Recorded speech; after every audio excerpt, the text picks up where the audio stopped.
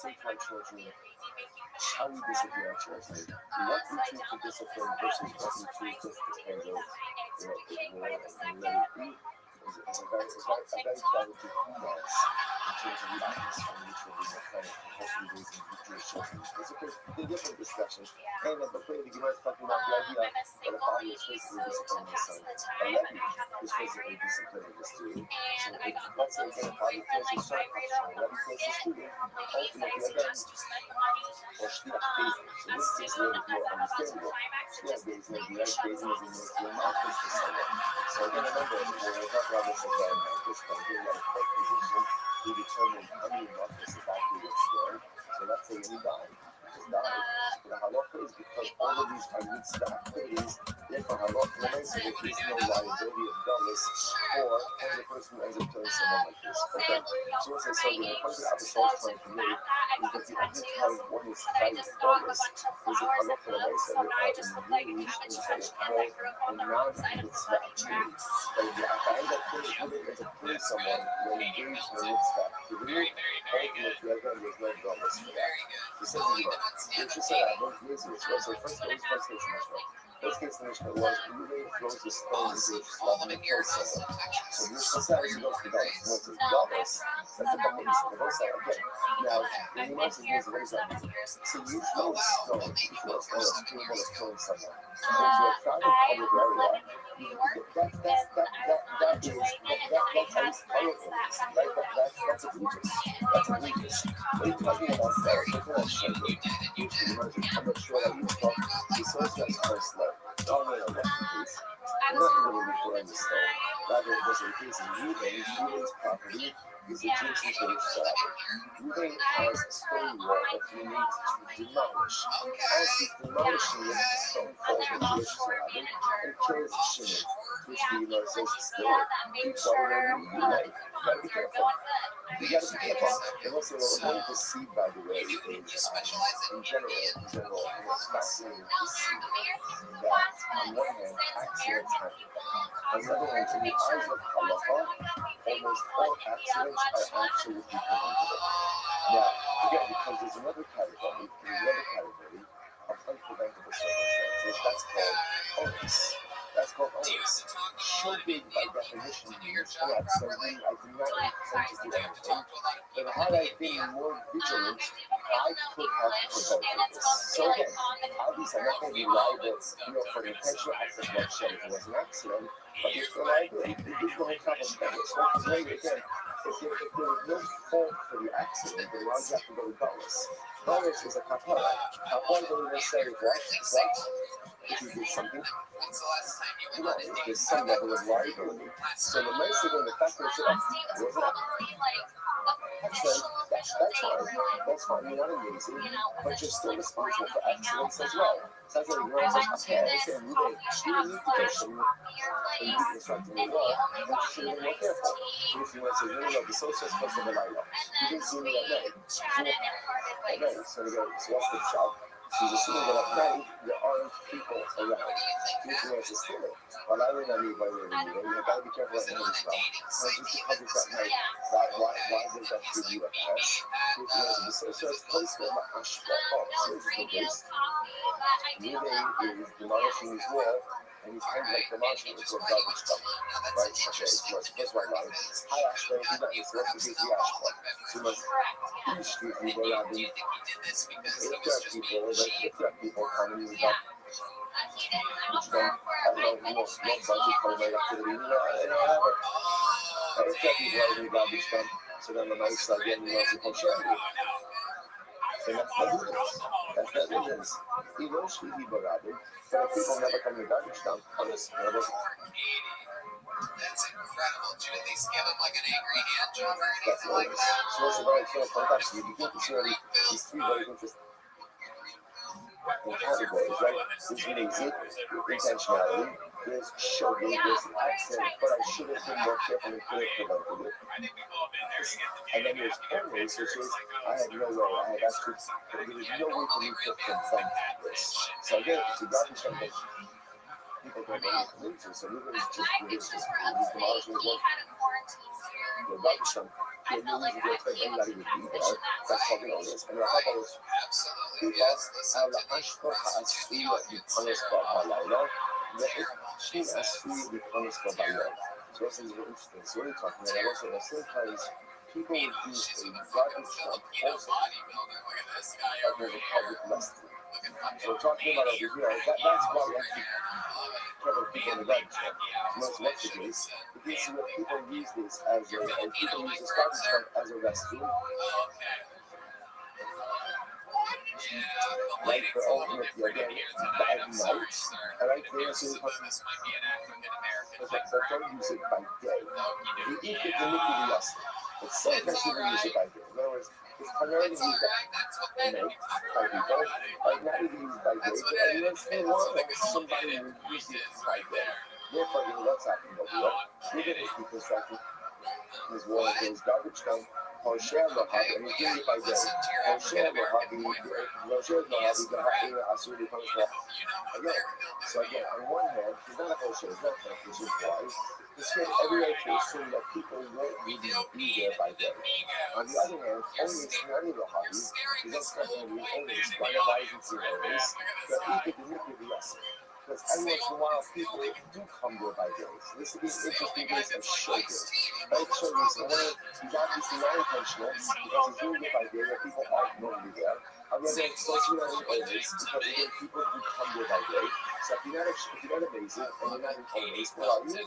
Showbiz, showbiz, okay, that's the reason. That's the reason. So the last, the last thing I was able to do, and if we don't get the same place that I make, and the coast is clear, then actually goes ahead and the anti-racist things, she puts his head out. So ultimately, again, it wasn't that per se, even his puzzle. Things about that. What's the logic? What's the level, right? The matzah, travel on fish and snake. So this is Russian, the concept is matzah. Right, the matzah asway. So matzah asway means, right, so really, and this is the spoons of wood finds a shame. That comes to extreme case where shimon makes himself available to God. In other words, so the man said this piece of here, shimon stuck his head out of the window, put himself in the direction, right, in the path of the projectile. So therefore, again, even if that's going to be tied, that was not going to be. In other words, we're not going to finish the exercise, and then you'll go, hold the other switch up to the hunter. Therefore, again, if they're moving through the stone, there is no one there. Right? And then Shimon afterwards, after he didn't release the stone, Shimon stuck his head out of his room, thereby putting his head in the direction of the projectile. Ultimately, again, moving is going to be object. The main law, the matzah may come much more. So let's just say, let's just say that matzah, the Russian of matzah means something was there already before. Right? There's like a pre-existing condition. Is that true? Immediately, matzah for example, the matzah, back in the matzah, so know that many part of the Rachma, you go for color. The Ra, you go with Yafa. So what they got to know that's their Afusa. So that's their Afusa. It doesn't have an ancestral land. So in general, if you sell off your ancestral land, you can force the purchaser to sell it back. That since it's part of your ancestral portion. However, again, the halacha is only so if you sold your ancestral land as like a last resort. Like you had nothing else to sell. And if let's say you had other property, but you still sold your ancestral land, you can't force the seller, sorry, the purchaser, to sell it back to you. So if Matzah, cross the Matzah, this comes to exclude something like other properties, so you come up, you come up, the Ra, you go up, and the Rabba after they know the Kabba Hassan. What's this including Matzah? Means different things based on context. For example, Hassan may know the Matzah thing is the Sika Yaga. So therefore, if I stay at pizza, so again, the matzah is compatible ultimately again to the Sika Yaga that comes into the memory. Not Sika Yaga, just like again the Sika Yaga means. She came into new memory now. Matzah is only the how come we don't become it? You know, so matzah is in accordance in context. And matzah didn't do Yahar. The matzah is like the forest. So now Yahar need to be seen. Just like the Yahar, right? The forest is a pre-existing Yahar. Matzah non-need to be seen. So over here, in order for Ruben to be founded, for killing Shimon accidentally, what has to happen? Shimon, so to speak, has to be present at the time that we didn't get his activity. Like the time that we didn't get his thing. For example, in this case, through the rock. Shimon was not present. And Shimon only introduces himself into the equation after even already through the rock. There will not be liability for Dallas in that case. Okay, then Hazard was having. A very good album. So the next record is over and over. Nine, the Mokatavas 18 directions, which is remember again. The ending is followed as follows. The Englishman spoke about this idea. Abashar said that the only kind of revival for Dallas is when you are engaging what we'll call a Messiah and we'll call it a non-mitzvah driven.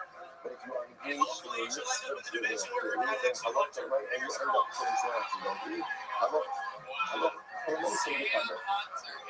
so the Lord says, and again, remember the actions on the show.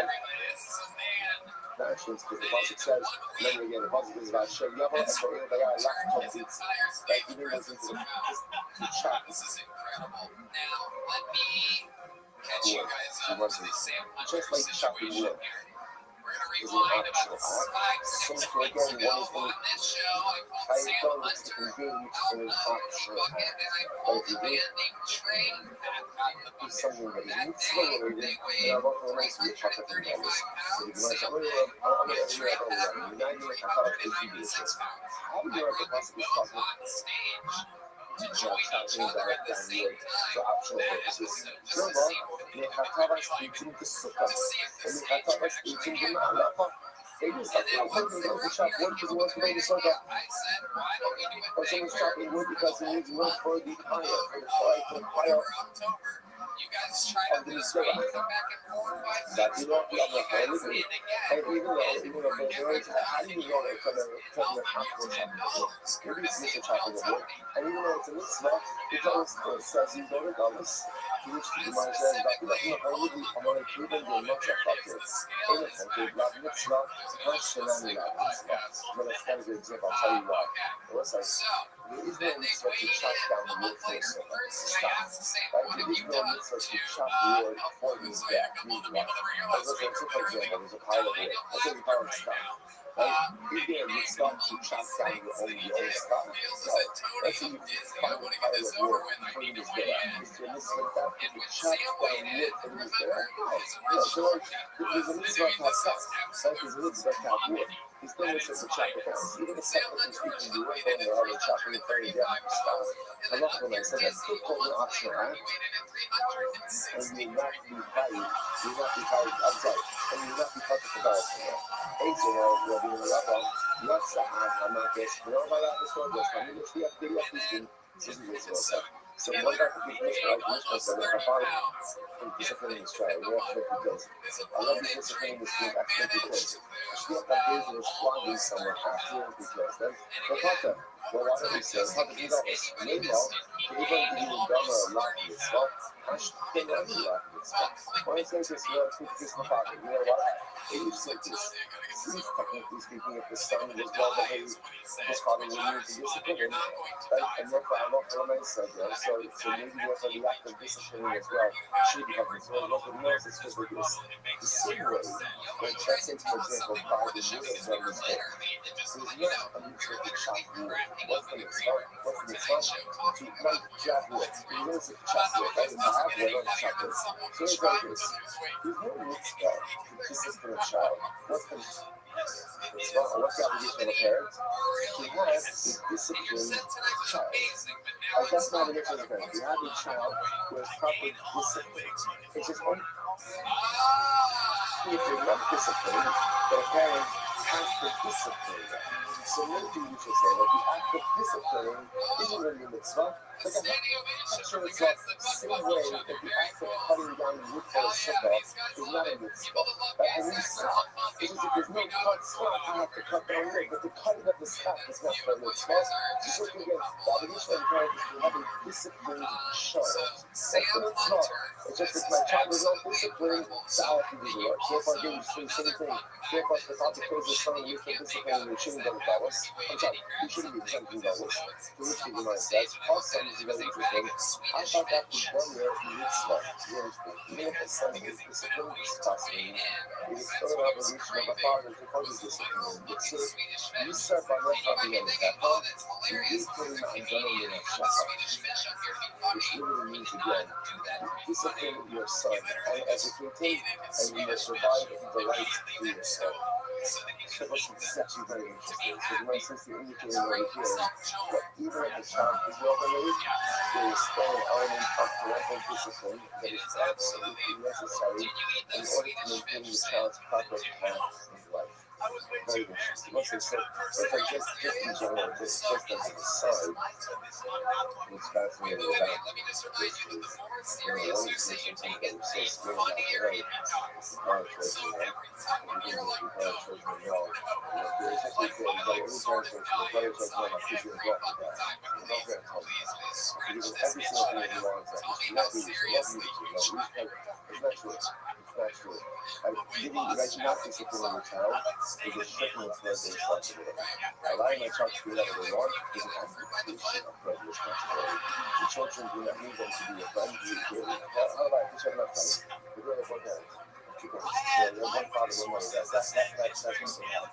The Japanese are fighting if you're going to provide structure, to provide halacha, and to provide discipline. My parents fails to do that ultimately is shaping the responsibility. You said that have a halacha. So even if the child is not going to make sense, this parents to be an element of parental discipline that is fascinating. Adam Rabba, gladness to be the Amish, actually. So Rabba says, Allah comes in, you know what Allah just said? It's very different approach. He says, Ba'ashay Yaba Asri Evi Ba'yasa. Not right process. Type of talks about again, when you come in contact, ultimately a very extremely forest. My, yeah, I have the equal walk. So again, the forest represents only option. You want to come in, you don't want to come in. These are like the mitzvah, these side you go on. We're talking about a mitzvah. How can you say that ultimately again you have the right to choose if you come in and you don't? You know, so I'm going to talk about Hashem. So you talk about the evidence of the word Hashem. Hashem always means something optional. You wish Hashem would not, and then you start talking. So once you have to go talking to a person who becomes common, it doesn't become hard. And enters into the base under the state of Tumah. Such a person is high praise. So I have a use version of Hashem. So when you say, eat by Mikma, or talking about a case of a person who had a choice whether or not to become Tameh, what about the Muslim smell? What about these missions that are exactly the Lord? So once one gets in this mitzvah, I didn't think that the Prophet said Hashem. So maybe Hashem is like this. Only in the case where you have a choice to become Tameh. And naturally, you think that it's an interest in place. And if you do that, it doesn't become Tameh. And everything is in the Ghost. It's there for me. What type of? So for example, when you're a piece of this mitzvah, or works like this mitzvah, you have a choice. You have to take care of it. It's this sense. Would you say that therefore because of giving up a choice, I had to do it? Therefore, time also is always an interest in a state of Tumah, not tight place. That's not true. It's simply not true. Shining out from the other cross, versus in the other. It says on the days, Tameh Yudia Yukaba. Now, because the other house is Tameh Yudia. So the Torah indicates that however you became Tameh, whether you became Tameh in an actual way, or you became Tameh in a non-actual way, Allah for the Messiah, if you enter into the mitzvah in that state of Tumah, you are high price. Which the word is, only why would they say, no. Tameh Yudia is really for something different. What does that teach me? So if you decide it's Tameh Yudia, the rabbis will go. So it's like interesting. Tameh Yudia actually is full of who's Tulio, and when Tulio is the guy who's Tameh, what did he do? He was doing what? But he's still missing what? Out of some strength for it. If that guy goes into this and puts in the state of Tumah, he's also high price. So our effect when we use Tulio is not high price, but the advice is Tameh Yudia. As long as your Tumah is upon you in some way, shape, or form, then you go into this little Tumah high price. So the answer is Tumah so involved without looking for supervision. And Tumah so well comes to include ultimately what is to be good. Someone who is again, but likely the drop, maybe even parallel challenge, but it's still missing his requisite Kabanos in college. However, I know, the urge to myself and you. This is the next thing out. So let's say I just have different approaches, conversations to this. Then the says, the college of a concept is supposed to be one of the things. So the concept of the year, the college of a concept is supposed is like this. Like this. Change is young house. Listen to it. Change is young house. The 1601. But the young house is supposed the college of a concept is on the 7th of the Shalas. College really found Consider harvesting fish space. You shall last. As I said, we're going to see over here. It sounds like it's talking about showers, but it doesn't make sense that it's talking about showers because we already know the reference to showers. So let's have nothing interestingly enough to learn the thing we're talking about. Shmita. Shmita. Okay, so this is it. So how do you look at this one? So the Jiva says, Amy, sorry, I'm going to call him Shoshi, because what Shoshi is, one reason why the Shmita, I get you because it's teaching me that I can't plow and I can't harvest in Shmita. I know this. I already know this. So by now, my sight from the Sizya, the kind of from the Sizya. The Shashikon says, really don't plow your field and don't take your video. So the Kogan version of Shmita. And I feel hardest shut out of Shmita. Shmita the Shmita. The concert show Shmita, she yells on the promotion Shmita. Now, what is it going to include? It's going to include even plowing of the 6th year that benefits the 7th year, or things that go during the 7th year and ultimately mature during the 8th year. But those items have an element of Shmita sanctity as well. So the show says not harvest the ships, have customers. And the show says what comes to teach like this. Comes to teach you that how often they said, just as plowing is an actual act, so the harvesting is an actual act. Not when are these publishers. Yatsa Kitsir Haomer Shimitzvah. What does this come to exclude? This comes to exclude the harvesting of the owner, which is not an actual act, but rather is a mitzvah. I remember I know a lot of the mind of how you delicious. I didn't really talk about a plowing of delicious. So goddamn amazing. Dema Kalishas Mitzvah. That's right. Dema Kalishas Omer. Mitzvah. It is talking about the Mitzvah, but it's going one or two, three on that. That's I'm going to cloud the field for 10 party. Three on that. This is Mitzvah. And you said that you are here. I'm the Rahman of the and you say it, so it says, stay there to that. Stay there to that. And then they even give much of college in a college. You have Mitzvah. So you know, because after all, there is no Mitzvah to cloud, because if you understand the cloud field, sometimes you have to cloud different fields ultimately for the old, right? They say we will have you have to have an office, but not all of which is just the same conditions you have to post to the other different jobs. So we are supposed to do that way, how we do finish the side. So the bottom of this thing, we shall go to the office opinion, I will be disciplining students who go to the office opinion, or she have to do this part, and someone who goes in, so what's that, a pocket things on the spot, because it's a mitzvah, that nice. They must be going to do the more mitzvah. Ashkenani Lavi Mitzvah. Why don't they say over here? Since it's the son of discipline, the spirit of discipline, the person of the discipline, and I'm not going to get the notice of the duties that is maybe even now it's not called a mitzvah, which means to be in the Hassan, Ashkenani La Mitzvah, Hassan, Hapadat, Hassan, Hapadat, the Gomel, Nani Mitzvah, the piece of discipline.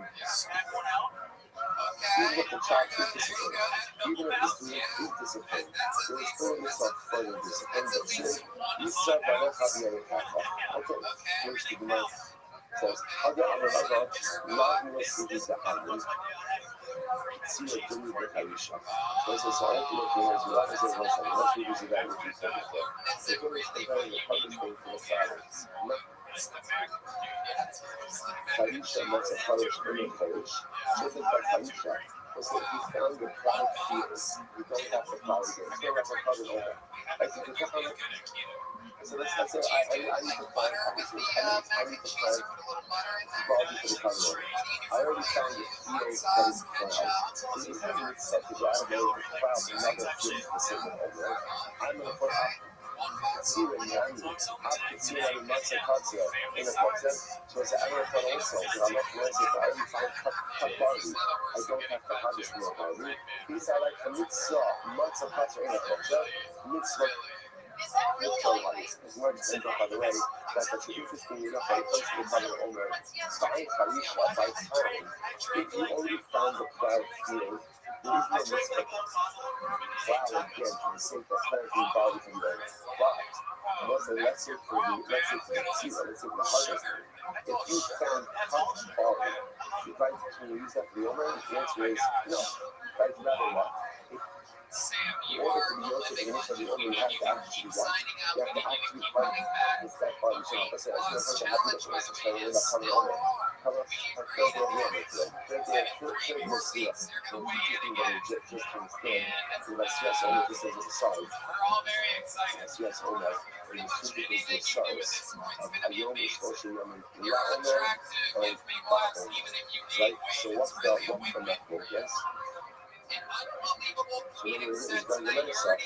La Omer goes in the healthy independent of carbon was I always supposed to say La Omer means today is the third day since the carbon owner was offered. Ba Omer reflects the idea that there is not yet a carbon owner. So therefore again, Ba Omer means not from the carbon owner, but it means counting of the days of the owner. That's how it's interesting. That the majority of things actually say temporarily, one should say La Omer and not La Omer. When you say La Omer there is an actual carbon owner. That's correct. Otherwise, if there's no carbon owner, I'm not counting from the carbon owner, I'm counting La Omer. Right here. So if you get a salvation, that's like the gesture. That's the carbon owner. So the other actually, I don't know if it was similar, but maybe from Scottish, right? To actually say both. Can't say both. But actually, when time you say, I don't trust them in La Omer, and then afterwards you say, I don't trust them in La Omer.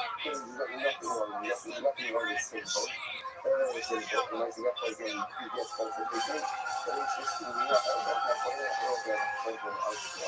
because I'm not saying that La Omer. Anyway, so this is not, so for our purposes, by the way, so like I say, so almost really different. I love when I said you if you find cut value that would not satisfy the obligation, you would have to go ahead and restart new value for the sake of carbon. Okay, it looks like that is my hour, take those things from short, I'll give it to you short. We got Halakha Raisa. Halakha Raisa. Although actually the city did not get so into it, but at the end of the day, two important takeaways. Number one, regardless, if you kill someone, when you engage in what we call an optional discretionary act. But one is engaged in a nice mitzvah, and that results in the accidental death from someone, to someone who is no problem. So therefore, if a father is disciplining his child, again, friend was a class, it would be very difficult, or let me disciplining the students, or it's what the baby is. Like, basically, the ministry of punishment, and like when she happens to kill someone, don't represent the mitzvah, you only do that, go to goodness for those acts. You only go to goodness in case of an actual discretionary act. That's number one. If you ever told everybody where you spend that much time with it, it is a lot less than any brothers, both parties, that it's a victim, and we like to be where he is. But ultimately, let's say again, she was trespassing, or we didn't properly, we didn't practicing archery. Like when we didn't kill shouldn't, then I'm not going to mention there's no key of brothers over there, because shouldn't have no right to do it. I wasn't spoken to brother about the mission. Toda a ideia dele, está bem toda a ideia. So we can find exactly what this means. But really, again, a father is exiled as a result of killing his son, and a son is exiled as a result of killing his father. Okay, like I said, what means is a father kills his son b'shogeg, or a son kills his father b'shogeg. Everyone is sent to Douglas as a result of killing the Jew. Like that's what happened. With the son going on, you get like, when he is exiled, whoever he kills, puts the Ger Kosher, with the exception of the Ger Kosher. You get close up in a door, all you get close up. If you're close up, and you exile is a result of another get close up. We'll have to see exactly what this is. Remember again, a get close up is a non-Jew who lives in Eretz Yisrael, who repudiates idolatry, and he goes down the church, Shem says, going on. Says the Gemara. Ha'at go la'ayu b'yadai. So what's that mean? He's saying that if a father kills his son, they don't feel the way goes to us. And we just learned. Ba'amid, yatsa ha'at ha'machos b'yadai. And we just learned that when I said, there is good as Mishra. Because if a father is disciplining his kid, I learned that killing him in the midst of discipline, and that Allah told us, the father doesn't go to us. To which the lesson really is the government. What are we talking about? I love the word child. Child very disciplined. Very disciplined. And therefore, the father had no need to educate. But we said before that even if the son is disciplined, it's still a mitzvah for the father to show you discipline. It shouldn't have been a father. Now we're talking about it. We're talking about us who being a carpenter's apprentice. But the case over here, is ultimately again where the father is teaching his son carpentry. The son is not paying attention. The father is disciplining him in order to get him to pay attention. And he is killing the son accidentally. That would be the case on brothers. Because you're also a trade, and I mean, you say they're not teaching your son a trade. Right? For teaching your son a finance, right? The Gemara says, you see, start with the Monday. Let's say a father has an obligation to teach his son a trade, much in the same way a father has an obligation to teach his son Torah. Look at Rashi. Rashi says that you see, you have to mitzvah of Lani, the Afur and Mikra, Parakan the Kedusha, the Kasa, Ra, Kain, the Isha, Sha'afka, Hikish, and this, Shu, Isha, to the specific information. So it's different word actions, and the same way that a father has an obligation to marry his son off. By the way, marry his son off doesn't just mean marry his son off. It means that a father has an obligation to teach his son how to be a proper husband, how to make it a proper marriage, how to make it a proper home. It's not just finding sugar. It's model the right behaviors as to how to be a proper Jewish husband. So to again, a father has an obligation to teach his son a parnasa. So therefore, again, what's that? So you might say again, if a father is teaching his son a parnasa, and disciplining him, so he pays attention and accidentally kills him, the father should actually part of the performance of a mitzvah, and should have done others. The governor in Matzah is no, because his son already had another trade. But that's still so.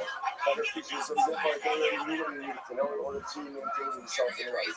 Father's teaching him an additional trade. Additional trade, okay, you have to have a plan, right? That's about it. You're going to teach him an additional trade, right? You know what's hard to teach your son in life? Right? How to have a plan B. What's the one most important? He's so good in life. Please learn how to think. Because there are things in life, like, things don't go the way you plan. And let's say there are two different kinds of people in life, and things don't go according to plan. There are people who fall apart, and people who don't have any play, and people who learn the power of influence.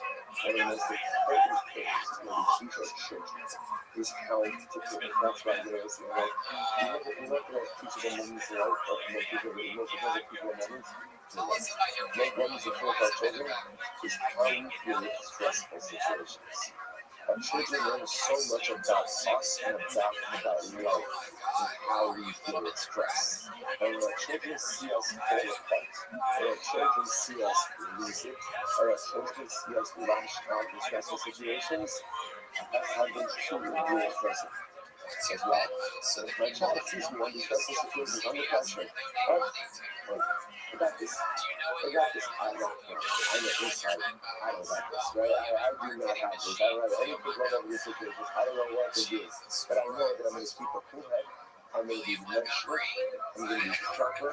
I'm going to be measured. I'm going to be even healed. I'm going to figure this out.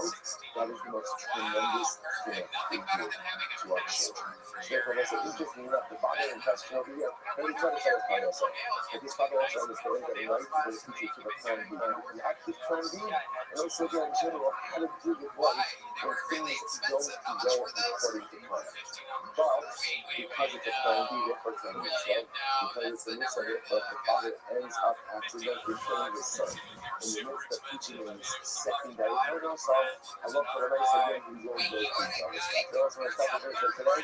Tremendous shkoyach, for the back, shkoyach, everyone getting my feelings mine. Everyone, have a great day, getting married, everyone. I was fully under anesthesia. It scared me a little bit because we were literally. Does somebody want to shut the fuck up? I'm having the fucking set of my mind. There is a young lady yelling from the audience. One of these Austin girls with a Harry Clark Jr. hat. Everyone trying to fit in. Everybody goes to the same hat shop on Congress and thinks they're original. I love it. I mean, you're really going to have to shut the fuck up. We're trying to have fun up here, then you really fucking derail it. Really derail it. Young lady, come on, let us know. Yell it again. It's okay. Don't be. Do you have your organs? Do I have my organs? I was going to say, good night, such a such a shit. Hold on, she's with a little Mexican boy that's about to yell something right now. This guy's in way over his head. This woman is Russian. She thought when you got put out, they stole your organs. Awesome. Just get someone, get her out of here. Someone get her out here now. I got a bad lead. Seriously, if you could only see me throughout the past week, it was nightmares. You're gonna get out of the bed. Don't scare the guests. Don't scare. Don't look right in her eyes like that. Deeply unhappy you are. I want these people to tell their friends good things about the show. I don't want to go for a go back to the Austin comedians and say there's a guy with an unlicensed gun that's having a bad week over at Hilltone. Ariel, have you seen William before? Do you know the type of monstrosity that we're dealing with here? This guy was built in a comedic laboratory. I know. I mean, I honestly, like, my favorite Austin pastime is talking to crazy homeless people anyway, so this is fine. Yeah, there's a couple really good bridges here. What are your favorite bridges? Can you name some of the streets where the bridges are near? There's one on, South Congress, 18th. Oh, okay. Something that's Definitely not a bridge there. and it has some really short, like 23 days, so North like, Congress and you know, geography. That's and it's actually like, there's something just very exciting about it, you know, like, fundamentally, it's a massive undertaking, national undertaking, however, we finished this in the tremendous good renovation, and then there's like, really set for us, where it's so sweet and so beautiful, it's neat to open and see maybe, you know, it's like, you know, you're actually back out, I don't know, this was some of the feedback, it's triggering, like, recommendation it is, how do you I'm not sure, like, one question, I mean, it's just, I mean, especially welcome, you know, kind of welcome, you know, a lot of new people, learn how to, just the 40 new people who joined the shield for not just, and not necessarily the in-person shield, Baruch Hashem, and people who are not doing that. That's not committed for a chance, or you have them just do this like this. It's always how it starts, but a special up on Saturday morning, Baruch Hashem is, she has a Justin, Baruch Hashem, beautiful to have I'm working on it, I welcome that. Let us begin. So, begin by thanking all of our sponsors, especially thank you to our making sure that you have peace and healthy. That doesn't get like this, it's like all your round sponsors, it's tremendous stuff, and thank you for that. Thank you to all of our sponsors for this morning's show. Our comment for the sponsor, for Touchdown Canada, first in the spotlight.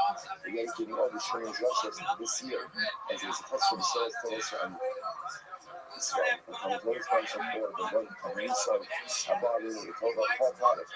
In establishment of this industry is like country is going to be faster. We work with grandson to even Jeremiah. Hopefully, not less than the other. Not in the summer, shipping the stores. A seat was followed by children and recent to be the month of the English in the fall of Christ. And shipping coming. And then his mother, Sarah, and then the ambassador, Shira, Esher, to form a group of us. Let's read back. Yep. us begin. So it's a beautiful, beautiful gap ahead of us. The other, of course, is always related to going in this place. All of our hostages will responsible for showing and home. The shower and the color, and that's just the Swiss about home soldiers will be successful. The whole not saved this. Also to all of our highlighters was beautiful. See, I look at this movie to a whole bunch of pictures, people laying down in different places that they are really creating. A booster shot type, I don't think it's like a show right now. I don't try to get permission. That's really beautiful. It's really beautiful and really inspiring. And it's tremendous. I think those of us who are doing that will not recognize that. It's so much more than just winning. It's that it becomes an indispensable part of your day. It doesn't matter where you are. It doesn't matter where you're from. Right? Just that particular from Randy Ocean, Wesley Ocean, right? Wesley from Josh was doing their experience, going through everything. And we're going to countries with the status quo. So someone knows that this was that, and this was that good. So nice that we're learning together and just beautiful, just inspiring. That's there's no such thing. There's no great. There's no great. There's no great off. Just figure out that's how the beauty of the doc. Just because I remember other pictures as well. It's beautiful to see people learning to actually all different places. And to be in there. Let's look at what else we get. Right to Mishnah and Zayin Valley. 7-8 up to Mishnah. Mishnah Midnight Rila Ubah. Interesting case over there. Let's say someone was, so you have Reuben's Ocean, right? And now fast forwarding a little bit, right? Because Reuben has been judged by Basin and found guilty. And then what happens? Reuben runs away, he escapes. He escapes before they're able to execute him. The father can also Basin. Now let's say again, Reuben is brought back. So Reuben is recaptured and he's brought back into that Basin. He's brought back into that Basin. So what happens? In social as we know, we go and try him. In other words, let's say as much, what does this mean? We go and try him. That Rashi says over here, Laksa, Velisa, Velitin, Ulai, Zaka. In other words, we try him to see maybe we'll find some way to exonerate. Now, why does he usually to say this? First, never going back to our Sanhedrin days, in general, with capital cases. What does we try to do with all capital cases? What do we try to do? Exonerate, right? That's what we're trying to do. We try not to execute people, and we'll do whatever we can to try to find someone innocent. So I might have thought that if Reuben was sentenced to death, but escaped before the sentence was carried out, that perhaps when he's hauled back in front of the basin, we should retry him. Commercial says that we don't do that. We don't do that. If he's brought back in front of the basin, we don't really try him. Kamakom Shiyam, okay, we'll visit that a little bit more in the Kamakom Shiyam Dishrav, Even on the beach point, she might be the reason she's cloning Ada. How is it? Similarly, let's say again, witness is shot in basement. Witness is saying, we are really classified that Ruben was tried in front of so-and-so basement. So-and-so were his witnesses, and he was convicted. So basement to execute his testimony. So this is a case that's going to the case. Right, and now this basement is receiving testimony from the witnesses who know that Reuben was tried in front of a particular basement. So-and-so was witnesses. They're going to be executed based on that. Sanhedrin, I guess Baruch is the future knowledge. So this is fascinating. So literally translated, the Sanhedrin operates in Eretz Yisrael and outside of Eretz Yisrael. Now, what does this mean? We'll see the Rambam when we get to the Sugya. But again, the idea over here is when the Sanhedrin is operating in Eretz Yisrael, it has the ability to implement its rulings outside of Eretz Yisrael. That's why it's obviously there's no Sanhedrin outside of Eretz Yisrael. Sanhedrin only resides in Eretz Yisrael itself. But when the Sanhedrin is operational in Eretz Yisrael, its rulings can be enforced outside of Eretz Yisrael as well.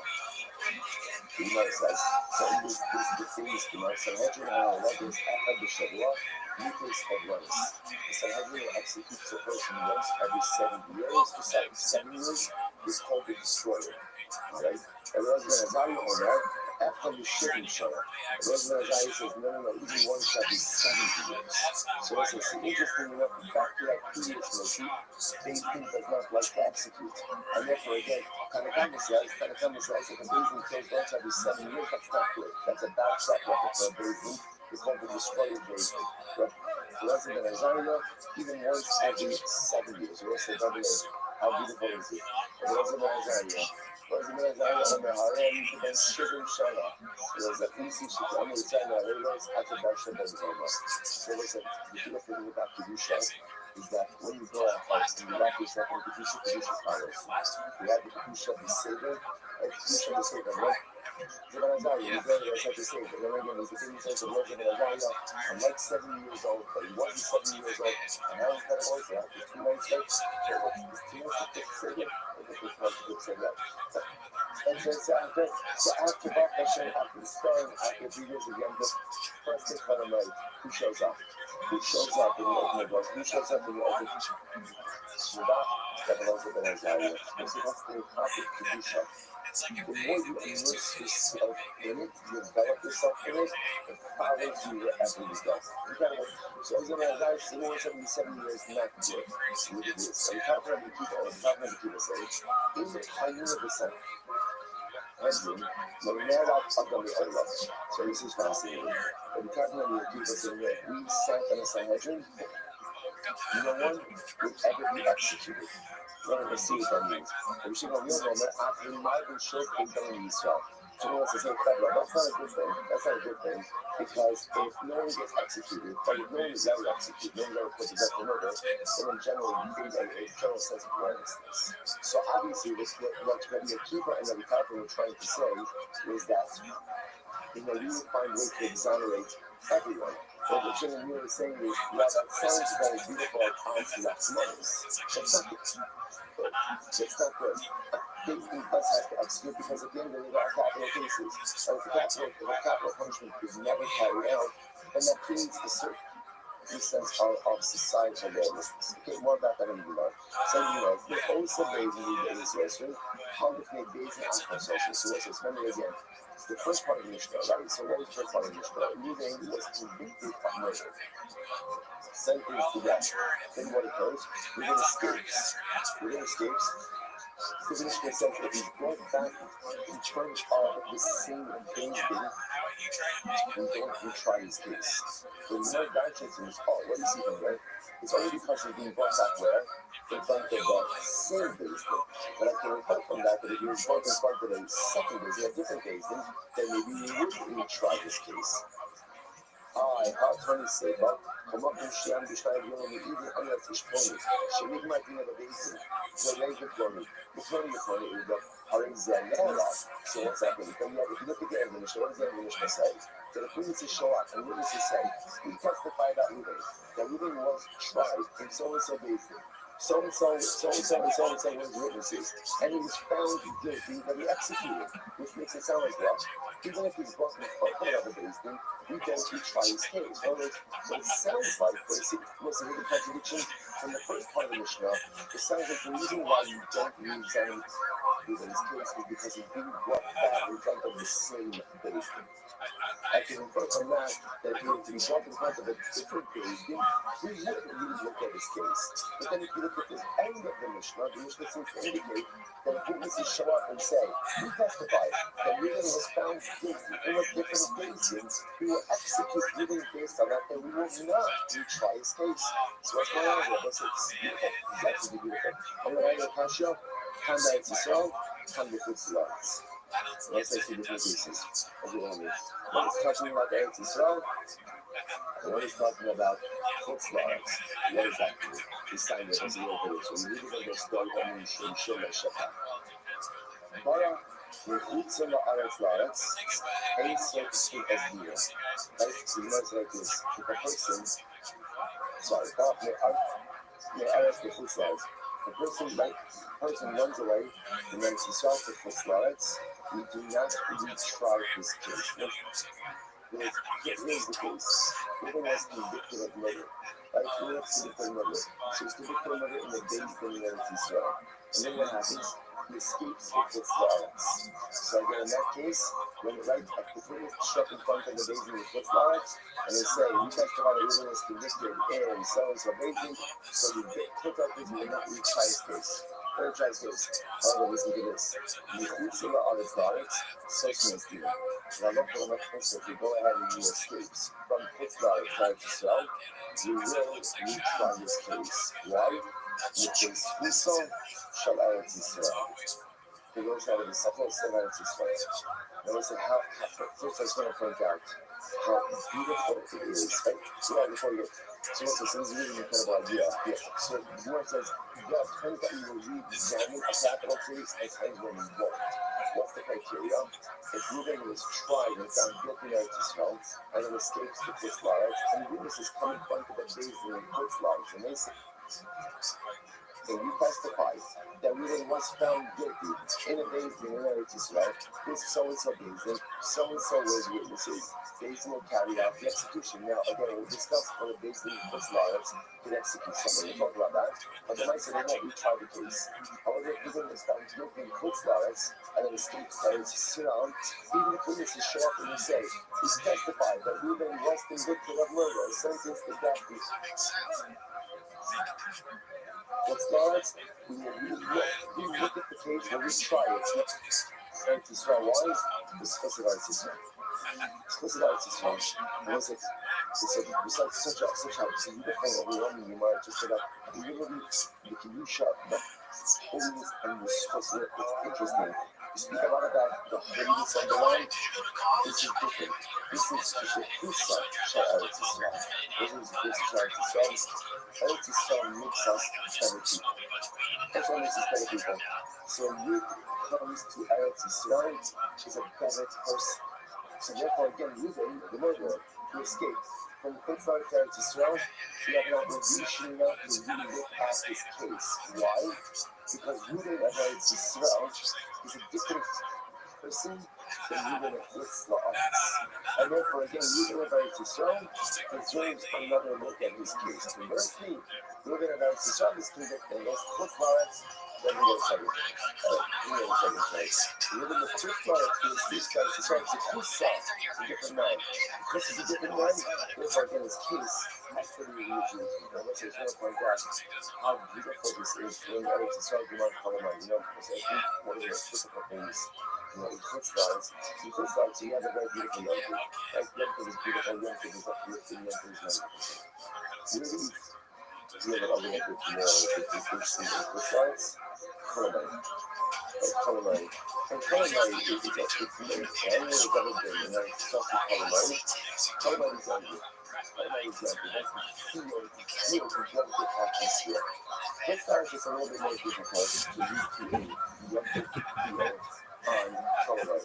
It just is.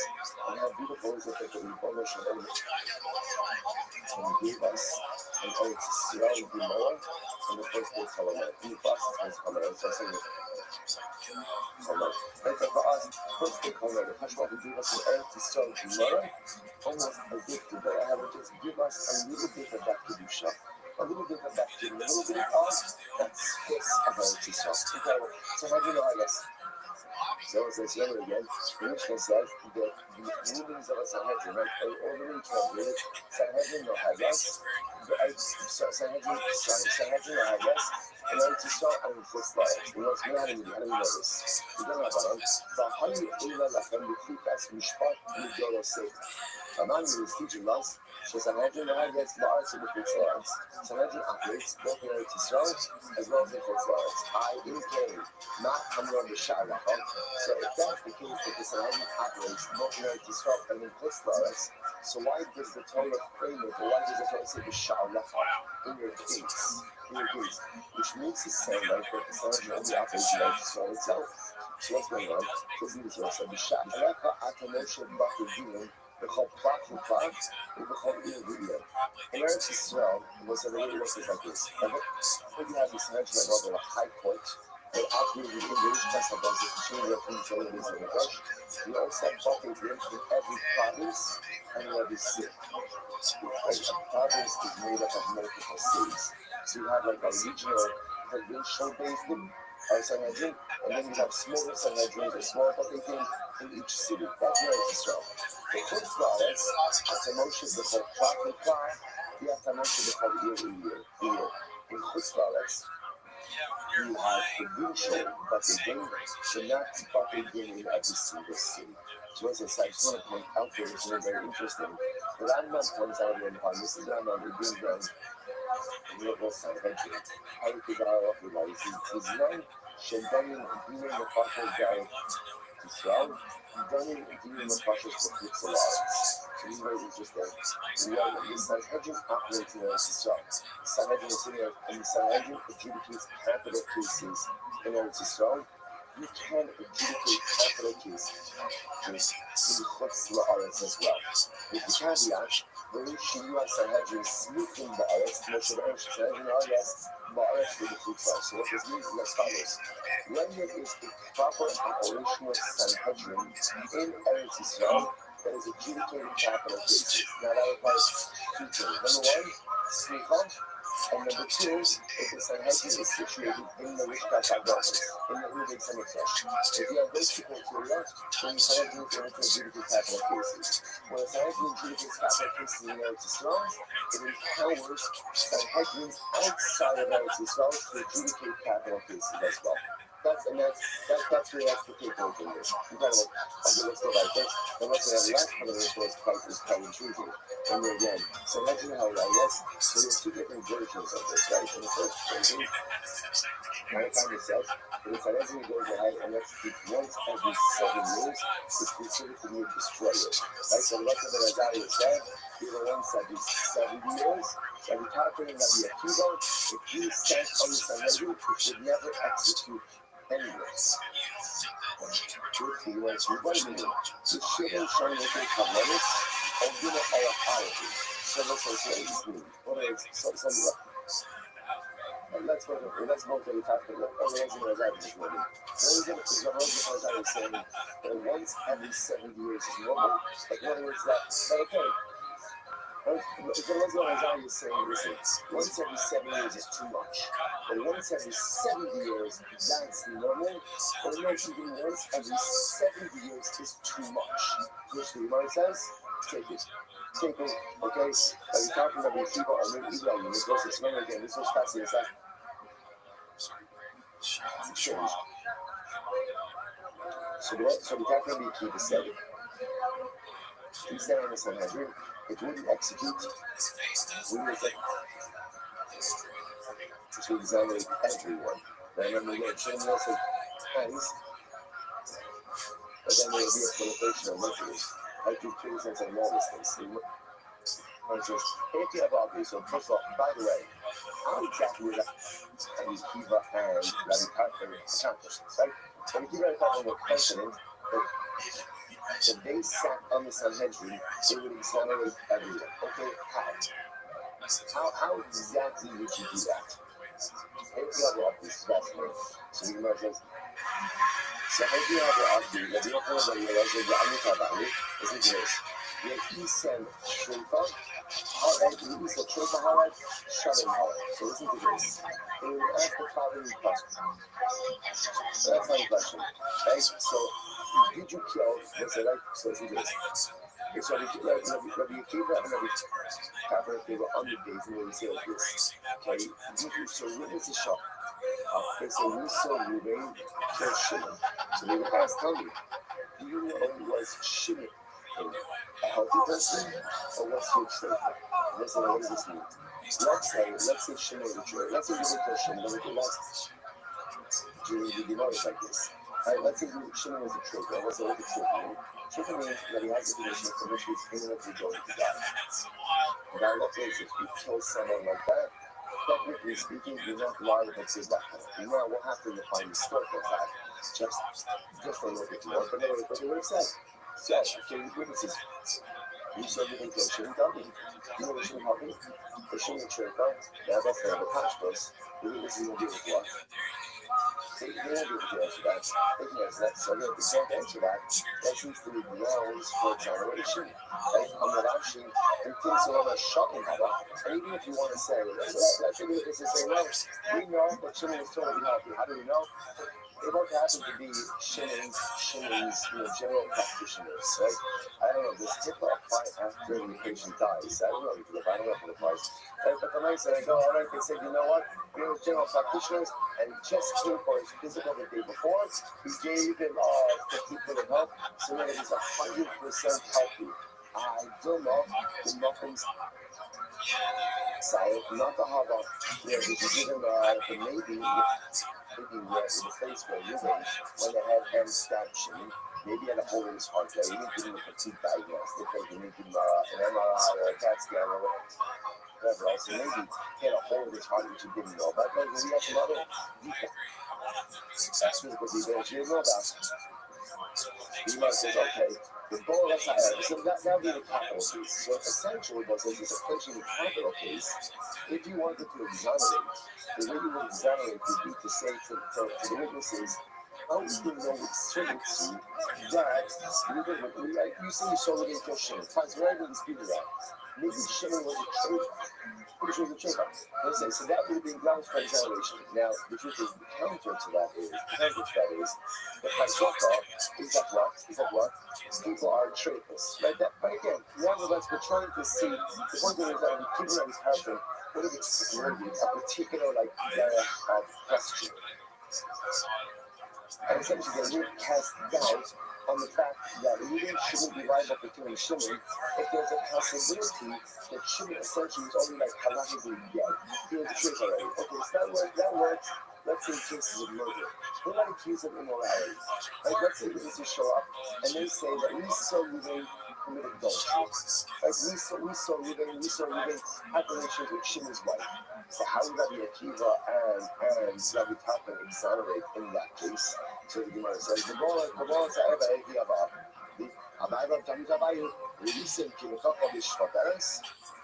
so they said like this, they say to witnesses, did you see the actual act of Bia?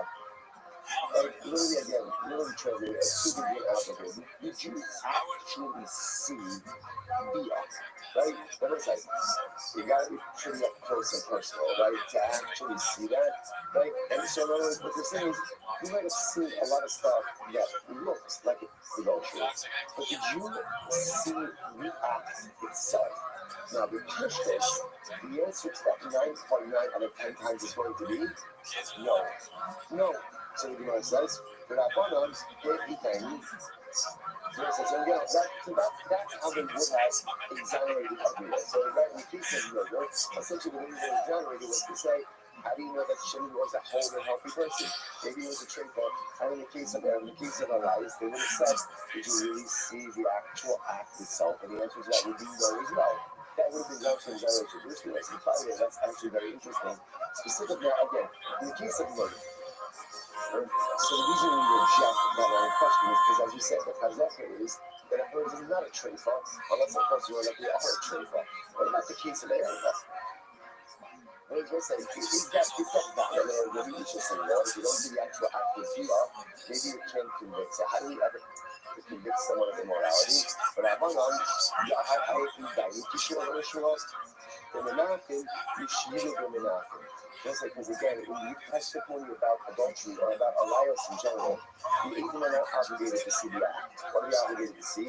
Like circumstantial evidence that indicates to us that the Mesa an act of immorality occurred. Again, rarely are agent ever going to see actual Elias. Well, what are we going to see? We're going to see a man and woman behavior that clearly indicates to us that forbidden sexual activities. And also, by the way, can't you go over and do this tomorrow now? What is that? I put this out there, I got home checking out that today. And there's a beautiful, to actually learn Masechet Sotah over, not together, over Stephen, because they're 40 on black. They're 40 on black in Masechet Sotah. So the Rebbe had a very beautiful for Masechet Sotah every day. I know you just got to remember this, but so it's this first time for Sotah. It's always kind of a Sotah, right? It doesn't get out right, which I understand. You understand what I mean? So that's incredible. Because also, that's what soka is all about, right? Soka is a different kind. But soka are witnesses seeing a man and a woman, right? A woman has been forewarned about a certain man, they're living in a certain way. Now, they don't see Bia, or see Bia actually really in that case, they see a seclusion. Right? And that's why, again, interesting enough, that triggers all the good process. But in general, when witnesses are showing up and they're saying, we didn't commit adultery with Shimon's wife. So again, we're operating like Shmuel says, that halacha l'maisa, rarely are we ever saying we saw active Bia. That's not what we're saying. Rather, what they're saying is we saw enough to indicate to us that there was forbidden sexual activity that happened there. And also, that's how we passed it. After Allah, he said, what's the first part? Our first part in Marcus. Our first part in Marcus. Incredible. What a feeling. All right. Right there. Salvation over. But anyway, we're going to go in. Listen, see now, right? No, I'm going to take a little break. Right? It's hard. And the first thing is, do I just cut them? First thing is, what is up today? Anyway, like, I'm going to see now that we focus a little bit on actually seeing that is probably the most well-known study in the Sefer Marcus, which is the halachos of your mitlach abroad to Golos. Remember again, just a little brief background. A place leaving kills Shimon accidentally. We're going to define exactly what all of these terms mean. Leaving kills Shimon accidentally. The halacha is that Shimon is sent to Golos, to a mitlach, to a city of refuge. A lot of details in the city of refuge, all of those details, Sefer Marcus, I didn't deal with. So here we go. So for instance, now some of the focus is on what kind of case actually results in a I'm going to use the word carefully, it's not like this, obligation, punishment, or opportunity regardless. Right? We'll just say right now, what kind of act results in the obligation for the killer to go to Golis? Say, these are the following people who are sent into Golis. Ha'olim nefesh b'shkaga, right? Even kills Shimon by accident. By accident, so let's say what types of accidents result in Golis? Listen to this. So let's say Magra Magra is we used to have plastered roofs. Right? So how do you plaster your roof? You take plaster, and what do? You roll it, right? You roll the plaster. So he's taking this, so Ruben is taking his roller, and he's rolling out the plaster. The nafla Allah behind Basel, and he drops the roller. Again, we'll discuss the plan. He drops the roller falls on Shimon and kills Shimon. Okay? Accidental or how you shall show the covers. And what happens? Ruben was lowering a barrel. Like, what happens? There's the nafla Allah behind Basel. He lost holding the rope, and the ball, he looked snap, something happens. The barrel fell down on Shimon and killed Shimon. How you know it was Sulam? Ruben was coming down on the ladder. The nafla, he slips off the line where the gun blows. He falls on Shimon. So in all of these cases, in all of these cases, ultimately again, everything is the same color. So what's the common denominator in all of these cases? Everything is killing with a downward motion, right? The case of the level that wasn't just you should know talking about is he's rolling down, right? He's rolling down, and the roller slips out of his hand, bringing the downward motion falls down. He's lowering the barrel. It's not something happens, the barrel falls down. He's coming down on the ladder, falls down on Shimon. All these cases, moving is finishing with a downward motion. This is what Ruben is going to be subject to bonus. And I emotion for my given. Not follow. That's what I was saying. Ruben was going on top of the roof, but he was pulling the roller up, right? Upward motion, and then lost grip of the roller, right? And killed Shimon. Or how you go with the harvest in the summer, or he was hoisting up the barrel, right? And something happened, the rope snapped and the barrel fell down, or not on the high bar, so on the base, how you hold up the sula. Or we then was going up the ladder, and ultimately again, and he fell down on Shimon. And that's in all of these cases, Ruben is not sent to bonus. Why not? Because in these cases, that occurred through the upward motion. So what's that? Now we don't understand why there's this decision. But clearly the Gemara is outlining the principle. Zakval, Mishnah. Zakval. First should have been after the Yasai, Gola, الشباب بتاعك بيحصل أين gola. So it's a really good general flaw. Anytime living kills shimmy because of some type of downward motion activity, ultimately again is gola. It goes to dollars. Anytime ultimately again it's not the galaxy vessel, it's not downward, but rather again it's the upward motion, it doesn't go to dollars. So I will say again, this is kind of how this is listen, it's a very beautiful line. The thing about this line, coach the galaxy vessel. I say what happens if I love the main sense? Person is experiencing when you read that in life. So when you read that things aren't going well. Things aren't going well, right? It's just my life is not going in the direction I want it to go. Right? So the galaxy vessel. What should you do? Go well. What is going on? Change your circumstances. So a lot of times in life when we're not having a good spot, what we tend to do is like worry. You just want to just stay there. Meanwhile, the Mishnah says if you're the galaxy, that's what happens to all of us alone. Change your circumstances. Now again, maybe you can't change all of your circumstances, but there are always circumstances that are within our sphere of influence. So you're not in a good spot in life with the galaxy vessel, go left. Change your spot. Change your place, change whatever circumstances you can, and turn your situation, at least begin to change your situation around. You kind of say, all right, say me well, you know how to move. So okay, so what do I know this from? What do I know this from, right? So you're saying to me this cloud, but if even close shimmy with a downward motion, so even the centipedes, we have to go to close shimmy with an upward motion, is not centipedes. So what is it? What do I know this from? The other cloud, that you call, like the same classic says, Shabbat says, all the combination of the formula is Vayachel Allah, Vayalos. So it's actually pretty explicit. But actually the concept is Vayachel Allah, right? When the Torah describes the accidental killer, like the concept of the Torah is Obeko Evan Hashem, it's got the lawyers, Vayachel Allah, Vayalos, but he will always know in the Bhakti Shlasa. So the Torah speaks about again the accidental killer. So actually, this is Vayachel Allah. So what you see from here, so I love to notice that the Jew of promise is always visited upon someone who kills someone else in a downward motion. So let's say it's not a logic thing, it's a passive thing. It's a drasha. So now we're going to unpack this entire sugya. So let's say, so if you have a new word Gemara, you can see by the way when you notice on your margins you have the psukim. So if you just take a look at the psukim of the this is the psukim of the Miklat. So it's replacing Makan Al Miklat. You're designating for yourself some psukim now. That's the Gemara. You're designating for saves of refuge.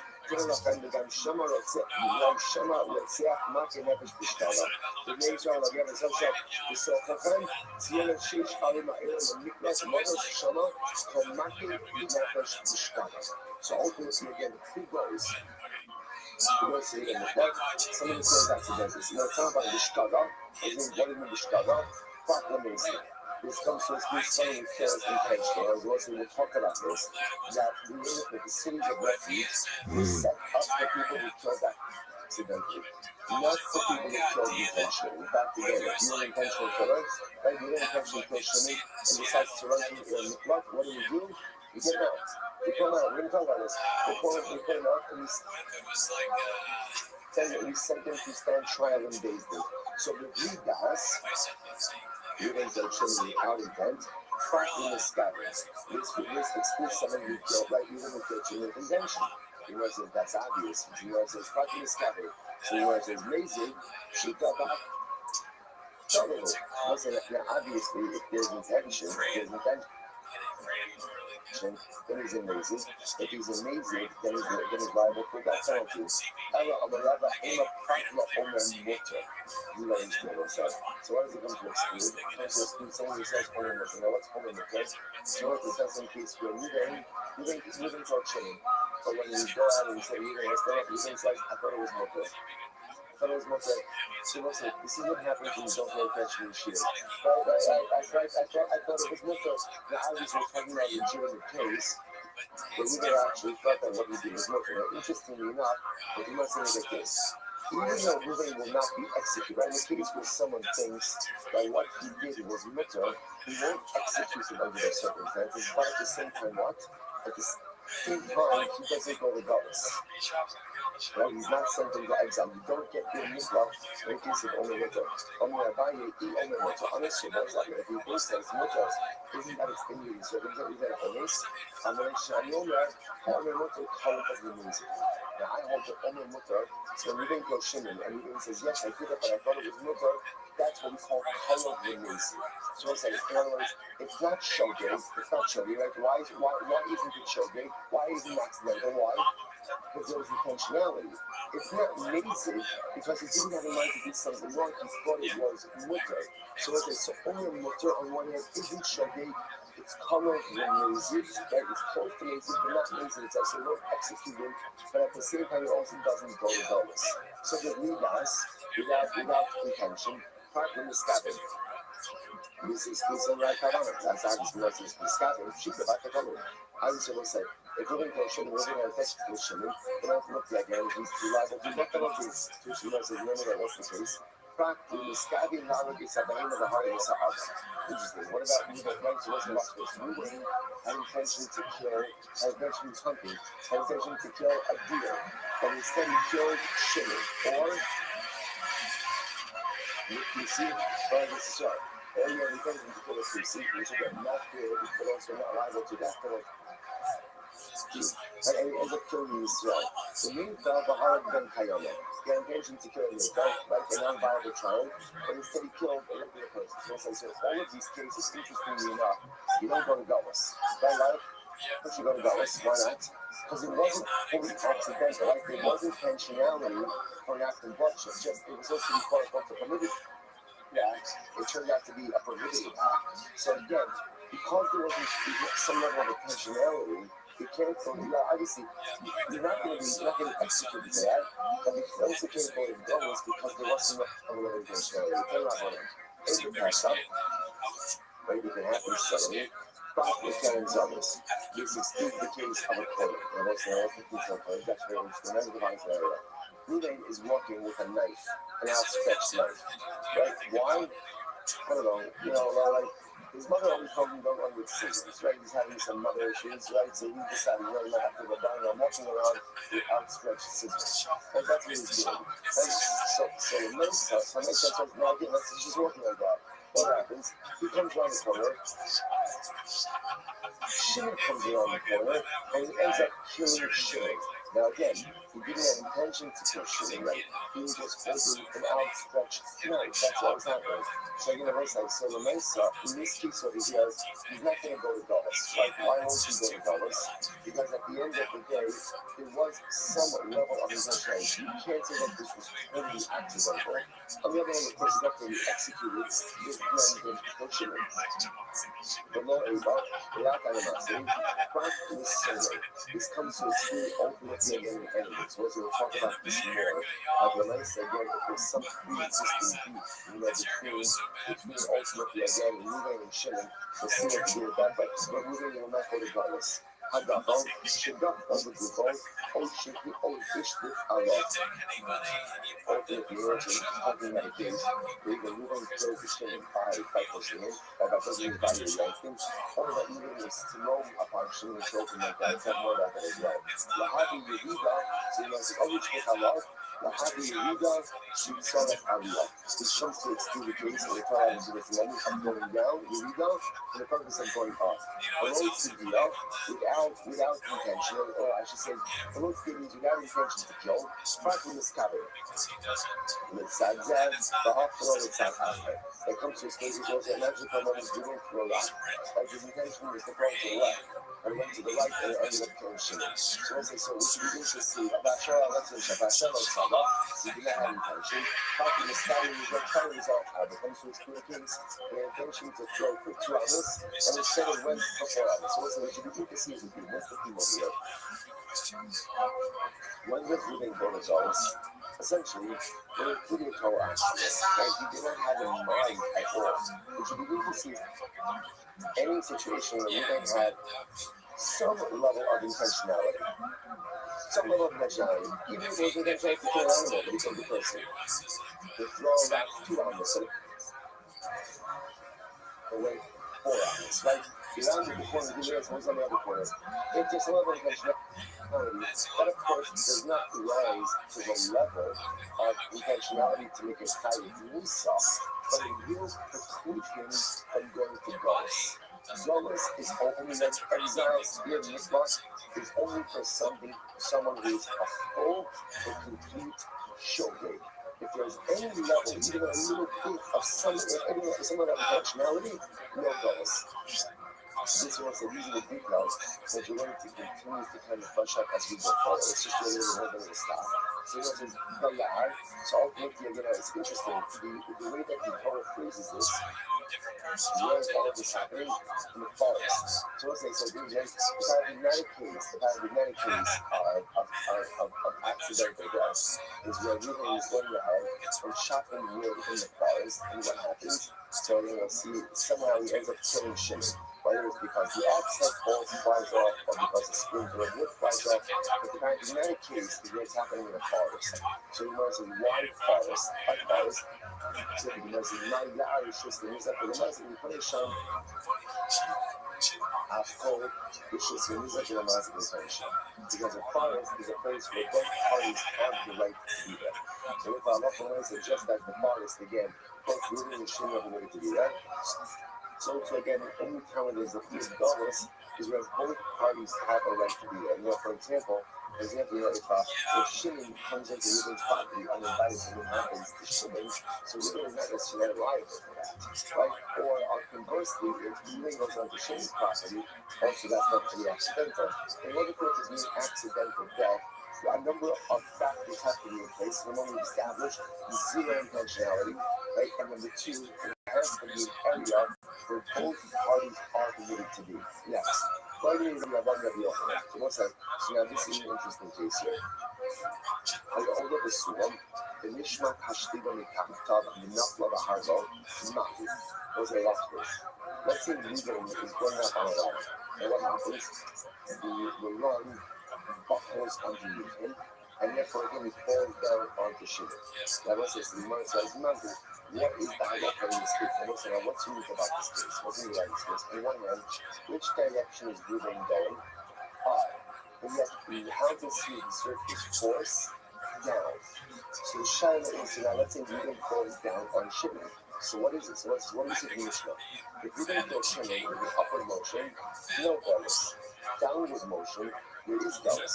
So what do you do in a case like this where on one hand, his intention is to go up, and he's going up the ladder, but it's a downward motion that caused the breakage of the rung that caused him to come down onto Shimon. So what again? Because you had the manic case of the ladder where he was going bonus as well. It's not the manic case. When he's coming down the ladder, he slips off and he falls down Shimon. In this case, he's going up, so it's a off, but at the same time, it's a downward force that broke the rung and caused him to fall down. See, is that called Aliyah or Yerida? So the Gemara says, no, it's not. Is this called ascension? Is this called Aliyah? And therefore, Reuben will not go to others, or Yerida? Or is this called going down? And therefore, Reuben will go to others. So again, so it says, okay, you've touched on this already. This is the case of Yerida and Tzorah Aliyah. So this is the case of going down for the purpose of going up. Rashi says in the Kvanagata, Harinagata can be read in Tzorah Aliyah, Haradino Me'el with Yerida. So what's this? Notice just over here, we spoke about this before, and you're trying for this kind of thing. See, the breakage of the rung happens with the downward force. This is called Yerida. This is called the descent. This is called going down. And therefore, Halacha L'Maisa is the child. Now, whether that's Halacha L'Maisa, we'll have to see. That's the one wants to suggest right now. Now, we're not finished. Actually, the says, this is the rule. Kosher, we got to do that. So, then, show me that you want to say, So in life, in this case, I know the word, anything, anytime that you kill someone in a downward motion, goes the lowest, not in a downward motion, doesn't go the lowest. So you know, so the down from the dust on our sweet mind. So when you say going down, what does this come to include? Love and sweet, here governor, doesn't come to include this case. Other than when going up the ladder, even going up the ladder, but again, it's the pressure and sort of the downward that causes the line to break. And we see ultimately a very sky. Which was a low, my love not sweet, I got no, also, exactly, that's not sweet enough. What this culture left is that's will come to include. You know, it says, my Ella sweet cuts up. It comes to include the butcher. What's the butcher case? So the butcher is the case, the butcher sounds like the butcher is what do you call it? Chopping, thank you. And what happens? He comes down with the knife. Let's say he's coming down, the knife sticks out of his hand until shimmy. Do you fight for that? So you know, how very last few cuts of the sign, which I was very interested. The sign goes, how can I show the passage? This is this. If a butcher, let's cut the meat. This is this. Tanakada, so what's it? Well, it's actually 4 different rices here.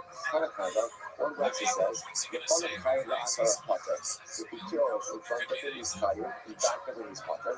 Tiny Ida, that's you, Tiny Ida, Asara Kaya for a potter. Another rice, and trying to kills in back of his fire, in front of his potter. Tiny Ida, aim upon him after fire, but it was in front of him or back of his fire. Because Ida, in front of him after a potter. And another rice is so very because in front of him back of his potter. What is this? Look at you. That's not a contradiction. Basically, can be a leader shall have followed by a shall have. Right? So there's a one nice talking about the case. Now, here, let's say, for the butcher, there's 2 motions, right? First, when he chops two, what is he doing? First, he goes up, and then he comes down. So again, can be useful. So the basis says that he's tired. In front of him, what's something that will kill us to the down motion as he comes in. Value shall have. And versus when he culminates in that way, right? In the upper motion, that kind of thing. Can value shall have the second right, let's talk about a case where the aliyah is in front of him and the aliyah is in back of him. Can the aliyah shall have the shall have? After that, all the guys, third right is something like again. Where the aliyah is in front and in back, can the aliyah shall have the shall have, right? So let's say, it's really actually very simple. In the butcher cases, when is the butcher going to be $5? When he kills with the downward motion of the knife, and he kills with the upward motion of the knife, wherever that upward motion is taking place, ultimately again is going to be touching. We've got so many containers. So let's say, so again, so we're still focused on our case over here. He wheels going up the ladder, right, and when he presses down on the line breaks and he falls down on shame. So that is what we call aliyah, and we it's all aliyah. There is downward motions, but the downward motions for the purpose of going up. So in halacha, how do we look at that? Is that called ascent, or is that called descent?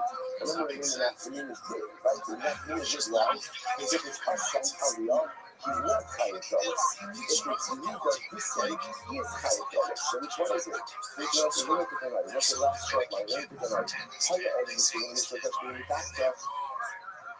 The Judah was going up the ladder, and ultimately again was blown right as he was going ahead and ascending the ladder. So Tani tried to hire, the Tani you get Potter, one verse says he's hiring, one verse says he's Potter. So my love and the pillars are not arguing politics. The Mar Sabi legally, the Mar Sabi so it's not focus. Again, let's say it's good days. What is this? Is this called Aliyah or Yalita? Is it ascent or descent? No. The Kuli Alma Aliyah. No, not true. Everyone agrees on this. In this case, this is called Aliyah. This is called going up. It's going up. What's the Bible think about it? It has to be that way. Right? Why? Because if it's not that way, then what? There's never a case of ascent. Right? Whereas by definition, every ascent requires pressure downward. If you're going to say that any ascent, right, the ultimate thing what we call Yeriga Yitzora Aliyah, or Aliyah, Yitzora Aliyah, that when moving goes up the ladder, and he breaks the ladder because he's pressing downward. If that is called descent, in the Mesa, there's no case of ascent. The only way to ascend, by definition, is to exert pressure downwards. So the word it has to be that that's called the case of Aliyah, and therefore, again, if Ruben were to go ahead and go up the ladder, break the run as he was ascending the ladder, fall down on Shimon and kill him, he would not go guts. That's called Aliyah, not you. It has to be that way. But look how she's going to be two guys. The Gemara says, Kanya Mizaki, Kanya Guys. When the Brisa says that he's fighting, fight doesn't mean guns. What does fight mean? Damages. Damages.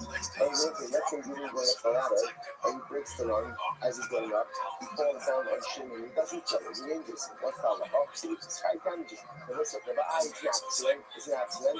Like damages. You seeking 101 is more the other. A person is always liable for any damages he does. Accidental, he doesn't have damage. He fights for everything. The other place that says that he fought there, that's talking about the brothers. He was the way about the enemies. How about all the brothers? We're talking about brothers. We're talking about how the history, how the law is. So that's very interesting. The other possibility is talking about his fathers. Yeah, I love that nice stuff. One is talking about a world-using ladder. So let's say the run is eaten by it, which means that it's rotted. So let's say in that case where it's rotted, so that will say if then Shimon were to go and step on it to break, that would be called Judita. That would be called descent. Why? Because since we're talking about a ladder that's not really capable of going ahead and holding his weight and sustaining this ascent, that's considered to be descent, and therefore it would be probably not kind of case. Interesting. If you actually just want to talk to this thing, it's understood whenever you have a wrong, what's going to happen? It's going to sag. It's going to sag. Therefore, by definition, that is called descent. So the guy that's in the mantra, in law is here in or the other part of the road actually where it says, people say, how about is this? Or if we're talking about cases of ladders that are not eating by worms, but Okasha, but in the Hadek, but the road of it. One is talking about a case where the run is properly fastened in place, and one is where it wasn't properly fastened in place. Meaning what? If it is properly fastened in place, that's a proper ladder. And look again, look for Mesa, if the run breaks, as it is ascending, that's called ascent, and I have to look at it. And it's like height does. If it wasn't properly fastened in place, then that's going to be called descent, and you're going to be tired. So what I say, it sounds like what you might say is like this. But how often, when I talk, if you don't go up the ladder, in a regular case, meaning that the ladder is a proper ladder, right? It's not worm, it's not rotting, right? It's properly affixed. Ruben's going up the ladder, and figure out what happened. As he's going up, he snaps the run. Even though why is the run being snapped? Why is it snapping? Because of the downward pressure, but we don't look at that as descent. Rather, we're going to only view that ultimately again as ascent, and therefore Allah Ta'ala said we don't do not compare to brothers in that situation. Unless it has an apostle, but it's this. So then I'm saying there's no place where it's here it is. It's like Haya'ola the Suba. Here it is. Haya'ola the Suba. The Mishmita Shiva is Hakas Rabba, the Nakma Yisha. Ruben's going up the ladder, and what happens as he's going up, the run snaps under him, and as it snaps, he falls down on Shimon and kills Shimon. What's that about? Pata min hadaris. Ultimately, again, Ruben is Pata from Dalis. They're liable side, because again, you know past things that Yeriza, Yisolet, Aliyah is called Aliyah. Yitzhak Aliyah is called, but ultimately, again, downward motion for the sake of going up is called upward. Right? Aliyah is no, it's Yeriza, Yisolet, Aliyah. Right? Because again, what you're doing is you're pushing down for the purpose of going up. Right? So Yeriza, Yisolet, Aliyah, inserting downward pressure for the purpose of going up is not called Yeriza, It's called Aliyah. And therefore, again, by definition, when we don't descend, and again, remember, if it's a lot of water, right? So if it's a what's it like a fully constructed ladder, again, then that's a different kind of case. But assuming that it's a proper ladder, but even though again the reading is going up, he's exerting downward pressure. That is called ascension, and therefore so reading will be up to be kind of jealous in that case. So this side, and Mr. Husky is screaming at us in the back. And when you see from here, the Riga with Solet Aliyah is called Aliyah. On this side, a lot of times in life, you wonder about the prayer. That life is like this perpetual journey upwards. It's not like that. You ever have one of those experiences where things are unsettled spiritually, and then something happens, and you grown into this valley.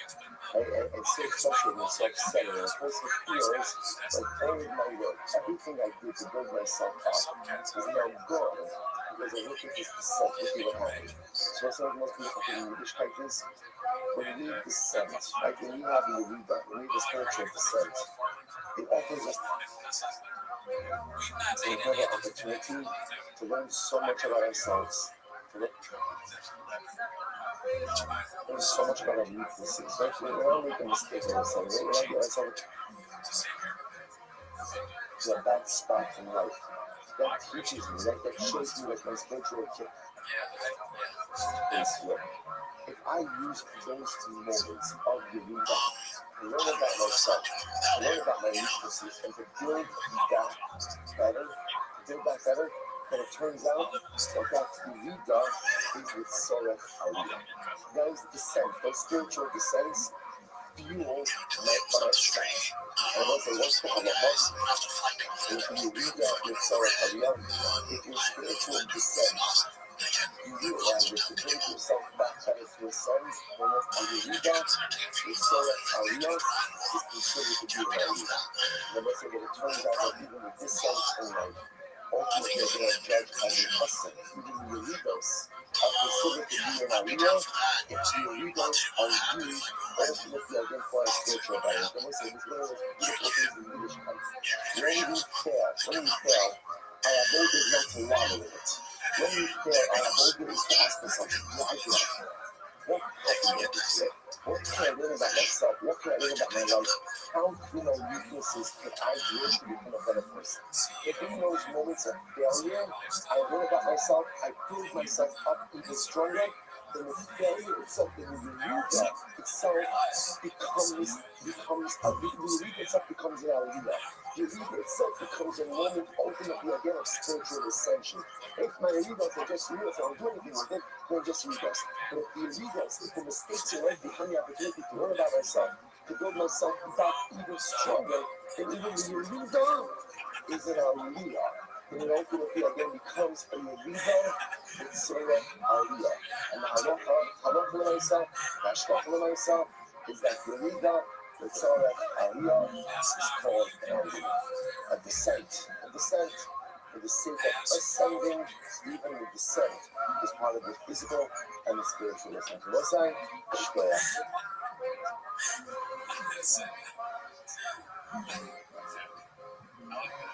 All right, Ken, I'm going to get ready, everyone.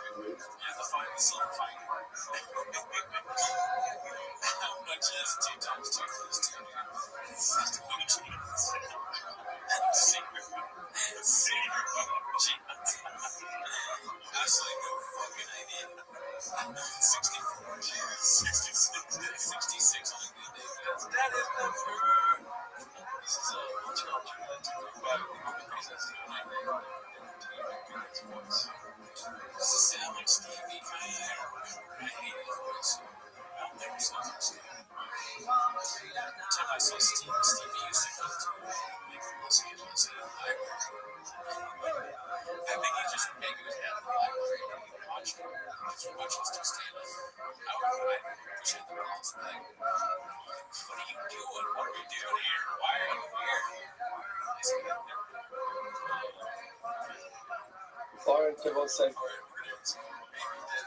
good morning, let us begin by thanking all of our sponsors for this morning's share to This is the guide. It's like pretend. But it's Brian there with Thanks. Our annual comic book party. Talk about this show. We're dedicating all the show and dresses this year. I'm gonna fill my mouth with water, and each team gets 10 seconds to make me laugh. More water. Ladies and gentlemen, welcome to the live taping of Brian Callen's stand-up special. There's so much coverage to add this year. Our comic book sponsors for the Lord of Greece and up. Following a verbal College, the celebration of the new son's birthday is always very happy and excited to get to Esther. And on the birth of a grandson to Ida and Jeremiah College up in Indianapolis, Indiana, Mazel Tov and Mazel Tov. Anonymous Commodore sponsorship in the schools of students for all of our children, and for this to be a month of the Jewish name for College. Avram Shul Clement, Maria Avram's mother, Sarah, Brenda, Basti, Yoshua, Hesher, Zichron, we thank all of our sponsors for their incredible generosity. We have got American Bank Commodore, all of the Hashem, the family, all the families, they will come all of this new report. Skype together with Collins, all the youths, all of the sponsors, the Hashem, the teachers from the Shalom and the partner, our holy soldiers to be successful. The call and Maaseh Yudeh. Let's see that. Let us be able to do what we got ahead of us today. Today's God. We are putting up on the days of 12 ones up from the bottom. Nice and mighty job on it. So it's discriminating yesterday that we ended up with as follows. We saw Gemara highlighted two unique qualities that apply to Abraham Zola that the Akiva added on a fourth. And interestingly enough, one of the things that we saw about Abraham Zola is that they don't take kofar. Like, remember again, if my ox goes out and kills someone, there is a payment that's called kofar, which means a covenant. So even zoning do not pay kofar. So remember again, we might begin with a discussion about what is kofar. Is kofar kapara? Like, is kofar ultimately is an atonement payment? Is it mammon? Is it a monetary payment? So we want to ultimately end it off with the fact that kofar is kapara. Like, kofar is an atonement payment.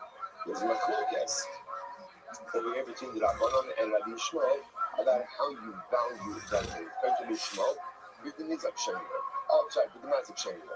We go ahead and we value the payment ultimately again based on the value of the damager, which makes sense because since it's an atonement payment, therefore Allah comments he has to sort of give his value. But with the Rabbanon, we have a loan with the Nizak Shemir. We go ahead and we value the payment based on the value of the damaged party. So that's what we're picking up. So why is it that now I'll say now, here's what's interesting is this seems to be inherently contradictory. If you hold that kofar payment is a kapara, is an atonement payment, right? If that's what it is, then logically, what should it be? What should the value be based on? Should the value be based on the damager, right? If I'm the person whose ox killed Ruben, so it makes sense that I have to pay my wood. In other words, again, something of mine took the life of another. I should have to pay my value. Does that make sense? But according to the Rabbanon, you said that you pay the value of the victim, what you've shot. So here it goes. The Gemara says as follows: Lemar hashasa lemato, lemar hashasa lemara. So what interesting is that this is hashasa. Hashasa means to impose a payment upon someone. So it says hashasa. Lemata, and again, Rashi points out over here. Remember Hashasa Lemata, or the Mal, excuse me. He says, "Benoge Isha Haraka Shayoshes Alabala Isha." There's two cases. Case number one is where two men are fighting, and the guy goes ahead and bumps into the pregnant woman, causing her to miscarry. So the Torah explains that halacha l'maisa, the Ruvain, the perpetrator, has to go ahead and pay for the miscarriage. Now, what does it mean? He pays a value. He pays a value. Now, what's the value? The value is the value of the victim. Right? The difference in value is when he's pregnant, when he's not pregnant. So Ruvain goes on this to pay that amount. So the Torah used the word hashasa, which means we impose a financial penalty, a revolving penalty upon the perpetrator of the damage. So it says hashasa by the damaging of a pregnant woman. It says hashasa by kofer, just like hashasa by the pregnant woman. Everyone agrees that it is a shame. We evaluate damages based on the value of the victim. So to again in the hashasa, so when it comes to valuation of damages or valuation of kofer, we do it by the value of the victim. Okay, Rabbi Shmuel, and that's like your national see. Rabbi Shmuel holds again that kofer is based on the value of the damager. He says, when you very say that, it says, you have to give a redemption for your soul, which sounds like again, you have to give your value, the damager's value. To which the Muslim Rabbanon in Pidyon Nafshok said, yeah, to that, everyone's agreeing with this. Everyone's agreeing that kofer ultimately again is kapara. Kofer ultimately again is an atonement. But nevertheless, how do we value that atonement? So Rabbanon in Pidyon Nafshok said, Miu, Jishanino, Pidyon is a Shanino. It's true, it's an atonement game. And how do we value that atonement? It's ultimately based on the value of the damaged party. Okay, so most of this stuff is not very as follows. Now remember, for our purposes, ultimately everyone comes out is really two pieces of information. Number one, Abim Zonim don't take apart, don't take over. So for example, just illustrate the case. Abim Zonim Shabbat Days, what are they testifying to? They're claiming that we saw Ruvain's ox kill Shimon. Okay? It turns out, the second set of to show up, you couldn't have seen it with us at that time that Abim Zonim. No one reciprocal punishment, no reciprocal punishment over here. Why not? Because we've established kofer is kapara, is an atonement payment. So it doesn't make sense to impose an atonement payment upon the Abim. Why? They didn't do anything. They did something, they testified falsely, but they didn't do anything in that. They didn't kill anyone, the ox didn't kill anyone. So therefore you can't impose an atonement payment as someone has not committed the infraction. So that's our purpose. Now he wants another as an aside, there's another region that focus about how do you evaluate the kofer payment. Rabbi Shmuel says with the mazik Shimon. So Ruvain, the owner of the ox, will pay to Shimon, we're going to pay to Shimon's heirs. Ultimately, again, without Ruvain's value. There's no value, it's his atonement payment. Right?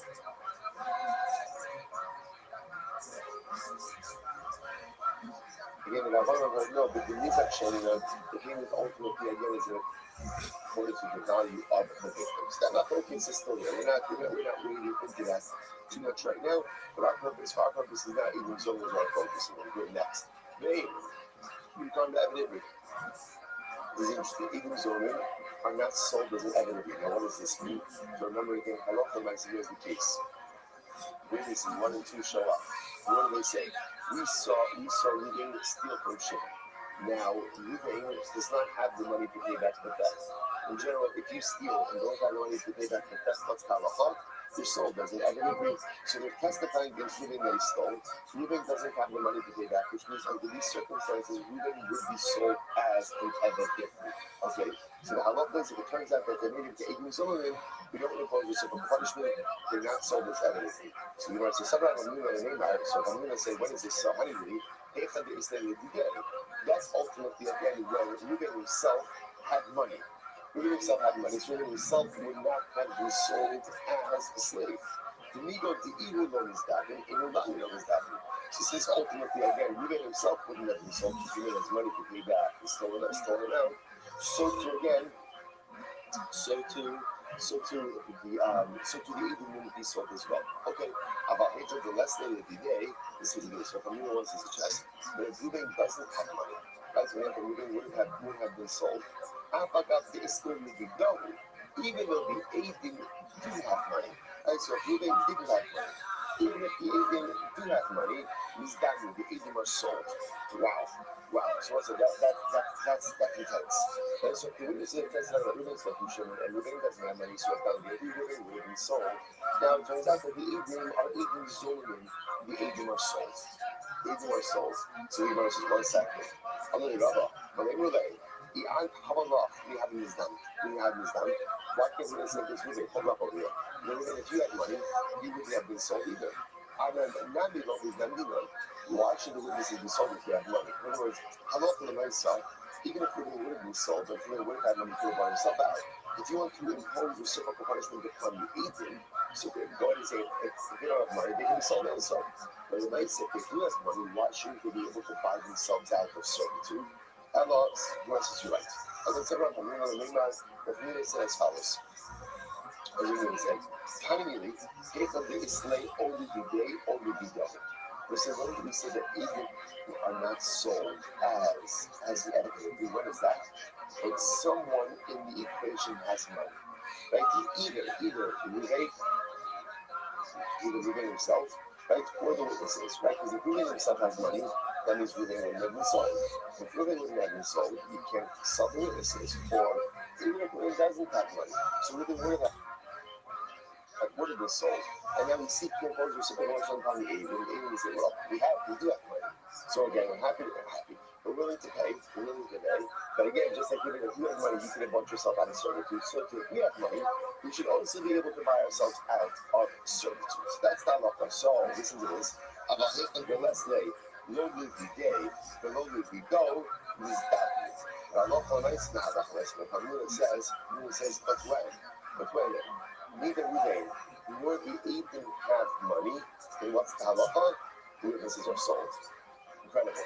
Right? So in a case where no one has money, right? Ruben doesn't have money, the Edom don't have money, no one has money, which means that Ruben would have been sold as an evidence, and the witnesses don't have money either. In that case, they wouldn't be sold into servitude. That's not how you know. Now again, I'm going to say no, absolutely not. That is not the halacha. They gave covenant of the neighbor some Rahmana, they gave us a long to some guy. But it says no, it's not true. The concept of being sold as an evidence is a unique halacha that applies to the thief himself. It doesn't apply to the reciprocal punishment of being sold. So we begin to see this theme emerging, right? So as much as the Torah prescribes, reciprocity for Edom Zolim, there are certain punishments that are back reserved for the actual perpetrator of the crime that cannot be replicated in a reciprocal scenario. So again, so for over here, the concept of being sold as an evidence is something that is reserved for the thief himself. The person who steals, you borrow, you steal, you can't take back that which you have stolen, you're sold as an evidence. When Edom Zolim come into the picture, they can be forced to pay the value of the theft. Right? Or the accused of this point, it was not like that. But for the most they can't be sold. Same thing with Cobra. But Cobra is an atonement payment. Who has to pay an atonement payment? The person who committed the crime. Right? The person who committed the act. But if you didn't commit the act, then there's no such thing as an atonement payment. Okay, so that's not enough. Good. So I said that being next. I'm sure you keep it on this remember, and you keep it added in. Up in the Shamu at the Atlas. This is very interesting. We keep it adding also over here. In addition to the first three, I mean, there's an Edom Zolim also can't pay or aren't made to pay based on their own admission. Okay, so what's the case? Right, I'm going to keep up. What should we keep logic? What's wrong with logic? Hasara Knossim, the Knossim Shamu at the Atlas. Very simple. We'll say the reciprocal payment is a knas. Remember again, in the world of financial payments, there are two different types of payments. What are the two different types of payments? Number one, mamon, which is actual like compensation, compensatory payments, or knas, which is a penalty. But how do you know this in knas and mamon? Mamon is logical, knas is illogical. But so that knows when I say illogical means it doesn't seem to have anything to do with the actual value of the damage committed. Edom Zolim is a knas. It's a penalty. But the given like this, there is a principle that when it comes to knas, ultimately again you cannot pay a knas based on your own admission. Or as we've stated before, motive the knas, potter. If you admit that you owe a penalty payment, you potter. So that's why the keeper says that witnesses show up, right? To make the witnesses say, we are Edom Zolim, and we're like, okay, have a nice day.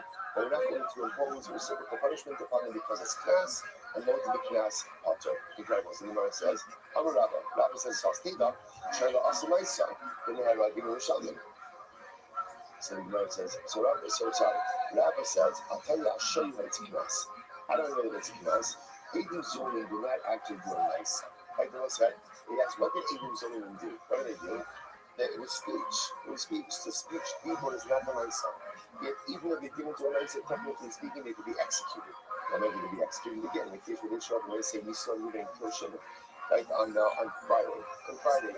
And then the second story is to show up and say, no, you couldn't have been there on Friday because you were with us on Friday. Adam Zolomon and we put them to death.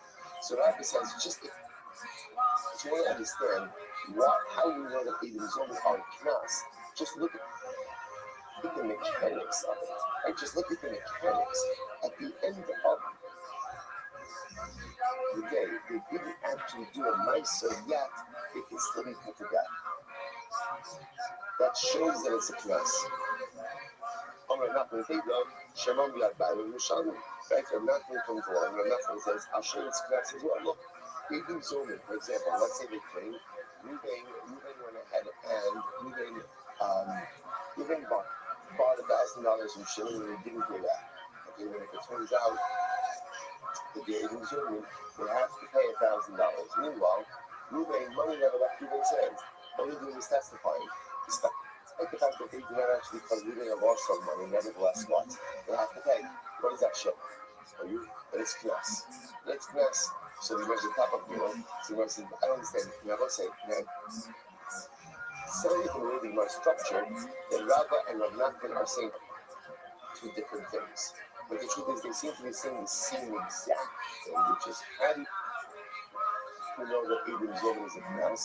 Because at the end of it, there was no Mesa. Right? There was no action, yet a lot of the Mesa, they're still alive. It is the word says, my nihu, the law asa Mesa, and the Rabbah. So again, with Nachman, you're saying the same thing as Rabbah, right? Rabbah said, they said Adam Zoman didn't even do a Mesa, yet they could be put to death. And then Nachman says, essentially, they didn't even do a Mesa, because look, they didn't even extract money from one party, yet they can still be liable. So Nachman, aren't you saying the same thing as Rabbah? Ema, you're right, the kingdom of Nachman. Right, the Nachman is not coming to say anything new. The ultimately, again, the Nachman is coming to add on to Rabbah's statement. So, what says this is incredibly important. Adam's own no reciprocal payment is a knas, is a penalty, is a penalty. Because it is a penalty, that's what Rabbi Akiva comes along and says, that if Adam admit that they are Adam's Solomon, then Halach and Lamaisa, they are not forced to pay reciprocal payment. How do we know that Adam Zoman is a knas? Because they didn't do a Maisa, they didn't do anything, right? All they did is a couple speech, right? They offered up Avis, and then at the end of the day, there's still liability. Okay, says the Imam, I'm going to go around. They say, second line, go around, I'm going to go around. Eight Zoman, Mishanim Tichalka. And eight Zoman, this is a very interesting case, right? An eight Zoman, a Zoman witness, and for a singular witness, Mishanim Tichalka, he pays his portion. He pays his portion. So what it says, what does that mean? What exactly does that mean? The high Mishalim Palga, the high Mishalim Palga, I'll tell you that. Mishal Shalom, Mishal Shalom, so let's say, so are you telling me this? Right, witnesses show up, right? Witness one, witness two. They claim that Ruben stole $1,000 from Shul. So they're looking to make Ruben viable $1,000. Turns out that he didn't show me. So what do? We said, okay, you have to pay $1,000. How do we split it? Witness one pays 500, witness two pays 500. Okay, that's we already learned that. Right? That's a Mishnah. Mishal Shalom, more than Mishal Shalom. We split money, but we don't split knowledge. And I will say that this is very interesting. What does that mean? But we're obviously we'll get into what is this. I guess we don't do that 2 days ago. We're just listen to this, but it says that this same case. Witness one and two show up. What are they claim? They claim we saw Ruben near Shabbos. And we saw Ruben eat chazer. We saw Ruben eat chazer. So it says, now what's the halacha of eat chazer? What's the halacha? Notice. So now it turns out that the second time witness will show up and they say, you couldn't see Ruben eating chazer because you're with us. You're with us. Okay. So now we give Malchus to the Eden zone. So let's say, let's assume for a moment, right? Malchus is still in there. Let's call it 40. I didn't know. I about 40. So you would have thought like this, right? Or I would have thought maybe witness one gets 20 witnesses. That's the way it works.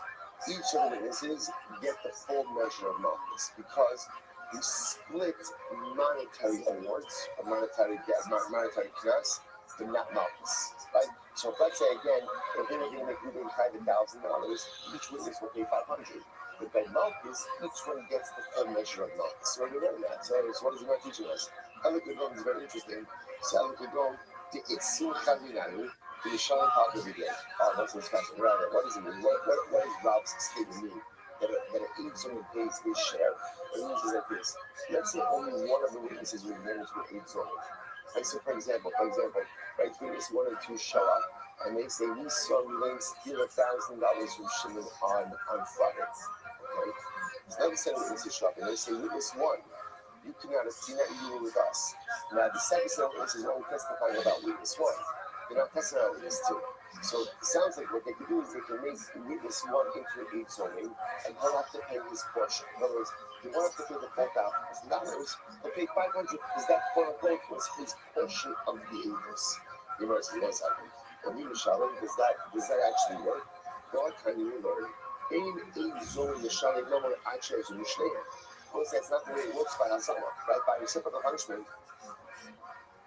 The way it works either is the entire testimonial unit is made into Eidim Zomerman, or none of them are Eidim Zomerman. In other words, you can't make one witness of the unit into an Eidim Zomerman. It doesn't work.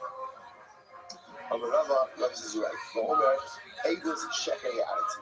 Discussing what's the case. The case is where one of the witnesses shows up and he shows again, same case, right? Witness 1 and 2 claim Ruben's $12,000 from Shimon, trying to make Ruben liable for $1,000.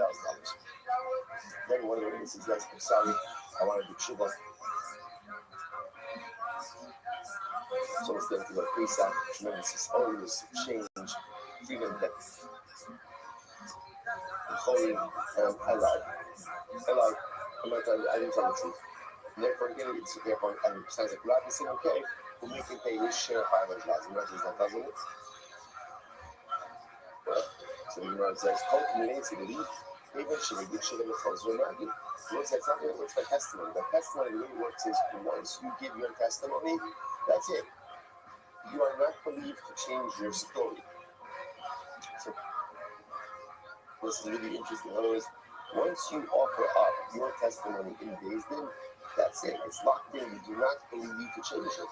So how can a witness come in and say, I lied, and therefore make them liable to half of the $1,000? To which the U.S. Allah, by the way, I think is a very interesting. The Omer, the Abdul is examining Beis Din clearly. You know, listen to this. What's the case? The case is where the witness, the witness 1 shows up and he says, you know what? Witness, me and witness 2, we testified in a different case. We were made into Adrian Zomerman. We're going to be escaped from that Beis Din. So I'm here now in this Beis Din number 2 to declare that I am an aid to Zomerman. Therefore, again, I'm going to pay my portion. Simra says, well, it doesn't work. Gemara says, Kima, Rabbi Akiva. This obviously doesn't work with Rabbi Akiva. So we just finished Rabbi Akiva on the bottom of Beis Din. It's why Rabbi Akiva ha'amar atin Yerushalayim ti'atzmo. In the beginning, that's what Rabbi Akiva holds, that what? You can't pay as an Eid Zokmin based on your own remission. Why not? Eid Zokmin is a knas, and again, you can't pay a knas payment based on your own remission. So what's the case? So again, just to be clear, remember, we're just trying to figure out, to read this in the name of God, that an Eid Zokmin can pay his own portion. Right? Yerushalayim ti'chalko. Based on his own admission, to be liable to his share. We're just trying to figure out what is that case. What is that case? So we must listen to this. Out of the Omer, the Abdul is running with the basic volume, the Chaydinu Mahon. Oh, so this is very interesting. What's the case? The case is right where witness 1 shows up. Witness 1 shows up in Beis Din 2. Okay? Witness 1 in Beis Din 2. And what does witness 1 say in Beis Din 2? He says, listen, Beis Din 2. Witness 2 and I testified in Beis Din 1, and we were found to be Eidim Zomerman, and Beis Din imposed the financial penalty on us. So we're liable to $1,000. But let's say something very interesting happens here. Even though we say that reciprocal payment, right, is Eidim Zomerman is knas, once Beis Din passes the psak din, right, the verdict, once the verdict is delivered, and now Beis Din says witness 1 and 2 get $5,000, that is now a debt. because it's a debt, therefore what? It's mummo. It's money. It's not knas. And it's like any other debt. That in other words, after the verdict is delivered, the witnesses 1 and 2 are even somebody, and they're obligated to pay that even $1,000. So again, even though the process of even zoning is a knas, but once the case then delivers its verdict, that is now mummo. That is a debt that they owe. If there's a debt, then you can pay it based on your own admission.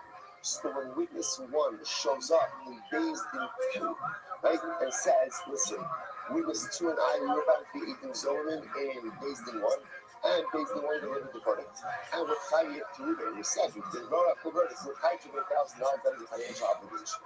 Therefore, when witness 1 shows up in Beis Din 2 and says, I owe it, we did it, and we let him pay his portion of $500 to Ruben. So the Gemara says, okay, it's interesting. Even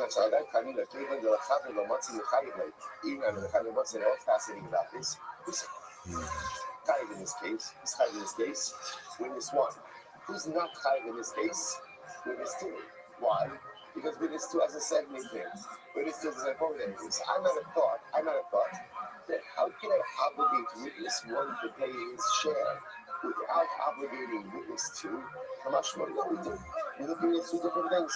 Witness 1 is coming forward and saying he owes money. So what's that? If someone comes forward and says that they owe money, what's our approach to that? What's our approach? Okay, that's fine, cash or credit. You know, that's our approach. If you say you owe money, we'll take you at your word that you say you owe money. That's it. The fact that there's another witness involved in it, like he's not saying anything. Right?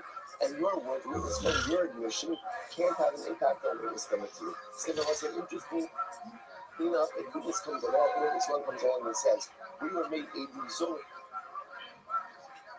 in another Beis Din, and that first Beis Din actually delivered the verdict, so made us cited as a debt $1,000, and I stand before you is the number 2, saying that I owe my portion, Beis Din 2 says, okay, pay out, no problem, we're happy to accept the payment.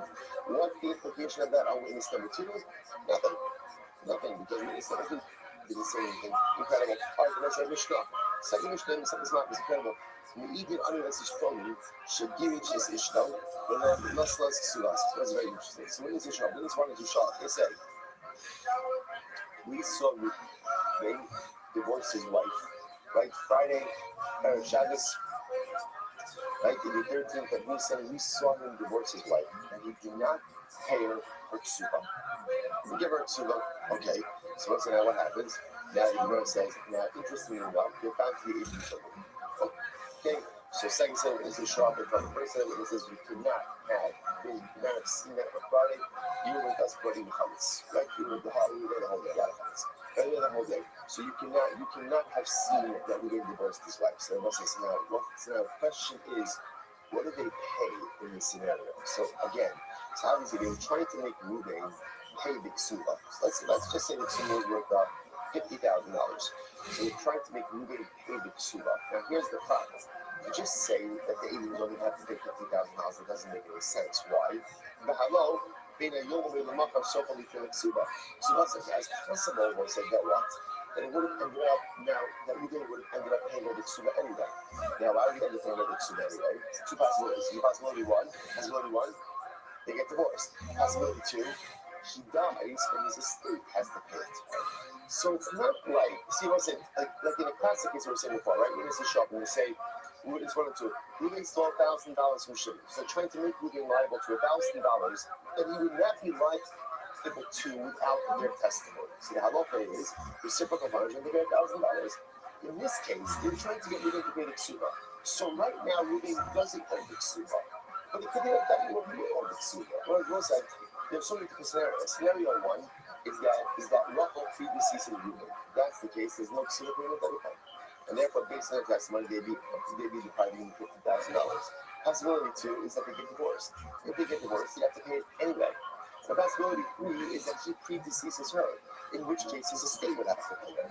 So Shai is in this case, what do the Indian Zolomim pay to Ruben? To which the Mishnah says, Omdim Kama Agamot Elitim Bixuvasa Shezu, Shimis Amala Oliskar Shab Emesa Yirashana Baila. Well, it's interesting. So essentially what we value this at is the ksuba future. Now, once you've seen this concept before, that people, a woman has a right to sell her ksuba. Right? So let's say Rachel wants some extra money, so she decides to sell ksuba. Now, what happens when a woman sells her ksuba? What is she selling? What is she selling? She's selling a future option. What she's saying is, my ksuba is worth $50,000. Now, we need to sell it to you with the possibility that we're going to get divorced. Right? Or my husband's going to die, and therefore I'll collect. But remember again, there's also the other possibility that's what she predeceases him. If she predeceases him, what does the buyer get? Does it get zero? So therefore, when you sell it ksuba, the pashtos, you sell it at a steep discount. Right? Because again, although there's the possibility of a payout, there is, right? You can check into the shalom bias thing, of course, right?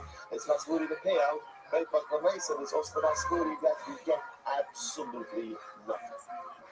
So the Gemara suggests that's the amount that we make Edom Zolomim in. Now, what's that? Interestingly enough, the Gemara says, Case and Shalom. The Gemara says, by the way, how do we assess this payment? Someone up is from the Baal. So this says, ultimately, again, we do it based on the husband, always based on the husband. What this means is like this. So the husband also goes to the Ksula. Every husband, what's Mishubid? What's Mishubid? What is encumbered to the Ksula? From the husband, what is encumbered to the Ksula? Everything. Like I said, this is very important.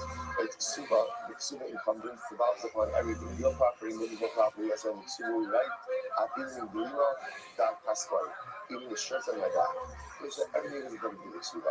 So, this seems to indicate that if we look at the value of the property, if we look at the value of the property encumbered to the ksuba, right? Look at the value of the property encumbered to the ksuba. And that's again, that is what the Indian would have deprived the husband of, and therefore that's what they have to pay. So what's the value of the property encumbered to the ksuba? Now local man said that's what they have to pay to the husband. But Nasra Oshia Amr no, the Isha. No, Nasra Oshia says really like what the Mishnah said. And Halakha Lamaisa, this is very interesting. You look at the property. How much would a person be willing to pay for the future right of the ksuba? Right? If we subtract that amount from the actual value of the ksuba, and that's the amount that Edom Zolim would have to pay. Right? So in other words, one side, here's the value of the ksuba, the value of the ksuba will call it $50,000. Then if she were to sell the ksuba, how much would she sell it for? Let's call that $20,000. We look at those two values, and the Edom Zolim are forced to pay the difference in those two values.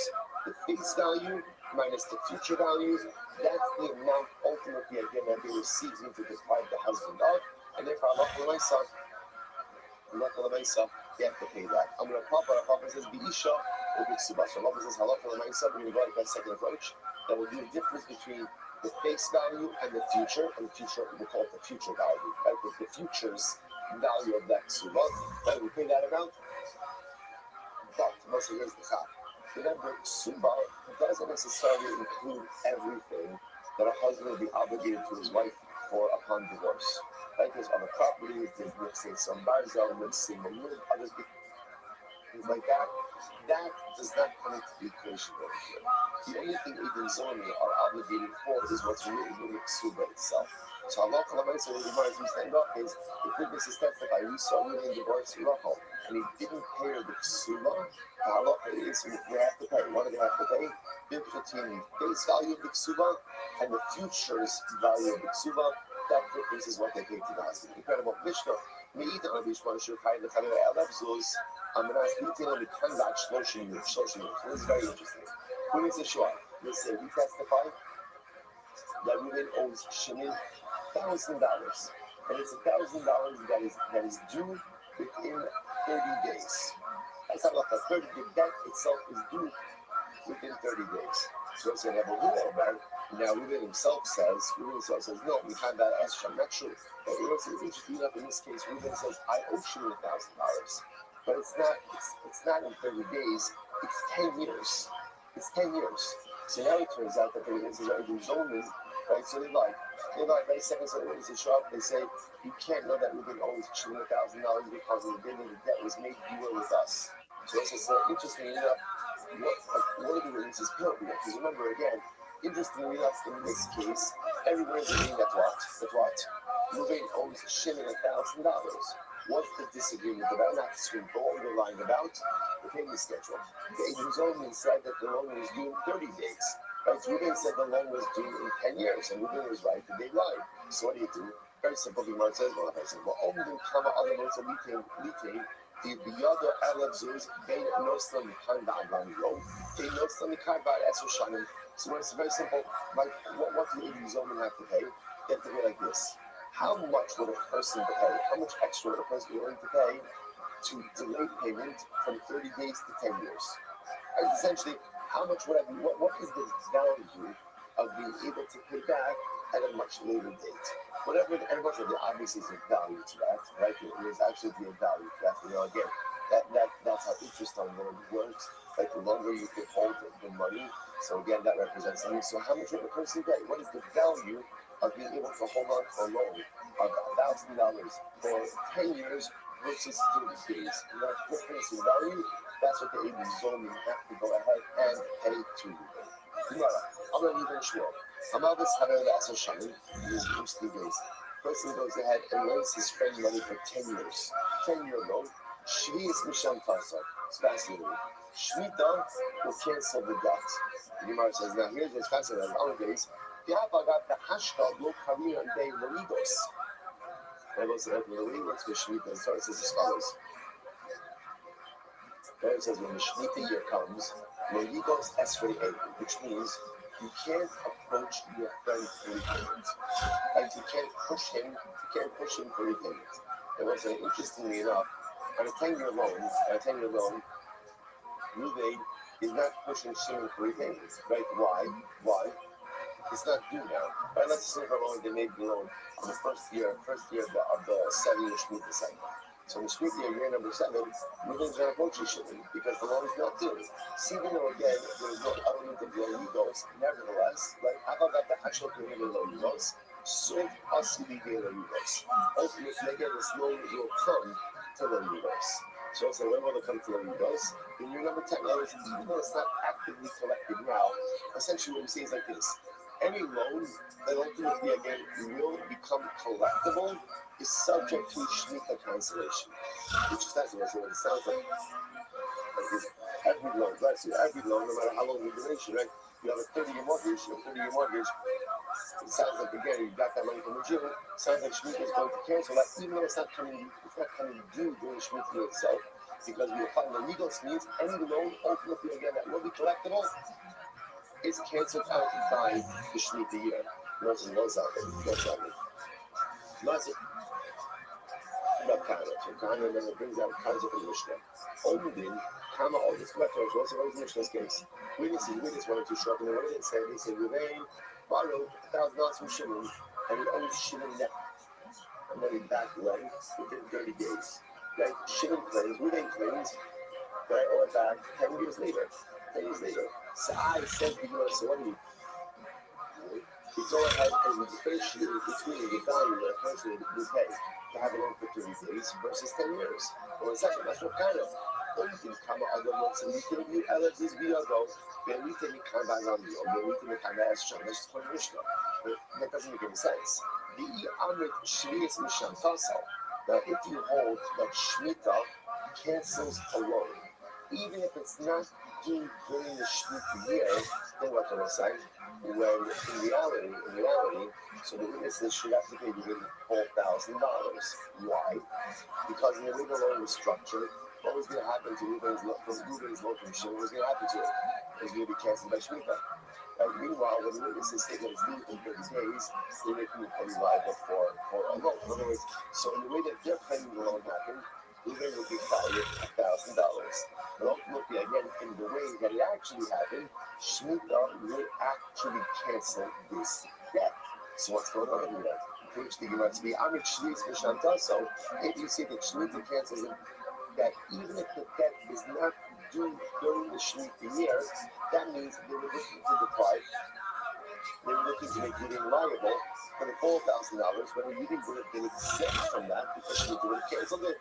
So much Amarav and what's the case over here? The Milva al Hamash code of the Moshe Shkara Sophist. You know, saying some about the case over here is that halacha l'maisa in this loan that we borrowed from Shimon, they had a mashkon. They had a mashkon, they had collateral, or they handed over the debt to the basin, which is what we call husbal. Husbal. So it's this is very important. So in other words, it's interesting as an aside, Shemitah cancels debt, but Shemitah doesn't cancel all debts. So for example, the two elements over here. If you have a loan that has a collateral, then the Shemitah doesn't cancel that. Why? Because the collateral makes it as if the loan has already been collected, right? That's what collateral is. Collateral is a form of repayment. So since there's an already existing form of repayment, if Allah provides a Shemitah does not cancel such a debt. The other thing that eventually we can cancel is what we call a principal. Rashi says over here, the last Rashi, first short loan. And Rashi notes here, Shtarim said the based in the principal, Shehiskin Velo, Shekasir Bo, Nosrani Lachem Ploni, Ploni Hadarim, Shevamakom Ploni, Shekol Kol Sheishli, She'alimanu Kol Zman She'erza. So this is exactly it. Right? This is exactly it. So we give a principal. So I'm suggesting over here, this case is different because Kuvay Rabbi, that remember, Ruben is not arguing that he borrowed money from Shimon. Right? He did. My focus over here is about the duration. In Zomer are saying 30 days, right? And Ruben is saying 10 years. But even so, Shemitah would not have canceled this debt. Why not? Because this was a collateralized loan, or there was a trust vote. Okay, this time, Hamada al Hamashko, Ba'amot Shkarosa, based in Ein Shantim. This is halacha, right? So if you go and you lend on collateral, or you make a trust vote, Shemitah does not cancel your debt. So fine, so that's the first version of this discussion. Now the Ibn is very important because it's actually the halacha l'maisa. So we have the alternate version of this discussion. Hamaldas Haveru Asher Shanim Ein Shvius Misham Taso. So that's the alternate version of this is if you lend your friend money for 10 years, Shemitah does not cancel the debt. Okay? So it's about the Asili de Lolibos. Even though this loan will come to Lolidos, which means even though one day this loan, of course, will become collectible. Hashtar Miha Lokarina de Lolidos. Right now, it's not subject to Lolidos. According to this version, and this is already something my focus. According to this version, Shemitah only cancels debts that are due now. Lolidos now. The debts that are due later on down the road, Shemitah does not cancel. So that's what I'm going to do. I'm not calling up. We learn this as well. Omdin, Kama Adamas and Vitali, Alexis Biago, then we can kind by Lamigo, then we can kind by as a shop. So it's a Mishnah, right? Maybe it's a shop, this is one of the shop, and they say, you can borrow $1,000 from Shimon, and it's due in 30 days. You may claim not do it in 30 days, do it in 10 years. Do it in 10 years. So it says, what do we do? Now it turns out the is zoning. So what do they have to pay? We assess the difference in value. How much would a person be willing to pay? The delayed payment from 30 days to 10 years. That's the amount they have to pay. Now, the Amish is Misham. So, who do not buy Shemitah? And again, Allah says Shemitah really cancels debts. Even though we're doing the Shemitah year, and it turns out that Allah says the way the loan is structured, Shemitah would have canceled it. Based on even zoning, they would have to pay it, which means that everybody should have to pay. Sorry, the witnesses should have to pay the entire loan to repay. And the other says, no, I'm asking what's the piece of here? And Nova al Hamashko. We're talking about again collateralized loan, the most of the basin, and one who doesn't pose both. This nan Hamada al Hamashko, the one lends with collateral, the Hamosach Belosa the basin, or one that does the principal, ain't mashmitin. Ultimately, again, it does not go ahead and Shemitah does not wipe out Zikah. Incredible. So let's say, so again, so halacha l'maisa, so I'll point that the halacha l'maisa of the Mishnah remains the same, which is again, when this is one or two show up and they say, we're going to owe $1,000 due in 30 days. Shemai Kubin says back, I owe the money, but it's 10 years from now. Second set of witnesses show up and they say, first set of witnesses, no, you're with us. You're with us, you couldn't have seen the loan or anything else. So what's the halacha? What do the witnesses pay? They pay the value. How much would a person be willing to pay to delay payment from 30 days to 10 years? That's the amount that they have to pay. And the list that this will say is a fascinating matter. Okay, so a couple of Shemitah. Now, which we'll come back to. The Machodim of Shemitah is everyone agrees that Shemitah cancels debt that are due during the Shemitah year. Shaila does Shemitah cancel debt that are due after the Shemitah year. That is in the focus. That's in the focus. Everyone also agrees that Shemitah doesn't cancel either collateralized loans or principal loans, right? So the logic is the same. Ultimately, again, because those are already considered to be collected, right? Collateralized loan is collateral. Collateral is a source of repayment. And if I look for the money, again, a collateralized loan is already considered to be as if it's been repaid, and if a Shemitah will not cancel it. Principal, again, we'll get into the dynamics of principal by itself. Good. However, we go to Amr Shmuel. Person says to his friend, Amanas Shalom to Shmitini Shlius, Shlius Mishanachas. So what's interesting? So let's say I loan you money to you. I say, I'm giving you a 7-year loan. I'm lending you money on the condition that Shemitah does not cancel this loan. So what's the halacha? What does Shmuel say? Shlius Mishanachas. Shemitah cancels the loan. I must limit myself to Shmuel, not about Shkasibatari. Okay, so I'll say this seems to be a simple rule. You can't make a condition which runs contrary to Torah law. And if you do so, your condition is batal. So to make a condition where Shemitah doesn't cancel a loan, when Shemitah cancels loans is essentially an irrelevant condition. Irrelevant condition, the Lord says, 1 second. Listen to this. Let's say I sell you the object. Right? I say to you, I'm selling you the object on the condition that you have no claim of Allah on you. Right? In other words, Allah means Allah is an overcharge you. So I'm selling you this item, probably means I'm significantly overcharging you. Right? But the man says I sell him the item on the condition that he has no claim of Allah against me. So what's that about? Rav Amar Yishla Allah Shmuel Omer Eina Allah Allah. So Rav says ultimately again, I have no Allah. Shmuel says I did, but 1 second. Right? Shmuel says I did. Shmuel just got finished saying that if I'm in the way, so because there is the loan, the condition that Shemitah does not cancel it, such a tonight, such a condition is void. Why? Because you cannot make a condition which runs contrary to Torah law. So over here, there's a Torah law going, no. How can I go ahead and give the transaction to saying that there's no law?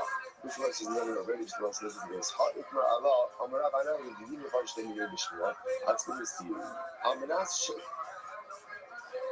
Ilaka Allah Allah, Elo Allah Allah Allah. Amanas She'im Ba'Allah, Hari. Each one. So I say everything is how you sell it. If I sell you an object, right, and I say anything, I'm selling you this object on the condition that there is no law.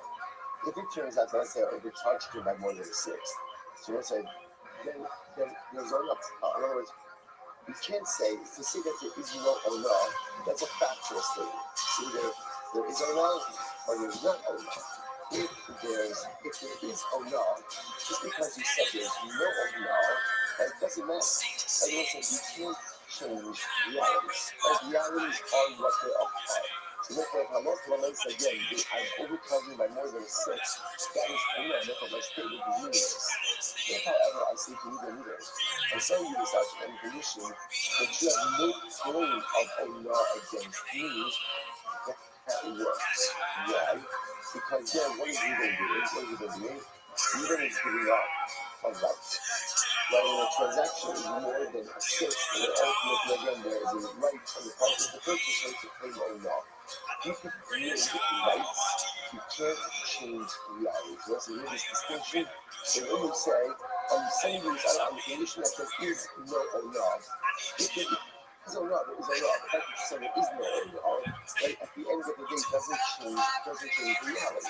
If however I say reading, I'm telling you this object on the condition that in the Allah or in the Allah or not, you have no claim of Allah, and even says, okay, then reading is giving up his rights. Giving up your rights, giving up your claim you're allowed to do. How can I take what we are?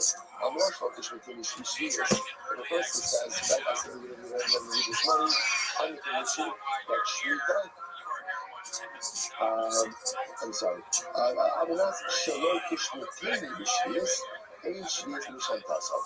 So ultimately, I say, so essentially, if right, I'm going to read that, I'm not shalom kishmitini shlius, shlius mishantasov. So same thing. If I let you the money, I say, I'm letting you know on the condition that Shmita will not cancel the debt. Right? So again, Shmita cancels the debt. Why? The Shmita, you can't change Shmita. On the other hand, if I say I'm going ahead and lend you this money on the condition that you will not cancel the debt on Shmita, that works. Why? Because what's happening over here? Ruben is waiving his Shemitah right.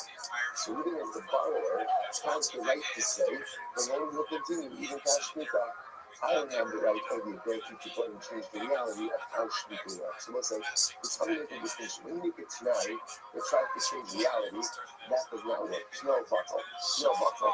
But when you make it tonight, that essentially allows the other person to yield their rights. If they choose to yield their rights, they have the ability to do so. So if Ruben wants to yield the right of a forgiven debt, of his individual debt, that's his right. If Ruben wants to yield the right of a law, that's his right. But you can't change realities with your words. Incredible. Got it. So it says Tana. About that, so okay, let's say that is so.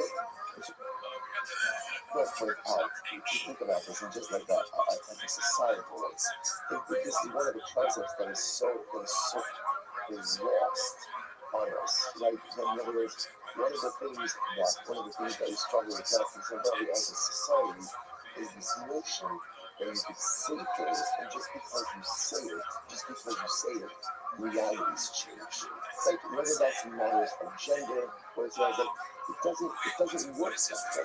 Reality is that again, a person has a right to do what they want with themselves. Right? As an individual, I say, yeah, I have a right to make decisions about myself, but I can't change realities. That's the realities that exist in this world. And just because you say something, you can't change it. You could change your personal circumstances, right? You could change you. You could forgive certain rights that you have, but you can't change realities with words. So again, to say Shemitah will not cancel that debt, that is a false statement. Shemitah cancels that. To say there is no owner on this transaction, you can't say that. There is a loan on the transaction. But to say, I'm lending you this money on the condition that you will not exercise your Shemitah cancellation, okay, that works. To say that you will not exercise your rights, that works. That works. Incredible. And you say, Tom, I'm not just for the stand. And I'll show you listen, you know, you're supposed to use the last two. Several business today for clients and stuff. Like, these are like people off these stuff, right? Never. So it's nothing. Back off. So it's nothing. And so just a short idea as we go into that. You know, it struck me. And I'm very, very, very just very overwhelmed a little bit by this. Just a little overwhelmed by this Erev Shabbos. I'm overwhelmed by the Erev Shabbos going into not overwhelmed like that. What's fascinating to me most is the prolongation of like the Dikas fights. Right? It's fascinating, right? Because in other words, we did the Dika last night. We're going to barely this morning by whatever it was like 11:32, but 27, right? But interestingly enough, right?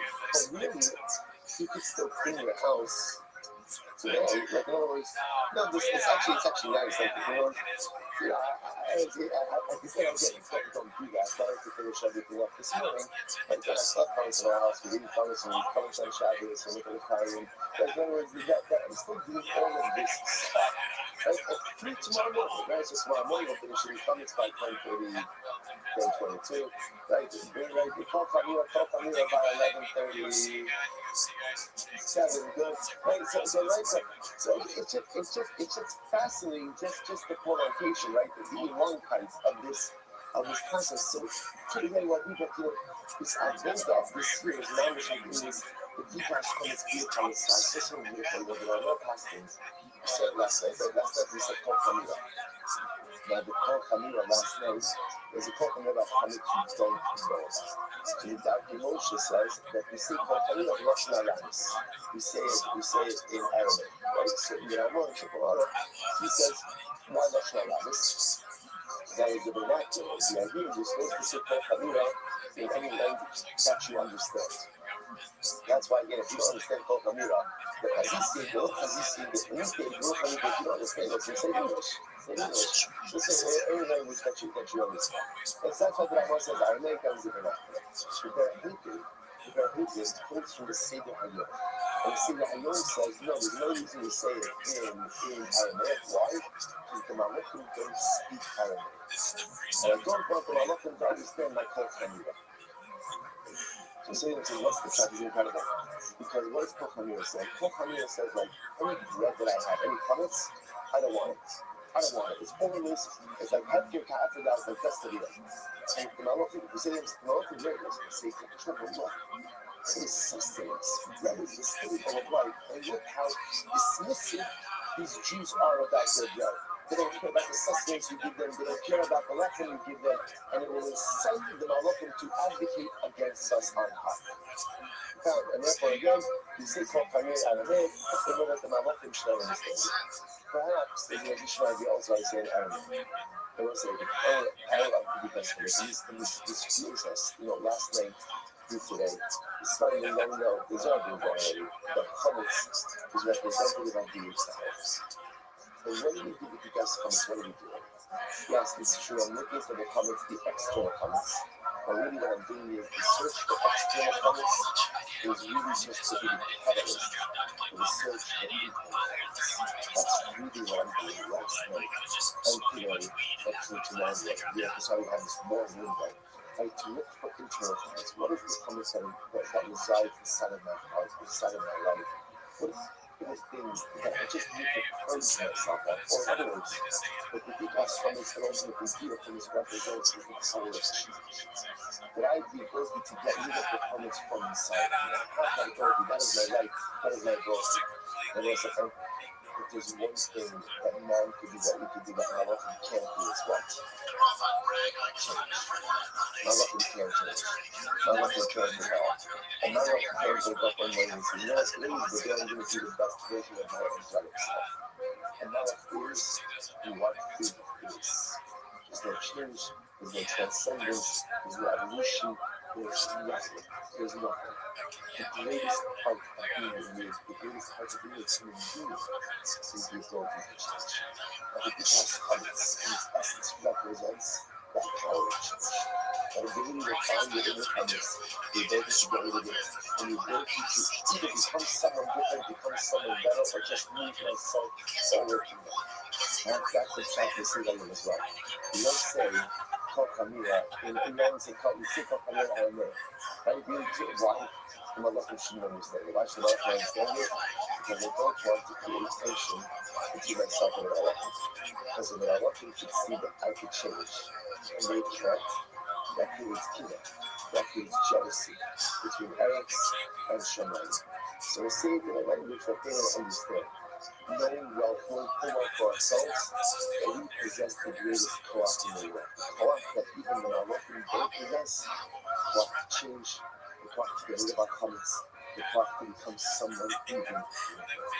However, we have a long and elongated window of the best chametz this year. Started last night, it goes through today, it goes through tomorrow morning. And we just want Hashem to be able to use this golden opportunity to, yes, get rid of all the external chametz. But also be courageous enough to go out and find the internal chametz and be able to do something so great that even the Malachim can't get back to it. So it's like good luck, Shabbos. I think it's Yom Tov. It's Kevin Zoom. Shabbos, everyone. Good Shabbos, good Yom Tov. Great to see everyone. I think I'm going to go meet you. I took the shot. He does make fun of it. I think he's good. Probably thinks two brothers that are mentally ill. This is good.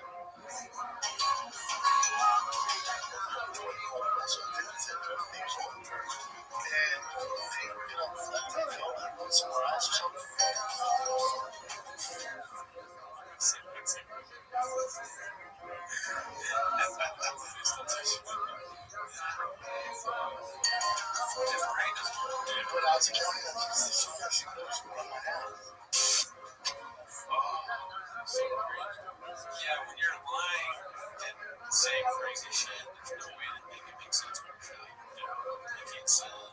Things are starting to go down.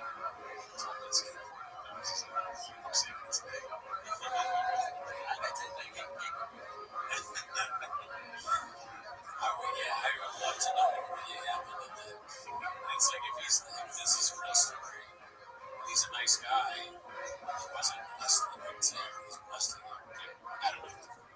We'll say good morning, good morning. Let us begin by thanking all of our sponsors for this room. So thank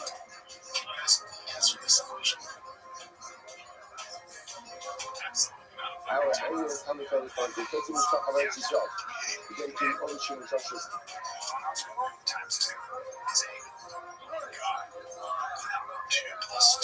This year, and this will be so corresponding by this year.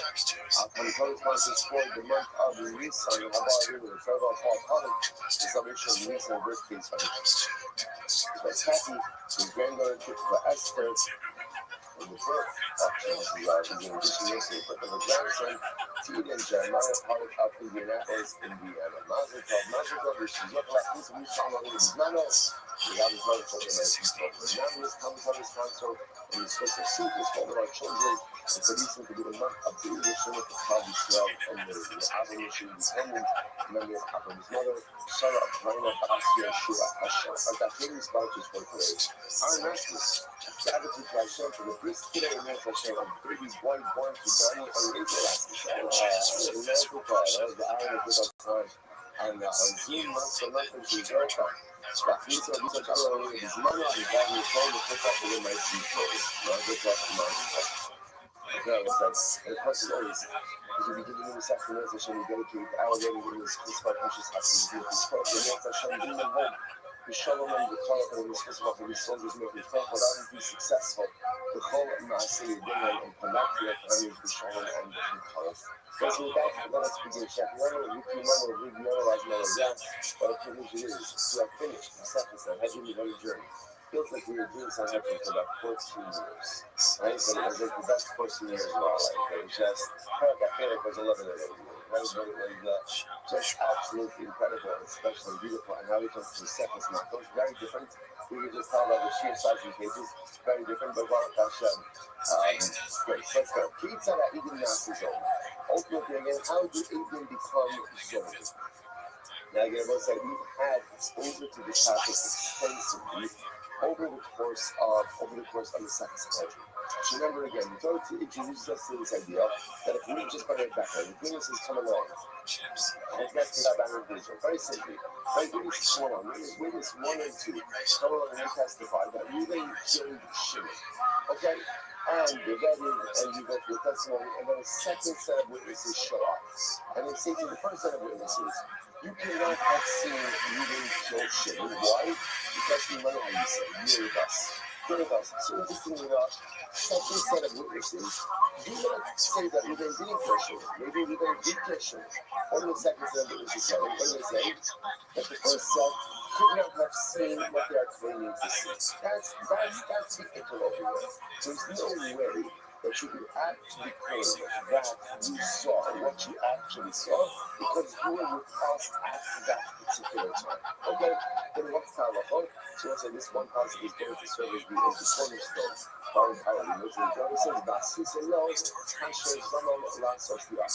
halacha? The halacha means that you have to go ahead and do the Eden Zoning that which they conspired to do to the defense.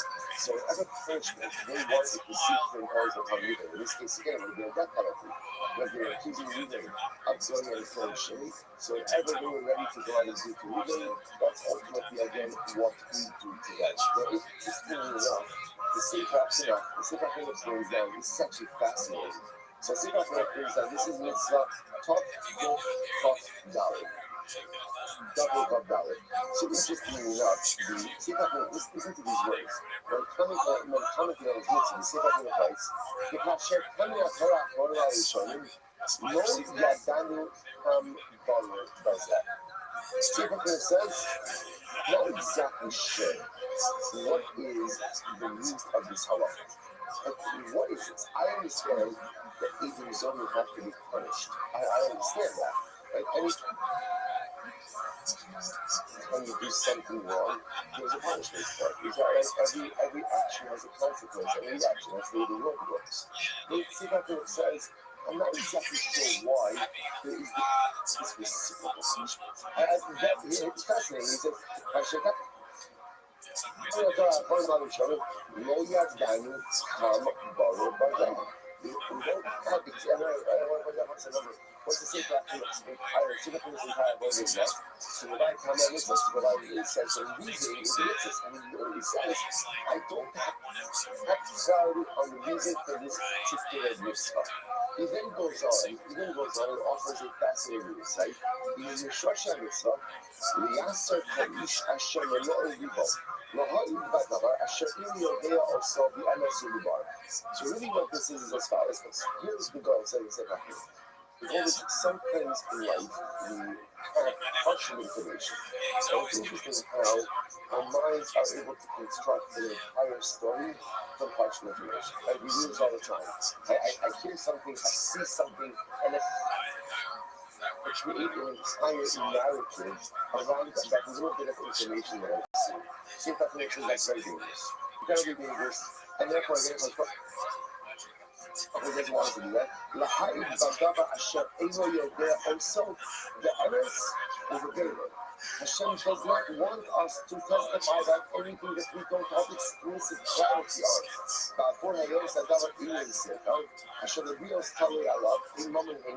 This is fascinating. So therefore, the essentially says in order to go ahead and convince us not to testify about something on which we don't have explicit clarity, just by the way, whatever you're seeking to do to the defendant, just know if you're wrong. If you're wrong, or if you're lying for that matter, ultimately, again, it's going to come right back on you.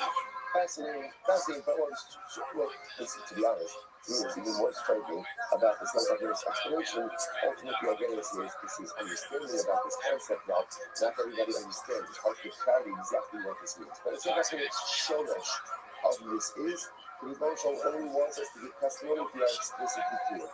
If there's any suffix involved in the testimony, the same person is Hashem does not want me to give it. And the most husband of it is the signature is the way we construct partial narratives, I should say, the way we construct complete narratives based on partial information. We do this with each other all the time. I see something, I hear something, I create an entire story. How many times does it happen after I create the entire story? I find out what? The story's wrong. The story's wrong. Why? Because I was operating with incomplete information. So it's the same thing. That's what's unfolding over here. Ultimately, again, items on it. I think there's another piece as well. That this idea of reciprocal punishment is that the Rebbe Shalom wants us to understand the achlaios that we have to the other. If you're going to go ahead and show up in this testament, that means you are willing to change someone else's life. If you're willing to change someone else's life, you better have skin in the game as well. Because if you're going to stand on the sidelines and then offer information, right, that could dramatically change the course of a person's existence, you can't do that unless you have skin in the game. If you want to go ahead and do something that's going to impact someone else, you need to ultimately, again, be involved in that scenario as well. And interestingly enough, in that way, this is also a beautiful bridge between the end of Sanhedrin and the beginning of Sanhedrin. When they say, what can you do at the end of Sanhedrin? You saw again, it says, Tzaddik Bali Olam, Tomo Bali Olam. Tzaddik is the world. Who comes to the world? Who do you quote? Who is the example of this? Noah. And again, Noah was one of the first people who you saw was concerned about the other. Noah created a sense of empathy about the other. Noah constructed the farming tools. Noah understood that sickness means caring about the other. A system of testimony only works as there's a sense of responsibility one for the other. If you can give testimony and just like walk away, if you're telling the truth, great. And if you're lying, whatever, then ultimately there's no shared sense of achlaios for the life or for the plight of the other. Even Zoe says, we are doing this together. We're doing everything together. Giving the testimony about someone, you need to feel the achlaios of the impact that your words may have on the life of the other. Incredible response. Okay, Mishnah. Kids are even messaging. So how do innocents become even zone? How does it work? So we usually know which term should I do? Should I chalitza? She also is a fascinating case. So what happens? We go with the Shua, right? So we're just calling 1 and 2. We need to show up, and they say about calling Ruben. Now, Ruben, as far as we know, is a color. Right? So he's been calling, he's been looking, he's been getting reshowed, right? All this stuff. Then what happens? Then what happened? Witnesses show up and they say, no, Reuben's not a Kohen. Instead, what? Instead, Reuben's father married a Grusha or a Chalisa. Right? He married a divorcee. Now, Kohen is not allowed to marry a divorcee. If a red is divorcee, then what's the halacha? The offspring was called a Chalal. Chalal, said it's a Chalal, again, Chalal is still a Kasher Yid, he's still a Kasher Jew, but he is precluded from doing the Avodah. So now, Reuben has been operating his whole life as a Kohen. Witnesses show up and they say, Reuben, you're not a Kohen because your father married a Grusha, and therefore you are Ben to Kisha Ben Chalisa. So it's now what happens. It turns out, second set of witnesses show up. They say it was 1 and 2. Hey, guys, how can you testify about this? Because you say you were at the Chatzah. You had the Chatzah of Reuben's father. But Reuben's father married Grusha. You weren't at the Chatzah. You weren't at the Chatzah. Hey, first of all, you weren't invited. And that's what it is, right? So, second of all, you were with us on that day at a different location. So what's halacha? Ein Omen, Yasa Zeben Rusha Ben Khalifa Kafka, and the word Rabban. So let's say, so again, there's a lot of issues to teach about this Mishnah. So the Mishnah begins to illustrate the concept of reciprocal punishment, but yet begins with the case of non-reciprocal punishment. So we'll say, so, I know, you can't so short back to the issue, you know, because everybody needs to learn. So you might sound like this. So then, I'm sorry. So like this, Mishnah like this. So if our witnesses show up and they say, we testified about Reuben as a Ben Yusha and Chalisa, second set of witnesses show up, they say, essentially, again, maybe Reuben, again, listen, the whole topic of these is the second set of witnesses are not weighing in on the legal dispute. They're not weighing in on the Din Torah. All you're saying is, first set of witnesses says, you can't be testifying about what you're testifying to because you were with us at the time of the event. So therefore, you're lying. So they show up. Second set of witnesses say, you can't, you have no idea if Reuben is a Ben Yusha or Chalisa. Because again, you weren't there. You weren't at the Chatzah. You don't know if the father married a Grusha or not. So let's say, so in this case, the Mishnah says, so it's okay. It's for the punishment. What should we do? We should make the Eidim into Chalalim. This is about, now, obviously, this will only work if the Eidim were Kohanim, right? But let's say, okay, because we were about making a Chalam, which the Mishnah says, no, we don't do that. We'll see why we don't do that. We don't do that. We do not visit the punishment upon them. In this case, he said, what do? We give them up. Give them up. Because we give them lashes. Okay. Good. So these words are just five. That's case number 1. Case number 1 in the Mishnah. Next. Maybe the other Mishnah should carry the dollars. Just in case. Witnesses 1 or 2 show up and say, hey, we saw Reuben accidentally kill Shimon. Alright, so that's not look up. If Reuben accidentally kills Shimon, there's a test of damage. Like Reuben has to go through the look up. So we saw, right, they testified that on Thursday, we talked about Nisan, we saw Reuben kill Shimon. Second set of witnesses show up and they say, sorry, there's no way you could have seen that. Cause on the phone, and we saw you were with us somewhere else. So now it turns out that the first set of witnesses are Eidim Zolim. So what's the halacha? So verses 8, only you can get packed on Amaleka Advan. Ultimately, again, you do not send the second set of witnesses to Dallas. Rather, what happens? They get Malchus. So we'll say, so a number of interesting facts come out of this Mishnah. Number 1, apparently we do not apply the universal practice of the Eidim Zolim. That's number 1. And number 2, in cases where we do not apply this concept of reciprocity, ultimately, again, we go ahead and impose Malchus upon them.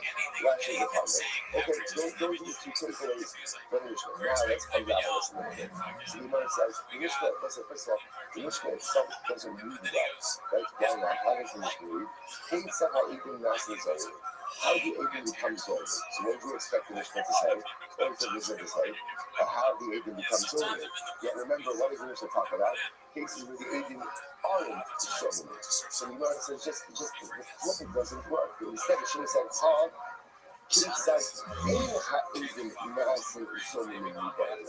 ultimately, again, it should have said, how do witnesses not become Zolim? That's what I should have seen in this scenario. To which we learned, but furthermore, Rod made the tongue of the Kamon, that which we learned later on, about Abu Lahem, Hey, Atam Me'igim. So remember what I said, you see this thing on in the next Mishnah. That's actually not the next Mishnah. It's Mishnah and Kale about it.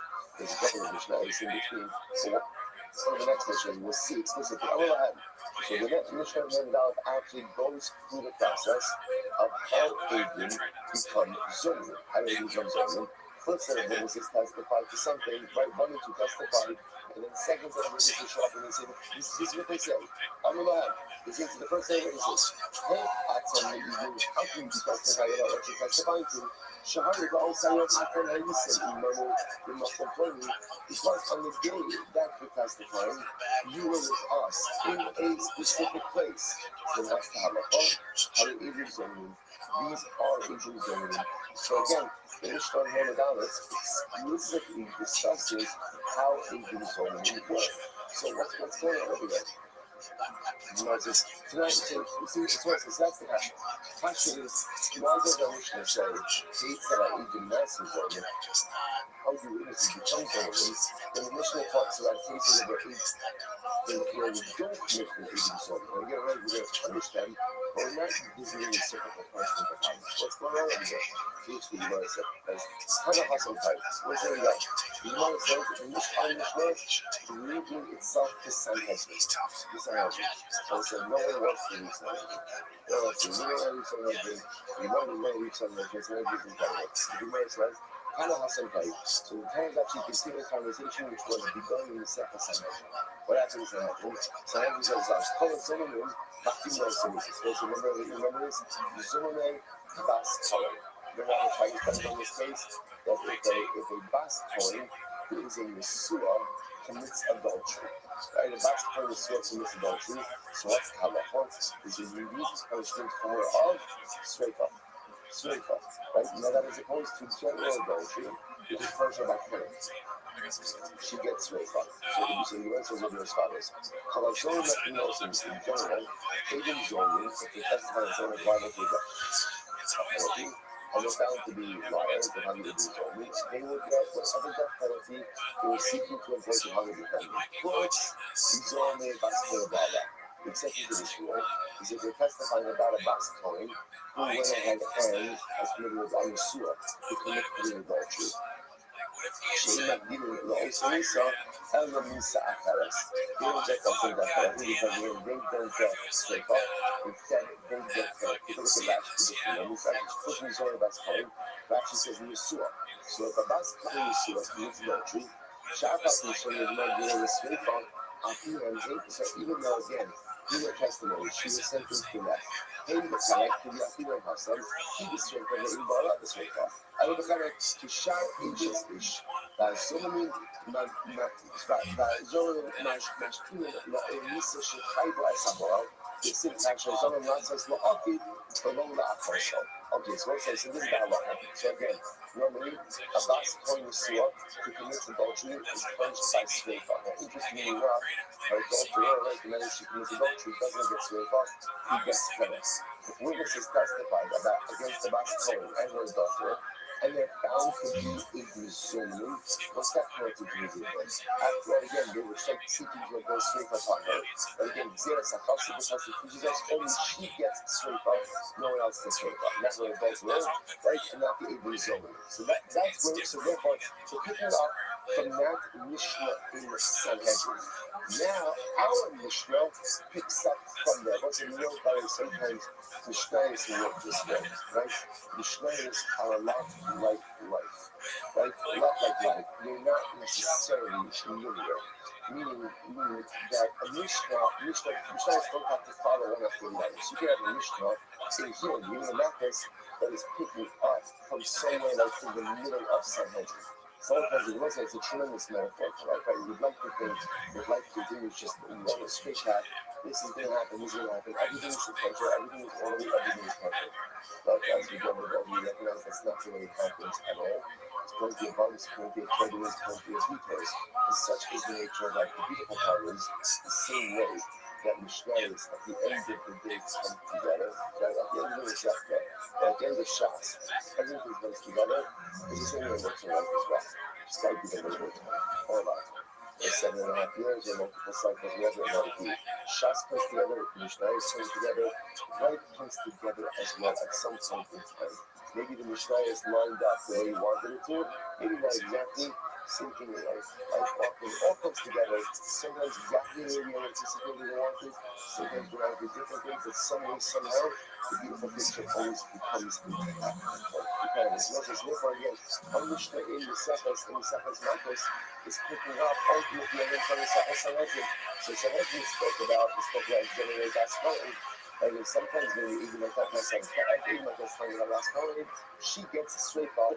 If it turns out that they're even zooming, they're not getting sweep up, they're getting cut. And now comes our Mishnah. So Kate said, so now watch this. So go back for just a second, sorry. Zome, what are zoning? Makdimin is general halacha is all zoning are going to get the same death penalty as the person that testifying against. Courts is zoning that's playing a ball. Shein makdimin also is elements of Paris, except for witnesses testified by Basconi, because they're going to get a death penalty, but not the same death penalty. She's going to get shofar, they're going to get fed. Now, our Mishnah continues on that theme. Yesh even zoning acheras. Then there's so what's saying? Essentially, we're going to see there's three categories of even zoning. Category one of even zoning is that halacha l'maisa, they get the exact reciprocal punishment. Category two is they get the same type of punishment, but not exactly the same punishment. For example, zoning that's going to get a death penalty, but what? Not the same death penalty. And then there's the third category of even zoning who what? Not get the same reciprocal punishment at all, but rather will get malchus. That's our Mishnah. That's our Mishnah. Is even zoning achir she'in oisin b'hem din hazama ha'ikar ela malchus ha'ikar. Right, so there's another category of even zoning. So our Mishnah category here even zoning, where they will get a punishment. But it's not reciprocal.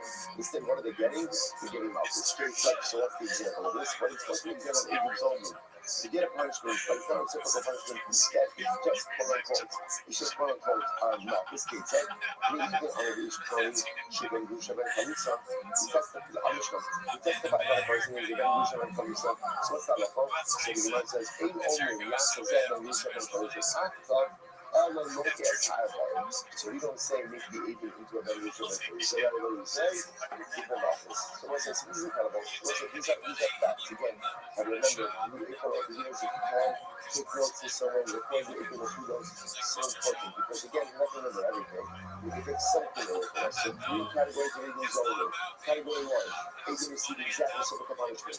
Category two, they receive the same type of punishment, but not exactly the same punishment. Really only one case like that, which is Zoe Bas Cohen. Right, because that last point, you know, adultery, she gets hit and they get fed. And then category two is only where they get a punishment, but it's not reciprocal at all. Right? And what's that? That's our Mishnah. That's Kedusha Ben Chalitza. That's jealous. If it turns out that the even Zoe, you're just going to get the malchus and not gender. That's not just to get malchus and not a different kind of punishment. Incredible. So that was a sense you know, how do you read? And where do you know this? I'm saying, how do you know that when witnesses testify, that let's say Ruben is a challah, he's a ben grusha, he's son of a divorcee. So the Mishnah says we do not make them into a ben grusha. Assuming that they're Kohanim, we don't make them into a ben grusha. How do you know that? Well, if the witnesses are Kohanim, make them challah. Make them challah before you're challah. Right? Why not Kohanim do that? So you must, I don't know, you don't do it. I'm going to show you very interesting. I'm going to show you some of that. See some no kashas on the low Rizaro. Wow. So as I said, the halacha is because that's expected to be to the witness as he conspires to do, but ultimately again not to his offspring. Isn't that incredible? Not to his offspring. So I say, so remember again, the halacha is that the person with Aiden Sober is saying is imposed upon the Aiden themselves. What's the problem? If you make the Aiden into a challah, right? You make the Aiden into a challah, then what happens? It has an impact on the kids as well. And that's not Aiden Sober. That's not Aiden Sober. So you must, okay, so let's really easy good. No problem.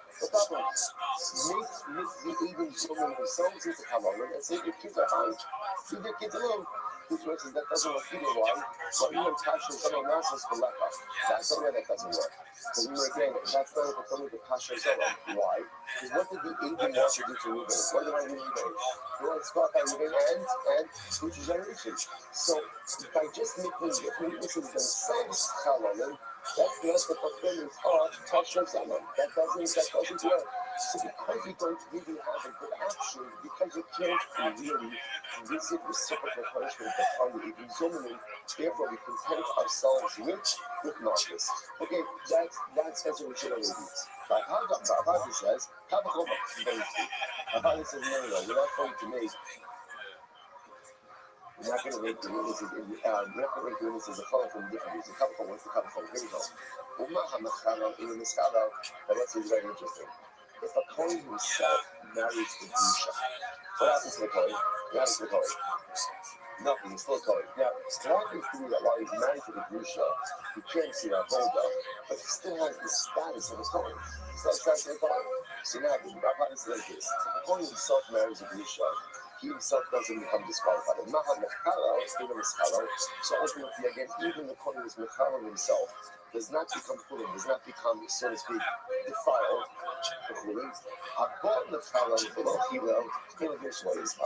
So therefore, an aid becomes to try to disqualify and doesn't end up disqualifying. Certainly, he himself can't be disqualified. You know what I'm saying? Even Zoman themselves can't be treated any more stringently than the defendant. Right? So in other words, if Ruben himself, right, who's testifying about it, if Ruben had married Yusha, he would not be disqualified. He'd still be a Kohen. So therefore, again, you can't make the agent, or you can't punish the agent with greater severity to then be defending himself. Interesting. Okay. There's somebody else has got that phrase in such a chances is the greatest thing from us. Look at that as well. So if you're using it on the mind to underline this, so Mahamachala ain't on this color. Let's say so many times in your life, you're in the color. And I call some other things. I violate, right? It's a thing. Right? I engage in extensive profanation. Right? All of the it's made up for, but again, I use the extensively already. Right? So again, how many times in life do I make things foolish? How many times do I do things wrong? So we think that often when we do bad things, we become bad people. Whether Dr. Abraham Kursky, has a beautiful book called Hungry Parent. And in this book he writes, the most important thing in birth is a parent should never tell their child that they're bad. The child is never bad. A good child could do a lot of bad things. And a good child could do some really terrible things. But you never tell a child that you're bad. Because telling a child that you're bad is a statement about the essence of the child. And Kursky says this, he says, we all do bad things. The most incredible thing that the book always reminds us of is just because I do bad things, that doesn't mean I'm a bad person. I'm a really good person who has a difficult time staying on the right path. I'm a good person who sometimes is a little bit really challenged. I'm a good person who sometimes makes a lot of really bad mistakes. But deep down, that good height is still absolutely there, still intact. And that's that phrase. Umahamashala, Eromaskala.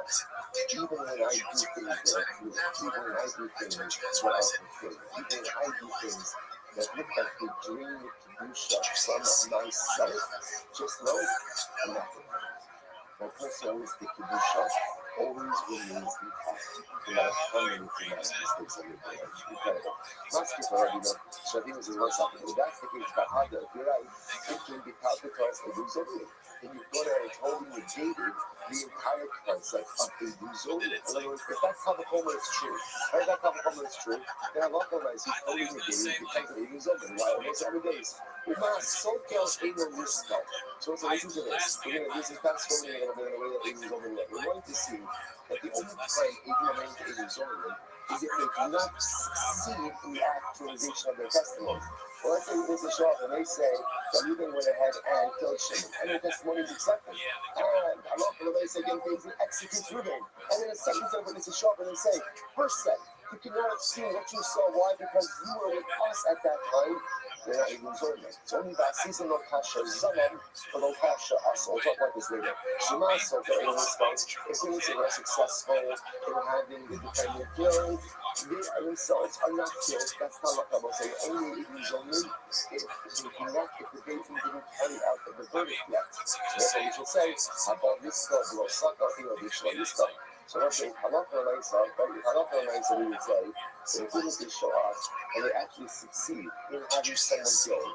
Right? Then they turn out to be even Zorman. If they even themselves are not killed, then all the more so what? All the more so, but if we just try to get someone killed and they don't succeed, and then it's like I said, we just short to try to get them this kind of life, only the first section that we killed. That means that they're even Zorman. And about that condition in the and then let's say it turns out that the Kavakomer about how that is never been called Kavakomer instead, he would go into the position of the usual way. So I was like, I don't know what in Ishmael, which is that even for one of say, testify, even as a Bengushal, even as a fellow. Right? And now, I recognize again, it turns out Samson is a shop, and since the person who cannot know your permission to deal with us, on the day that we were 500 back now, or we didn't got whatever it was. Now, what is, we do not make the witnesses into Halal. Instead, we give them notice. Why? Based on the Shabbat. Because by ceasing of the Kasher Zaman, the low reside. Because that what is reciprocal punishment is only visited upon the witnesses themselves, not on their offspring. Making the witnesses into Halal will impact their offspring. And that we don't do. So because we can't visit reciprocal punishment upon the Utham, what do? We go ahead and we give them notice. Incredible. What's the case in the base two? That's next. We even on the Rish Punishment high as Douglas. Next case. Right? Witnesses testify that Ruben killed Shimon accidentally. And therefore Ruben is Chayi Douglas. Ruben is Chayi Douglas. Then it turns out that second set of witnesses show up and they say, first set of witnesses, you could not have seen that because on the day that you testified that Ruben killed Shimon, you were with us. So what's that about? First set of witnesses that you Zoman, but they don't get Douglas. Instead, they get Moses. You know what I mean? How do you know? Maybe they should get Douglas. So we learn that. I'm going to tell you that it's Yamaka, who's Yonas, Al-Ahasari, who the next one is. Beautiful lesson, because the passage says that once God Douglas, he says, he will flee to one of the cities of refuge. He will be killer, and that is resolved. That Douglas is a unique to the unique person that is this one, for the actual killer himself, not for the agent. Who the Lord is on you. Okay, that's your selfish. But Yochanan says, California, who shall nice to the nation in Angola. So I said, that's Yochanan says, California. If you didn't kill Shimon intentionally, there's no bonus in that scenario. Who shall nice to the nation in Angola. So if you didn't kill Shimon intentionally, you did not get bonus. Ain't Shimon also nice to the nation. So ultimately, again, it's just certain of the witnesses, I don't know if they're witnesses, I don't really know if they're witnesses, the witnesses didn't do any nice at all. That's why what they're doing, they're offering up people. People's not a nice, people's speech. We want to think exactly. If somebody didn't actually think a nice of the nation, there's no bonus to that. So the witnesses, the agents always, they didn't even do a nice stuff. They didn't do action, just offer up words. Certainly, they should not be sent to brothers. You can actually says over here, the last line I actually, Sha'asa Maisa is in a dollar. Aholik Sha'asa Maisa.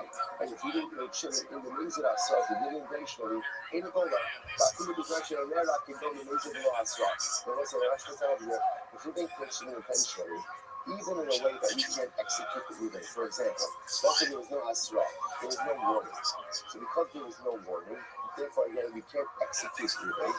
So you might have thought that again in that case we did. Also, as you go to balance, therefore Rashi says, "They should also my amazing and the people of the Allah, the reason you do anything should you do amazing." So look at example Kapakoma. Why don't they even go to Dallas? Because if someone told you eventually did a nice and amazing doesn't go to Dallas. Even didn't even do a nice, they just offered up speech, certainly should not go to Dallas. Whereas it was happening. Vino says, who shall us a nice one easy low release? And yours wasn't low. Hold up. Let's analyze the reasoning for this. Why is it that if you didn't kill Shimmy intentionally, why is it that you didn't kill him those others? Like, and listen, now again, let's hold down. Obviously, the case is, even in Asla, you didn't really execute it. But let's say the case where you didn't kill Shimmy without even in Asla. Not even in Asla, so you don't even do it, but you can't execute it. Why doesn't you can go to Douglas under those circumstances? Why not? Because this is this. Creative growth that having a kapara. Interestingly enough, Douglas is a kapara. Douglas is an atonement. Atonement has to be deserved. Has to be deserved. And if I have not the Mesa, not the Mesa, you know, says over here, Ruben, if you intentionally kills Shimon, is not deserving of that kapara. That's why he does not get to Douglas. Ein Shema Asu Mesa related. Not being able to do a habit kapara. Maybe even Zonin, he didn't do a Mesa. Perhaps again, it should be said to Douglas as a kapara. In other words, so they're going to say, if you're going to try to make a kapara, right? What's the kapara? Kapara is okay. If they didn't intentionally kill him, Shimon did a Mesa, and if he doesn't get Douglas, then certain witnesses who didn't do a Mesa, they didn't do a Mesa, this big video, this big speech, should not go to Douglas. So let's see what's happening. Hold on. The reason why Ruben, when he killed Shimon, doesn't go to Douglas is because Douglas is an atonement. When you do such a dramatic act of bloodshed, you don't deserve that level of atonement. But witnesses, even so, maybe because they didn't do a nice right? All they did was what? So they did was keyboards. Maybe they should be able to be atoned to $14. Huge big matters. Allah, the Kabbalah is like, it's not very right. You know what? It appears, the real reason for this is like it's like, so whether it's like you say, who you on this Allah, has I who, and also, there's only, because of Douglas, is reserved for who? Who's the who? Who's the who? Like, who being paid about who's the who? The who is the person who killed the shoulders. That's it. No one else goes to Douglas. Incredible. So, okay, so again, I'm not going to say that this is not something that was successfully done. You know, could be showing out the time. If you explain the Mishnah. So number one was it's just like that's what we're number one. To explain that our Mishnah, although the Seabrook is picking up in the middle of nowhere, is actually not picking up in the middle of Kami Sanhedrin. And this for Mishnah Sanhedrin, and our Mishnah, we're trying to look at three categories of Indian Zoning. Right? Category one, where we visit exactly what the punishment. Category two, same type of punishment like a death penalty, but not the same death penalty. That's Zoning with that's Zoning. And then category three, which is our Mishnah, where we can't visit any kind of reciprocal punishment. What do we do in that circumstance? Malchus. Malchus. Okay, let me teach this to Malchus. Case number one, Ben Busha Ben Chalisa. Why can't you go ahead and make the Indian Zoning into a Ben Busha Ben Chalisa? Baksisem lo v'lo mizaro. You can only revisit the reciprocal punishment of how you eat if it impacts them, but if it impacts your offspring, no. That can't do it. And therefore, you're making it even into a kama or impact your offspring. Case number two, right? We even testify that we don't kill Shimon, and therefore you should go to Douglas. We don't say even to Douglas. Why? There's Lakish, Huyanos, Zerachakas, the Pasuk. Only one person goes to Douglas, and that is the accidental killer. No one else goes to Douglas. No one else goes to Douglas. Good. So what's that? You know, pretty much the Douglas in the college. Beautiful. Now, what's that again? So maybe they can repeat the Indian Zoning. I don't know. What has the Indian Zoning in that part of life? So it's like this. For maybe you see that as a scriptural allusion to the Zoning. Not as some of the Zoning. Haksi. Haksi is what that's about. There's a passage, right? There's an explicit passage. And the passage says, Haksi and no passion son of you shall do to the witness that which he conspired to do to his father. It's a punishment. It says, what's the Allah? When is the Zoning shall not see your time? You're right, the answer is power. The way we know, or what's the asking over here is, where do you know category 3 of Indian Zoning? Where does that come from? And where does that come from? That if you can't visit it, so I could have just easily said, if you can't visit it, so the punishment of your Indian then what? What's in that law? Right? I don't know. If you can't do it. Where do we know this concept that if you can't visit the reciprocal punishment upon the Indian Zoning, that halacha l'maisa, now halacha l'maisa, we go ahead and we give them up. Where is that from? It's very big. It's equal psychotic to Shia Sarasha. So the passage says, the passage in its entirety is, Ki Yari Vin Anoshim, Nichu Anam Mishpat, Mishpato. If people will have an argument, they'll come before judgment, we should judge them. And the passage says, it's Tijra Satsadi, Shia Sarasha. You don't be again, you exonerate, right? Or right righteous the tzaddik, right? And you go ahead and you go ahead and you find the Rasha culpable. Okay? Then it says afterwards, and it will be if the Rasha is subject to Malchus, so we're going to give him Malchus. So what's that? The pasuk is written strange things, right? The Gemara says, I understand, what does this mean? The Gemara says, I'm sorry. The CBT goes down with Shua Tzarasha. You shouldn't get Tika Zazai with Shua Tzarasha, Yaman and Tzarasha. What does this mean? So what's it actually points out like this? The pasuk is written in a strange way. Why does the pasuk say it's Tika Zazai with Shua Tzarasha? The pasuk is just say, people have a fight, people have a disagreement, case for no case. Both sides just make right because what do you think is the tzaddik in Russia? So it's a tzaddik in Russia are very strong terms, right? Often again, in a court case, like that case where someone is a tzaddik and someone is a Russia. What do you have? Someone who's right and someone who's wrong. And someone is against these sides, and someone is against sides again. Right now, the court case comes out that this person is a tzaddik, this person is a Russia. This person is liable, this person is exempt. So why, if we went by why tzaddik and Russia? And what does it mean? One person will be a tzaddik, one person will be a Russia, and if the Russia is subject to Malchus, why Russia? Why all these special tzaddik in Russia? Here's the Gemara says, and then I'll tell you why. There's something happening, something deeper happening over there. Ella, here we go.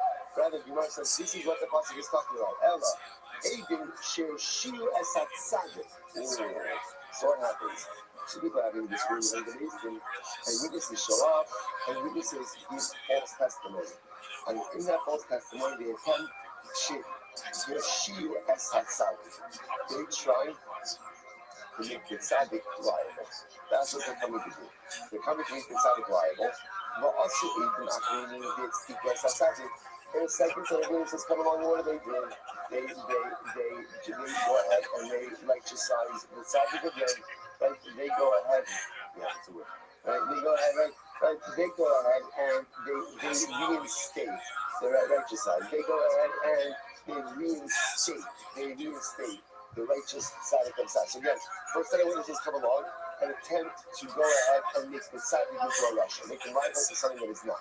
Second set of witnesses come along and once again, righteous side of the tzaddik. They go ahead and they try to reinstate the fact that he's really a tzaddik, which is another way of saying. They go ahead and they claim the first set could not have seen what they claim to have seen. Why? Because they're with us. It is over. So let's talk about and therefore they make the first set of witnesses into a shot. That's the discussion of the shine over here, right? Is about the result. They make the first set of witnesses into a shine, and the result is and they are close to Russia. So what's the reason for the what does the pasuk say? But sometimes in cases of Ibn you cannot impose reciprocal punishment. Now again, as you saw, there are two categories for which you can, or two categories, one category now, for which you can't impose reciprocal punishment. So what do you do when you can't impose reciprocal punishment? The pasuk says, and do not cause Russia. It will be ultimately again, then you give Malchus. So the pasuk is telling us, I am going to cause Russia. So most of this entire pasuk is talking about a case of a witness who showed up, sought to go ahead and decide to give Russia, give false testimony. Second witnesses came along and righteousized the tzaddik, reinstated his status by showing that the first set of witnesses were not telling the truth. They could not have seen what the someone did to Ibn Zomin. And sometimes Ibn Zomin cannot be given reciprocal punishment. What do you do in that case? The pasuk says, "V'hayah bin hakos harasha." You give Malchus to the Rasha. You give Malchus to the Rasha. Ultimately, you're getting Malchus. That's the case. Beautiful. First white line. I have to say, believe me, Rosanna. I don't care. Let's do this. Why don't you say that Ibn Zomin, if you take the reciprocal punishment, will go ahead and get Malchus because of the violation of Rosanna. First of all, Rosanna, they have by chapter. Don't be a false witness. Ten commandments. So you're in violation of Halal. In general, every violation of Torah, so that comes with Malchus. So why not just give them Malchus? Give them Malchus for Rosanna. Because you shouldn't have a lot to the Malchus. We're not going to always say Malchus like that. Because Rosanna is not going to Malchus. It's a lie without the action. There's no Malchus. You can't give Malchus for lav she'in b'maisa. So even though Rosanna is a lav, it did not allow us to give Malchus, because we only give Malchus for something actional. Testimony is not actional. Therefore, again, Ibn Zomin getting Malchus has to be learned out from Bahaya and Bina Kosarash. Check it out, listen. Okay, I was going to say, that is a good place. Now, it's very many ladies on. Here we go. There are 4 things that ladies on, and there are many more before. 4 things for now. What are the 4 things? Number 1, a nice and unusual Halisa. Right? You cannot, even are testifying that moving is unusual Halisa. And then, another thing is going on and say, first thing, we do not know that the relationship is real with us. We do not need to use something for unusual Halisa. That's number 1. Number 2, a woman with what? Witnesses can show up, testify that we didn't kill children. Like accidentally, and if it's $5. Then second, say, witness we could always say, first thing, you see, yeah, because you were with us on that day that the event occurred, don't send the Zolomon to Doris. Okay, those first 2 things we get months, that's understood. Next, they Mashalman Esa Kofer. We do not make Ibn Zolomon pay Kofer. You know, what's that case? That case is if witnesses show up and they say, we saw Reuben's shard killed Shimon. We saw Reuben's shard killed Shimon. I'm not going to even get it. If shard kills someone, there is a culprit payment that is made. So the kills that the witnesses will learn. Even Solomon, we do not impose culprit upon them. They give them culprit. Okay, so the Gemara says, the even kind of evidence. And also, they are not told with evidence. Now, what does this mean? If witnesses showed up and they said that we saw Reuben steal some Shimon, and let's say again, Reuben does not have enough money to pay back the stolen object. What's the halacha? Reuben doesn't have enough money to pay back the stolen object. What's the halacha? He sold them to servitude. So let's say it turns out that the witnesses are lying, we don't sell them as an evidence. Okay, so these are 4 things that we said. We're going to go through each of them. And the keeper says, in Shalman al Piatzma. That the keeper says not only that, but they also don't go ahead and pay based on their own admission. So Rashi points out over here, in Shalman al Piatzma, Rashi says, in his move of Basin, it's about 5 lines up before it gets wide. In his move of Basin, this kid found in Amida Madin, Allah Zamasan, Ad Shebar, who found the Basin, Acher. The whole Yushin Basin Pro, you're going to come up first time. Listen, we'll see this, that if halacha l'maisa, you have a case where Edom, were made into Edom Zolomon. But then what ends up happening is they essentially, before the verdict is passed, they admit their culpability. They don't pay based on their own admission. We'll see that case. Fine, so let's analyze. Here we go. You don't make Edom into Ben Yushav and Chalutza. Kidamra. All right, done. Check. We're going to deliver that. Next. And go on and Mikla. Kidamra. Check. We did that also. That's $70. We did that through Jonas, and not being Zolomon. Good. Here we show us a call. That's interesting. So I have to take off. So let's know what's this case. We did this and they say we saw Reuben's ox kill Shimon on Thursday, and then second day we're going to say, hey, Federer, you might have seen that because you were with us on Thursday. What's the halacha? They don't take over. Why not? It's interesting. Where it says, Kasavri, Kufa Kapara, the Hanila B'nei Kapara. Let's say for the very simple reason that ultimately, again, the Kufa payment is a Kapara, is an atonement payment for the person whose ox killed the victim. But again, even Zolomon, we need to punish them, but they don't need that Kapara. Right? So therefore, it doesn't make sense to impose the Kufa upon them. And Kufa itself is for Kapara for atonement purposes. Rashi says over here, if you look at the first wide line, Rashi says, before that, second to last short, like Kufa Kapara, the Chapra al Zeshar Shoro Esa Adam, the Hanilat B'nei Kapara, Shlo Halak Shoram Adam. So as much as we have to punish Ibn Zolomon, we're not going to give them comfort. Why not?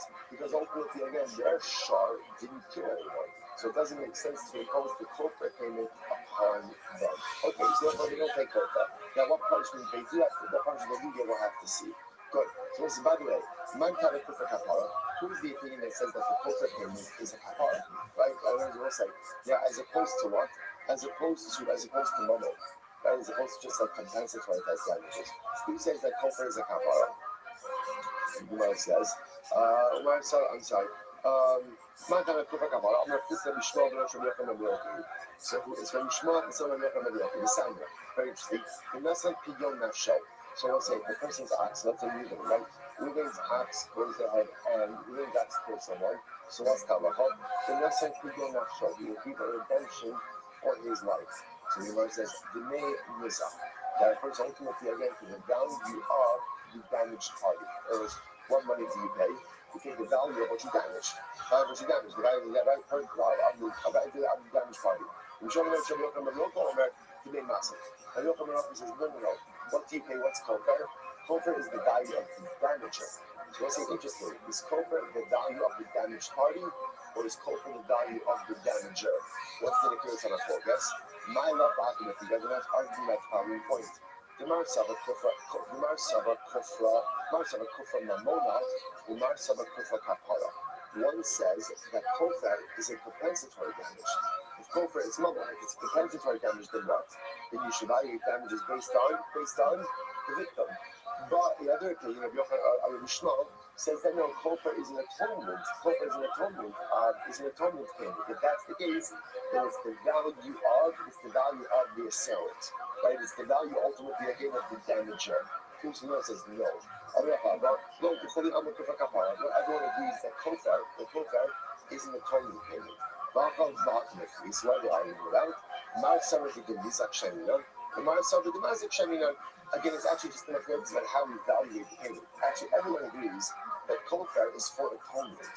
The shaila just is, how are you assessing the atonement payment? Is it based on the value of the damager, or is it based on the value of the damaged party? So the Gemara says, my son, the magic shamina, my and they both say, here's what's interesting. I understand that Bishwar is something, right? Bishwar says, but the magic shamina, we value kofar payment based on the value of the assailant, of the perpetrator, which makes sense. Because if it's his kofar, right, if it's his atonement, then it makes sense for him to pay his value. What's the logic of the Rabbanan who said they pay the value of the damaged party? If it's not compensatory, but rather again it's kofar, why would you pay the value of the damaged party? So it's very simple. Ne'emar hashasa lemata, and ne'emar hashasa lemala. Let's say it says ultimately again hashasa, which means to impose a payment. It says to impose a payment lemata. And let's say Rashi points out over here. Obviously, we're going to stop it for today. Because we're going to for davening. So once this is done, I'm leaving a little bit of a cliffhanger. Again, really exciting because now we ventured into new information as well. Right? And in this new information, again, we're talking about kofar. Now, we're leaving off that everyone agrees that kofar is an atonement payment. It's kapara. What is it valued based on? That's my focus for Rabbi Yochanan, or Rabbi Shmuel, and Rabbanan. Rabbi Shmuel is the value of the perpetrator, which makes sense if it's an atonement payment. And the Rabbanan, ultimately, again, it's the value of the victim. Now, why the Rabbanan holds value of the victim? That's the cliffhanger. To be continued tomorrow at Shabbos Rosai. Welcome to the Sefas Makos. Shabbos Rosai, we're going to be gathering in Yetz Hashem in the main shul.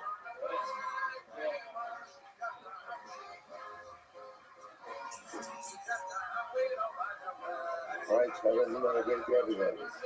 Love those as an office.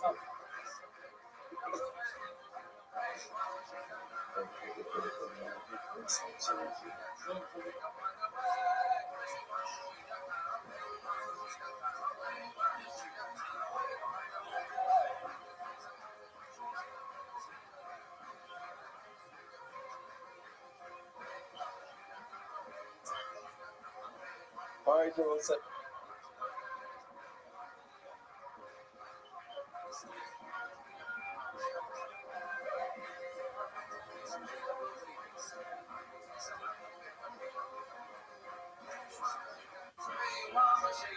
Good morning, let us begin. Baruch Hashem, Shachiyam V'Kimah begin. The last stop of Sanhedrin. Pleasure to thank all of our sponsors for this morning cheer to thank our commentary sponsor, I'm your commentary sponsor, Reflection Pay Hey. Naftali Tilson and Mishpacha will dedicate all the Shem Drushes this year as a Zichus for the Sorrow Trouble to Am Yisrael. Paul Pollack. In celebration, commentary sponsor for month of Nisan Abba, the celebration of the Nisan birthdays comes with Kathy and his granddaughter Tikva Esther Pollack. An anonymous commentary sponsorship in the Swiss of Simchas for all of our children and for Nisan to be the month of Geula Shlema for all of Klal Yisrael.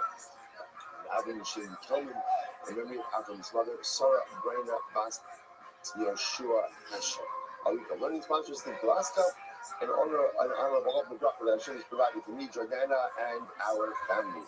And our Dafyomi sponsor for today, the Mordechai Tost, Ilui Nishmas, Zvi Menachem ben Avram Aryeh Zichron Yevracha, and get ready for this, and on the occasion of Rav Mordechai's completion of Shas.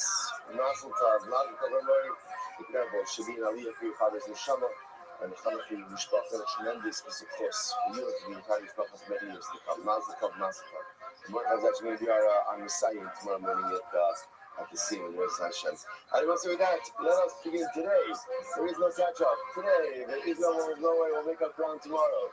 Today is Mamish. This is the day. This is it. This is where we make it all happen. It all comes together.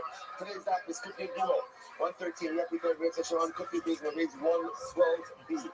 And we have to put off Yetz Hashem 2, 4, 6, 7 lines down from the page. And we're going through a fascinating sugya of Irani Dafas, tragic yet fascinating as well of Irani Dafas. And specifically, we're focusing now on when you destroy the Irani Dafas, what is included and what is excluded. So, in words of Amanar, how you bow, Kachim, there are cars. We're talking about us literally again, animals or items that it doesn't just be animals, but items that are sanctified for offering up on the Mizbeach.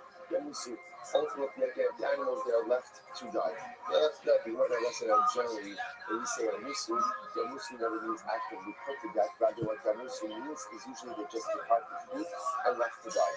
Left to die, he was not my Muslim. You're actually saying, you're not going to be good. Why? There's a better mechanism. What's the better mechanism? Let them graze until they develop them, which will never be happen, and then go ahead and sell them all. And utilize just essentially transfer the same to your authority. The animal becomes freedom, and let the animal itself be redeemed. The reference is no, no, because remember, who does this carbon belong to? This carbon belongs to Russia. Belongs to a number of the Iranian Dafas. We don't want that carbon. I don't want it. No one wants it. Therefore, your wants us to go ahead and operate would be almost like in the front. And therefore, I love the money says when we actually let it die. We tell you something, mom and buy it. It's like you said, ultimately, again, it is the law is considered to be the property of the owner. It's not by it. Now, because it's property of the owner, let's talk about all properties of members of the owner. Thus, it's destroyed. Destroys. So we mentioned the heart of a country have afterwards.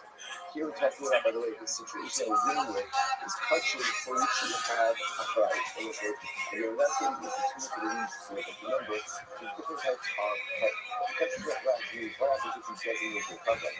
And something happens to it. Are you obligated to replace it? You're doing so whatever happens. So you want to suggest over here. So in this case, we're talking about Kabbalah, for which you have arthritis. Which means if somebody has this sort of Kabbalah, you are obligated to go ahead and replace it. But Shimon is on the moment by it. Shimon holds that Allah for myself, any carbon for which you have arthritis, by definition, is your property. And if it is your property, then Allah for myself, it's got to be destroyed as part of the only Dafas. Here's the problem. Coming to Seder Rabbi Shimon, here's the problem. Since the Seder explicitly articulates that its position of the Shimon, the Pashto installation was Rabbi Shimon. So you hear the word says, the Kachim Kalim Ali Gabi Yosef. You're right.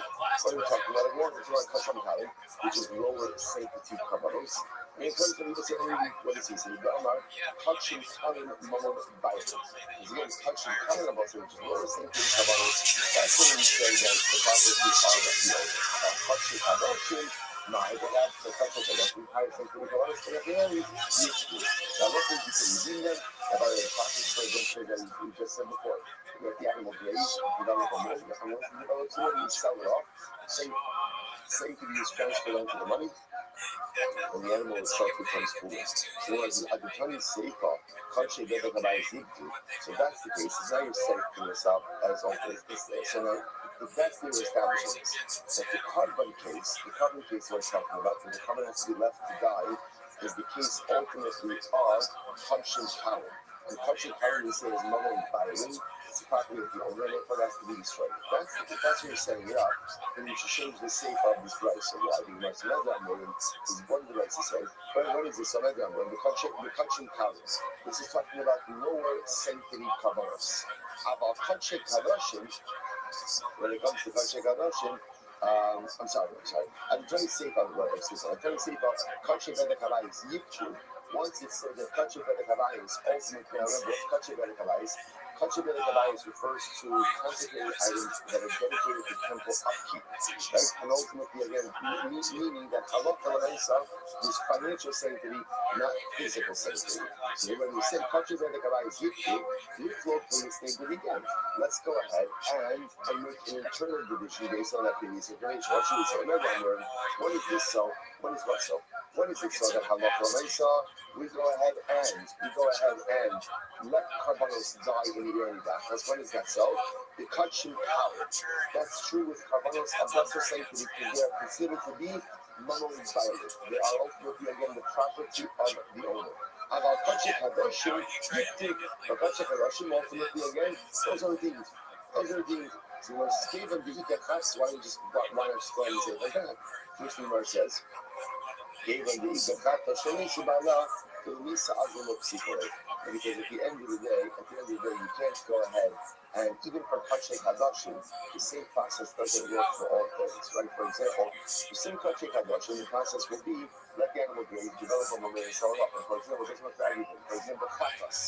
Carbon Chatas, that process doesn't work. Carbon Chatas, everyone agrees. The animal itself is left to die, it's left to starve, and it just dies. So since you don't have a uniform process for Kachek Hadashim, you can't say it that way. Okay? So which one do you have to this also said going back to just a second. So now I understand why Rabbi Yochanan doesn't say that Shakish considered Zera for showing for Ida. You're going to get a Yochanan holds that halacha l'maisa there's no redemption for the Kabbalahs. Why? Because the Yochanan holds that the notion of going ahead and bringing the covenant of a Russia to the base of the flesh is unfathomable. You can't do it. It's not like a shame for everybody offering of a Russia is an abomination. And the Shakish, my time not like Rabbi Yochanan. The language with Shakish not like Rabbi Yochanan. I'm in a car, so Shakish would say, here means Zerach Hashem Ta'iba. When we say that the offering of a Russia is a Ta'iba, how do you hear and this new united? That's true when the covenant itself is in existence. In other words, if there's a Russia, and the Russia has a carbon over, right, there's a shvaz in the Zava, you can't bring that, because to bring carbon of a Russia, that's considered to be abominative. However, like this is like Avakakal, even the Ishtani, I have to be made of words, it's abominative. Right, so again, so Raisa, if however, Halakha Raisa, even the Ishtani, right, but at the end of the day, is the change, then ultimately again, it's changed. Now, what does that mean? So it's very interesting. So Shakish will say like this, one can't you bring the covenant of Russia, or the actual covenant itself? Russia has a covenant as the Shlomim, you can't bring that covenant. But if that covenant changes, what does it changes? Let's say again, that covenant develops some more. Now you have money, right? And that money now is being used for this, and if you sell it, that's okay. So it's interesting, that's the fundamental approach of Yochanan Shakish. Yochanan will say the covenant of Russia in any form is problematic. But ultimately, again, Yochanan will say, Shakish will say that it's only problematic if it's going to be your form. If it changes form, then it's going to be your form. So it's a thing that is a tremendous Mr. Haskell. Right? When is the covenant of the Russia rejected? When it's unchanged. But the moment that it changes is the moment that it's suffering. In life, sometimes we make tremendous mistakes. And in those moments of tremendous mistake, the truth is, to a certain degree, there's a piece of us that's rejected. Because the Russia can't come close. The Russia is weak. We catch at a distance. Whatever the Russia wants to offer up, that's an abomination. And here's the incredible news. So saying, just don't stay Russia. Just change form. Just change what you are. Just change who you are. Just affect some level of change within your life and don't be the Russia anymore. And suddenly, anything and everything you want to give is accepted. overwhelming response. He wrote it like this. If she wrote the Hamster couple of the Hamas Bukhari Meiser, so she says again, the only thing, again, back to property of the Eri Dachas. So remember again, the Eri Dachas, what is destroyed? Your animals. However, again, any animal of the car and Meiser, so coming again, first person, Meiser Shani, is not destroyed. Meiser, what's the case? So either of the between, so again, if we're talking about an unblemished car, just a regular Meiser Shani animal, so that's obvious that's not shows how it really that's why. Because that belongs to the Ribbon Shalom. That's not personal property. I love the body moving. So ultimately again, maybe it's from the body moving. So if the body moving, Shlomo moving. And ultimately again, that's the property of the member of the Eri Dachas, and that's what it is. But I'm not really owning the body moving. So really to the body moving, the Mishnah conversation to this is very interesting. So it's body moving. Let's say it's a car. And the first born animal, what's that? How do you get a first born animal? What do you get? What do you take the animal? You take home. If the animal develops a month on its own, right? If you go and blemish and say, oh well, it's blemished, that doesn't work. But if it becomes blemished on its own, then it's my animal. So you might say like this, what are we talking about over here? We're talking about, say, for example, a blemished bakar. Now, if it's a blemished bakar, that's my animal. If it's my animal, then it should be destroyed as part of the property of the Eri Dachas. Why would it be excluded? Which you might tell you, I love you. You should not have a car as the Hentaka. Because the Torah is very specific. When the Torah speaks about the property that is destroyed in the Dachas, it identifies the Hentaka, your animal. What does your animal mean? What's your able she'in echoing? Because the Hentaka, area of the Torah's Bakar in Meiser B'Shal Shamayim. So this is interesting. Even though unblemished Bakar, ultimately again is yours to consume, yours to utilize, but its origination point is not as your animal. The Hentaka means the animal that was yours and solely yours from the beginning. There's something that had consecrated status. Even if now that consecrated status changed, halacha l'maisa, that's not your animal. That's not your animal. And because it's not your animal, therefore again, even though now it's committed for usage, that is not to be destroyed with the Eri Dachas. If we get the shmuel, because again, since its origination point was the animal of the Ribbon Shalom, if we get the shmuel, it's arguing the shmuel, the shmuel, hakol kara, that kol mitzvah. The shmuel says it makes a strange thing. Everything is offered and everything is redeemed. What does that mean? That kama, haki kama, kol shekara kishu come, the niftik kishu bam, is a animal that is offered up when it's unblemished. And can be redeemed when it is blemished. The shara is excluded from destruction of the Eri Dachas because that's called the Ribbon Shalom's property. The whole shekara kishurutam, the only the kishurubam, but anything that ultimately again is offered up or has to be shown is unblemished.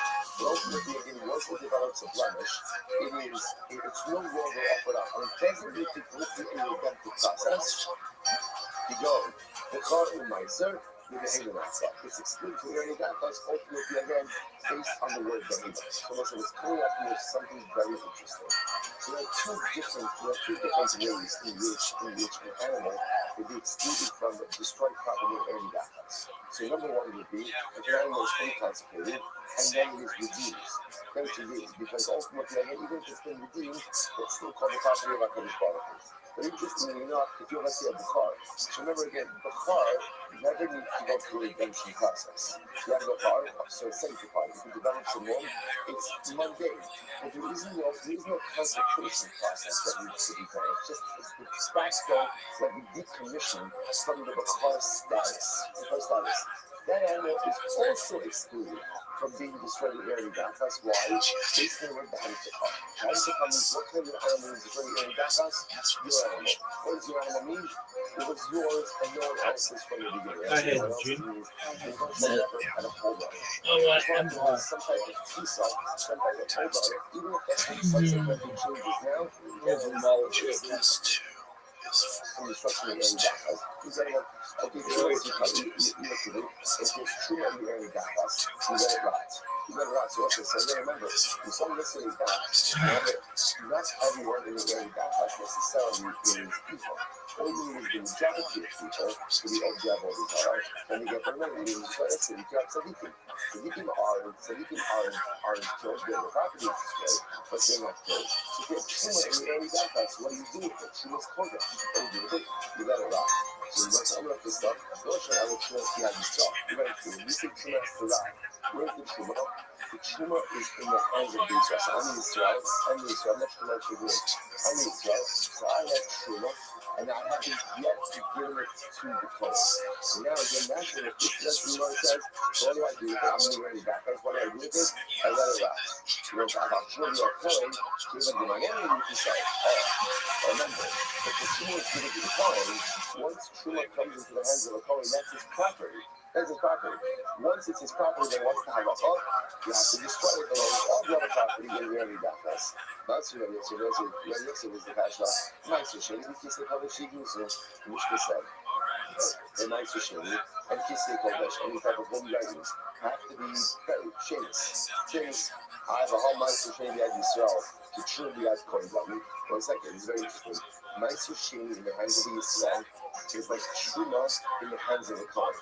And yet, again, what does it say? So, we just said that Truma has the Kohen, what happens to it? Should be destroyed because it's his bubble.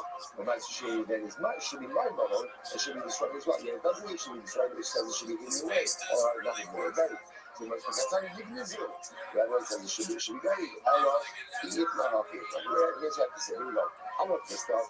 Why should I have a Truma be a Kohen? When do you say that ultimately again, Truma is the one is that, and it's Truma in the hands of the Kohen. About Truma biyad Yisrael, do not see the Kohen should be there. So that's a very interesting. So what do you do with Truma in the hands of Yisrael? What do you do there? It's fascinating. You go ahead and remove that to a different city. Send that to a Kohen in a different city. So that's a really kind of fascinating idea. So I love what it means. Truma in the hands of Yisrael, it doesn't belong to you. It's not mine. So watch this. So because it's not mine, therefore it's not what? It's not our property. Because it's not our property, therefore it doesn't have to be destroyed in a way without us. So what do I do? It's a very simple idea. Send it to a Kohen in a different city. That's all. Just get down in the city and give it to a different Kohen. Fascinating. So it's my house anyway. These are some nice for shady. So just fascinating halacha. But if the Truma is in the hands of the Kohen, then ultimately again it has to rot. But the Maisa, again, if Halacha Maisa, it is in the hands of the Yisrael, get it out of the city and give it to another Kohen. That's the answer to them. So we go, Isa Shana Shishim, from the Ella to the north. So it's the Ella, it's the bill of Maisa Shishim. The bill of Maisa Shishim is utter from the Kala. Right? Remember again, no leave on Yisrael. They can go, and you can go, I have to give a portion of my dough to the Kohen. That is the obligation of Kala. Maisa Shishim dough is utter from the Kala. You're there. From the Kala. You say no, you're obligated to give Kala even from the dough of Maisa Shishim. I'm not going to stop. My Kohen is my Maisa Shishim, you Sharai. It's very interesting.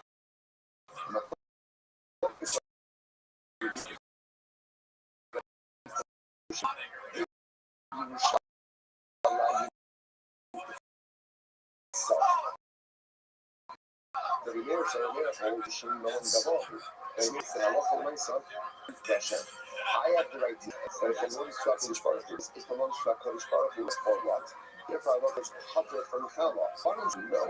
Maitrish belongs to me. It has certain scriptures which how it dictate how it's to be consumed, but it belongs to me. Because it belongs to me, therefore what? It's Chaim Kala. So the Lord says, Abba, Sigburim, Kamashishim, outside of Yerushalayim, that's why I was about it. Everyone agrees, ultimately, again, it's part of the palace. So, not so yes, if is the Kasha, nice and shady, we can say, God, I shouldn't use it, so let's go after any backups. So, like, when we say that any backups, what happens to nice and shady? After nice and shady, it's buried. It's buried. So, nice and what's going on here? So, now, even if Yerushalayim, so if you're talking about nice and shady in Yerushalayim, this is fascinating. So the Gemara says, "Me have Yerei Gachas." This is fascinating. Yerushalayim can never become a Yerei Gachas. So can never become a Yerei Gachas. So the Gemara says, "Vatan." The Gemara says, "Vatan." aside from them of Yerushalayim, there are 10 unique features of Yerushalayim Yachodesh, Vizu Achos Mehem. And ultimately, again, this is one of them. Eino Naasis Ilhami Bachas. Ultimately, again, it can never become an Ilhami Bachas. And once they say again, the reason for that, by the way, if you go to Rashi says that we are, no, Rashi, sorry. The reason that why is because remember, the Pasuk talks about the idea that really that house is one of the it happened in a city and it's given to the rich to acquire. There's a whole yisod that Yerushalayim is known as Half and Shvatim. Yerushalayim belongs to all the Klal Yisrael and does not belong to any particular shape. So because Yerushalayim doesn't belong to a shape, right?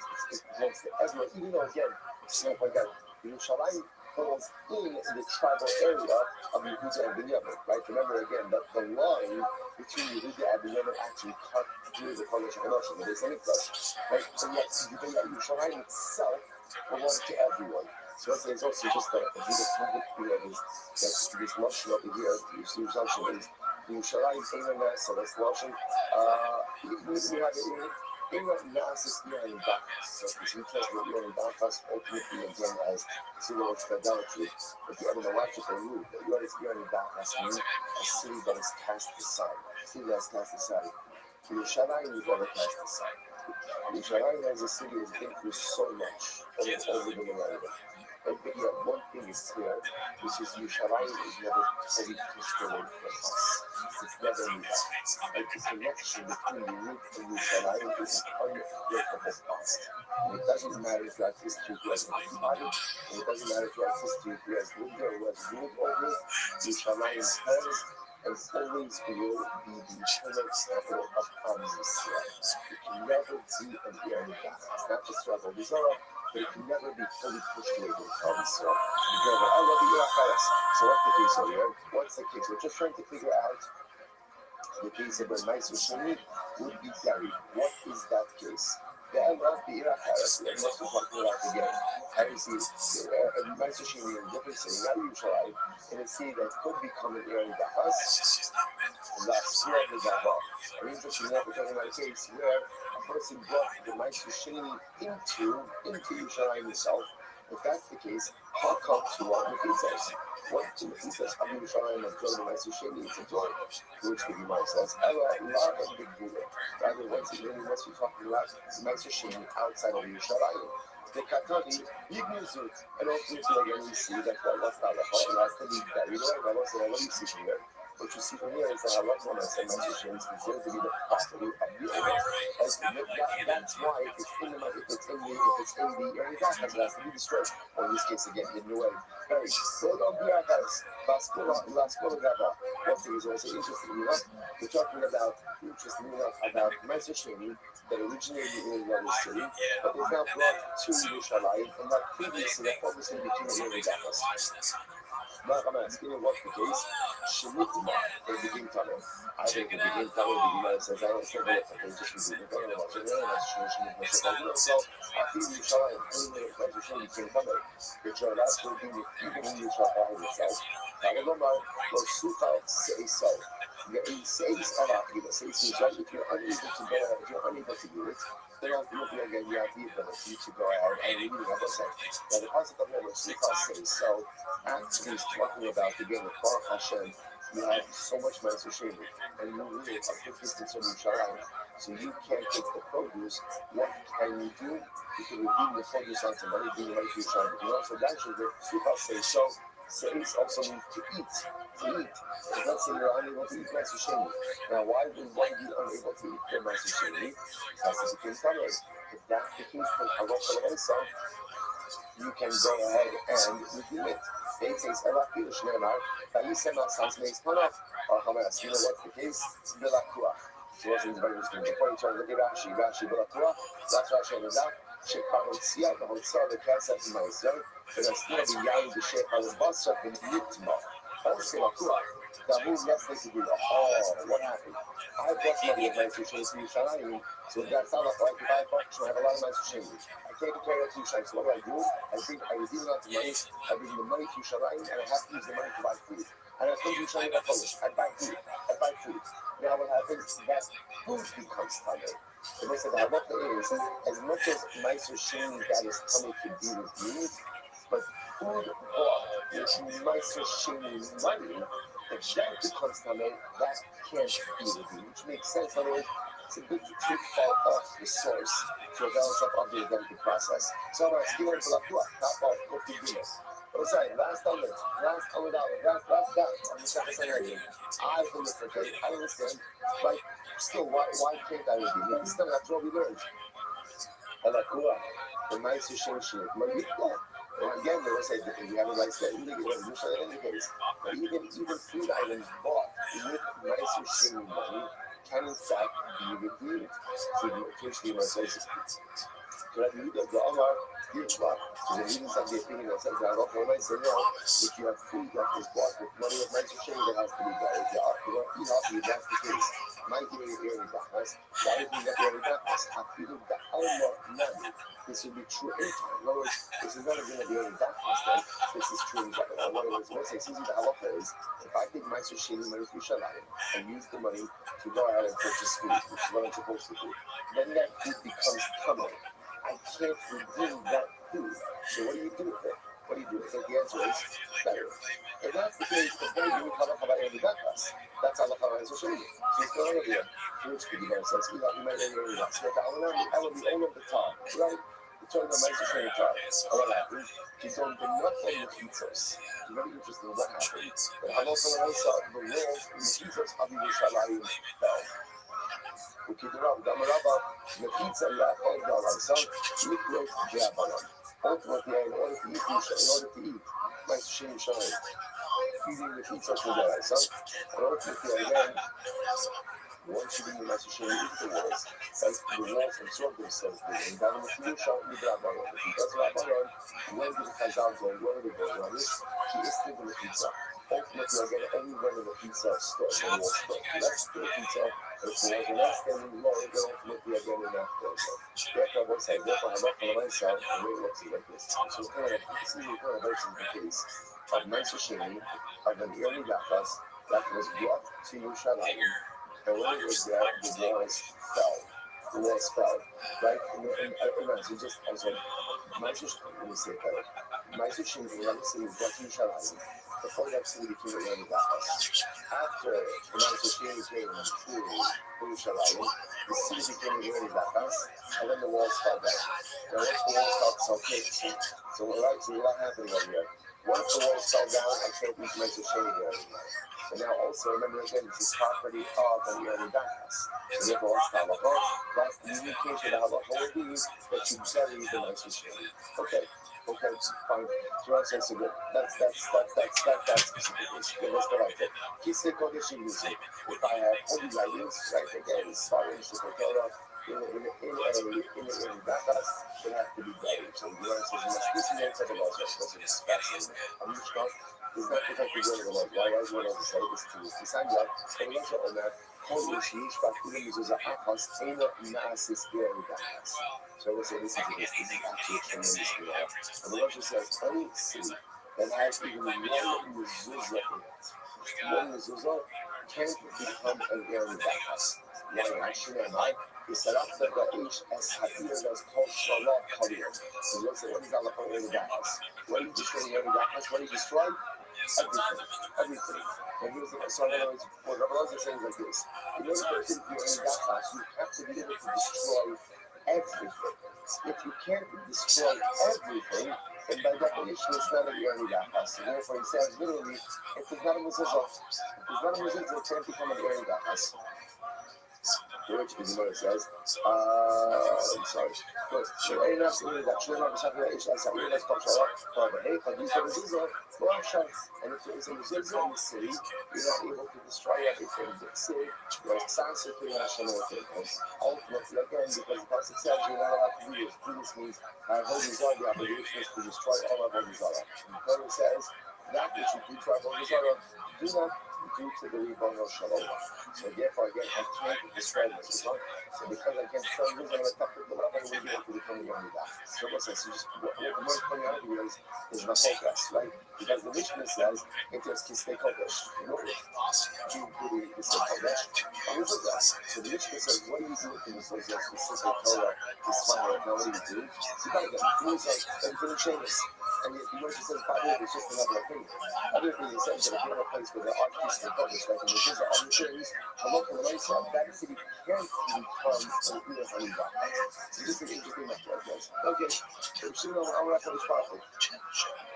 So what's Shimon says this follows. Shimon said that again, this was the end of the Mishnah. Right, end of the Mishnah. So what happened over here? So we're going to say, I'm not going to start with it. Let's actually just see it now. So we're going to say, I'm not going to start with it. So we're going to Limba, the very Adin, I don't know what's going to do. I don't know. This is this. Come back on, sha'at the most of Cloud of Ba'asay. In fact, in the most Sasay, in Zayn also the Cloud of Okay, so now what is this? Take a look at Rashi for just a moment. Rashi says, it's almost right across in Rashi. Cloud Ba'asay, in fact, the most Sasay, keep going. The high sit and listen, if we see by the end of the Mishnah, we speak about again, what can you do about rebuilding of the Eridachas?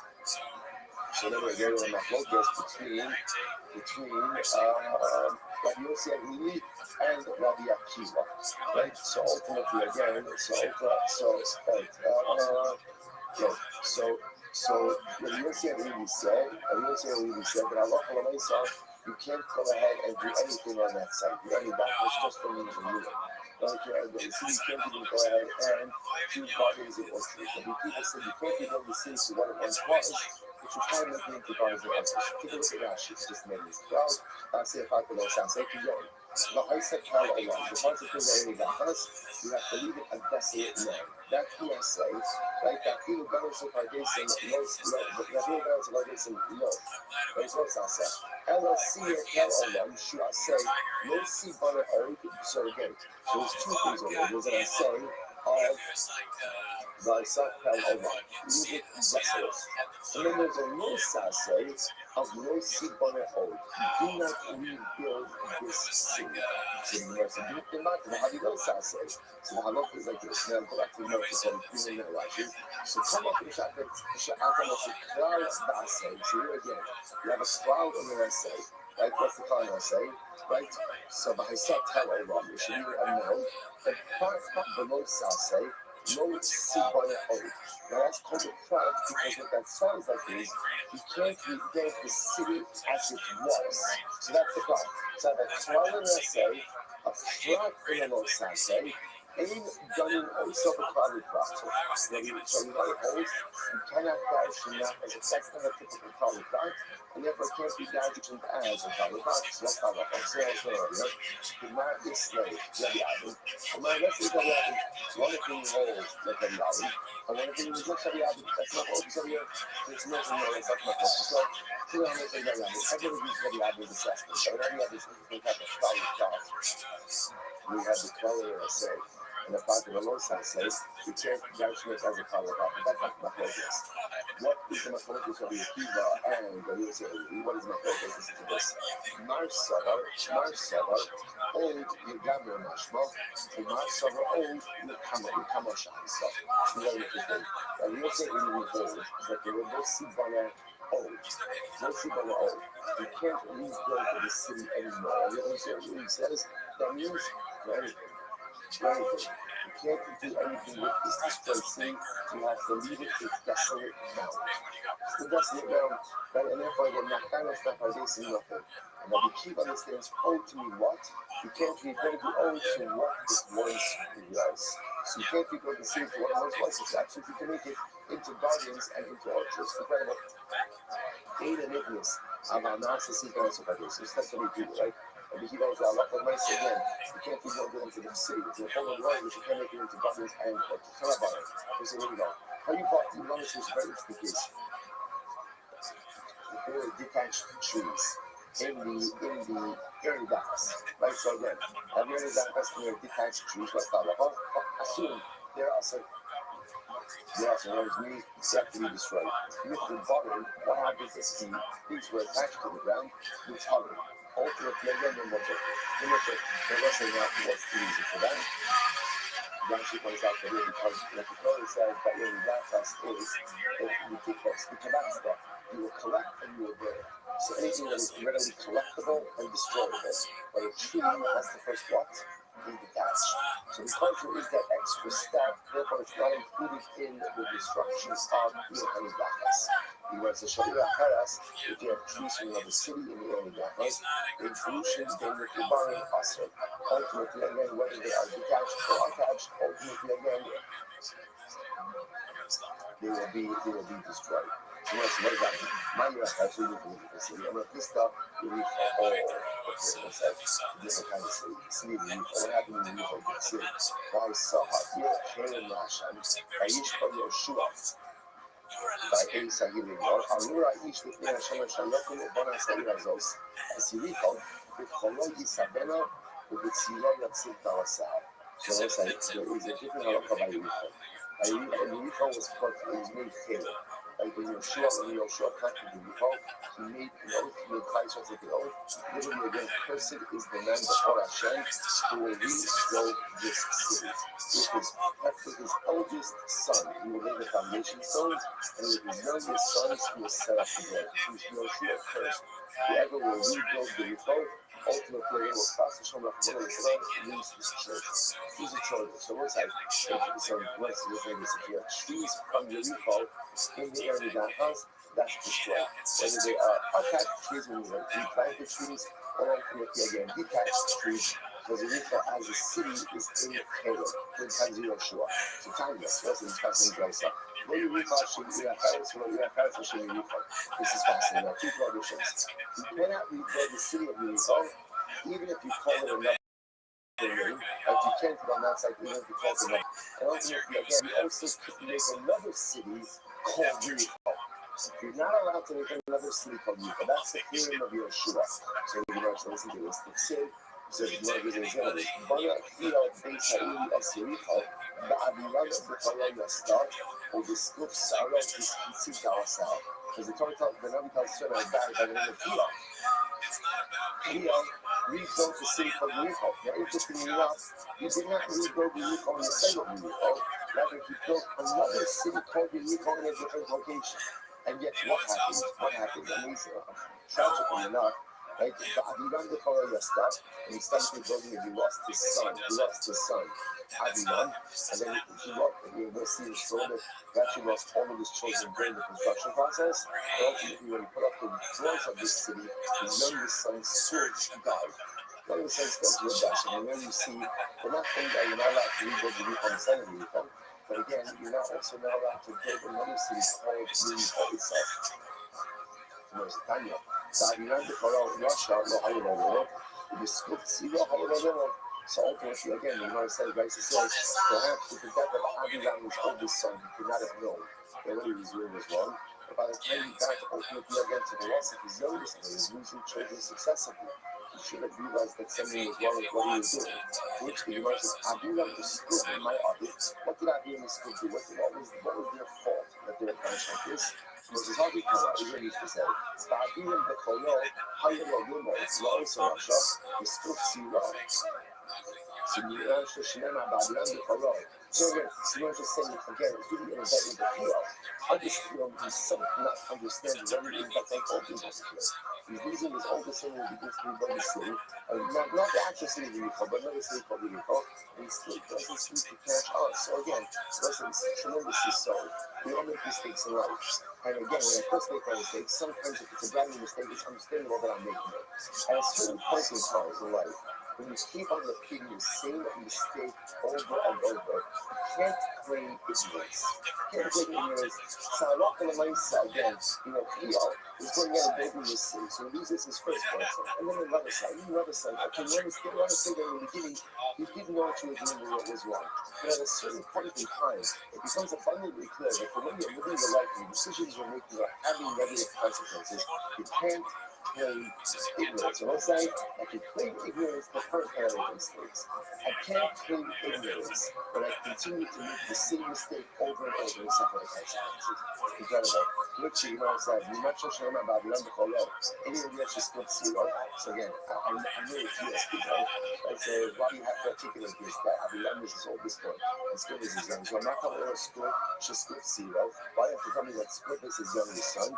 The Lamin Shayim, the Kaber, the Holy Knavion, and Split. So what's interesting? When the person gave it a thought, the maybe he just lost Aviram and Split. When you got such as Aviram when he started creating the city, and Split when he put up the doors, and maybe it's not the last question. No, he was losing his children successively from Aviram all the way to Split. I thought so. Listen to this story. Incredible. I thought Shoshmine Hava. I thought was a friend of Theo. Now let's say, about the way. When you've got a fellow like that, you know that you're in trouble. Right? Again, so obviously, he has not a good guy. The skills we go beautiful. Right? And again, let's say, you also, how else do you see that? Even if you're say he was a mistake, right? You said before, I don't know if he was, unfortunately, again, he was a spiritually compromised individual because he keeps going down a path even if he recognizes that there are spiritually deleterious results. He keeps on engaging in bad behavior to immediate consequences, and it does not stop. Keeps going. Okay, so now he's sitting Shiva. Sitting Shiva for his kids. He comes to me after level. We're going to see Sa'afa was his friend. Listen to this. Us ihu be'ilyon l'mishal b'shama beitan. So what's the word for this? Ilyon, right? Ilyon walks in together with Achel. Walks together with Achel. You saw Achel. So when you saw Achel, you just saw Achel. One of the kings who doesn't have a faith, no Haba. So Ilyon Navi walks in with Achel to pay a shiva visit to Theo. Yes, and Shiva and Ilyon Achel walking together. You also become, right? So ultimately, again, they walk in and what happens? And Achel begins to speak. Because everyone's trying to figure out, like, what happened over there? Why did you lose your kids? So Achel says, Dilma, Kimene Yoshua Haki, Kimene Yoshua Haki, not Lo Yericha Shem Iracheres, or Lo Iracheres Shem Yericha. So listen to this. Achel is like, I just realized something. Maybe when Yoshua cursed Yericho, he said not only are we not allowed to read Yericho, he said Yericho, but you also can't go to another city called Yericho, even somewhere else, and maybe Maybe that's why he just lost the kids. Just came to me, right? Let's love them together. Somewhere here, in. Everyone says, yes, that is correct. And that's why I think we pay attention to you. We spoke about this. Right? We spoke, that is the halacha. Amalei.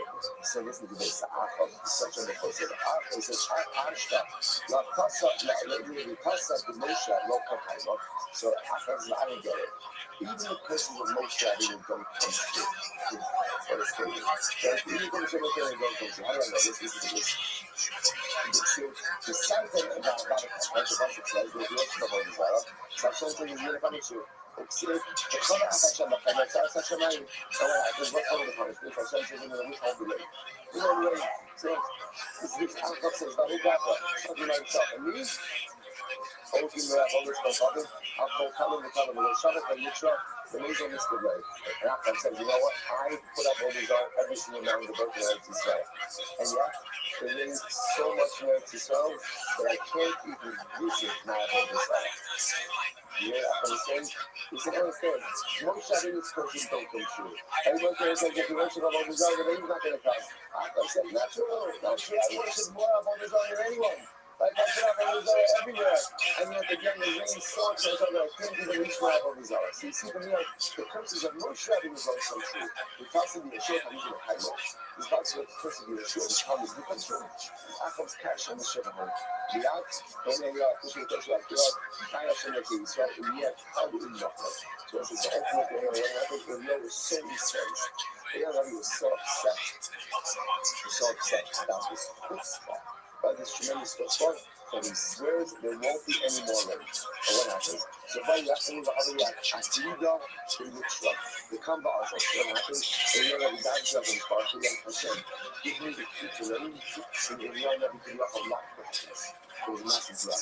No more rain. what happened? So I thought, hey, yo, into hiding. So I keep by Shem Ibn Abayim of the Park.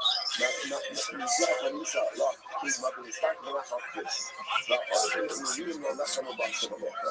So what happened? They want to go into hiding, and have a good hiding, he's going to go talk to the guy. Because his purse, like life fund, has to sort into regional black and families. He's in hiding.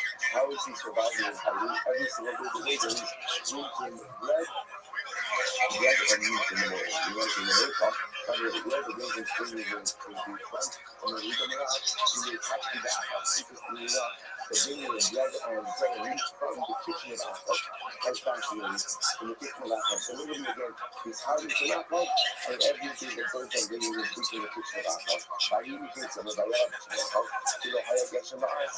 So ultimately, there is an obvious certain point of blood is something different. And literally again, there's no water. There's no water, right? It's food fried up in there, it's just we want the part of the color of our see, you can buy some of our more, should make stuff up, you know, what the real use of this fascinating. So I send you to bring me. So I said, to the upper, which is this, the upper, so it's not the place, to the upper, why? Because with the upper, I know it's holding the keys to raise. If you have the key, get the keys. Like I'm talking about to get the key back, go to the area on the beach. So I have the stage, Bahia had run out, the color of the shop, Bahia Sabais. So what happens? Once it's here, area when he goes to Santa, I can use the Santa, so what happens? You know, the story, the sun, she wants to get out of it, it's the sun becomes ill and dies. And then the subdivision that everyone to bring the young boy back to life. Like the Mason, like fire, I mean, the Mason, we go to the so we are going to ask for something lots of peace.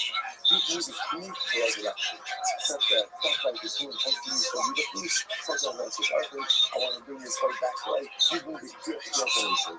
On the way, so it's the top, which is the IDO, Charles will take us on this Swedish here. In general, the three keys is what we never give out to anyone else. What three keys? Shakaya, Shalom, resurrection. The key of childbirth, the key of rain, and the key of resurrection. So again, Shakaya, you now have the key of rain. If I give you the key of resurrection, you'll be people are going to say, so that you have one key, and the Talmud has two keys, and you're going to have to keep rain and keep resurrection. Impossible. I see how the Shakaya, I make you a deal. Please give back the key to rain, the key of rain, and ultimately I'm going to give you the key of resurrection. That was part of ultimately again force the so to speak, to get back to the rain and end the regional government. So that's what we see. You guys are really so sort of say that story of the different guys. You guys can say that this stuff. Because there's certain Galileans, right? That's me in front of us. It's so much in the area of my God. What can you say you'll be compared to? The guys that the truth of the God, God is in the paper. Someone who lost the stars and then it lost the key. So they're not even kidding us. He locked the heavens, prevented the rains, but then he himself lost the key. So opened it back up, the key was going back up and sparkling. Gosh, Rabbi Yossi could see Paul. Let's listen to this. Rabbi Yossi, Gosh, the final against God. How about you? And listen, by the way, what a beautiful way to refer to Eliyahu. And listen, it's going to point out how incredible is it. Just a couple of days before Pesach, but Amir Tashem, you always want to join us at our Seder. And we're learning about Eliyahu Navi. So God says, listen to this. Abba Eliyahu. On the base. Kaplan Abba. Listen to this. So Yossi says, Abba Eliyahu was a kaplan. And what's kaplan? And Rashi says, we have kaplan on the base. What's the last time? Ohio kaplan. Shekas al-Aqab al-Chai Hashem. Eli Hashem al-Ila Ta'adunata. So the Yossi was very much devoted. He had a strict temperament. Now, doesn't mean he got angry, but Kaplan doesn't necessarily mean that one gets angry. Kaplan means just that one is very exacting. So he's at the chin over here. He's sitting there with Aqab. Aqab makes this incredulous statement, like an Aqab says, most of these countries don't come true. I'm the biggest organizer in the world, and you're co-winning. And if you're not even he was triggered by that. He was triggered by that, and acting listen, you know what life is all about? You know what life is all about? Life is all about the ability to hear people say stupid and hurtful things and move on. You can't react to every single thing that people say, because then you will spend your entire life in reactive mode. So what makes you say, hey, yo, you gotta learn to let things slide, even if it's akha, even if it's akha. Today, if I get Rabbi Yossi said, was a captain, was a captain. You know, stuff that he was reactive. He did not know how to just go and let things slide. So just look at this. This is great. Have a regular Yossi today. So if you know, you start a Chavisa Rabbi Yossi, used to have a Chavisa with Rabbi Yossi every single day. So what happened? Listen to this. After this statement, Kiriel got upset. That's what happened. Ex-CNA plus years. He didn't show up for 3 days. Look at 3 days. But also, he also, when he finally got up for 3 days, I was like, am I lost or not? But he said, what happened to you? What happened to you? Right? Why did you jump up on yourself? So I'm like, Captain Gary Silly. Oh, I got upset. I got upset. Why did I get upset? Because you called me a captain. Rabbi also said, yeah, exactly. Right? Fine, go ahead. Just what? You never gave these kind of conversations. Before you right? If you want to shows up, just say something like whatever you want to do. So I'm going to hug the camera because I talk with Mike. This is exactly. He's like Dr. Papa. He's like Dr. Papa.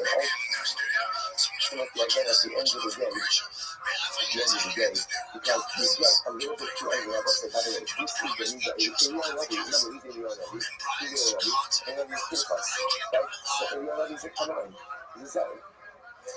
He's a captain, and specifically, ultimately, again, when he sees things that are done that are an affront to HaKadosh Baruch Hu, he can't take it. He has to react. And because he has to react, ultimately, that's what he's by the way, despite his interestingly enough, why Eliyahu and Nabi, right? When Nabi shows up 2 times, he shows up at a bris, he comes to every single bris. That's for a different reason, because the king that probably still had forsaken the covenant of HaKadosh Baruch Hu. So Moshe makes him come to every single verse. And every single verse, and let's say what happens, he shows up at the Red HaSeder. Right? You saw a beautiful cut for him at the Red HaSeder. They say, why do you go ahead? Why does he show up at the Seder?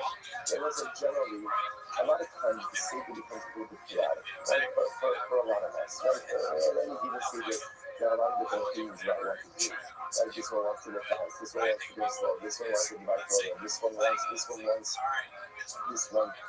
to eat, this one wants to sleep, this one wants to drink, this one wants to be covered.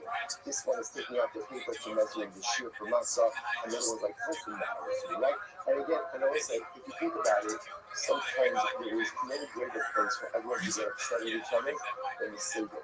So you have, again, the beauty of the Savior and the tremendous richness of the Savior is when family and friends are able to navigate together and not to each other. So when Nabi shows up, when Nabi shows how even people with differences of opinion and different culture are able to come together and make a beautiful experience, it's a little bit of a Muslim house that we don't know also. But sometimes, again, not everything is perfect. What you really need is the ability to live with one another, to coexist with one another, even if not everything is exactly as it should be. And when it comes to every single Savior and what we wanted to see at our Savior, more than anything, is shalom. And wanted to be able to see a sense of peace. Wanted to be able to see a family that gets along together, community that gets along together, friends that get along together, and people who may have a variety of different opinions sitting around the table, but you're still able to coexist with shalom. That's what the area of because again, they're going to be worth the cocktail. Well, he says, okay, you got to take it down a little bit. Because people aren't perfect. When we share even imperfect people are able to get along with each other. And we're able to go house to house, Savior to Savior, to be able to see the shalom within the study of problems. So, okay, we'll say, last piece of Gemara. As long as there's Shama in the world, there is anger, divine anger in the world. Man is Shama. It's never a Shama that we're referring to over here. Someone says, Man is Shama. I'm like, Yosef Gandhi. I love him. What's fascinating? Why is the Ghana of the power of diplomatic corruption? It's very simple. Because he said the Ghana does not respect the other. At the end of the day, he just doesn't respect anyone else. He doesn't care about anyone else. That is the greatest level of wishes. It is your fellow Jew. You cannot agree. When you can't respect your fellow Jew, that's wishes. When that exists in the world, ultimately again there's divine wrath. So you know, it says, depending on Russia, what you want to tell about the other. When Russia comes to the world, there's anger in the world. Shneimar, the Russia, down the road, and then come on, Russia, I'm going to look. when the Russian situation in the world, then there is good in the world. She never mind. Because other than you shut me now. When you shut my lost, there is joy. Sadik needs to over. When it's Sadik dies, Sadik leaves the world. Ultimately, again, it even comes to what you know now. A Sadik others, the English such an outload. Like she has said, something the English to make a lot of less stuff outside. Also, very profound. This is why when a Tzaddik dies, even if the Tzaddik is old, there's a profound sadness that's there. Because when the Tzaddik dies, there's his goodness, his good heart. He needs the world as well. Tzaddik body olam, when the Tzaddik comes to the world, Tova body olam. Ultimately, again, there is good that comes to the world as well. Shene'emar, Zayin HaChamim in Ashinu, and the Itzvon Yadu. As the Pasuk said, this will console us from our actions and from the sadness of God. Now, listen, it's fascinating to see. Right? The Gemara statement, Tzaddik body olam, Tova body olam. Tzaddik comes to the world, ultimately good comes to the world. And I was like, here's the example of this, this Pasuk is by who? It's by Noah. It's by Noah. And I said, how intriguing is it that the Gemara chooses to illustrate this concept with Noah? Right? After all, again, there's a region that focus about Noah. Was Noah a tzaddik, right? With the last side.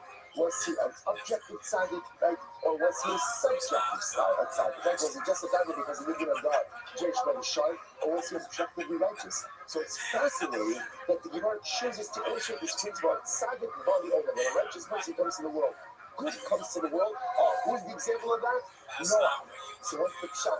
So let's say if you think about it for just a moment, even just say what is the Gemara quote? Zayin HaChamim. Now, by the way, why does it say Zayin HaChamim? Why does it say that Noah will console? Let's actually have a quote that says, what did Noah invent? Noah invented farming utensils. Farming utensils, up to Noah, he had to farm with their hands. He invented farming utensils. But essentially, Noah was one of the first people to do something meaningful and significant for the other. But also, what is the definition of a tzaddik? A tzaddik is a person who cares enough to live outside of himself. A tzaddik is a person who cares enough to live outside of his immediate family. To recognize that my life is not about me. My life is not what can I do for the crowd? What can I do for my community? What can I do for those around me? That's a tzaddik. Learning Torah by itself does not create tzaddikim. Because learning Torah by itself can very easily, very beautifully be viewed as a self-serving level. I love it. It's beautiful. It's fantastic. So what makes a tzaddik a tzaddik? Of course, you need the Torah. What really makes a tzaddik is a person who doesn't spend his life thinking about himself. Is a person who spends his life thinking about trying to figure out what can I do for the other? How can I make a difference in the lives of others? If you could bring being the kind of person who brings the nechama ultimately to others, and you eat small another person. So when they see another person who's broken, who's sad, to be the kind of person that can step in and make a difference, that's a tzaddik. Noah might not have been spiritually perfect. Maybe he was, maybe he wasn't. It's not close to this. But at the end of the day, he cares enough to do for the other. He cared enough to make a difference for the other. Also, if you think about it, by the way, just find something and just really 30 more seconds. It's funny to know that there's always a connection between the beginning of the Safra and the end of the Safra. Right? The beginning of the end of the Safra is Noah, right? And Noah ultimately, again, what's the tzaddik? Someone who is there for others. There's a time being with others. So let's say if you think about it, everything is set to begin, there's no idea. Right? How does that begin? So the Safra again is a phrase, you know, moments for social, which again meant, like, if you want to adjudicate my cases, you need a big mystery. Like, you get the hierarchy social. And what is that? There's a reason which also. There are a lot of different problems in life. There's human problems, right? There's resilience to problems, injuries, difficulties, sadness, sickness, mental capacity, damages, right? All these are all the different kinds of issues in life. Only in the fact that there's a morality problem, like there's all kinds of issues in life. How do you navigate the issues, the difficulties in life? And there's always one answer. Bishlosha, bishlosha, bishlosha, bishlosha. You can't navigate life alone. You have to be there. All of us need other people, and we need to be there for other people. It is so tempting to kind of just live in your own paradise and just worry about yourself and worry about the other. Because that's not what makes tzaddikim, and it's not what makes Klal Yisrael. What makes Klal Yisrael is that whatever you have to go through, whatever the Mamonas, Kavanas, Hazekas, whatever it is, Bishlosha. As long as we're there for each other, whatever the challenge is, we will get through it together. That's how the Masechta begins, and how the Masechta ends. Once it's tzaddik is enough. Because when you are the kind of person who is there for others, when you're the kind of person who cares for others, that ultimately, again, is what creates tzaddikim to the I will say so much more to say, so much more to say, so much more to right? The Rambam, yes, I give it Rambam. I also owe you a really Yitzhak of on the story with Achab and the Eliyahu. Again, so Mirz Hashem, tomorrow. We'll do tomorrow. We'll say a tremendous shkoyach to everyone. Again, details for the Siyum forthcoming in Mirz Hashem. I'm always going to make our Siyum tomorrow. Tomorrow morning we'll be beginning Sefer Malchus. You know what I'm saying? What a journey. There's no opportunity to give us the cup. We keep working together to grow together for many years to come. Shkoyach, everyone. Back to Rockland, thanks for tuning in. So we should just patron, you get early access in 10 minutes of show. And I would just like to say I'm happy to be here with Missy Dude, that song was so good. In the comments, there's just comment after comment. A lot of comments. There's a lot. It was a great song. You did a very good job. It doesn't feel that way, but I understand. Yeah, I'm working this out. This is a motherfucker. I'm being serious. Okay, if you're going to be serious about how good the song was, now I think you don't think we did it. No. It's a great song. You remember 4 weeks ago, I had you record the thing. And I had a lot that I was going to get ready to do it that week. But I kept thinking of things and I kept wanting to redo things. And I gave up on it. So 4 weeks with the upgrades is not the same. That can be like a few hours. I want to say good morning. I have no idea. 4 weeks ago, dude, that scares me because I have no, to me, we did that a few days ago. We also did do it a few days ago, but the first time we did the Jojo thing, that was 4 weeks ago. I have a video. Maybe I can bring it out. Good morning. A good is of course Baruch Hashem. We get our second to last day of Masechta Sanhedrin. We begin by thanking all of our sponsors for this morning's show today. Our annual Hanukkah sponsor, the Fencing Mishpacha of Eretz Yisrael. So dedicating all the children's rushes this year, as is the course for the Sarah Temple Song of Israel. And the sponsors for the month of Nisan, I've already recorded holiday celebration of the recent birthdays of Israel Kabi and his granddaughter Tikva Esther Malik for anonymous sponsorship in the source. I sing this for all of our children and for Nisan to be the month of the English Shlema for Klal Yisrael. Avram Yishim Bikonim, the dedicated Shiurim this month in memory of Avram's mother, Sarah Brighter Basi Yeshua Hashis for the Rafa, Arika Brain, sponsor Steve Galaska, in honor of all of the brothers that Hashem has provided with me, Jordana, and our incredibly beautiful Washington ladies, one of our sponsors for generosity, and commitment, and I will say that a tremendous is of course our Hashem to be able to continue our journey in the second and today's God is couple of days, one goal. We are picking up on 50 the Aleph on the days, so on the days, let's pick up 10 lines down. 10 lines down from the top. That should be just to be fair. We got much further, like 2 lines further than that. But we're so far behind the man just starting there.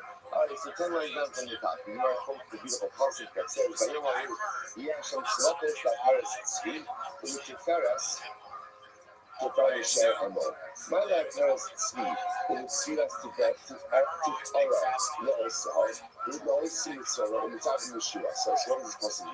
Yachol, even if one chooses to shower his bracha upon all people, maybe again, let's say, how this part stuff. Similar responsible every week, every Jew gets the brachas from our person. So I'll say this is incredible. Kabbalah, Yishe'er Amor. So Torah says, brachas only given to She'er, or She'er Amor. We really Shemeisim Atzma Tishirai.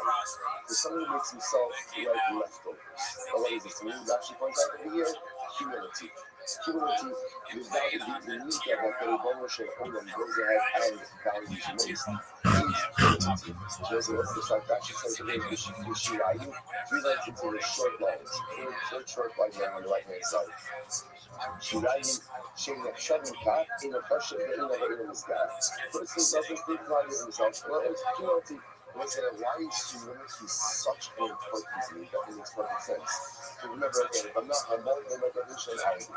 The moment that a person is arrogant, they feel that they have absolutely no work, nothing to work on, nothing to improve, nothing to try to build on. So therefore, once a person is suffering, unfortunately, again, from the emotional malady of arrogance, there's simply nowhere to go. You can't work with a person, such a person is unopened, not open to anything. Conversely, when a person goes ahead and is humble, so a person first still recognizes their accomplishments, still recognizes their pluses, but at the same time also recognizes all of the areas of weakness, all the things that need to be improved, all the work that needs to be done. So he gets a responsible shot of someone who is humble. That's the respect. Leadership out of respect. So what's the respect? Which is a little bit zero. Make sure to come a shower. What does this mean? The respect, what does that mean? Is it how well the essence of?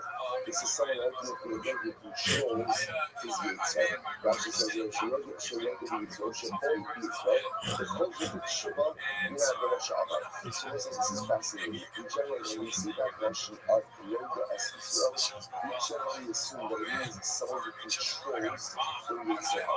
Someone who controls the yitzhak. Rashi's pointing out reading these two things over here. Yoga essence means that literally again, I subdue my yitzhak. That is part one. Like, I am in control of my yitzhak. What I say? You know this, that one of the first steps to recognizing to spiritual success is the ability to acknowledge the fact I am in control of me. I am in control of me now. The fact that I'm in control of me doesn't mean that I always control me. But I am in control of me. So therefore, when I give into my yitzhak, I give into my desires, I give into my wants, my lusts, and my possibilities, that is my choice. That is my choice. That's not me being overpowered. That's not me opening through again. So some things out of my control. I am choosing to give in. So therefore, the Gemara says, "No gas is from means someone who recognizes that he is in control of his yitzhak." That's part one. Part two, when I make a mistake, I own it and I do it. We all make mistakes. That's what is like inevitable part. I never know part of it. We all make mistakes. But at the end of the day, what do I do in the aftermath of that mistake? Do I deflect? Do I make excuses? Or do I simply own it and figure out a way to move on? So what this is from part one, I try to remain in control of my yitzhak. Part two, when I make mistakes, which inevitably I will, I own it, I do tshuva, and I move forward from it. Next, the answer I respect is that I've done, I didn't, and that's not anything. This refers to someone who adjudicates a case in a correct way. So it could be a coach referring to a guy in himself and judge himself. But also, but the truth is, in general, we're all judges in some way, right? Everyone that enters into my Dalaramas enters into my court garage, my courtroom. Like, we judge everyone all the time, every day. How do you judge people? Like, how do you judge people? You benefit the people who benefit from the God. That's done in the understand you go. When you do that, you have a scatter in each other. Ultimately, refers to someone who overcomes, who overpowers his gates. So that she says that Mighty's gates are called on gates Sahara. And my gates Sahara, so this is someone who literally again empowers his gates Sahara, over his gates Sahara. She is in my gates Sahara, over the Asya Zu. No fire shall lead him in Abba. And a woman for also mitzvah in the sky of the Yoga. So this kind of like so nuanced, so nuanced. And if you think that's the most so quickly, we could go ahead and spend an entire sheet on this. If you go to see, there's two terms that are being used over there. There's Yoga B'Yitzro and Yoga B'Yitzro. Yoga B'Yitzro means a recognition, I am in charge. I am in charge. And again, when I fail, which I do, because I'm in charge, I own it. I've heard to own it is so much easier to deflect. I own it. And then because I own it, I can be true. That's the way that. Yoga B'Yitzro means something different. Yoga B'Yitzro actually plays out there. Yoga B'Yitzro means, number one, someone who overpowers his Yitzhak. Have the one desires the physical inclinations. I overpower my Yitzhak. How do I overpower my Yitzhak? When I come in Yitzhak trying to subdue me, trying to get me to sin, what do? I overpower it by engaging in good. Not only do I resist the temptation to sin, But I utilize that same time, that same energy, that same effort to do good, to higher levels. So not only do I subdue and conquer it, but again, I'm utilizing that same power to do good in life. Incredible. So you know, says, Mushiri Chakara, or Mushiri Mahamazia, Shinesi Yosu Kanka Shakara. This is someone who's going to be again goes ahead and literally gives and takes in the war of Torah. Now, what exactly is that? This is the thing that we spoke about yesterday as well. It's interesting that Torah is often called a Mekama, a war. Just I don't know, I'm going every day. What's the war?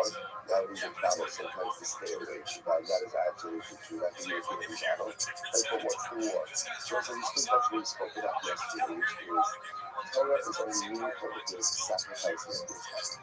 Like war means I'm giving something up. War means I'm exerting something. War means that by definition I'm exhausted and feel depleted. That's not controversial Torah. Shara. אלו שמקרתה בלחוסים, כל זה שערה, אלו שמשתינים ומעריכים דבר בפנים סופרדים. When you support the website, it's supposed to people who come early to shul and stay late in shul. Come early and stay late in the shuls in the Baki message. That's who the shara is. So listen, what does this mean? There's a need. In other words, when I'm going ahead and I'm waking up early, I'm coming to shul, I'm coming to this message, or I'm staying late, what I'm ultimately showing is that this is something that is important to me. This is something, sometimes those early hours and those late hours, sometimes the most precious ones that I need for me. When I give up those hours for Torah, that's what greatness comes from. I'm a Torah. So again, what did the Lord say about the person like this? I'm a Torah. You outside. I'm going to be that again with death and far from the whole show. My understanding of it is all beautiful leaders. So interestingly enough, I think you guys have been sent before Hashem. Anything, these are all various practices. They're making the sound that any person who possesses these traits is someone who receives Bracha from Hashem. But there are a lot of other traits that are important and beautiful as well. So why doctor these? Allah, God, Ada, the Yayu, Shalim, Uba Sheikha, Haku, Kuriba. The Ibuka, Arabic, Shema, Rakia, as the other Buka. So as this is this. In which the Gemara effectively answers something amazing. You're right. There are a lot of wonderful qualities. But if one does not possess these qualities, then at the end of the day, they do not possess the qualities and need to stay out of the life. Or there's many good qualities, but there are certain indispensable qualities that you need in order to be successful in life. These are those qualities. So let's say, if you think about this for just a moment, so it just turns out that before 6 o'clock in the morning, you just learned all of the necessary qualities in order to be successful in life. What day it's going to be. And let's say again, what are those qualities? Right, number one, low gas Yisrael, just to be reviewed. Number one, low gas Yisrael. Be the kind of person who recognizes you're in charge of your needs, and if that fails, becomes in charge and you become the immediate Baal Shiva. Next, Yidiyot Shevara Mishpat, someone who judges other people favorably. Number three, Miskaber Yisrael. Not in my control, but I can benefit you. How do I do that? In not knowing that I'm trying to sing, not only am I not going to sing, I'm going to use that sing voice in order to do good. And ultimately, again, number four, most will accomplish your goal. Torah requires sacrifice. Comes about it. Torah is a war. If there's no sacrifice in my Torah, ultimately, again, it's not going to endure. And number five, wake up early and stay late in the established age. Make sure that you are giving of your morning hours and of your evening hours. Even this much, unless you notice, by the way, it doesn't just say Torah. What does it say? To be with this knowledge and to be with this voice. It's not just about learning. It's about putting yourself in a Torah in the morning and in the evening. Those five qualities, ultimately, I will receive the death of the without those qualities, you could be a good person, but it's kind of like being a good person who's inebriated. What does a good person who's inebriated accomplish? Not that much. You could die, be a good guy, but because ultimately, if I'm inebriated, I can't really function, I can't really do that much. Without these five core qualities, five core attributes, it's hard to move myself forward in life. So you might say, and furthermore, again, you might say that a judge, he doesn't give you correct terms, also that the person who's inebriated, who's drunk, and unable to function. So you might have high say, Mishma, how do you think that is? What's the last Mishnah in? What's last Mishnah? Last Mishnah in Sefer Sanhedrin. Last Mishnah in Eridachas. So we're actually going to get like a little bit back to some classic type of Gemara. Right? If you have all I got to tell, sorry, it's so beautiful. I got to tell how it was. So listen to this. Actually, Eridachas. People in that, as well as Maria, is going to us. Funny you should ask, because the Mishnah is going to answer that question for us in just a moment. So if you go to the us, do not have a feeling in Olam Haba. Now, just for our purpose, before we get into the actual definition, Aaron Bachas means a city who the majority of its residents worship Avodah Zarah. Okay, not in Olam Haba. So what's a Shnei יצאו אנוש מלאים, ויגידו אנשי יושבי רם. ואין הרבים עד שיהיו מגיפה לעושה העיר או לעושה השבט. So first of all, again, listen, Magifa are like the insiders. So the heaven that incites others to worship idolatry. So ultimately, the people of the city are not executed as Anshei and Gakas. Instead, the insiders are from the same tribe and members of the same city. And you have external agitators. If you would think that such a word like that would actually come very relevant to us. These days, right? If you have external agitators, they don't just exist on college campuses, right? But for myself, if you have external agitators who come into a city and go ahead and incite, that's what Mary Bacchus. Mary Bacchus has to be insiders from within. Same city, same tribe. And the actually got involved, right? Furthermore, again, the majority of the city has to be decided to worship idolatry, and ultimately, again, and it has to be the men. The men who are the insiders, and the men who are the incitees. Who are worshiping parents? What happens if the city is decided to worship idolatry by women or children? Or only a minority of the city is decided. Or the insiders are not a time. Right? At a time, insiders are able to eat. They don't look at us to understand. Because of the very fact that you're going to see a city that worships idolatry, that's because the city itself gets a unique punishment. Now, what happens if the residents are not to be a very back us? They want to have a there's good old luck. You don't get all these out. I just go all the other. They are judged as individuals and not as a collective city. That's what we says. How we indicate either. But let's say, so we're going to understand by the way. Here in Gavas, the punishment is saif, that's daddy, and all of the property is destroyed. If you're a stamp over that result, I just don't think that was me about the then the halacha is behind schema, and your property is not destroyed. So that's the fundamental distinction over here. So again, right? So therefore, you can have a city that doesn't meet the criteria of here in Gavas, but the nice again, the residents are still judged as so they won't get excited at the early Gavas. Their property won't be destroyed at the early Gavas, but they will be executed with skill. Example, the two in the base, they did the last. I don't know what I'm saying now, but in general, the early Gavas, even in the city as well. Every person to be executed, even if you're under the umbrella of the early Gavas, every person still needs their own aging and hasra. Like so that process is even the city itself is going to be judged collectively. Every individual needs their own aging and hasra. Incredible. That probably even if maybe so as I said, so one of the things that individual have over is that individuals are judged with skiba. The people from their own color, therefore the property is not destroyed, we just said before.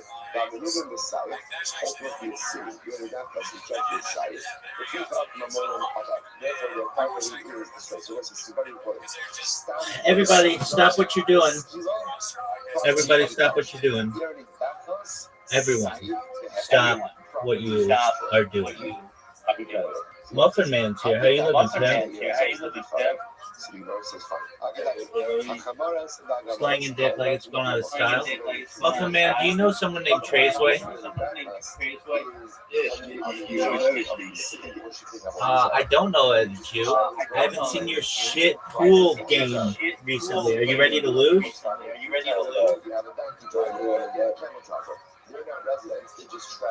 Am I your favorite person with whom to play pool in the world? That's what I like to hear. Amazing. I love that you. You're okay.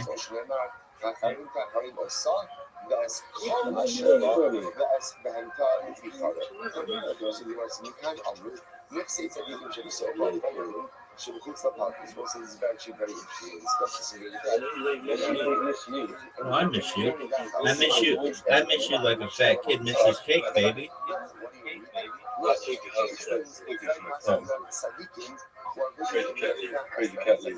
Would expect nothing less. All right. Did you know that I'm about to dominate? Because the way it works is all property in an area is destroyed. Sickest break ever. Let's say You know, it was amazing. I'm in a perfect position. You don't have any good shots. Except that one.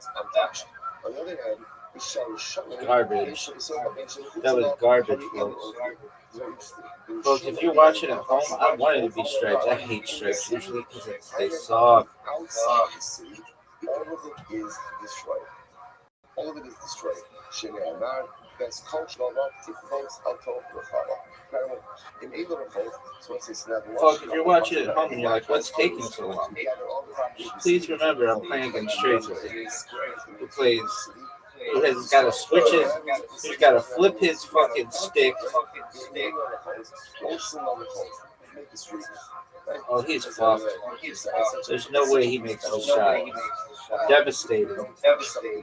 I'll let you. I know you didn't mean to do that, and so I'm not gonna hit this. I'm just gonna let it go. I'm gonna pass because I don't want to win.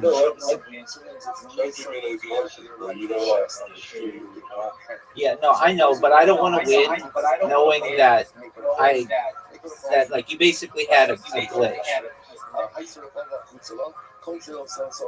Let's say there's a main street right outside of the city. We expand the territorial boundaries of the city to include the function. Just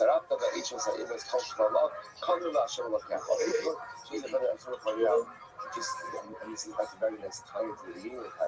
So really actually start to fund this part. Really again, in general, when it comes to death sentences, right? Besides Gazing goes out of its way to help people avoid death penalties. There's only one exception to that rule, which is Avodah right? Makes Avodah before the court of the person. So you begin to see this, right?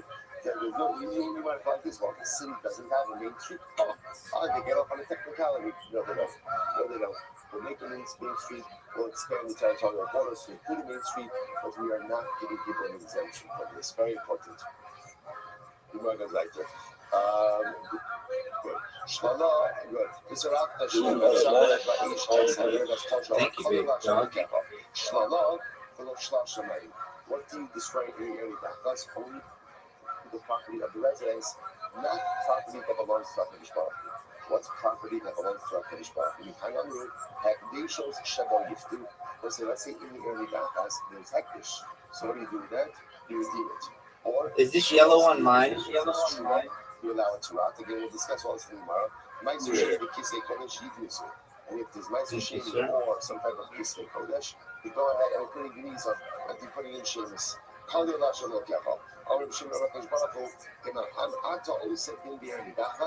If you do proper judgment in the area and destroy this city. Oh, devastating. So if you go ahead and you eradicate the area, you don't have an easy shot though. I will say, this is something that sometimes is a little bit difficult for us to reconcile with our modern day sensitivities, because the truth is, we very much have ingrained within us this notion of a living that live, which, by the way, is true 99% of the time. Right? 99% of the time is focus on you, just focus on you, and beautiful shots. Don't get involved with it. Don't get involved with it on a variety of different levels.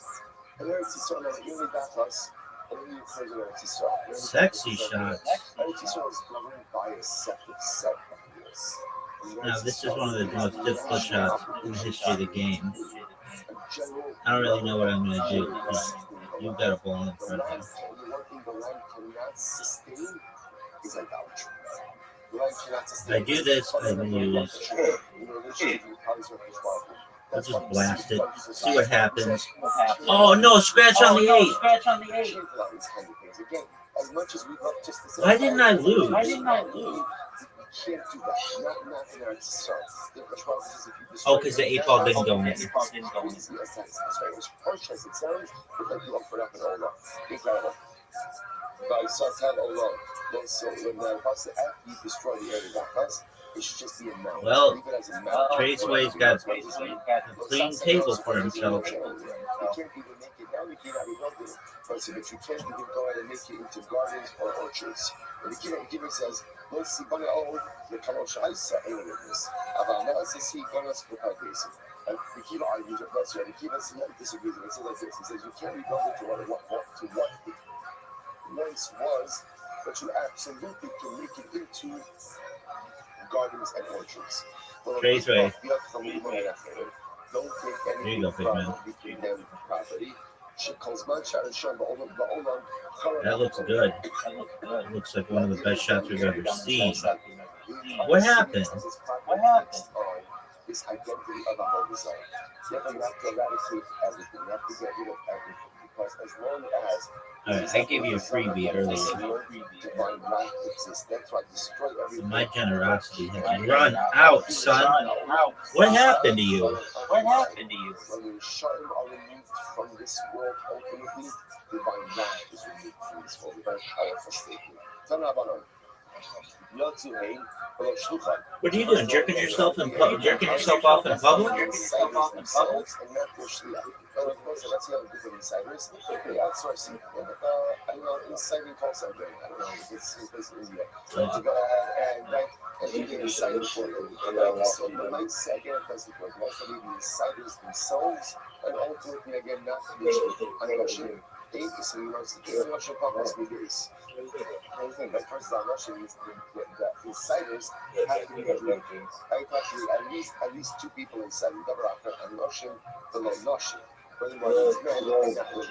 Now and then, I'm not sure the whole down men and not women. Remember again, I just want to point out, keep on reinforcing. Obviously, if you don't meet the criteria of the Eridachas, so Eridachas means the entire city is property destroyed, Sayed. Right? If you don't meet that criteria, it's still Aval Vizara. So they're going to be judged as an individual of the Aval Vizara. What does that mean? Shaparku, all Shalom Samaria. Yes, sir. Yes, sir. Absolutely. So I said, this is very interesting. Border cities are not subject. You were not on your A game, and I recognize that. Because the whole idea is that is associated as a spiritual cancer. That's what it is. In other words, there is this spiritual cancer that is growing in the midst. If there's a border city, the concern is the influence is not from in our midst. Who is the influence from? From the nations that live on our borders. That's just that, again, there's still liability and culpability for worshiping an Odizora, but that's not Iran Gafas. Yoshua Iran, although Yoshua Irachares. More, so it says that's again, the insiders have to come from within the city itself, and not from another city. That's garbage.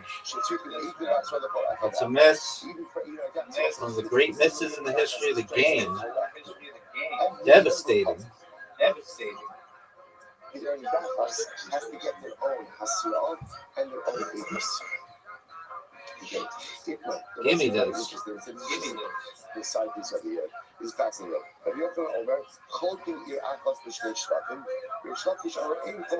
From downtown. Oh no, I missed hit. Can you go ahead and divide up one city amongst 2 shvatim? What does that concept look like? Can you divide up one city amongst 2 shvatim? Now that was garbage, folks. Oh. Fortunately, we got one back.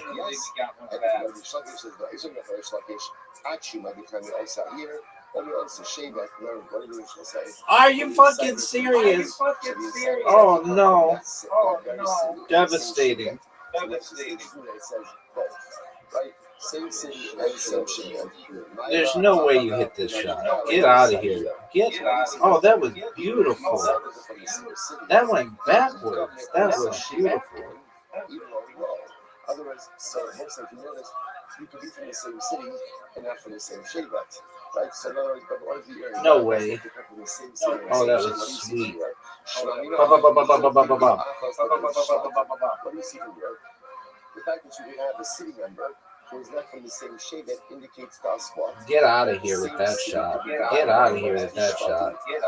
All right, now I'm about to do some damage, like a surgeon. This is surgical accuracy. Just beauty and all facets.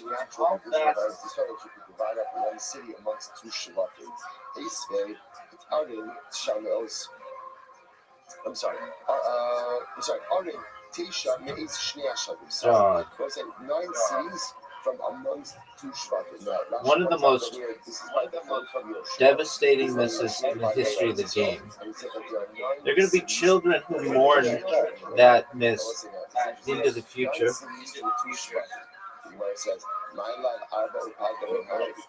It was garbage. I agree. That's a miss. Oh, look at this MFer. Look at this MFer here, pocketing all these balls. Get out of here with that shot. There's no. What are you doing? That was a free shot for the big dog.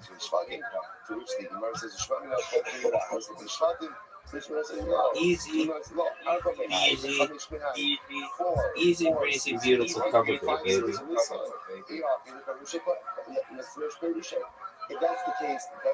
Are you fucking serious?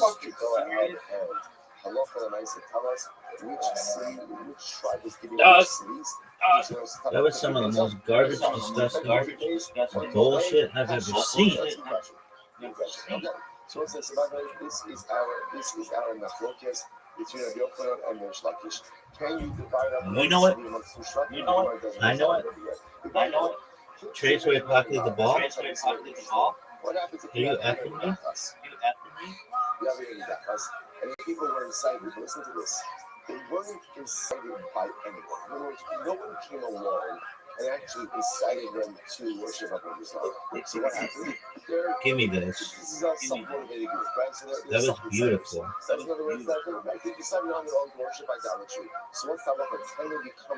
This is one of the most difficult shots in the game. On one hand, the pasuk says that someone's inciting them. Not that they're incited on their own. Oh. Ball busted. Which one is it? So Tashma. That was sad.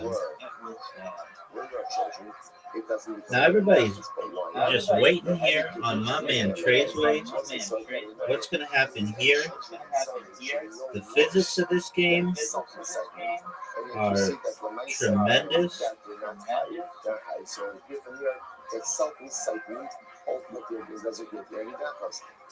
Look at this move. That's beautiful. Did I fuck myself? I either need. I fucked myself. The greatest shot in the history of the game.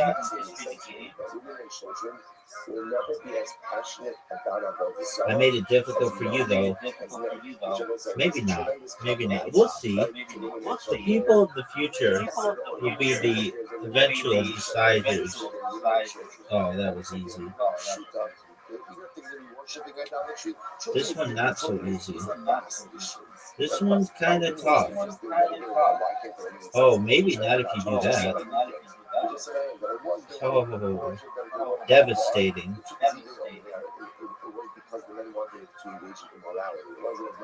I need this. Oh, stop. F. Dog, where does this ball go?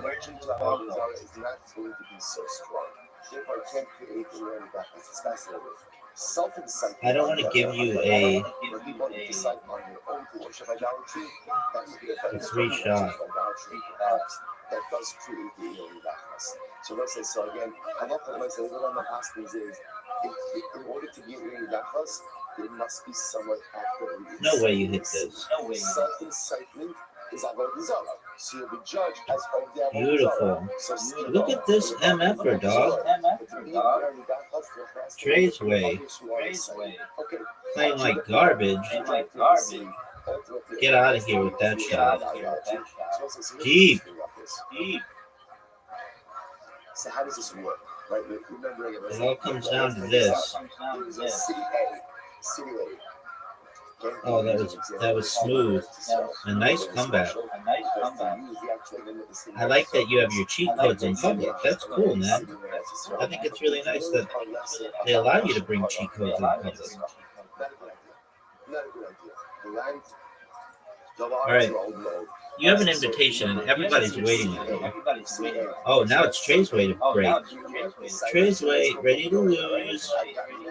That's a miss. Probably an illegal break. He's just trying some cheap stuff, some garbage tactics. Illegal break, dog. How about you learn legal breaks? Like sick ass ones like that, son. So on one hand, I have to really judge every individual. The table is open, baby.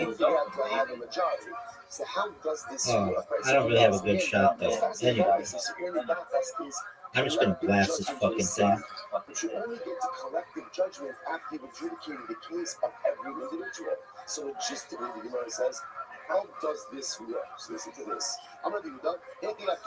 So how exactly? How does this work? The Gemara says, I'm gonna do that. Done in the choshen, done in the choshen. Here's what we do. We try, right? We try each individual, like we do, and we put them right. We're doing them today. That's garbage. So we're gonna watch the Avodah Zarah. What do we do? All right, am I?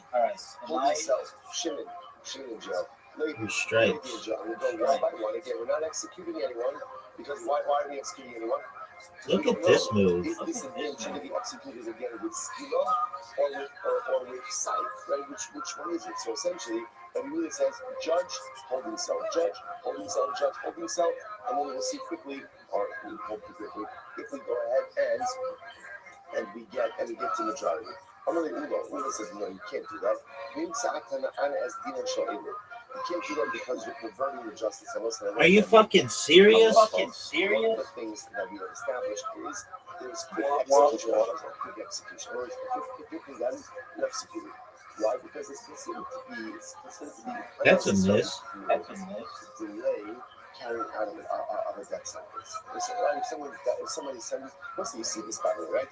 You see this like in our legal system, where like people sit on death row. I know that's a miss. I'm sure of it. It doesn't make any sense. It doesn't make any sense. If a person has done something that is so heinous that makes them liable, so again, give them the punishment. Again, especially in halakha, where the punishment itself is a kapara. Like the words, our punishments are not pure. We have knas, which is punitive. There are no easy shots here. Our punishment, like our penal system, this would be the greatest shot of my career. It's even a death sentence. Nice. So at the end of the day, if it's kind of himself, kill him. What are you going to hold him? And how long? How long is this going to take? Right? Again, then it's getting his money. Maybe there's a whole bunch of other stuff that's going on. Scratch. Right? So how long exactly is this going to take? So Ulla says, it's not right. It's not right. You can't do that. Rather, so what should you do? Ella, I'm an Ulla, done in the soaking, dealing with soaking. This is interesting.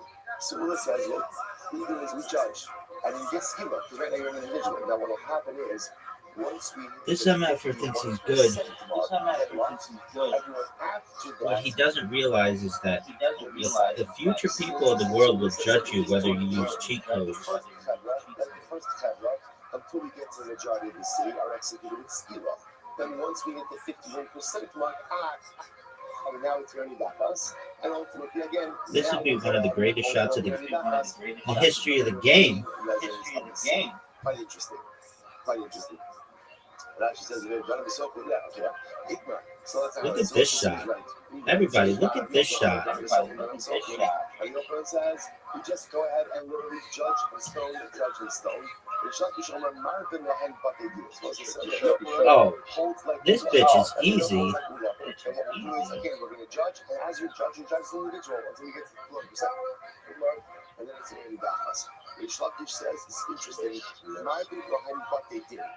I'm sorry, what was that, son? Says what we do is we say is the halacha l'maisa. We set up when we know that we have a potential area dentist, we set up a whole bunch of courts. Look how beautiful that was. And folks, if you're watching this right now, so comes along when Shlakish Yellows have the answer. Set up a whole bunch of look at this shot. Everyone simultaneously. The champion. The The champion. So we could see before we execute anyone. All right, this is the last one, son. For now, because I got shit to do. Ladies to plow.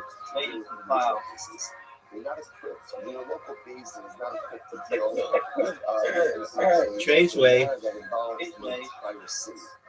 Muffin Man, whatever the fuck that is. Some type of loser ass street name. Muffin Man sucks.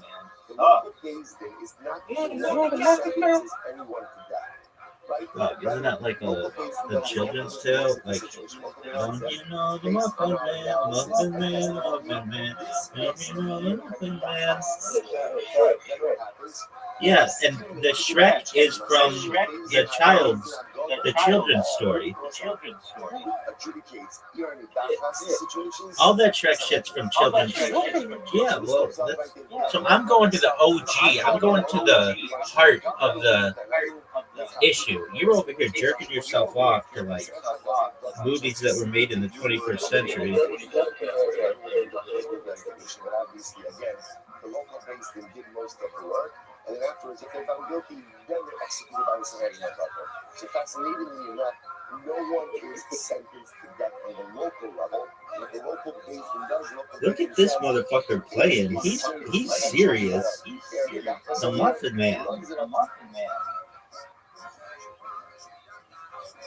He is playing for keeps, son. Too bad that's a miss. A devastating miss. That gives me the opportunity to dominate. The donkey driver, and the camel driver who are going through. So let's say they're traveling through. The hood could be monk. So what happened? Now let's say again, the donkey driver and the camel were just passing through. They decided to worship Avodah Zarah together with the residents. What's that? Just dominance. More than 30 days. And essentially, it was going to be part of the city. Therefore, they're executed with beheading, and their property is destroyed. They're very dachas. But most of the time, how they aim the skila monopola. If they've been there less than 30 days, then what? Then they're punished with skila. Beautiful. I've got all these fucking balls like in the same spot. If you're there for 30 days or more, part of the city, less than 30 days in that part of the city. So what's that? How long do you have to be in the city and be like a member of the city? You base home 12 months. 12 months. That kind of just like 30 days. As it goes, What do we do here, folks? What do we do here? We could just try to hit it, see what happens. Oh, no way. No way, too. Greatest shot of my career, maybe. That was crazy. Folks, we're about to see the greatest finish to a game, perhaps in the history of the world. Folks, we're about to see the greatest finish to a game, perhaps in the history of the world. Champion. I got the heart of a champion. The champ's here. The champ's here.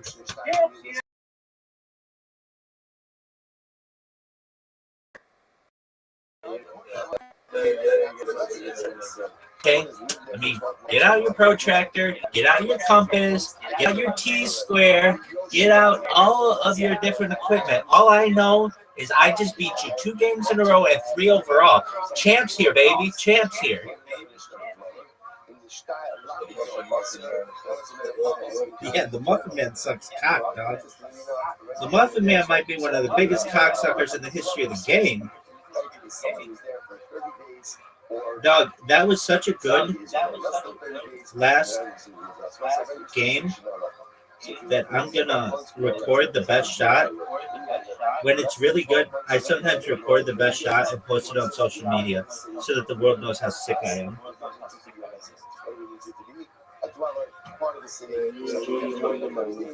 Baby. All right, so you're gonna come back as Traceway?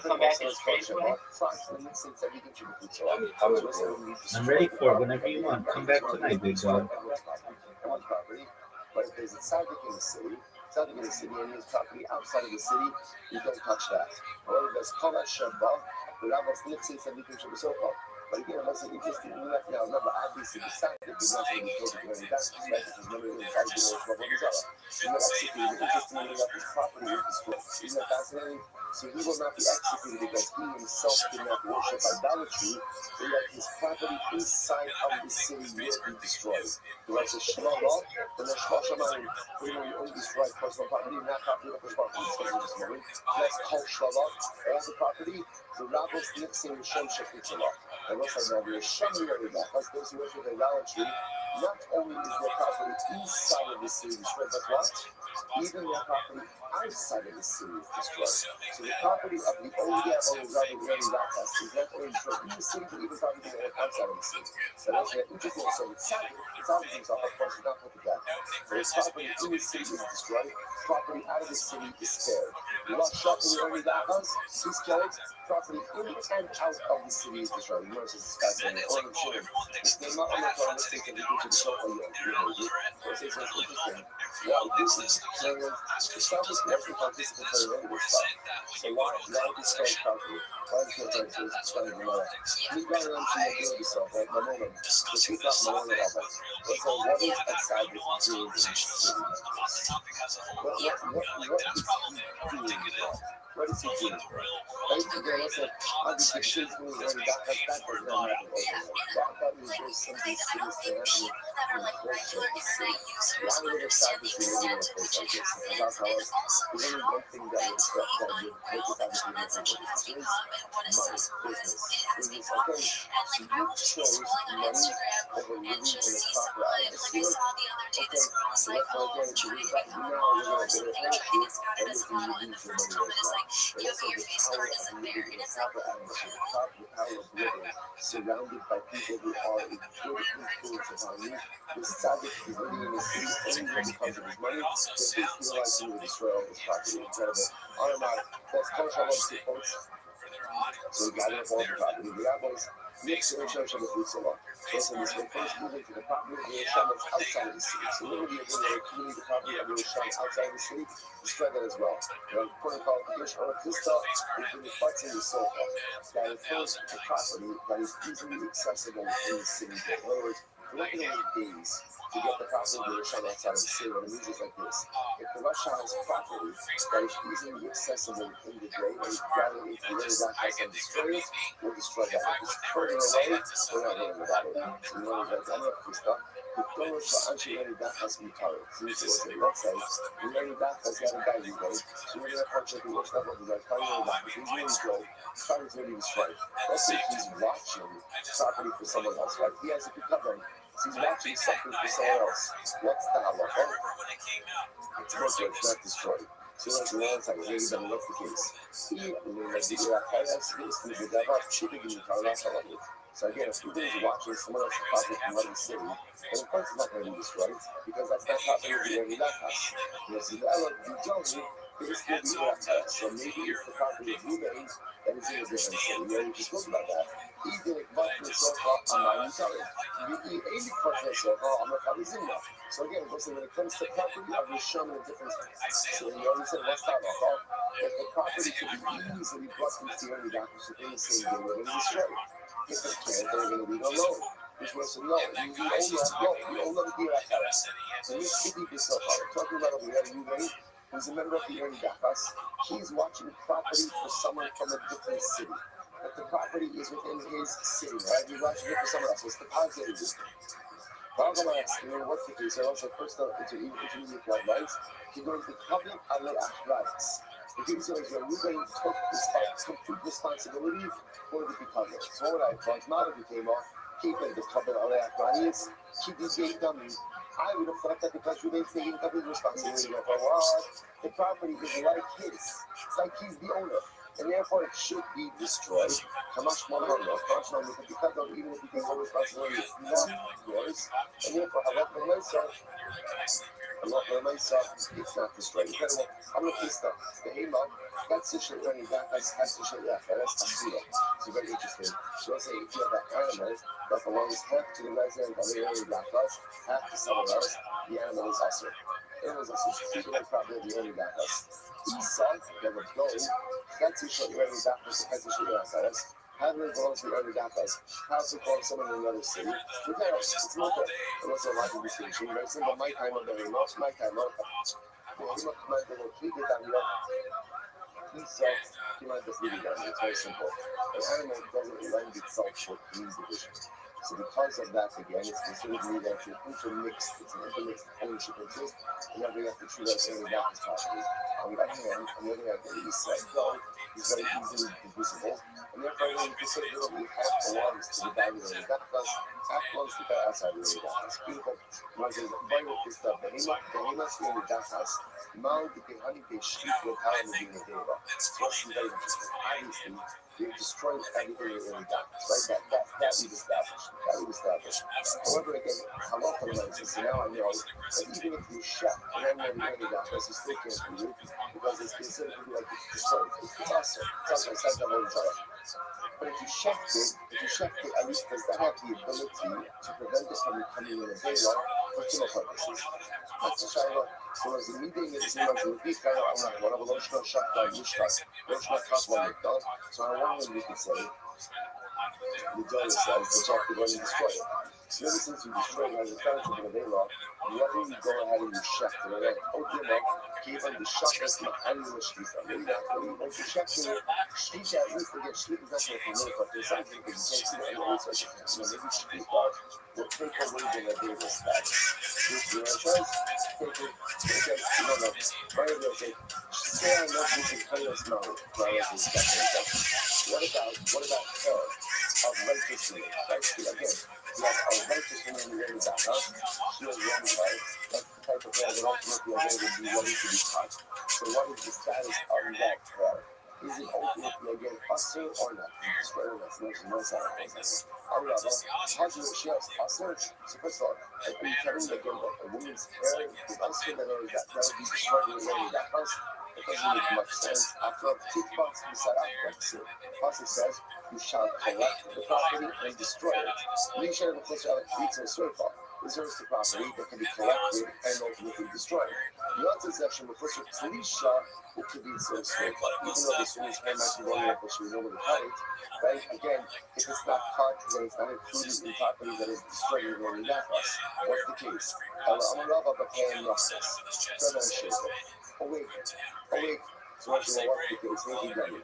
Eat the cover, the Zupa, to use the done. If she's wearing it, there's a woman was a shape, and that's considered to be part of her body. And so again, what's the Shiloh to be destroyed?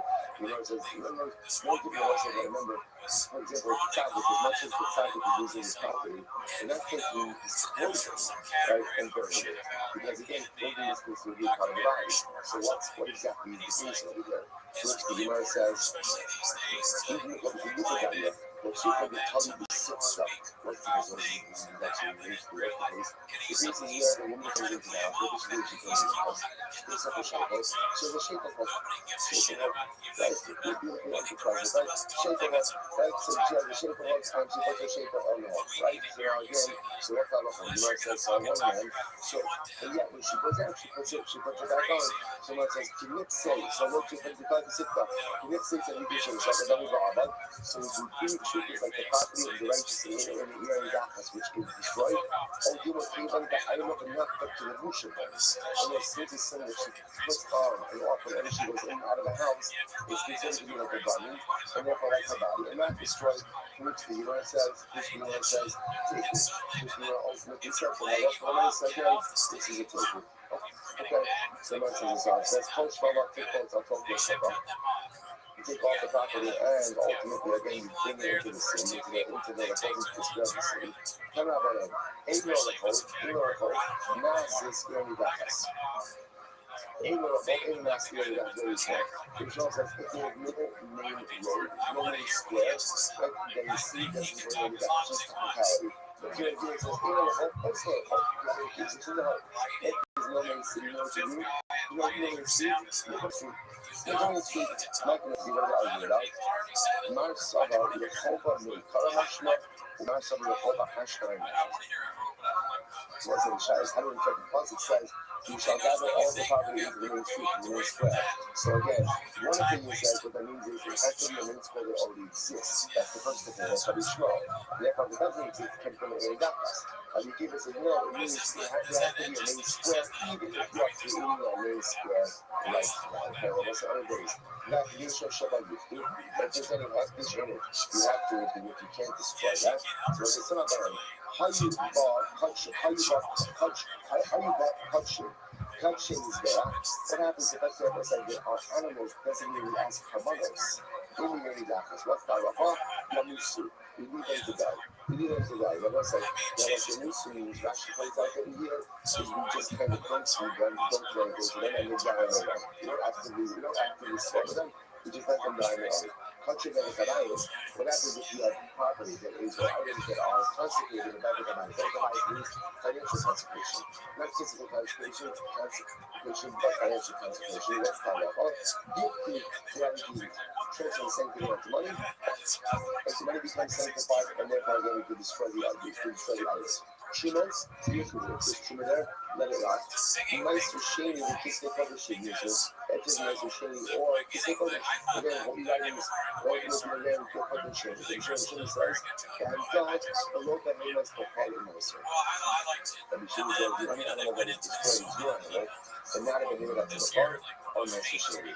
Shlala, Father can't set publish, so shall I come to exclude money that is published, you can't set nicer, or nicer shady money, or not. How you go kutching is back there into set up Kabbalah in the city, you have to let it go. So you might say, nah, so you got this battle, you look when you read the dollar. Why is it let them grace, you want to come on, then you give it back to money, let the money be like this, when you're almost going to go. Your Kabbalah set up the champagne, your Kabbalah says, no. Because bringing the Kabbalahs on Russia, I was reading the Kabbalah, so what's almost in the Kabbalah today, nothing Russia. Like, we're fine, we're absolutely fine. Tomorrow we actually have a very manageable block, is that right? We're not going to do other days. Let's say tomorrow, our last stop in Tehran, Shabbat, everyone, tremendous cake, was receptor, really stay ahead. All right, so then we have a great day here. It's like, bitch, everybody thought your name was Mark. That's what people who were Babs. Barbara from Flappers. Call me Babs. Most people call me Barbara. Stress land. And so everyone just like rambling on, like, oh man, this is not good. For her, it doesn't look good, right? I'm sure it's gonna stop. Eventually she's gonna stop rambling. And she stops rambling. And then she starts singing. That's the worst when you go, she's bombing terribly, and then she's like, well, I guess I'll start singing. All right, girls, say good morning. Just seem like a crazy. On the house and to sing. And I mean, good morning, let us begin by thanking all. Spending way too much time preparing for this program. Yeah. Talking months. Contact with your fashion designer. Contact with your people.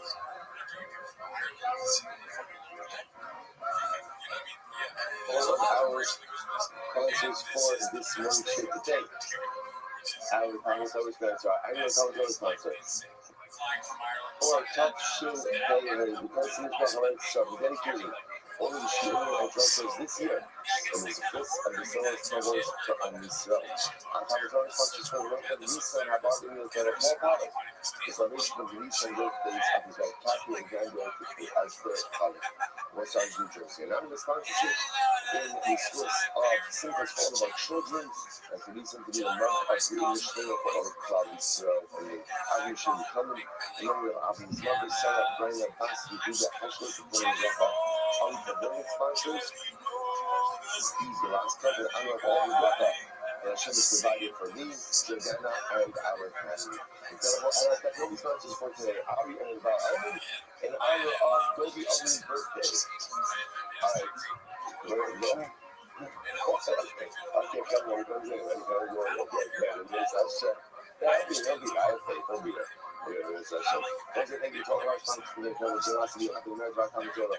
All of your shops out there, the funds and open to the floor. Should have everything with small companies for the page, but we should make this one good home over our hostages. And our holy soldiers should be successful. The call and not say again. Once we're back, let us do a lot to return about Hashem. Today's got this cook good out of 111. 111, and we have to drop the yes, Hashem on. Cook youth of the days 110 youth. We left that with the Shimon dominance or right before the Mishnah. About six lines before the Mishnah. The Shimon Asher is called Stomach in the midst of this raging macro test concerning God and Midbar. Is God Midbar had only Midbar or not? Does the generation of the guys appear to portion of the world to come or not? This is the source of our everything that they do. Shimon Asher says as follows. So, very soon as over boy hanging on the book.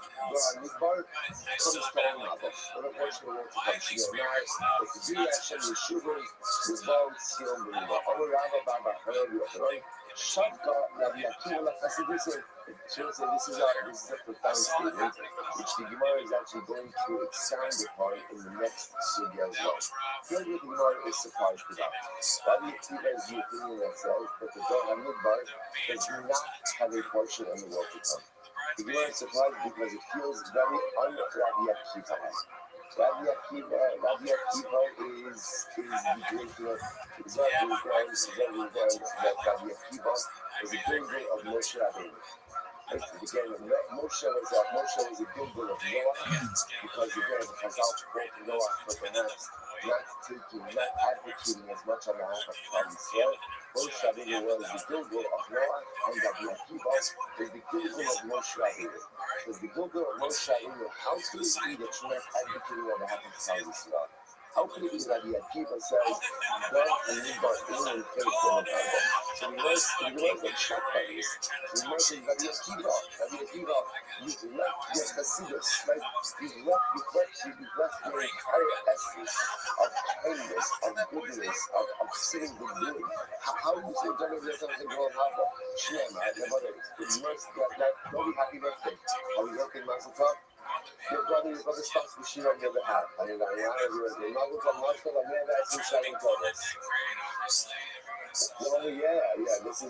this is. I think it should be a year of celebration, personally. All right, so the Gemara is surprised by this idea that Rabbi Akiva is so tense with the Dor HaMidbar. Now, the Gemara says, the Gemara doesn't explain why. Like what happened Rabbi Akiva, the Gemara just wants to show you how the Chesed of Rabbi Akiva normally manifests itself. For example, what's the beautiful series? The Gemara says, Shema, Halok Likarasa Ba'azei Yushalayim Lumar. So the Pasuk says, go and speak into the ears of the residents of Yerushalayim, say, Zechati Lach Chesed Le'Rayet Ahavas K'Nira Sayet. I remember the Chesed of your youth, the love of our newlywed days, which took Acharai B'Midbar B'Aretz Le'Zeriah. This is so beautiful. Again, Hashem says to Klal Yisrael, I remember the Chesed of your youth. What's the Chesed of your youth? Which you followed me into the desert, into uncultivated ground. What is Acharai B'Midbar B'Aretz Le'Zeriah? We're not hearing about these verses. Remember again. So just to give you context. Remember again. This is Yirmiyah HaNavi, Jeremiah. Right? Yirmiyah HaNavi is the prophet of destruction. He's going to Christ for all about Krishna, first place in the flesh, and it happened during these days. So remember again, he's still telling Israel, don't worry, as much as Hashem is going to destroy the race in the flesh, he will always protect and love you. Why? Because Hashem remembers that which you, Klal Yisrael, did for him in the beginning of our marriage to Hashem. What did we do for Hashem in the beginning of our marriage? We followed God out into the middle of nowhere. We make reference to this in the Savior as well. The greatest heaven can imagine again, over close to 2 million people followed God out into a wasteland. What did we have for us? We had not some. That was it. Sure, we had a lot of money, right? They took from Egypt, but at the end of the day, money doesn't do you all that much good when you're in the middle of an arid desert. So close to 3 million people followed Hashem out into a wasteland, into a desert. Where is our food? Where is our water? Where is our provisions? We just trusted that His power. So we finish and recognizing that chesed, that we did things, something the Shuvah thing to say, that we were chesed for Hashem, but we did. Because we followed. Because at the end of the day, God, we saw we always put our faith in worship. So when you're on text, so don't worry, things look difficult, and things look bleak, and things will be difficult and bleak. But just know that Hashem will never abandon us, because He remembers that which we did for Him. So the Akiva says, so again, so if Klal Yisrael in the days of the young way are being saved because of the festival, the fact that we left Egypt, that's the Hamidbar, that's the generation of the desert. So Klal Yisrael in the future is saved because of the merit of the generation of the desert. Then what? How can you say that Dora made by generation of the desert doesn't have a thing for an apple? Doesn't make any sense. So therefore, the Gemara is astounded that Yasri has said that Dora Mikvah doesn't have a thing for an apple. Doesn't make any sense. If their Yehudas are enough to carry the future of Klal Yisrael, then how can they not carry themselves? And yet, the Akiva holds Dora Mikvah ain't a thing for an apple. Okay. Hold that. We're going to let this on to just a little bit. Let's go back to it. Mishnah. Asar Tashvatim Ein Nasiv Laksa. Let's go back to that Mishnah. The 10 tribes. These are the 10 tribes that were exiled. So the 10 Shvatim, they don't have a portion in the world to come. Shina Amar. Bayit Shem Hashem Ya'ala Basam. The apple the king gets a present. Bayit Shem Hashem Ya'ala Basam. What does it mean Hashem dislodged them? From their lands. One of the ones that are first in this world. Actually, came out of Zacharias, he cast them out to the land, that's the first Olam Haba. It is also a portion of Olam Haba, in Rabbi Akiva. These are the words on Rabbi Akiva. The Rishon is the Yiddish Ishpa'ako, and the Rishon of Rishon. In the Naasim, we have this back to them. So what's this Rabbi Akiva? So it's interesting you begin to see like an emergent pattern. Right? So Rabbi Akiva holds the Hamidbar. Doesn't have a fluid in Olam Haba. The 10 Shvatim don't have a fluid in Olam Haba. So Rabbi Shimon says, no, it's not true. In not saying like that, if the actions of the 10 tribes are like your actions today, in other words, obviously they were exiled for a reason, right? Why were they exiled? They were exiled because at the end of the day, they did not abide by the Hashem. So again, if they continue to not abide this behavior, then ultimately they won't have a level. Any culture, they don't come back. Their law, if they choose to change their ways, then ultimately what? They do come back. So we shouldn't disagree with Rabbi Akiva and hold some Allah for my city and something to absolutely find their way back to Klal Yisrael and to Olam Haba. Rabbi says, why Rabbi Olam Haba? Rabbi says, you have Olam Haba. Shema, and you know, when you talk to the Shofar brother, so what's the Rabbi about to say? On that day, referring to Mashiach, you talk about the Sharizim of Yeshaya, and you're going to notice also, it's now our own thing, the Eretz Hashem, but how he does it, the Eretz Mitzrayim. And what does it say? He's always lost in the lands of Hashem, and so that's the 10 tribes. We'll come back, right? As because in Yishtach B'nul Hashem, the Harat Kodesh, Yerushalayim. So they have Olam Haba. See what it says? Olam Haba, Chana Olam Yochanan, Shakta, Rabbi Akiva Lakasifusi. So everybody is a little bit astounded. What happened? What happened over here with Rabbi Akiva? How did Rabbi Akiva abandon his normal position of Chasifusi changing his piety, and really in his presence, I think means almost like chesed. Take Rabbi Akiva, nobody can remember. Rabbi Akiva is always extreme from himself. Here's what he probably sort of way. We have to look at the entire aspect. Become pure before, right? What purifies you? How do you keep at the end of the sex nafis? Oh, nafis. I spoil the end. That was what the end of the sex nafis we're going to see, right? And we give the one again, everybody finds of a korban. Then we give this habit to the okay. Then we give us all the one who sees the good in situations, the good in people. Yeah, I get it. We have to listen to the dramatic nature of sin. That someone or some group doesn't have all in habit. He's overwhelming stupid. That is like eternal damnation. So the Lord says, again, there's no shot. Like, how can you give up to say such a thing like this?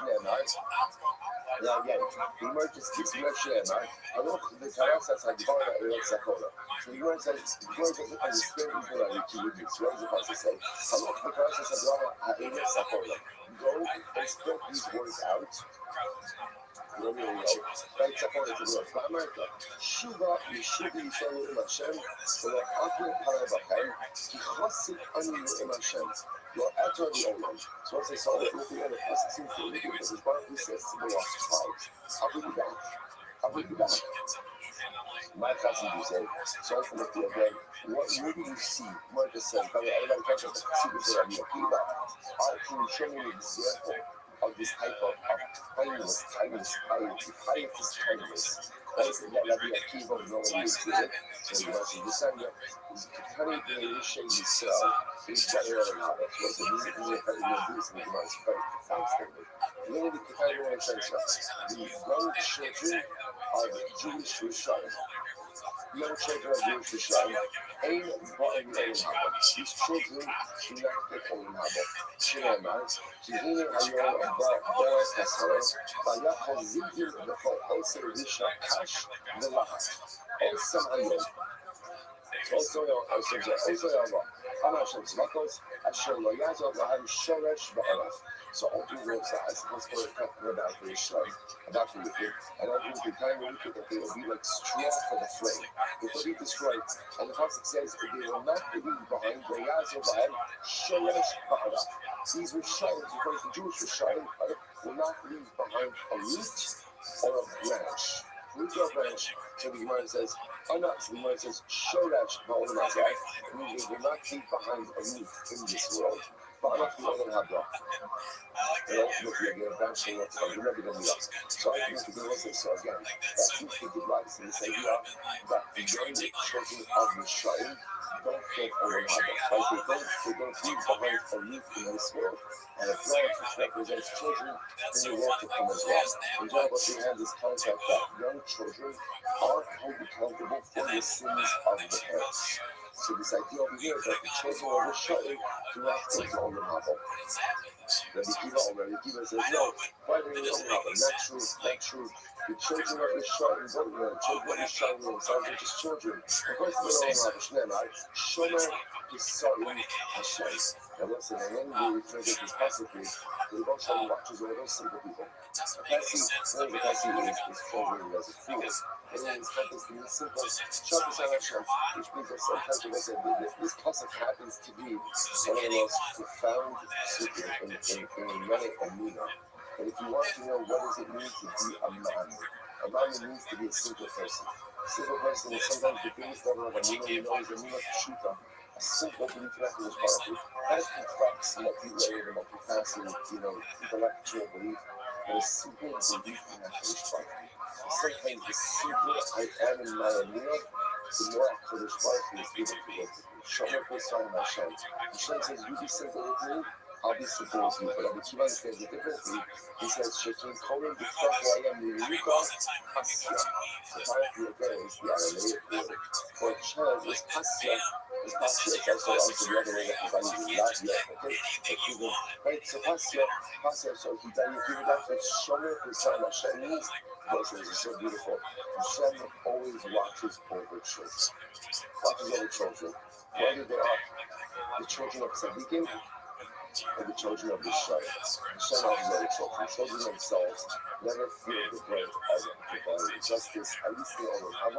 They want to always bring children to talking about, but even if they're the children of the Shai. Go back. The Pasuk says, go to Ilana Bechavlo. Barak Ikar Shashai Ba'ara Shakir. Ve'ala Armani Mekayim. Ve'yazor Lahem Shoresh Ta'ara. I said, what is the meaning of the Pasuk says? But Hashem says to Yishon, I will not leave for you a root or a branch. If it doesn't, so I can't remember. The first thing he says refers to the kids. But the minor children, the grandchildren, love don't be able to help it. So what does it mean according to the Akiva?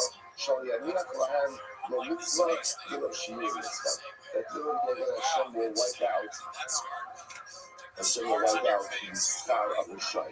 Rashi says over here, the mitzvah Rashi on the left hand side, like halfway down, the mitzvah Shmir Mitzvah, the mitzvah Kamura, the mitzvah Kala, Hakol Yiri Madi, and the Shai is from the outer to be retarded in the island. So then obviously, whatever star, whatever reward you were shown, are entitled to forget, but they'll get it quickly and in this world.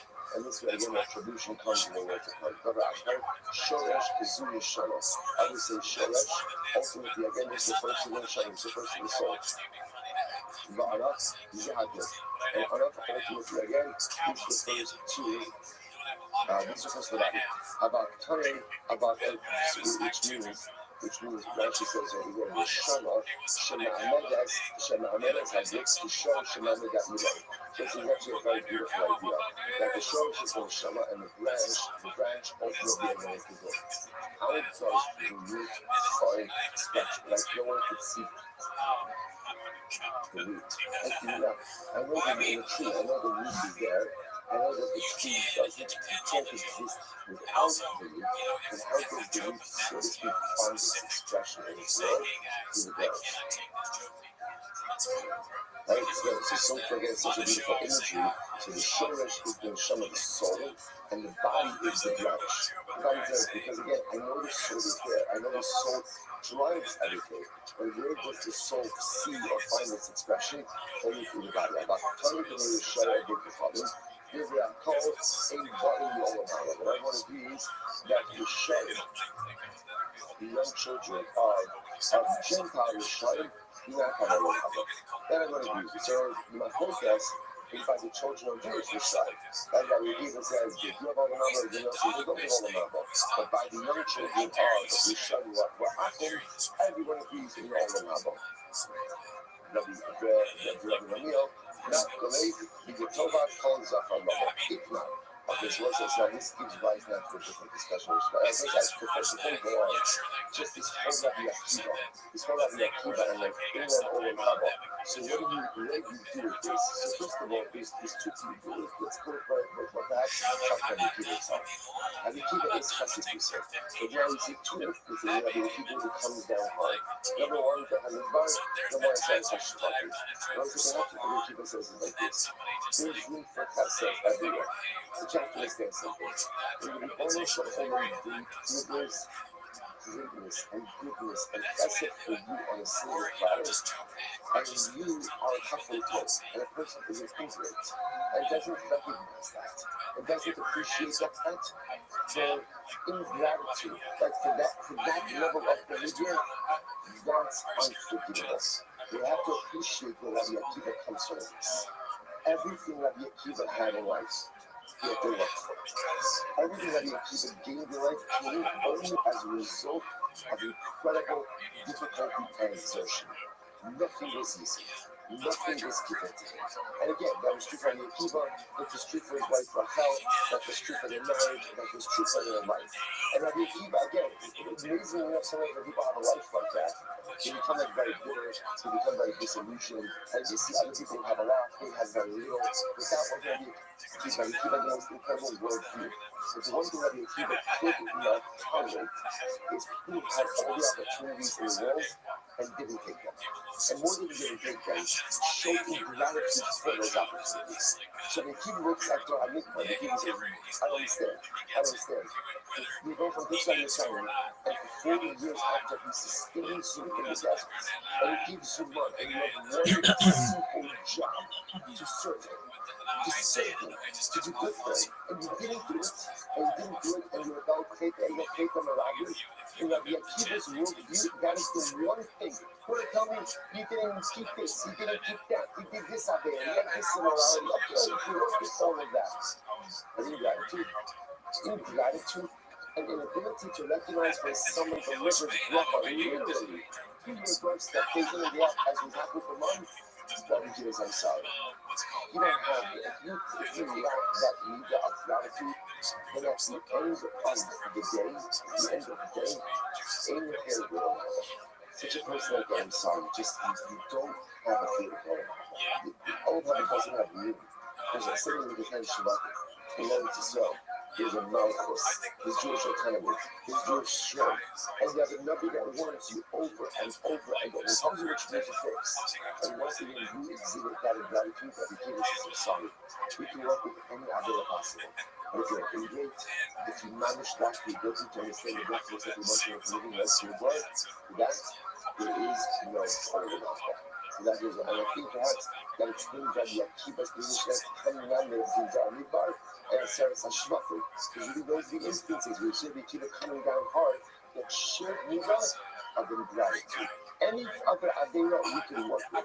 So this type of almost an ideological flaw in you, that's almost reactable. For that, there's no Olam Haba. There's another bar on Dar Midbar, but I think I'm trying to come back to it at the end. Right, the mother's like that. What's it had tremendous super Ikmai. Katan the illness I got on another. This is incredible. When there's a child who leaves this world, at what point does a child come to Olam Haba? So you know Rabbi Shimon Bar Rabbi, Chad Rabbi Shashin Yolot, and Chad Rabbi Shashin Sika. One says the moment that a baby is born, right, and then he sort of dies, that baby gets Olam Haba. Others say no, it has to be from the time that a child speaks. Only once there's speech is the Olam Haba. And once again, it's interesting, the whole conversation is fascinating. Because, so what happens, like, so after China doesn't get like, what does it even mean? What does it mean? In other words, in our mind, we often assume that there's two pieces, right? There's Olam Haba, and then there's Gehenna. Like, or if you also remember again, it's always coming back to the Olam Haba ambiguity. Is this Olam Haba like messianic era Olam Haba? Maybe he's talking about like, yes, amazing. You know, so ultimately, like, at what point maybe like is a person resurrected? You know, is it again this resurrection of only once you're born? So again, just recognize that. I still don't use an Amman about Olam Haba, Lumos and Mashiach, all that stuff. If you get Hashem, I still have a couple of these to get there. So we will get to it. Man, no, Shasha. You know, like the one who says that there's Olam Haba from the time that the baby is born. The Imam Shimon Yaakov Yazidi Sivka. So we am Loro Kiasa. The Maidon Shasha Sita to save Zari Adbenin the Super Lashan Midrai. Okay, so what is this? Is a fundamental matter of this over here. So we might go like that. If my idea I'm in Shasha Mizra, now there's Olam Haba to the baby as soon as it's conceived. Even in utero, right? If the baby was lost in utero, you're still ultimately Olam Haba to the baby. But see, Zara Yaakov. But not from a Yitzchak Alam Shashimina, from the time that the baby receives a Bismillah, ultimately again there's Olam Haba. Listen, just know, this is a fascinating halacha. You know, we should not bring down that we, Chas Shalom, a woman miscarries or there's a stillborn. We do a Bismillah for a baby boy, and there's a name that is given to that baby. So I had discussion with Allah exactly the username that literally username that would not be used for future children, which is actually quite fascinating because the thing is that usually parents don't participate in the burial of that baby, and that baby is never buried in unmarked heaven. So it's interesting balance because a learning halacha understands that you don't want the family developing an attachment to this life that never was. So yet again, there's this recognition that it's a child, but then it is a baby that came into this world. So on one hand, again, it's buried to the this way. The grave itself is not right. Usually, most cemeteries have a defined area where these precious neshamas are put. So some is to be that point, everywhere else there. But the graves themselves are not marked. Is it a smilam, this piyashay. This piyashay is one of the most overwhelming circumstances to be involved in, but it's interesting that it's that concept of giving a stillborn or a miscarriage that's developed enough for bismillah to give it a bismillah and bismillah over here. Incredible. So the Lord says, I need the governor run that sassy, if you know sassy, if you let off, I feel it. Trying to be sure that every minute, you shut Shiyoma Honor. Incredible. At which point, ultimately, again, does the baby receive on another? In the time that it could say Amr, so from speech. So the Lord says, Shomer Amar, Is Usha'alim B'Yavam B'Tzadik Shomer Amunim. Articulate Shomer Amunim, Ella Shomer Honor. So the time that a baby could say Amen, yes, and it gets on number. Look it out from the my Amen. So my Amen, you know, it says what is Amen. Amen, Aina, Keres, Nala, Niana. It just wasn't just a little bit of general. What is Amen? Amen is a contraction. Well, look, again, our God, Kel, is a trustworthy king. Kel, Melech, Amen. Look at the right Rashi says over here, the Sha'anim, Al-Khol, Bracha, Bracha, Amen, Hate, Mashma, Kabbalah, Spira, Shamayim, Kel, Melech, Amen, Benachikun, Shemanim, Allah, HaKalifah. So in India, I think HaKalifah is state of Hanwal Believe. Because the Baruch Shalom is a great person by the way. You know what it is to be a Na'aman? To be a Na'aman means to be someone others can always rely on. That doesn't mean a Na'aman doesn't mean that person is always going to do what you want. That doesn't mean always going to do it how you want it or when you want it. It means that at the end of the day, you believe that that person that everyone comes to. What is it? I believe that the Baruch always has my back. Doesn't mean that he's going to do what I want him to do, how I do it. Of course not. He's got it. I'm just me. I absolutely believe that at the end of the day, that the Baruch will always come through. Hypothetically, I could say, do you know what the bakery that is open in the Shalayim on Shabbos? Nothing random. Interestingly enough, right? Nothing random. I don't know if they understand. On the corner, right in town, right on the corner of whatever the what is it? Yapon Joy. Right? There are little things. I think that there is a bakery open latest and other shops. First, case. So much is the marketing department because I think they definitely could tap into that. Even though there's like any that's good. Like they think about shawl match. So what's the milk of the course of another process? Okay, what's the I sort of want to point out this idea over here. So remember, we're gonna have to figure out with this Gemara. Let's figure out with this Gemara exactly what this means in terms of Olam Haba. Like I said, is this Olam Haba ultimately again? Is this like how we go after the buried? Is this Olam Haba like resurrection? You know, so it sounds like just so you should know by the way. So we're talking much more about Kiyasanes, and essentially we might ask you at what point is a person resurrected? Like if a child is miscarried, if he's miscarried, is that fetus resurrected? Or is a stillborn resurrected? Is a baby who can't speak resurrected? All these different questions, because when it comes to all the Hava itself, you'll see there's another Gemara that talks about again like Mara Bozizara. We'll talk about that. We'll see that Gemara talks about how HaKadosh Baruch Hu showers with love children who die. The children who don't know, right? Children who don't have obviously been left to their parents in this world have an emotional acts towards their parent with them in things that we call Olam Haba in the afterlife. So again, we'll have to see the Rambam with all of this. So we'll go back like, hey, the people show not show, Karab, the other beautiful, Amish Babish. The Misha Mishai is also beautiful. The Misha Mishai, I feel the photograph of that. The most important is also called Mishai. This pasuk seems to be talking about Gehenna. Because the last of the pasuk is Lachin, Chava Piva Sha'ol Nafsha Uparapia. So Sha'ol, the God, usually reference to Gehenna. So Gehenna literally again has opened for the Sha'ol, the Gehenna has been widened. Opened its entrance very widely. So who is Gehenna receiving? So also in the three stories of Noah. It's like he says, Yamisha Shai Afilu Kol anyone who did not go ahead and actually for any person who left out one mitzvah, going together. I tell him, this will be together. Right, okay. So the Gemara says as follows.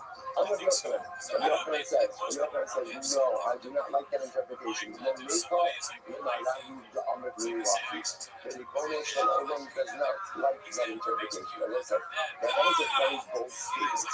Very bold statement. Because if Yochanan says, Yochanan does not point on the that she says over here, in the Kishman for not to speak, there is a song called Kaf Mechova. This is incredible. So you have Rish Lakish saying, even if you don't keep one mitzvah, you're going to get him. But Yochanan says, what are you talking about? Do you think that Hashem wants you to interpret the pasuk that way? Right? I don't say it's such a profound statement. The Rebbe Shalom doesn't want us to find fault in each other. It's not what he wants. It's what he wants us to see the beauty in each other. He wants to see the beauty in one another. And you're saying every single reason doesn't keep a mitzvah going to be on something. You got it. That better be one big heaven. Because all the problems are all of the problem. Let's say there is not one person who even though there should be no one. The greatest and don't go in the world. Even though it's not anywhere in this way. So that means most of these going together. Has shown both is going because of the Torah. And every single tzaddik and every single regular person is going together. So what Yochanan says, this is not how Hashem wants us to interpret. So let's understand this mitzvah. The Rebbe Shem Olam does not want us to find fault in each other. That's not what he wants. Just the opposite. He wants us to see the good side of the Yochanan. How do you interpret the pasuk? Allah is beautiful. Allah Afilu Lo Lamad Ela Chogata. No, here's what it means. What it means is like this. Yochanan said what it means is. What up, Mr. Clarice? How you living, girl? You changed my face. There you go this morning. Excellent. Sounds like a plan. You got a nice game plan going on. Yeah. Think about making it a other people different channels like in the silver, and then only go in there because Go ahead and do it.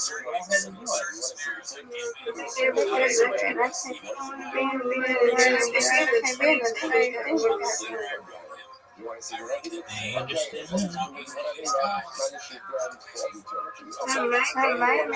It's a good idea. Yes, ma'am.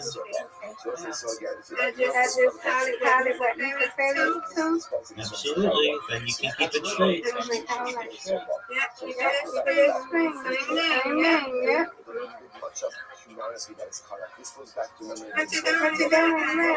Trying to download TikTok on one of my accounts. Hey, by the way, did you know that TikTok changed the rules that you don't need 1,000 followers anymore?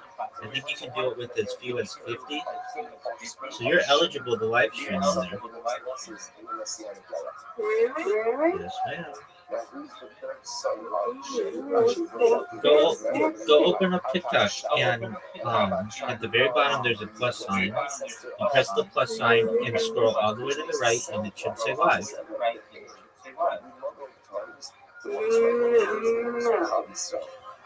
It does not? Wait. Okay.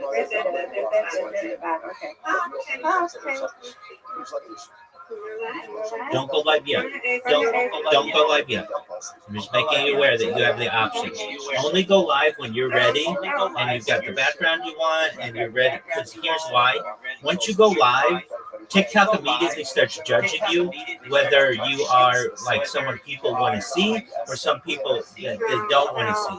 And if you go there and you're just like, well, I'm just testing or whatever, and you've got your phone like on, staring at the ceiling or something like that, then a bunch of people are going to come in and they're going to be like, I don't want this, I don't want this, I don't want this. And then the next time you try to go live, next time you go live, then TikTok's going to say, we're not sending anybody into your stream.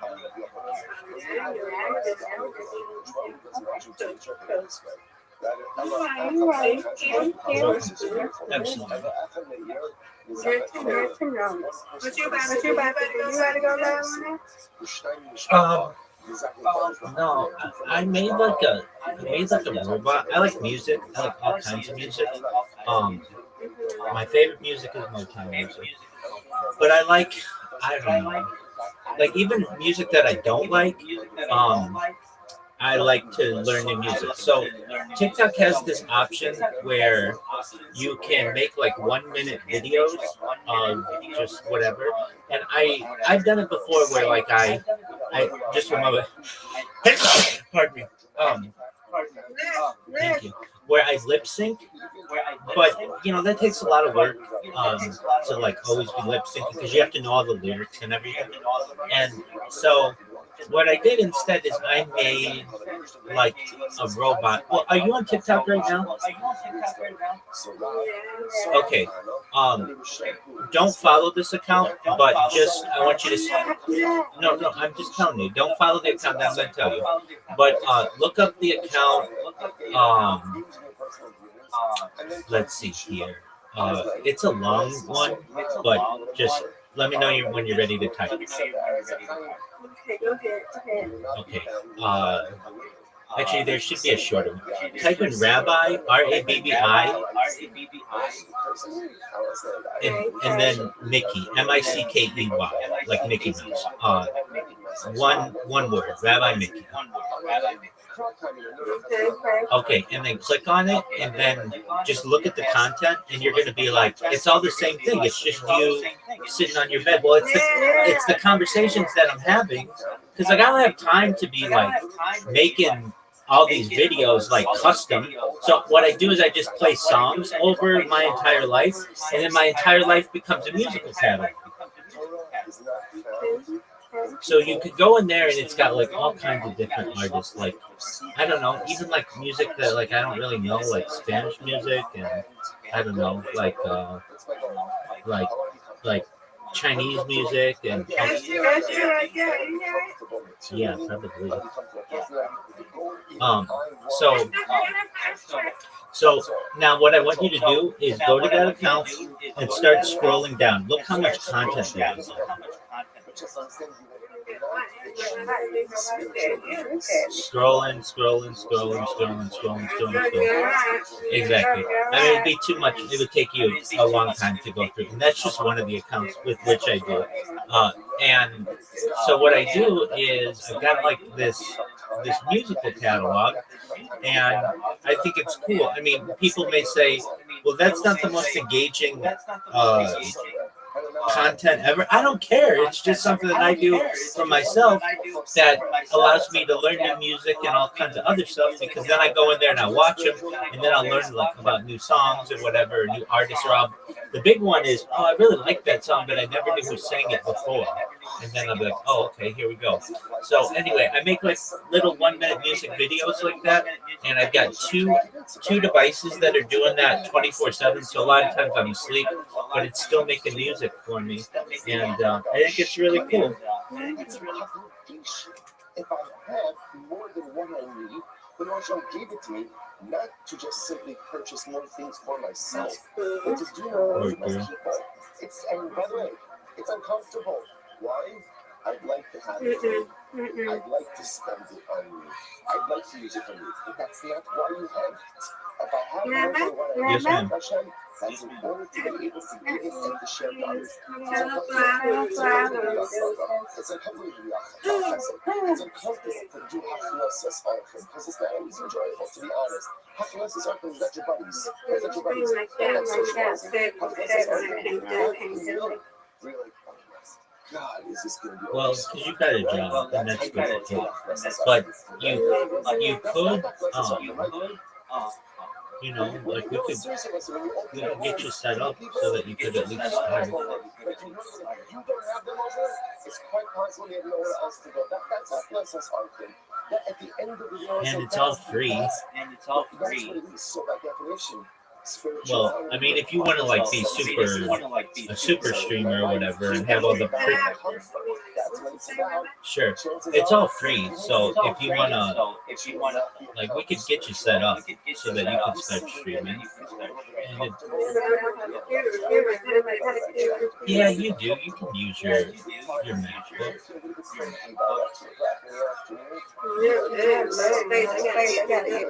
Yeah, you could. Well, I don't want to force anything on you, but what I'm saying is it's done in a browser, so you don't even need any space. You could do it on your Apple MacBook Air. Right now, it wouldn't need any space. You don't have to download anything. You just go to YouTube and you press go live.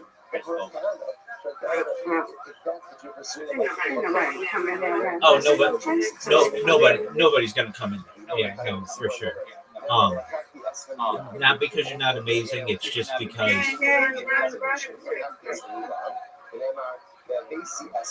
I will bring you to me.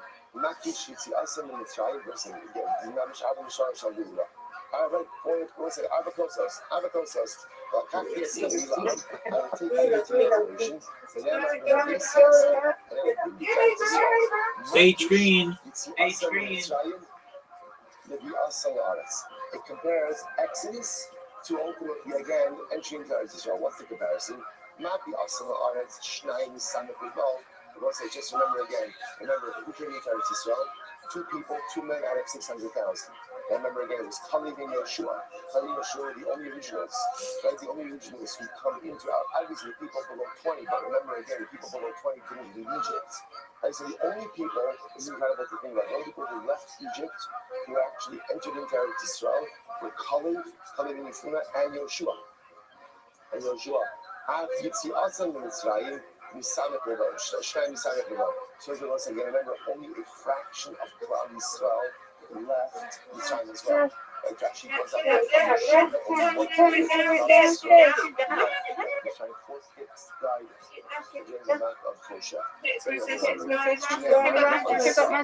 There you go.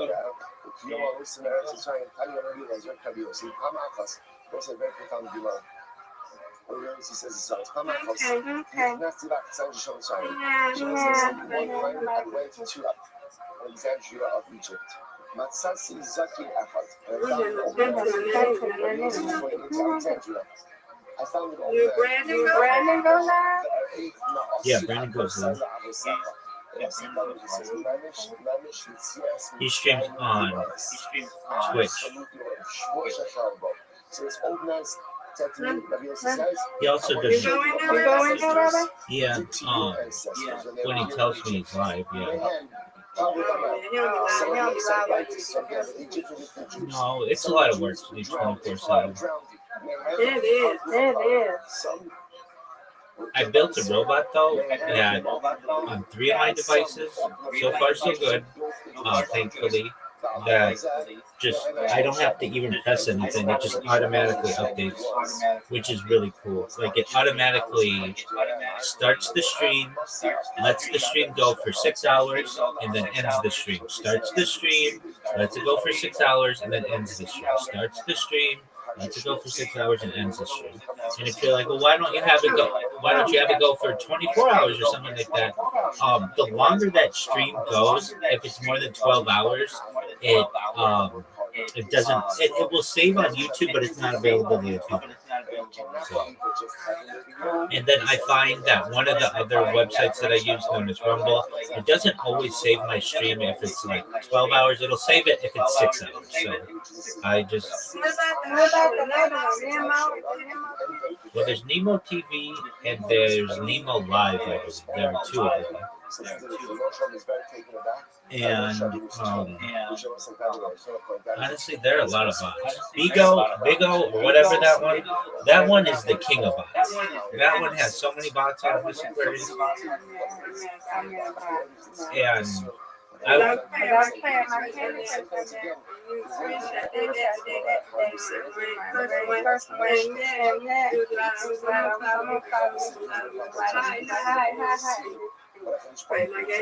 right. If you do a little research on Big O, it's like there's all kinds of I would say not so good stuff about some of the things that it does. I didn't know this, but like they bought it a lot. They do a ton of advertising. I can tell you that they advertise like wild. And then, but a lot of the stuff that they do is like AI. Now they do have real people on there, but when it says that those real people have, 2,000 people watching them, that you and I both know there are not 2,000 people watching you. And I can tell you, I tested this years ago with Big O, and I tested it earlier this week.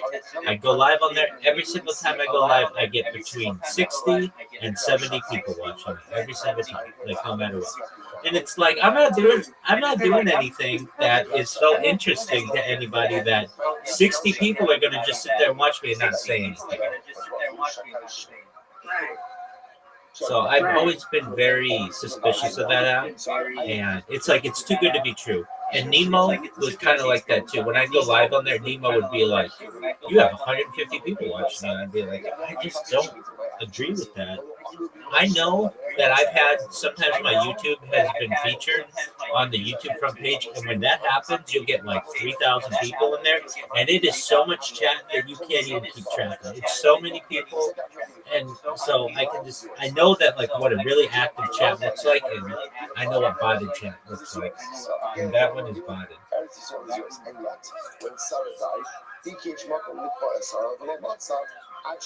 Now I'd be like you be on these a long time. Yeah.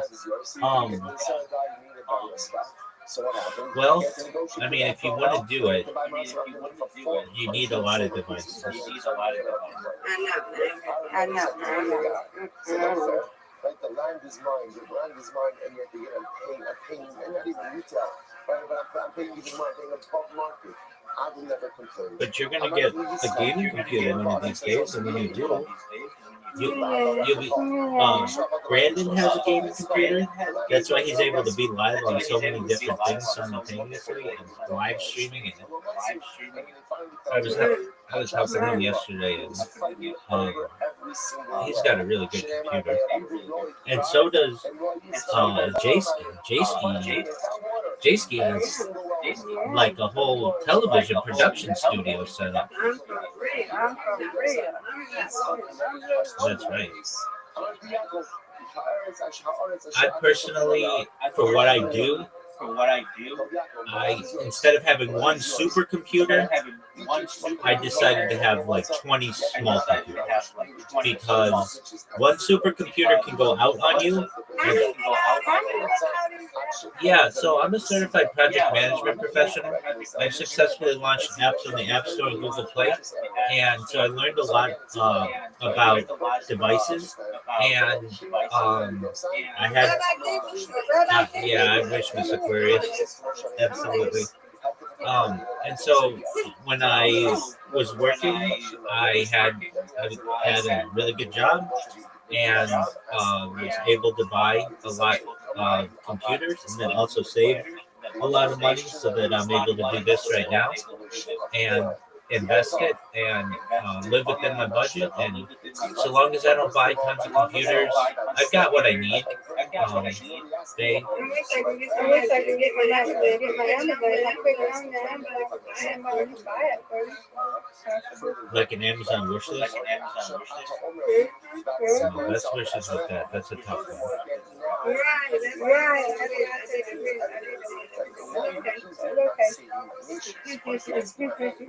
you make accusations that I'm not doing my Yeah, I job. do want I do want to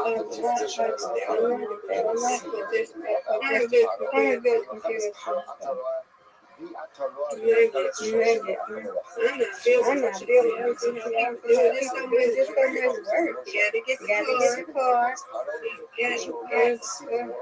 Yeah, I kind of like that too. I like it just to work. I don't want to have a computer that exactly. I don't need a project. I want to stream. And these out of the box. That's why people are like, why not have one really big computer instead of a bunch of laptops? And it's like, because one really big computer is great, but if the fan goes out in it or the motherboard goes out in it, like then you're done. Then you've got to like depend on another device to be able to buy all that stuff. And I don't want to do that. Also, one computer, I can't be live on so many different streams. Like I can't do those TikToks if I'm live on all those, like I need multiple devices to be able to do that. And that stuff's cool to me.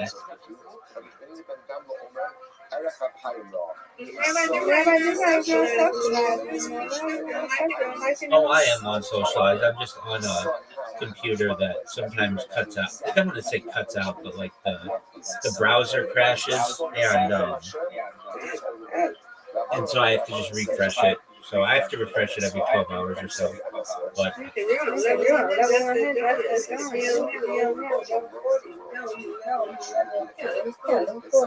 well,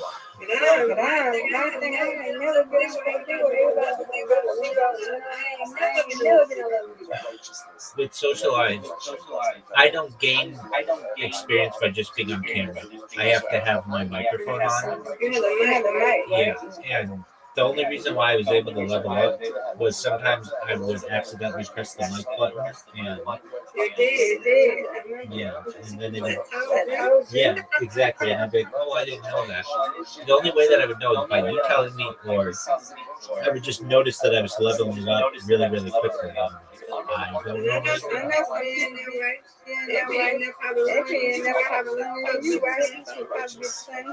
Yeah, I mean, believe it or not, people kind of we run in the same circles. I had somebody who came into the Discord, into a different Discord I'm in, and they're like, "No way, you're in here as well." And they knew all the ones that I was live in. And it's like, all right, well, you're at least paying attention. You know, all that.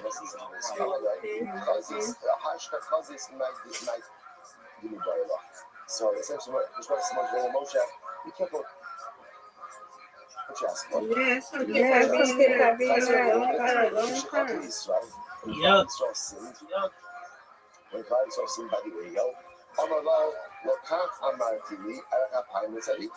So Hashem says, remember what you said. I might delete it.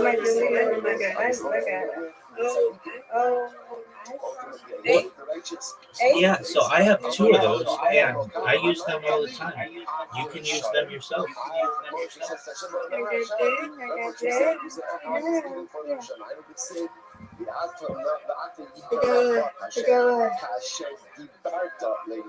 And that's a notion that says now allow your cost to be amplified.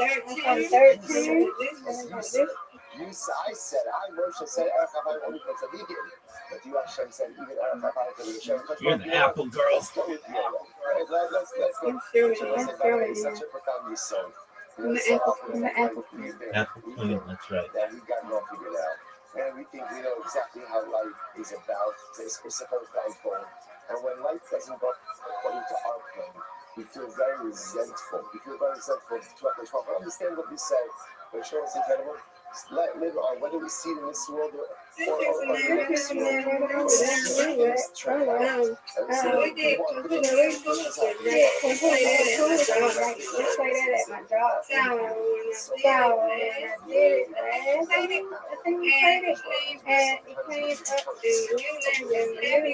Happy butterfly. Did you like that? I don't like that. I don't like that.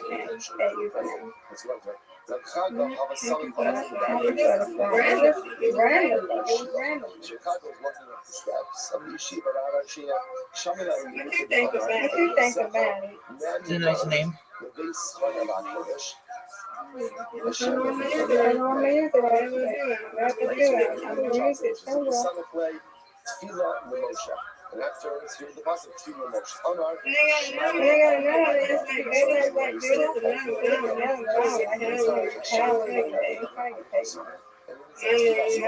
beautiful. I like it.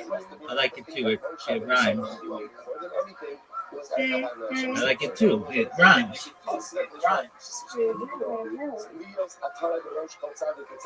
In the future, Hashem is going to be a crown on the head of every single tzaddik. Shneimar Bayom Ahu, Yashem Tzorokos La'ateres Tzvi, This verse I'll be right back. My La'ateres Tzvi, U'Tzviras Tikares, La'osim U'Tsono, U'Mitzakim Yeshua. So, for whom will Hashem be a crown? Hashem will be a crown ultimately again for those who fulfill His will, U'Mitzakim Yeshua, and await His salvation. I will say, so I understand the first part of Osim Mitzvah, right? Those who fulfill the will of Hashem. What does it mean with Sakin Yeshua? What does that mean? So let's say, so here's what it doesn't mean. It doesn't mean people who just sit and wait. Because doesn't want us to sit and wait. What it means is also these are two met together. Osim Mitzvah, this refers to people who spend their lives engaged in dynamic activity. I'm recognizing I'm going to do my part, and I'm not going to be financial to do his part. But I know that I do my part, and Moshe will do his. So they operate concurrently. I engage in dynamic activity in this work because once I all too often in life, we wait for other things in order to be successful. I wait for other people to do their part. They forgot to do his part. Don't wait. Don't do it. So there's no time to wait.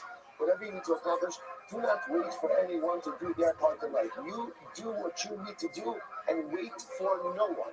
But while you're doing what you're supposed to do, just know that God is doing this thing alongside. So if I live my life with that understanding, constantly pushing on the gas, doing whatever I have to do, with that always sing with sort of funny word of Hashem, and knowing that while I'm doing my thing, Hashem is doing his thing by my side. That's good. So I was have to stop over here a little bit in the middle. We'll pick up on this one side. Beautiful, beautiful Gemara tomorrow. Shkayach, everyone.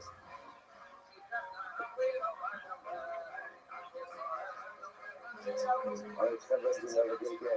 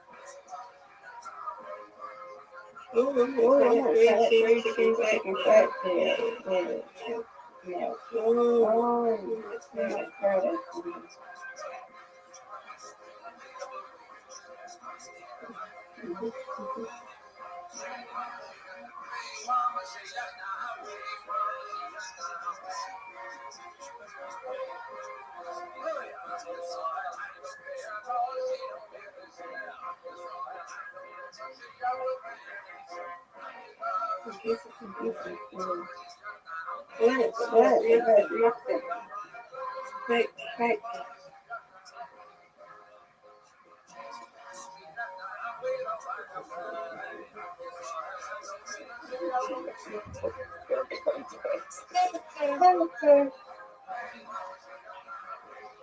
I do want to say good morning.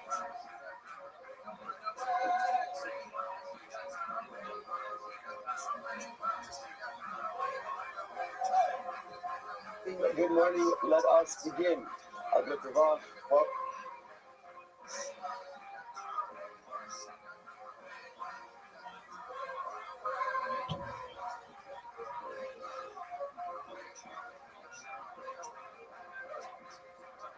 Hashem too. And last week, as we wrap up Mesechus Sanhedrin, very incredibly exciting. We're going to try to cover as much ground today as we can. We'll be finding more with Hashem. Again, also the Firas comments immediately after. We're going to try to do that here to 8:50 and try to end a little bit around there. So we're going to go right from here. We're going to do Firas comments right in the classroom across. So feel free to follow the migration here to Hashem across the hall. Beginning by thanking all of our sponsors for this morning's trip. We thank our annual Talmud Torah sponsor, the Tosa Mishpacha, for dedicating all the Shimon Rosh this year. as is a close to the soul from Israel and Israel. From the Torah sponsors for the month of Nisan Paul in celebration of the Nisan birthdays of Israel Kathy and granddaughter Tikva Esther. Anonymous sponsorship in this house. Simchas for all of our children, and for reason to be the month of Guru Shlomo for Cloud Israel. Avram and Shuli Coleman, the memory of Avram's mother, Sarah, Brian Abbas, Yoshua Heschel, and the week of learning sponsors Steve Galasko, and in honor of all the blessings that Hashem has provided for me, Jordana, and our family. Thank all of our sponsors for their generosity, the beautiful, beautiful messages. Hashem. The sweet English name of the Cloud Israel. The Netz Hashem, everyone needs your full Shabbat, and getting Kol Kol Israel, all in Shem Shabbat, and all the families should have an Akama, the hostages should come home with the Shalom and the car, the holy soldiers should be successful in the call of Maaseh. As we that, let us begin. Today's back is Kuf Yud, 110. We are picking up the Netz Hashem on Kuf Tes Amud Beis. Kuf Tes Amud Beis. And we are up to Eliezer Abed Avram. So again, remember, where did we go? Eliezer Abed Avram. Excellent. Eliezer Abed Avram. So what says, so we are, it's 2, 4, 5, 6 times up before the lines get wide. On Kuf Tes 109b. It's a lot to do. Eliezer Abed Avram. So let's remember again, we're talking over here about the, and if you, and by the way, and if I try this one to a different field, and you're ahead of where we are, shame on you. And shame on you. And that means whoever your Maggid Shir is not doing justice to the way these documents are supposed to be learned. If you are on schedule, then at the end of the day, you will eat. Sorry, I was doing something wrong. Anyway, Miran says as follows. I'm just kidding. I'm just trying to come around the tracks over here. So Miran says as follows. It's surrounding hustle. So let's remember again, we're in the middle of talking about the topic of Stone's corrupted legislative legal system, and how essentially, again, it wasn't just we told this you said yesterday, and I'm not, listen, we all do things wrong. We all do things wrong on a daily basis. The most important thing is this is a tip for sinning. We're going to teach you how to sin right. If you want to sin correctly, the ikr is just always keep in mind that you're sinning. The most important is if I'm going to do things wrong, and I'm going to do things wrong, just own it. It's wrong. It's wrong. And maybe I'm not ready to correct it. I'm not ready to stop it. But the most important thing is never to lose his sight, to never become self-delusional and begin to think that the wrong things I'm doing are right. As long as I'm honest with myself and I know my awareness, I know exactly what I'm doing wrong, and I don't try to pretend that it's correct, it's going to sound strange, I'm okay. Because as long as I know that it's wrong, at some point, some time, I will fix it. The danger in life is when I convince myself that wrong things are right. That's when I put myself in a precarious spiritual situation. The profound downfall of Stone was that the legislative legality of corrupted behavior. That becomes the what nature here. That's when a society goes ahead and says that certain things that are clearly immoral, certain things that are clearly illegal, certain things that are clearly immoral, then become not only okay, but an encouraged part of the legal system. That's the undermining of the entire fabric of society. See, that the Gemara expresses the next point over here. It's really awesome. So he also went to Stone. But you, so what happened? They injured him. Again, what happened in Stone when someone injured you? Like you got the assailant today. So what did they normally do? They take the pay for the service of bloodletting. But remember again, so that the aggressor, if you bled, you got a service, you have to pay for the service. Let's listen to this. I was looking at Megana, so Eliezer comes to Beis Din. Amalek, I will be shakalach davam. Eliezer, I understand you're injured, but you owe the assailant money because he provided for you the service of bloodletting. So I says, what did Eliezer do? I'll sit in the lost. But you be the diamond. So what did Eliezer do? He took a cloud of earth and he hit the diamond. He hit the judge. I'm on my eye. The judge said, what are you doing? Amalek. I said, no problem, Judge, now you owe me money, right? Because I performed the service of bloodletting for you, so you owe me money. So let's just do this, right? You owe me money, I owe my assailant money, right? So let's just do this. You pay my assailant, and we'll call it even, right? I'll keep my money, we'll call it even. It's easy to keep the kind. So I write the diamond, you take the money you owe me, give it to my assailant, I'll keep my money in their pocket, and Shalom on Yisrael. So he goes back there. Havilei for Yasa, Davimagni Ale Arfin. So in stone, they had a hospitality bed, a Haknosis Arfin bed. Now, what was unique about this bed? Kimarif guys, now, this bed had to be one size fits all. So if you were tall, you were very tall, and your legs dangled over the bed, it would cut off your legs. Kigots, Makdillah, if you were short, it would stretch you out. Eliezer Abed Avram, Ikolova Hasan, Eliezer comes to stone. Amulay, Kolva Gani Apoya. They invited him to use the Haknosis Arfin bed. So again, Eliezer obviously responds to what's going on in stone. He says, Amula Home, Narda Najri Yoma Denisa Smith, Mark, Yokamina Apoya. Ultimately, again, he said, from the day that my mother died, I took a neder not to sleep on the bed. Which again, he was avoiding sleeping on the bed. Now, whether or not he made that neder or not is not immediately clear. But it's quite, something that's jumping up like, so he went for that. So let's say when a poor person would come to stone, here's what they would do. You have to call everybody would give him money. They give him money.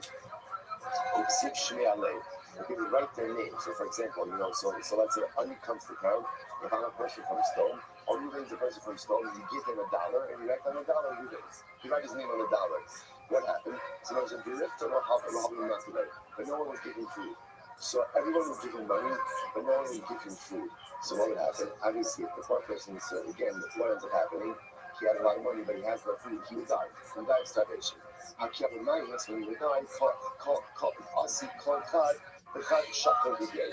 money would die, then what would happen? The people would someone come and they would take back the $1. How did they know $1? Because Ruben said Ruben, Shimon said Shimon. So let's say, so again, what is this? So let's say, so this is like this desperate crazy. What's fascinating is, even in stone, at the core, human beings want to be good. They really do. We all, it's not just the Jewish thing, man wants to be good. See, even in stone, they want to give stuff up, but they don't want to give stuff up. So how do you give stuff without giving stuff up? They gave the money, but they created a mechanism through which they would be able to take it back. One of the things, just as easily said, because remember again, in general, Hashem's Harfin was outlawed in stone, but yet they couldn't bring themselves to outright outlaw tzedakah. Isn't that fascinating? Even in stone, they couldn't legislate a practice that said that if a poor person comes, you can't give him money. They couldn't do that. So what they did was they said, you give money, but you can't give him. So say, I'm going to give. I can't say, I feel good about myself. I gave tzedakah, but I'll be able to get my $1 back when he dies. Incredible. The Gemara goes like this. The Gemara says, this is what so they made a stipulation between them. He said, come on, the Nizamin background, the baby love, Mishlach, Dulila. Was it halacha is? You're not allowed to invite any outsiders to your wedding celebrations. Only Sabbats, right? So again, the halacha is if you invited someone to your party who was not part of the stone chevra, then what? Then they could take the other Sodomite people to take your clothing. So if you invite someone to your simcha, it's like the first takana wedding, right? In other words, if you went ahead and you invited someone to your wedding who was not part of stone, we're going to take your clothing with you, from you. So it is. How do you do it? It's Eliezer also. So Eliezer is in stone. They're both saying that, by the way, whether all of these stories happen at the same time or different times, I don't know, but Eliezer is in stone. So what happens? He's hungry. And Eliezer, you know, he's giving him bread. So he bought him and said, Eliezer, yes. So they say, but the cooler. So what happened? Eliezer shows up at the wedding. So he shows up at the wedding. He sits at the table with the other chevra from stone. And what's the first question they ask him? On the night, man azam neflahaka. So they asked him, they also say, now, again, a lot of times at the wedding, you get asked the question, right? What's the question? Which side, right? Chassid or Kala. So here, Eliezer might be Chassid Kala. They say, who invited you? Who invited? Because obviously, again, they want to get there's something wrong in stone if there's an uninvited guest. How many? So isn't there? What does Eliezer do? What does Eliezer do? Eliezer goes in and he says,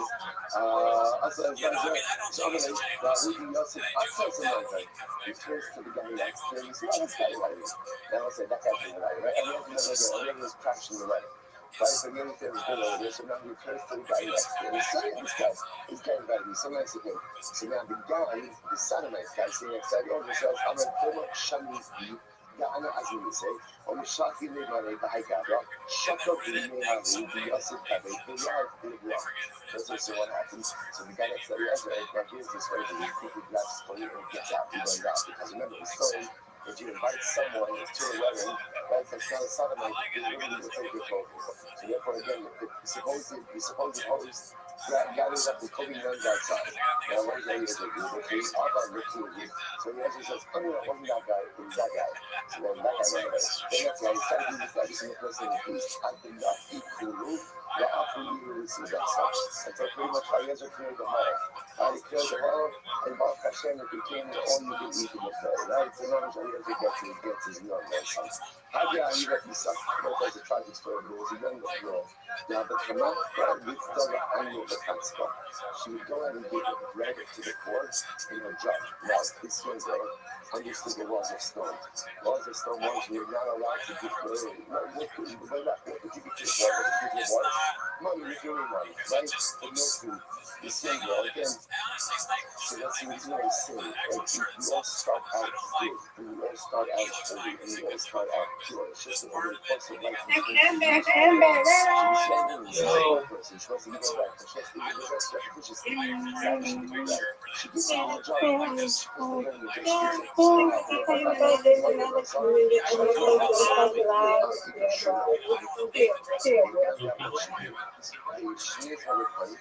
And they put her, they attached her to the top of the wall of the city. Also, Zibri locked you up. Essentially, she was stung to death. She was stung to death. And you could see it. And you Hashem, Zakas, still the Amor of Kiravah. So it was the Gemara says, it was this episode that tilted the scales against Storm. Hashem says, I heard the cries of Storm Amorah, and Aurora Riva, and Iskei Riva. Because of what happened to this girl. What did it say? It's so interesting. Because the Bono said, what's happening in the story of Amorah is when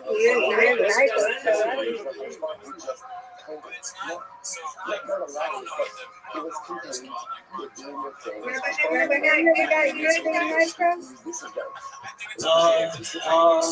I had somebody who boosted the server.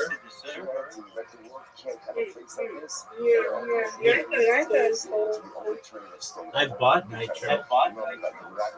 It's okay. I mean, it allows you to have like a few advantages. Like instead of being able to join 100 servers, it's 200. You can write really long messages. You can upload like more data, and I think it allows you to boost servers. And I got it for like a month or something, maybe 2 months or I don't know, not that long ago, because it was just really like, okay, I mean that's nice, but it's like not something that I just couldn't do.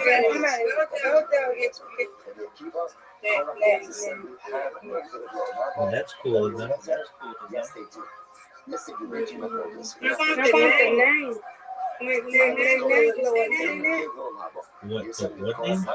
Oh, the name club? Yeah, I've seen that.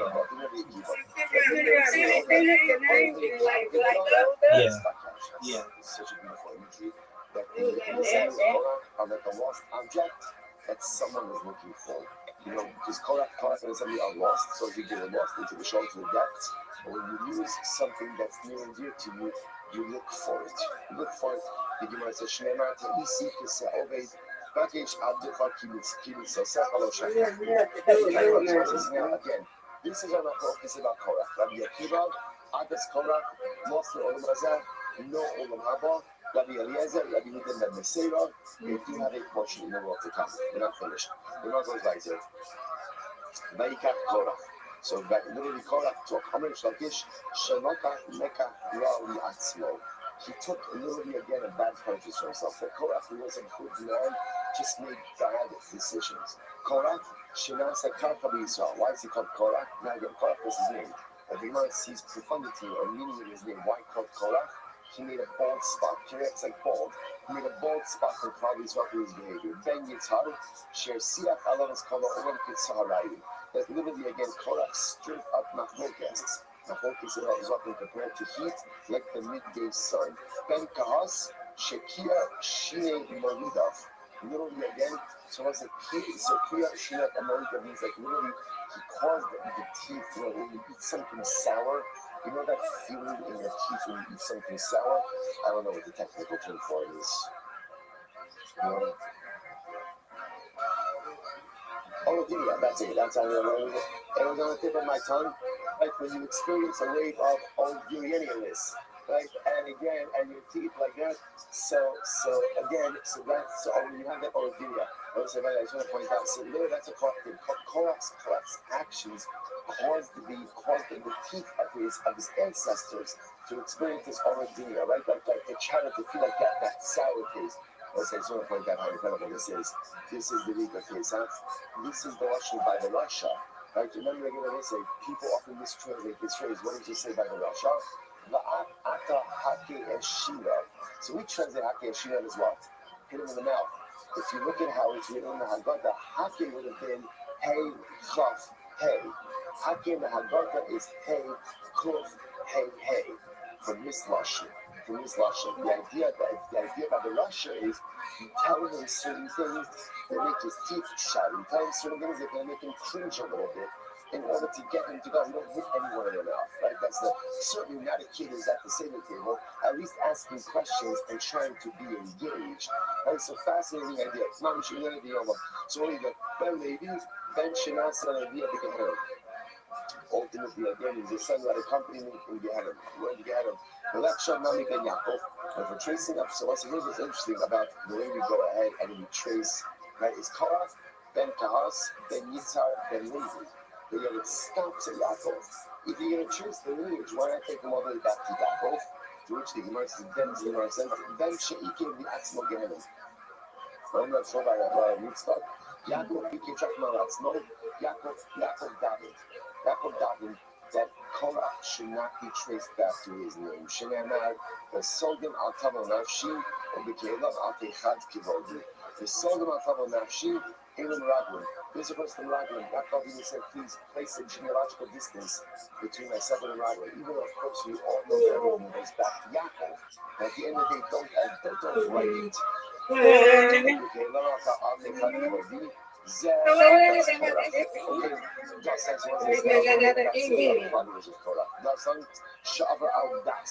Why is he called Dasan? Because he went against the basic tenets of Yiddishkeit. What did you say, Mr. Paris? Yeah, that's what you need to do. He prevented himself from doing tshuva. Ga'on was there Ga'on ben Taras. Shiyashav Ba'anila. So what's the better way? I just want to point out. It's actually Ba'anila. She'iva Asera says tshuva. Looks like there's only one thing that stands between me and tshuva. And that is me. Only one thing that stands between me and tshuva. That's me. We got to own Shiyashav Ba'anila. We'll say only we're going to see his very interesting personality. Because own was very he learned that Halas Shana Asubo flows. Miracles happen for him. Ben Ruvain, Ben Shera because he was a son who saw the error of his ways and understood the mistakes. Allah. So here we go. What now? Story of On Ben Pelas. Remember, On Ben Pelas was one of the primary followers of Korah. Right? And then, interestingly enough, somehow in the city what happened. Incredible story. On Ben Pelas, each time it's Yilasam. So that's like who stepped in to save On. Like a lot of stories that we experience. Right? Who steps in to kind of saves the day? Mrs. Owen stepped in. What did she do? This is incredible. So it's like the loose translation of this is, and I got three of these translation is, what's wrong with you? Now, this is a conversation that has repeated itself throughout the history of Jewish marriages, right? Yes. And by the way, beautiful marriage is when you and every other relationship, you kind of have to couch how you say it, what should you say, Right? Only a What's woman going on? What's who going loves her husband, and a husband who is so secure that a wife can say to her husband, what is the matter with you? Like, what are you cute. That's cute. What is you? Did you hit your head? Like what again? Like You just see it? Yeah, what is it? What's $11? What's $11? This is a fantastic cosmo bundle. The background. Circumstances ever use those words when speaking. You just looking at the little background. One directional conversation, right? A wife Background. to say this to her husband, and as much as Then you shot. as much as it things anyone who has been on the receiving end, I've received a number of comments like this. Anyone that's ever been on the receiving end of this, if there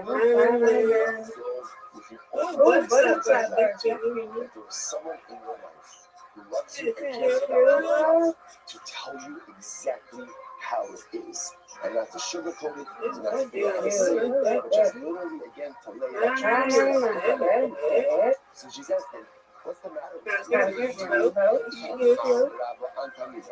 So essentially, she says to Owen, she says, what does it matter to you? If Korach wins, you're still in this cycle. You're still disciple. Oh, to be very honest, you do nothing in this power struggle. Because either way, you're a great guy, you're not the top dog. You're not the top guy. It's not like you're rising from the ladder over here. You're a great man, but you are who you are. So what are you doing? Why are you getting involved in this focus?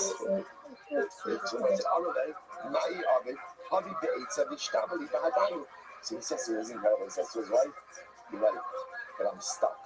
I don't know what to do. This is such a profound marriage conversation. I'm stuck and I don't know what to do. I pledged my allegiance to Korach. I swore to him that I'm with him in this to the end, and I don't know what to do. So the Gemara says, she says, Amalei is incredible. Amalei, you're done with the Kulikumush Kaddish Danu. So what's this really incredible? So Mrs. Owen Palace tells her husband, look, let's figure this out. Here's what I do know. Korach and his followers are holy people, which I must say is so very profound. She says everybody here is very firm. And this is exactly what made Korach and his followers so dangerous. The most dangerous wars are holy wars. Like when people feel that they have God on their side and that they're not fighting for truth, that's when the most terrible things could occur. So Mrs. Owen says, I know that Korach and his followers are holy people. They've said,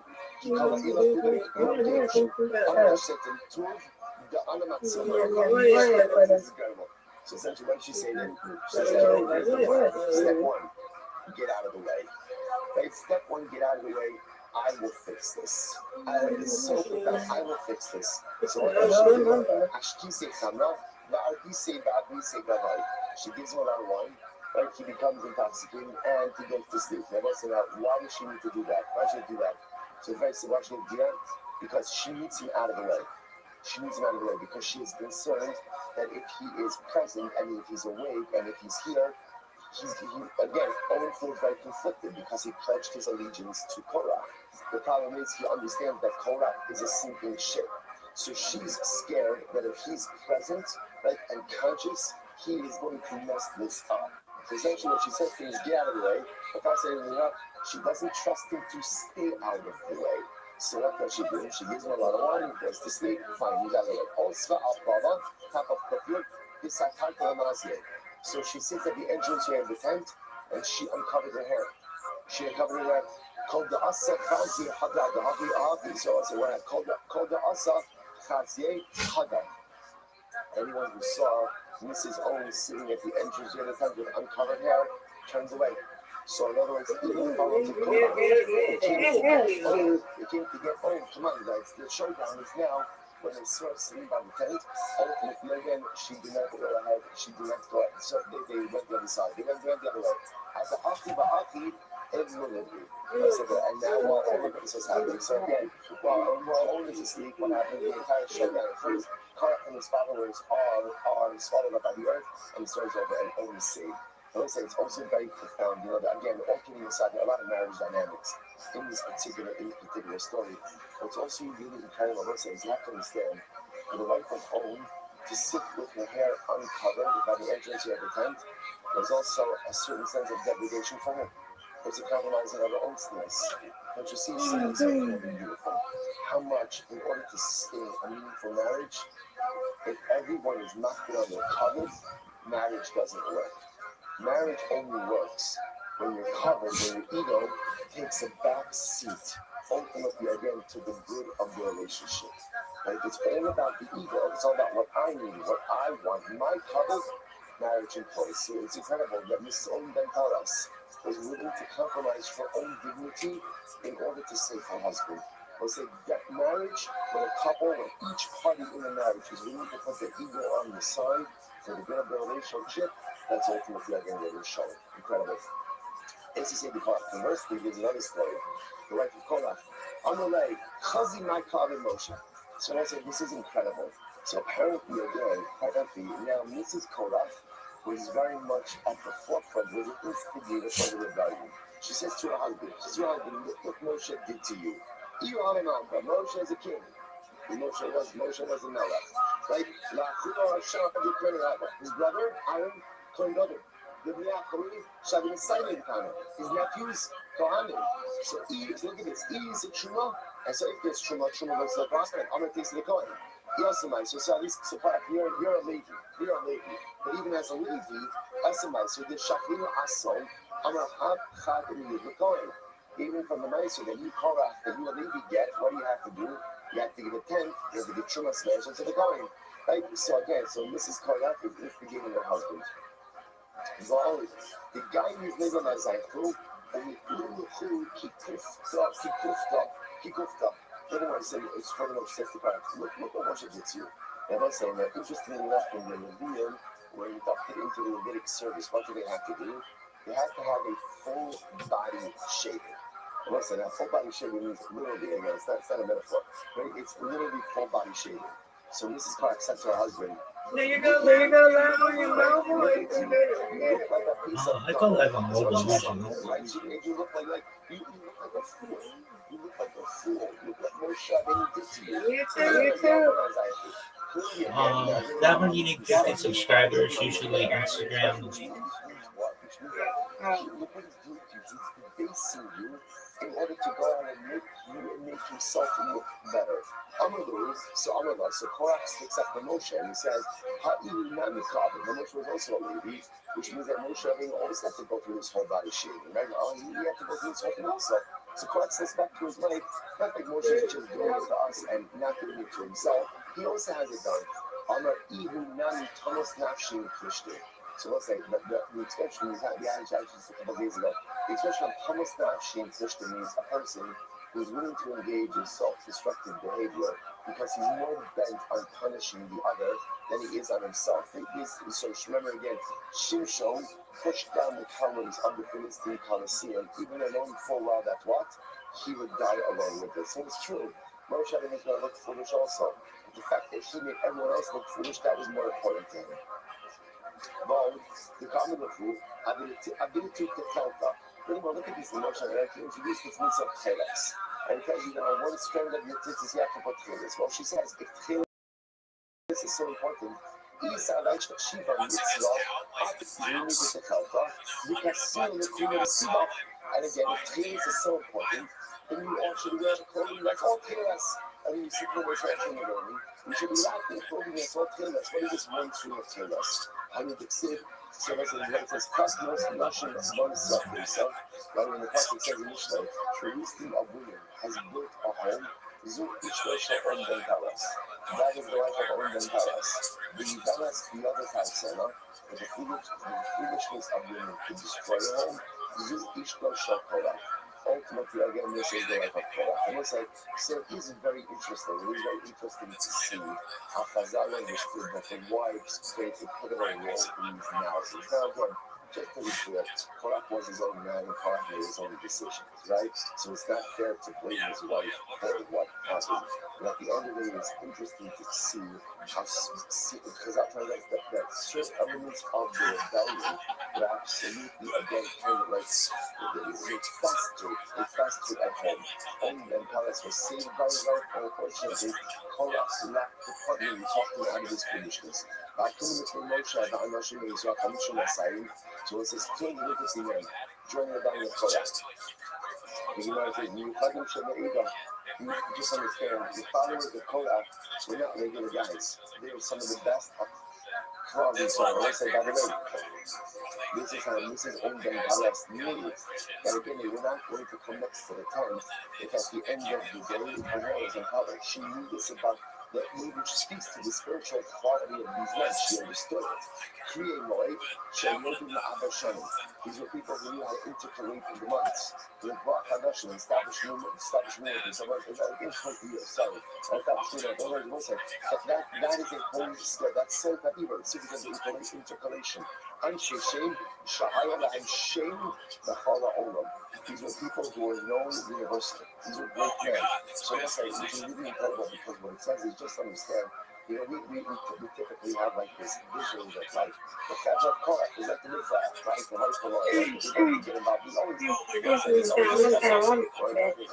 they're always there.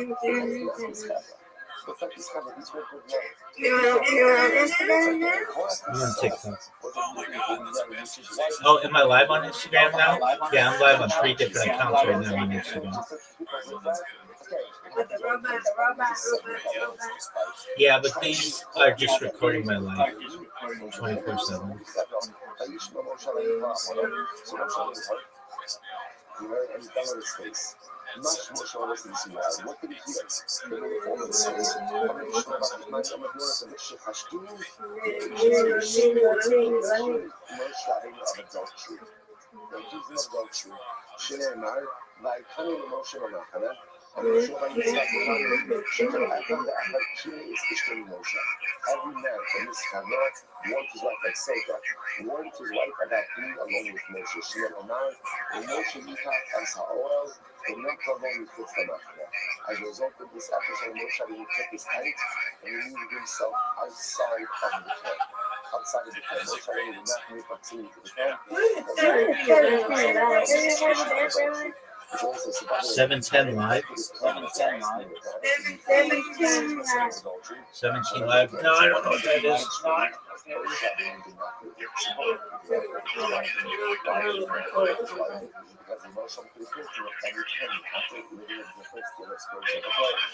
Essentially, people say impossible for a man to live that way. If he's not living with his wife in what, he must be living with someone else's wife. Which I also say is really profound on 2 levels. You know, it's interesting that a lot of times in life, when you see great people, there's 2 ways you can relate to someone who is great with you. You can either say, you know, that becomes like a role model for me. I want to try not to become that person unless Shabbos morning is Russia, not to become that person, but I want to try to emulate that person. Or what you can do is what? Knock that person down from their pedestal. And say, they're not that great. They're not that great. And it's human nature, also you see this all the time. Like the innate desire. Everybody you see it's even really sudden. Like people are so fixated on thinking people who exist on a pedestal and not being on the pedestal. Because at the end of the day, if I can knock them off the pedestal, then I don't have to push myself to be any greater. If I can get into this person and bring them down to where I am, I don't have to push myself at all. So they see Moshe Rabbeinu. They see a man who in certain respects is more malach than man. So they can either go ahead and try to emulate him as well. Not always, but try, or I can knock him off this pedestal. And so they feel to do my Moshe Rabbeinu it's impossible. He must be committed adultery. Moshe Rabbeinu, you know, saying it's incredible. Moshe Rabbeinu does this. I mean, if you notice, by the way, Moshe Rabbeinu doesn't respond. He doesn't respond. He said, you know what? He doesn't respond. What's his response? He falls down. Listen, you know, it's almost as if we see this in many leadership narratives where a person is willing to give anything and everything. And then something happens, and the leader is like, I can't do this anymore. This is crazy. This is crazy. Like, you want to tell me I'm not a good leader, you want to tell me I'm not a good prophet, you want to tell me I don't care about you. Okay, I'm fine. But then you have the accusation that is just so crazy and so wild and so out of left field that the leader himself almost feels like powerless. That's why you go up on him. Or you can almost like collapse. This one was, what else could I possibly do for these people? What else? overwhelming story. You know, like, vaya como se la lleva para casa la vida. Moshe Rabbeinu gets up, that was the great leader, the great leader, realizes that people are just people and they're just going to do their stuff. So what does he do? He picks himself back up and he understands that his mission is much holier than the baseless accusation or the baseless behavior of somebody. So he goes to that level, and it's so beautiful. I'm a Shadish Mikai, she not seeking enough focus. Let me see, this is incredible. When Moshe went to Dasan and Aviram, I was like, she Moshe went to Dasan and Aviram, I don't know, but Moshe was one thing to show which is, Dasan and Aviram are not what? They're not coming together. So there's a choice. There's a choice. We all stay in our corners, and Moshe Rabbeinu could try to engage. And God, this and Moshe Rabbeinu, even though they all say, let's be clear, she was the aggrieved party. It's just that he thinks it's adultery, it's crazy. Yet Moshe Rabbeinu says, I'm not having my focus in my people. I'm not doing it. So Moshe Rabbeinu goes to Dasan and Aviram. Why? Because when I say, at the end of the day, I'm not seeing my focus. When I say, this is part of the so which we talk about all the time. It is so much better to be happy than it is to be right. Like, what Moshe Rabbeinu was right means, I'm going to stay in that corner. You come to me. I'm the agreed party. You are big. You are like me. Moshe Rabbeinu said it is so much more important to be right, to be happy, than it is to be right. And therefore, Moshe Rabbeinu goes to Dasan and Aviram. Kind of what I say. This is the Yisod. If you want to be a person of Shalom, to make Shalom often requires me even to debase myself a little bit. It requires me to do things that I shouldn't have to do, but I'm going to do it anyway. See, people often attribute this to Aaron. Because what does the Mishnah say now? What does the Mishnah say now? I was born in Shalom, and I went with Shalom. Everyone's going to excuse. What do people want? What do you think about Aaron? What people don't realize is, it wasn't just the big brother. The little brother did it too. Moshe Rabbeinu was also a little Shalom. Moshe Rabbeinu also gets up and he goes to Dasan and Aviram. This means if you really value Shalom, you have to be willing to put your ego on the side and be able to make Shalom. Because being happy is so much more important than being right. He goes on and says, I'm going to double up. Come back to my focus over the lap. Whoever goes ahead and sustains my focus, he's only going to have Shneimar, but no yet can call up the Chai Dasan. When I say what's the law, it's incredible. There's a law about sustaining and maintaining my focus. What's the law? Being like Torah. If you sustain and maintain a focus like Torah, the Rashi is a writing style. You get Sarah, so you maintain a focus, or to touch on a focus. You have Moshe, לא סיפרתם, אומר שלא עוד הבי נגד חדפקה. אומר יוסי, חלקת את המחוז בישראל, לא להכניס ומרש. Whoever Merovi again is against the Malchus of David Melech, ultimately answering given by his Sipapa, by Yitzchak Adonai, slowly buffer in the league, in animals of Haras, Sipapa, in Hamas, Zephala, Apatos, Lago, what is that? Halakolika Labo, Halakolika Lashima. But the argues on his ready is like the argues on the screen. I don't say that it really defines just a little because when you never like to speak, you have to set something. You never like to question this thing, or there's we all know. There are different types of disagreement. There's disparaging disagreement and there's honest disagreement. Honest disagreement is not only allowed, but what? Encouraged. That's how we learn. That is how we learn. But there's disparaging disagreement. So ultimately, again, that's like my focus on the screen. Shneimar, after some of come on, whoever makes that focus with his Rebbe is like making that focus with the screen. Shneimar, came up, made Riva Asher, Rabbi Ben Yisrael Al Hashem. I'm going to be thinking about Papa. Call him Yisrael Al Rabbi. Whoever goes there, what's his Lashon of Yisrael? Yisrael is like someone who speaks negatively about his Rebbe. He will Yisrael Al Hashem. It's as if he's speaking negatively about the Shneimar. Shneimar, Lo Alevi Tino Seifem Kima Hashem.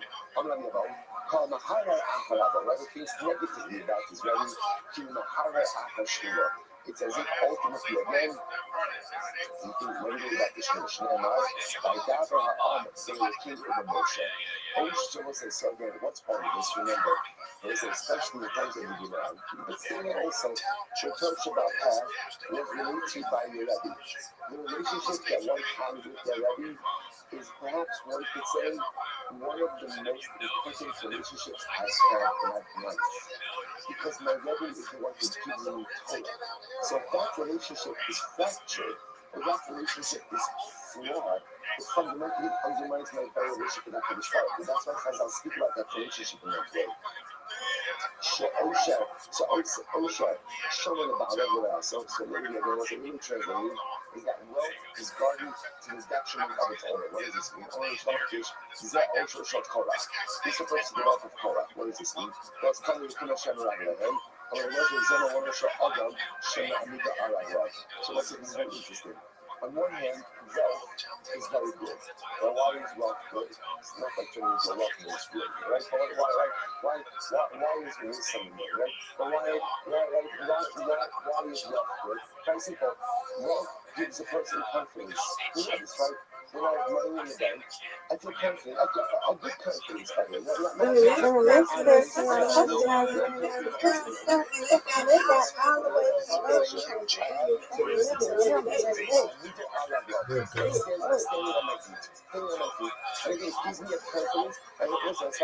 Conversely, when a person doesn't have money, there's almost no luckiness when you are poor.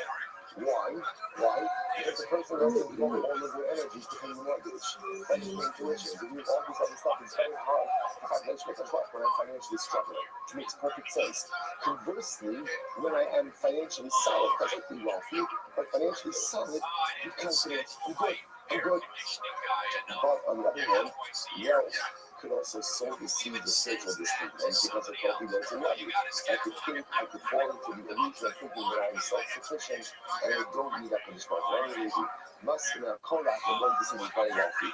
Must be doing those problems of ours. I'm a place also based on the Korach. The Kudu leading the Kirfi within the Yoga. This Korach was a very good. Have 300 white donkeys to carry the keys to the treasure houses of his wealth. Now, again, you can watch this. This is obviously metaphorical and a bit hyperbolic, right? Because remember, when we're traveling in the desert, there's not any storehouses. The idea is that Korach was ridiculously wealthy. Now, on one hand, that wealth gave him the ability to be confident. Unfortunately, again, that confidence turned into arrogance and led to rebellion against Moshe Rabbeinu. I mean, very clear. During 15 years in Israel, Yosef did 3 treasures in Egypt. Achos Nizgal Sel Korach, one was discovered by Korach. The Achos Nizgal Sel, that was Korach's wealth. The Achos Nizgal Sel Antonius, then Asderius,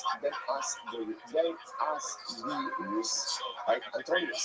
This was the from Yusuf Rebbe, of Yudah Nossi. And the Achos Gibbs and Tzaddik Maslova. One bucket of treasure is hidden for the righteous man and others. But running up with Korach, Robin had the years on us. Now, what happened to Korach? What happened to Korach and his followers? So the Gemara says Korach was not swallowed up, nor was he burned by the fire of the Ketoras. Robin had the one that said, "That's Korach, I'm not sure what Korach." But no Korach. So like saying that his followers were swallowed up by that person himself. But Robin had switched the said that Korach is just Kalishim Asaidish, but no Korach. Now, Sisa Korach, another version says Korach, you're not switching, and you're not rude. Other things is no. Korach was both swallowed up and burned. We got both punishments. The sin of one that said, Batigla also the best Korach. And as soon as they say, Batigla with Hashem, Batorah Kamashim Masaidish, the Korach by value. Okay? So what's in the focus is exactly that of the Korach. On the other, might it say that Shemesh Yaleh Amon Zula, the order to exactly Irish, what is that passage? What is it? It's Milani, Shemesh Yaleh is Zula. Apparently, again, during the rebellion of Korach, the sun and the moon went up, ascended into a higher level of Shamayim. And he said, I'm going to find a Ribono Shalom. In Ata Oseh Dina Ugan Amram Nitzeh, the Imlad Lo Nitzeh. The sun and moon went on strike. When they saw Korach's rebellion against Moshe, they stuck up for Moshe. They said, we are not coming out. We're not going to do our job unless we bring justice for the son of Amos. Incredible. So what's this? What happened? So Hashem fired arrows at the son of the moon. On one hand, Volodino Makisan, Volodkasan Makisan, such as Barbara is a little upset. He says, every single day people worship you guys, right? People use you by desire. And that's an affront to me. So for my cupboard, you go for that. And for that, you don't want to strike. And with the kind of emotion I didn't do, so once it's pebbles, but God, you have to get this. But you know, not the Adamopole, and we have to this very day, the sun and moon do not melt until we are struck. So actually, it's 2 years cells of the year. Exactly what exactly is the mathematics? What exactly does that mean? So think about it, even today, someone said you're right, and they don't come out right out of Texas. They come out of the course. It's what we're talking about. Let's say looking at this thing okay. Look, you can't be like from the video like this with the sun and the moon. Sometimes like you get and you have the kids. But you have as listeners that your kid does something and it's wrong. But it's so cute. It's so cute. So you know that like there's a moment where I have to discipline them, but I can't do it like with a straight face. Right? So I always have like that's what this dinner is. You know what I said, the sun and moon go and strike for Moshe and then do it for Hashem. Do you know why? Because Hashem didn't create the sun and moon for him. He created the sun and moon for us. So the sun and moon see Moshe doing something like, we're not going to work today. We're going to strike. And no one else strike. I love it, and almost like people get divine smile. Sometimes you want to get this straight. They very well strike from Moshe. But yet when they use it on idolatry against me, then you don't want to strike.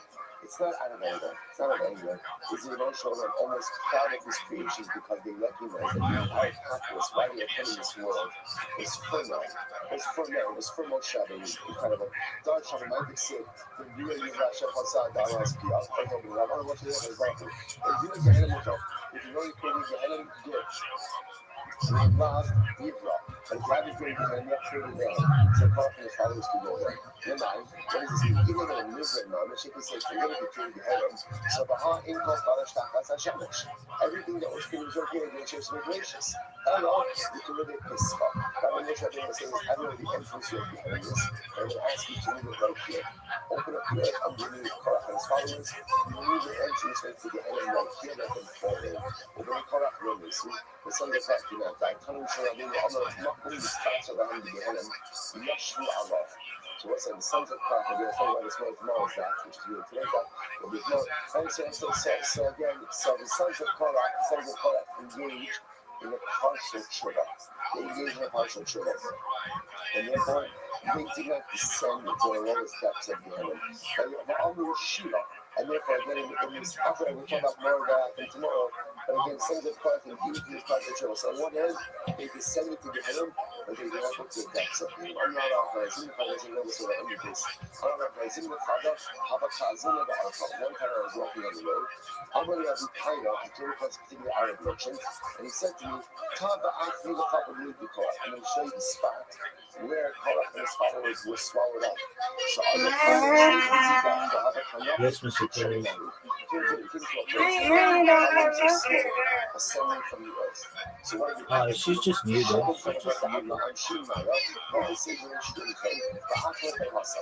took a bowl of water, cup of water, soaked in water, put it on the end of the spear, and tread it over the column of smoke, cooked it, and it's singed. Which wants to tell you the intensity of the water is soaking wet. Yet again, when it comes on top of this area, it's the Arab said to me, so again. These are on the outside. Otis, put your ear next to my shine is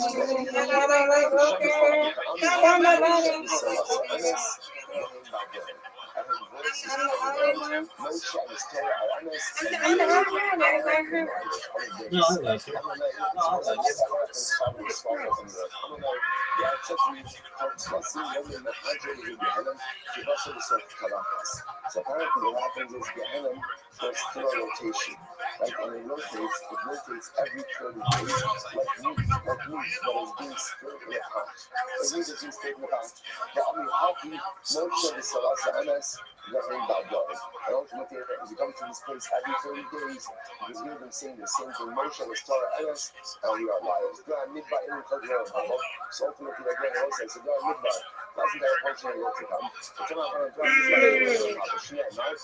The midbar has any only the shame. You turn over and say, but we go from this school. The shame always about all the number. The Allah shame strike in the in the old first scene, even when you accuse. So also this again, the Kiba, the ultimately again, don't have midbar. Doesn't unfortunately go to come. That's what the Lord says.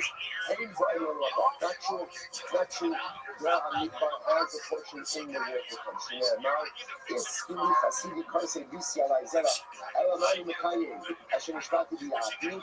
The Ati Bishvati, originally, Hashem swore that Torah and Midbar would not go into the would not have a Naba because of the remedy. And that changed my mind. And that's a very good. It's going to point out something absolutely amazing. If the Rebbeinu should order to change his mind, so can we. So can we. So often in life, we get stuck in a particular diet, right? This is who I am. This is what I do. This is how I live. This is how I conduct myself. And we become so entrenched in our beliefs. And we become so entrenched in our approaches. And we become so entrenched in our hashkafas. And we think that that's just because I've been this way for the last 20, 30, 40, 60 years. This is who I have to be. If the Rebbeinu Shalom Olam, who never needs change, can change when he needs to, I like us telling the time I can change my conscious self as well. Very true, the Omer, but no man, my pasuk is allocated dollars have bought. So that's what the short of the said, no, this pasuk is not referring to God, but it's referring to generations. So it's referring to, it's really Hasidic, check if I know about God. What do you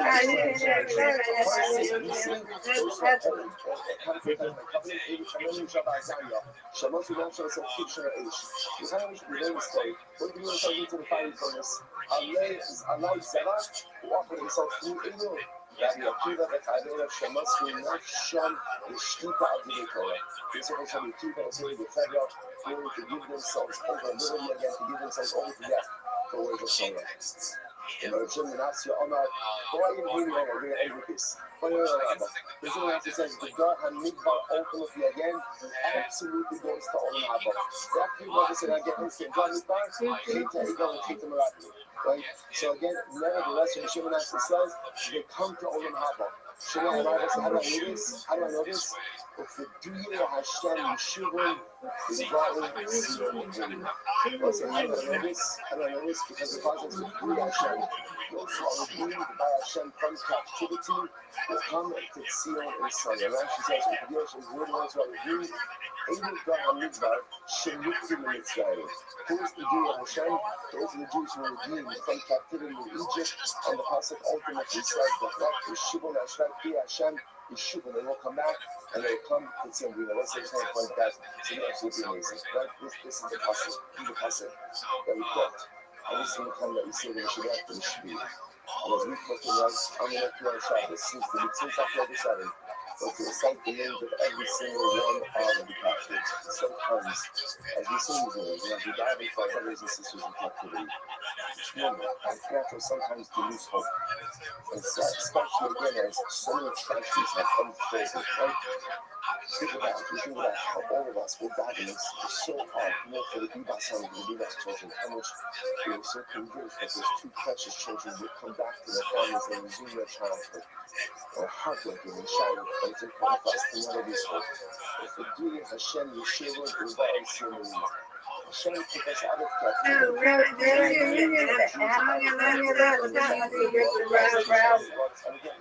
For what? Oh, for Discord? I use browser.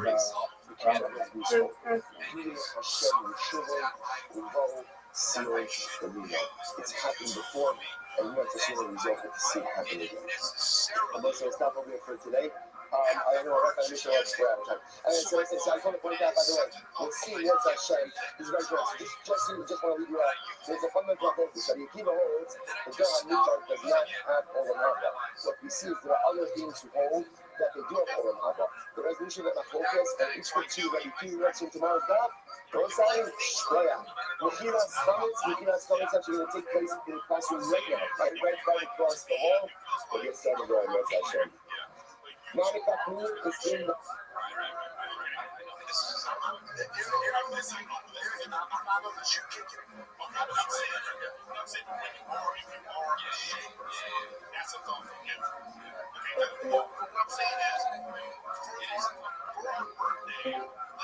Where is that? The real bone.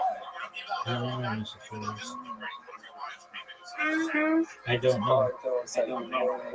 Welcome. Let us begin by thanking all of our sponsors for this morning's show to thing.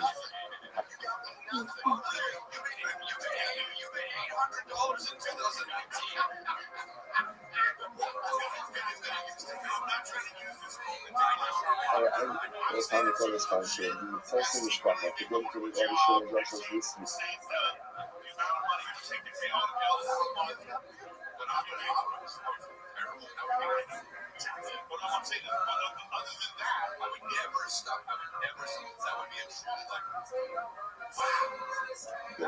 And there's a push for the solo starters for Andy's Rock. And the total sponsors for the month of Nissan have brought Alina with over 4 color in celebration of the Nissan birthdays of his wife Kathy and young girl Tikva Esther Harvard anonymous sponsorship in the source.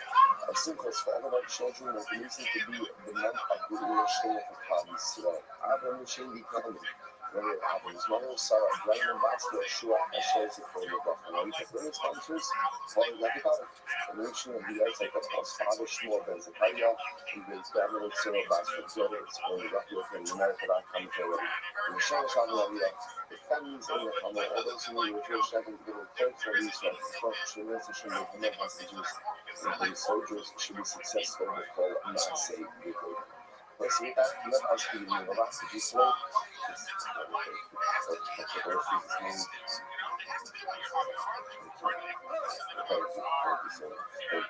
As much as we're picking up the North Hashem, and today's gap is Tefes 108.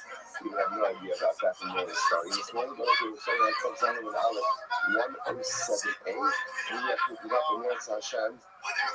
Then we can't see this nice shout out, which is 2, 4, 6, 8 lines up from the bottom. Then we can't see it nice shout out. So talking about remember again is asking for incremental forgiveness. So one of the ways he asks is that we really against forgiveness from my great sin.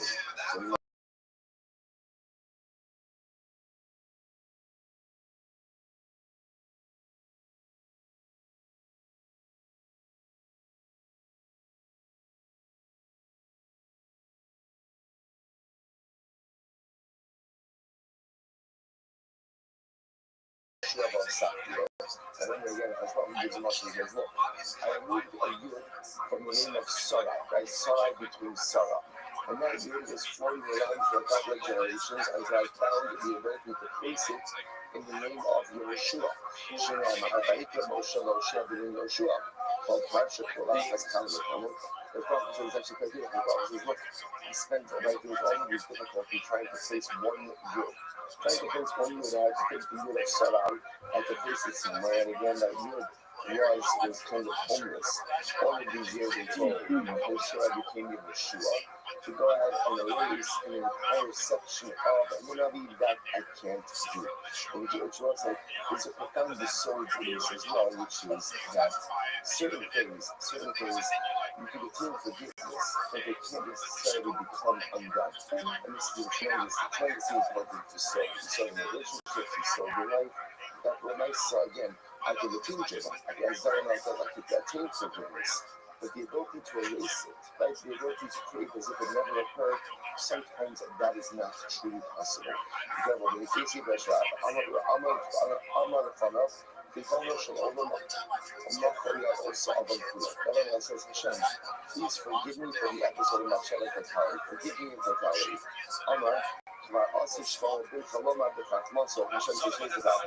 In the future, your son Shlomo will say the following idea: the God of Moses, and a person spoke of fire right on his chest. and not burn his clothing. And you have ish al yuchalim of raglav yotze chavena. And the person who walks on coals and his feet are not going to be burnt. King haba al ishus ve'inu where you not yet.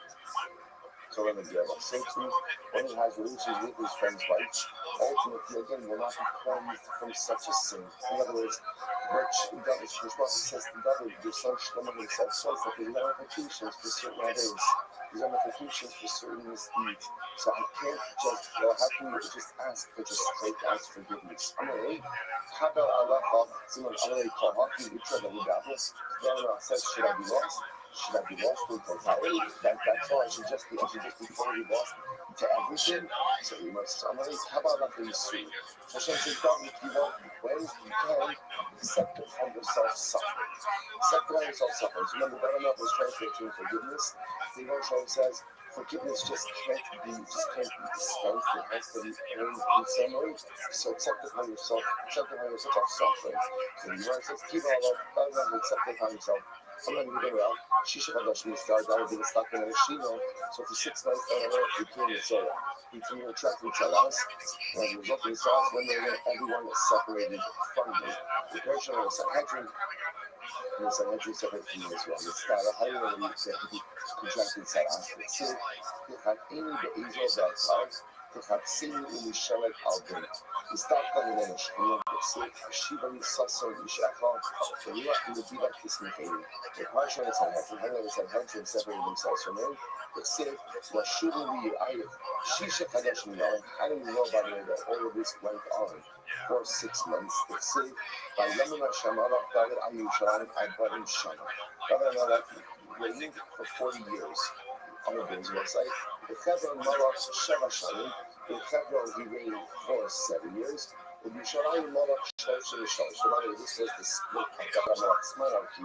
That is for 7 years he was in Chevron.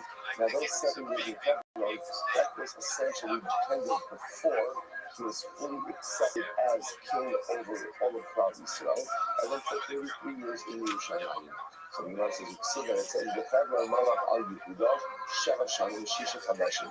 But interestingly enough, the Pasuk says that in the Chevron, he actually ruled over Yehuda for 7 years and 6 months. So the Gemara says, Mahan Shisha Chadashim, Lo Kachashi.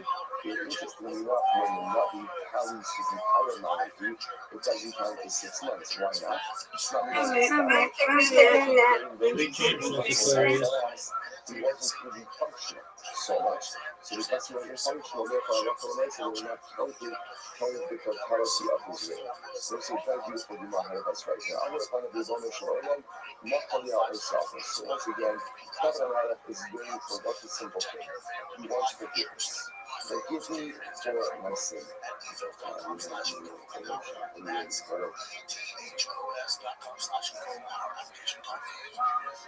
my sin. So you're forgiven. Always forgiven. I say you also try that you use so much. But you know true. The act of so much of sometimes. So remember, we have both said one of the things that we keep seeing is that David Melech again was so badly mistreated by everyone around him because of this particular idea. So David Melech says, "Thank you, Hashem, for forgiving me. I would like to become a sign of your forgiveness." Most of these are going to I will not give you this sign during your lifetime, but I will give you this sign during the lifetime of Shlomo, your son. It's an incredible Gemara. What happened?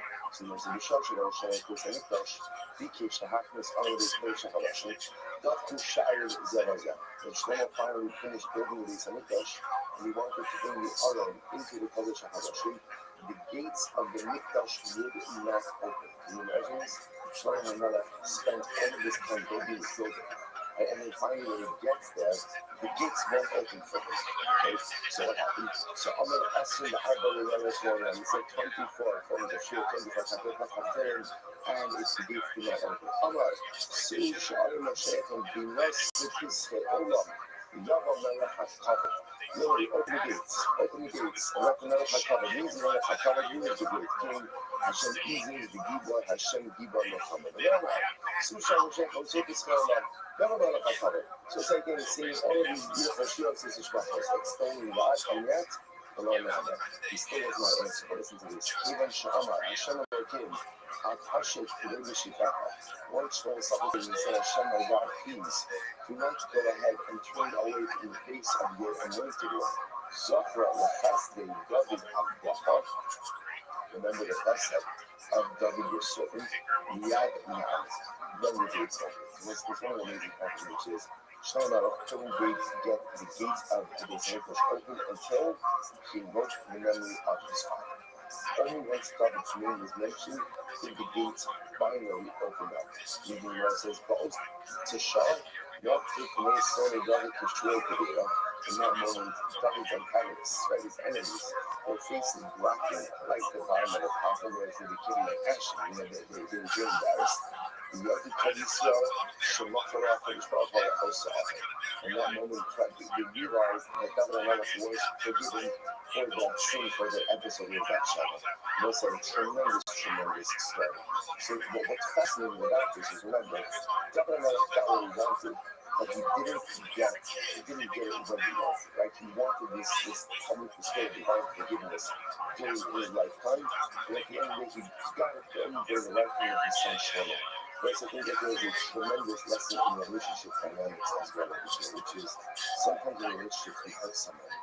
And it happens a lot of times that you do something wrong to someone, especially if you're the perpetrator. Like, I know that's it. It's one of those situations where I know that I was wrong. So what happened? I know I was wrong. I want to forgive. I want to apologize. And it's interesting that sometimes when you offer an apology, a sincere one, what's the expectation that comes with a sincere apology? Like instantaneous forgiveness. Like I said, I'm sorry. So of course now it's obligation to forgive. And by the way, I there's mandate that if you get hit by someone and they do apologize genuinely, there is a halachic mandate to go ahead and forgive, which there is. For some reason, we expect this instantaneous forgiveness when it is a sincere apology. And the truth is, it doesn't work that way in relationships. When you hurt someone just because you feel bad and then you want to make it right, that's very beautiful. It doesn't mean you to undo the damage on the timeline that you want.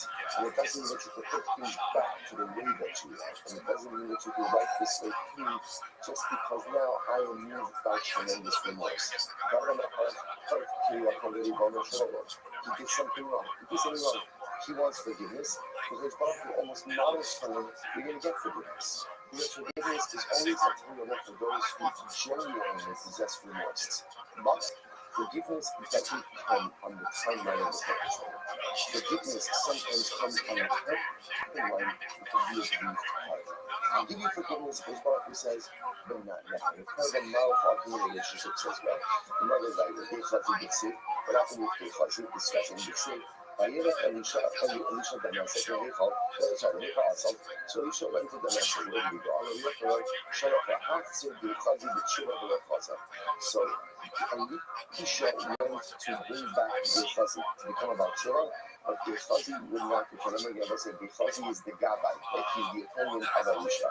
What happened? I don't know. So Elisha comes to Gehazi, Gehazi, very good job. I'm going to talk to the line and fast, I'll do my piece one, and must be the last of Tila. So because says, Elisha, Rabbi, I learned from you that if someone goes ahead and commits an Avera and causes others to commit Averas, he can't do Tshuva. So my Avera, what can Gehazi do that's so bad?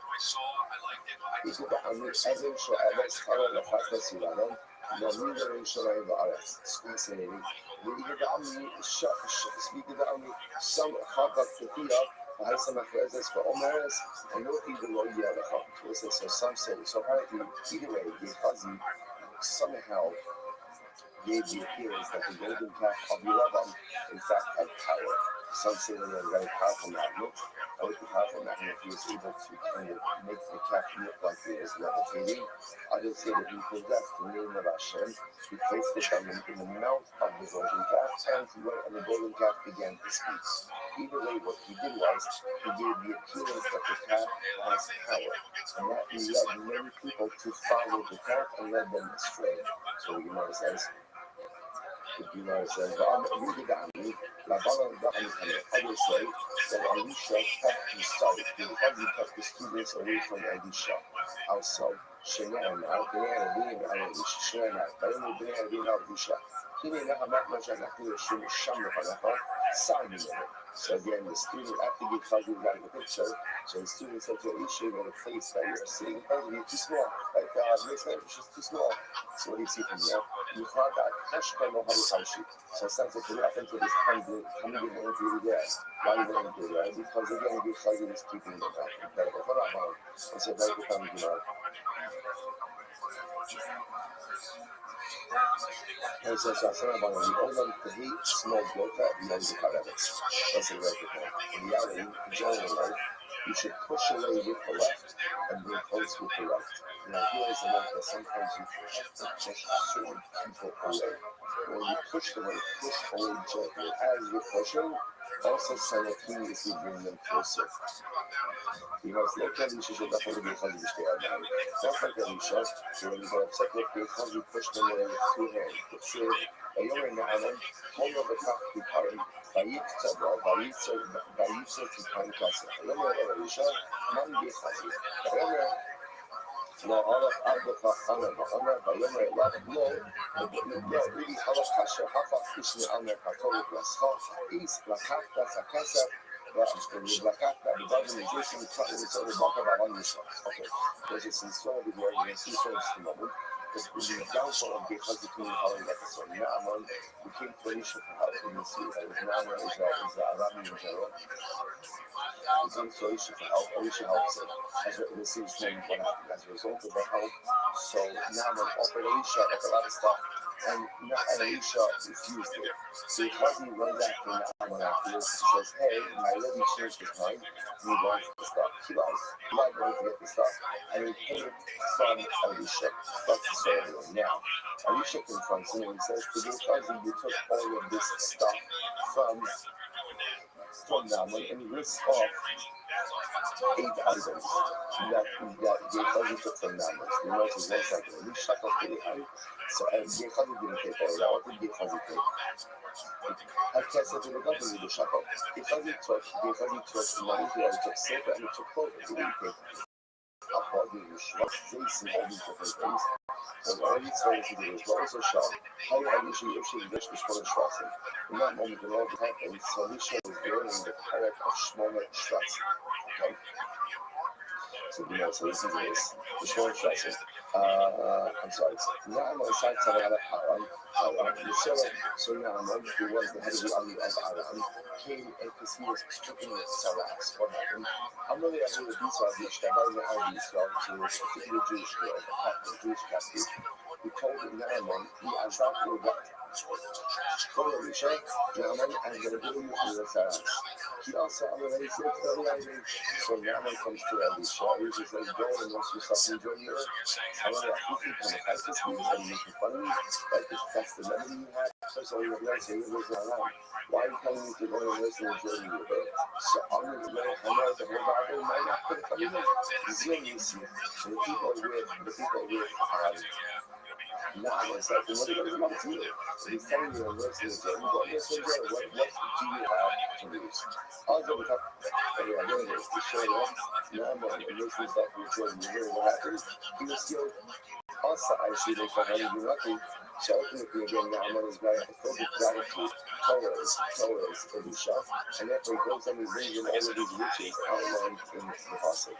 So it says, not something that can bring it. Elisha didn't want to because he became a kind of Elisha, also Shachar, Maya, the Shachar, Rafki. So however, so Naaman goes on his way, because he runs after Naaman, and because he gets stuff from Naaman, bringing back Naaman again, because he gets this, because it claims to Naaman that Elisha changed his mind. You know, because Elisha didn't change his mind. So because he gets all of this stuff, and he hides it, because he's not going to tell his Rebbe. And he got it, so he hides it. He also, Elisha, Alicia. So when the funny back into Alicia, what is Alicia seeing? That there's a little bit of Salaas on the forehead of the Chazi. So Alicia put all of this together. Amalei Rasha, Kijia is Litos, Kashmona Shvatzim, it's Salaas, Naaman Kubakha, Ubizarafa, Ad Olam, Ayitzim, the Khalam, and Sarah Kishala. So when this happens, so Alicia says to the Chazi, Rasha, you could have instead received the reward for smaller Shvatzim. It's not just like the Kaiser for the learning. But ultimately, instead of that, you will get the Salaas of Naaman, and it's according to you and to your offspring for all generations. And because he left, stricken with you. So it's like the Pasuk enumerates 8 things that because he got from Naaman, even we did get 8 things. What it means is he gave up the schar of Shmona Shvatzim, he gave up the schar of that Torah, ultimately for some type of material benefit. So that's just interesting. When you watch that, you say the Chazi, and what you see from the Gemara is the Gemara first felt that what feels that Elisha felt too hard to do with the Chazi. He did something right, but there was a way to deal with it, not to push him over such as an idea. But there's also tremendous consequences as well. But if you notice, when Elisha was telling the Chazi was like this, and he says, instead of the reward that you could have gotten for Shmona Shvatzim, instead you'll go ahead and you'll get Salas. So the Torah is going to come before, and Torah is the case, the sin is dual liability. And one hand is liability for the commission of the regular act, but at the same time there's also another liability, which is at the same time that I was doing the Avirah, I could have been doing something positive. Right, so there's a lost opportunity. Lost opportunity was having done a lost opportunity for engaging in dynamic positive activity at the time that I'm doing the Avirah. So Alicia, not only did you right and bring the treasure from the Naaman, but you also walk out on the source of the Torah that you arranged together. You kind of like, the Gemara goes right there. I bought a notion to how you pass that shot. So you're the 4 lepers at the end of the day. But I'm looking at the Chazi also about it was the Chazi and his 3 sons. Okay, so now we're back to kind of I'm showing about it. Yitzhak of Isha, covered now. So Yitzhak of Isha, take small bit of the Haradas, push it away with your left hand, and move it closer with your right hand. Now, what does this mean? Now she says over here, Yitzhak. So, in my feet coming over the Gamay, in the night, Yeshivas Olam, in the part of the Gamay, Bali the Ishta showing up on the deep from the Vayavira. So it's the Yitzhak means the desire for sexuality. That sexuality is something that should be pushed away with the left hand, and ultimately again move closer with the right hand. Now what does this mean? The move is like this. On one hand, the unholy pushes away and just suppresses that desire. So that's a disaster, right? Because that will ultimately again prevent population of the world. On the other hand, if you just fully embrace it and fully like you into it, person can become a very immoral individual. So I need like this balance. On the one hand, feeling a little bit of healthy restraint, and at the same time also active engagement. That's the insight. Do not be sure that she said, Daitan Kala, when Pitka also the child, what does it mean over here? And also a child and a woman. Rashi says over here, essentially, Daitan Kala, that sound is complex means sensitive. Sometimes women and children could be very sensitive. And what happens, and again, the wrong statement adds to the wrong part, and the wrong action at the wrong time to totally destroy the individual. Incredible. You know, it's a thing I want to give it a Misha. What's it, Misha between all 3 times throughout his life. Shows you how to like. So after what you do as a doing, one will be business from the outside where he's young men, who are disrespectful to Elisha, who got upset and were attacked and killed by bears. So he was punished for that. Don't look to one because he cited the bears.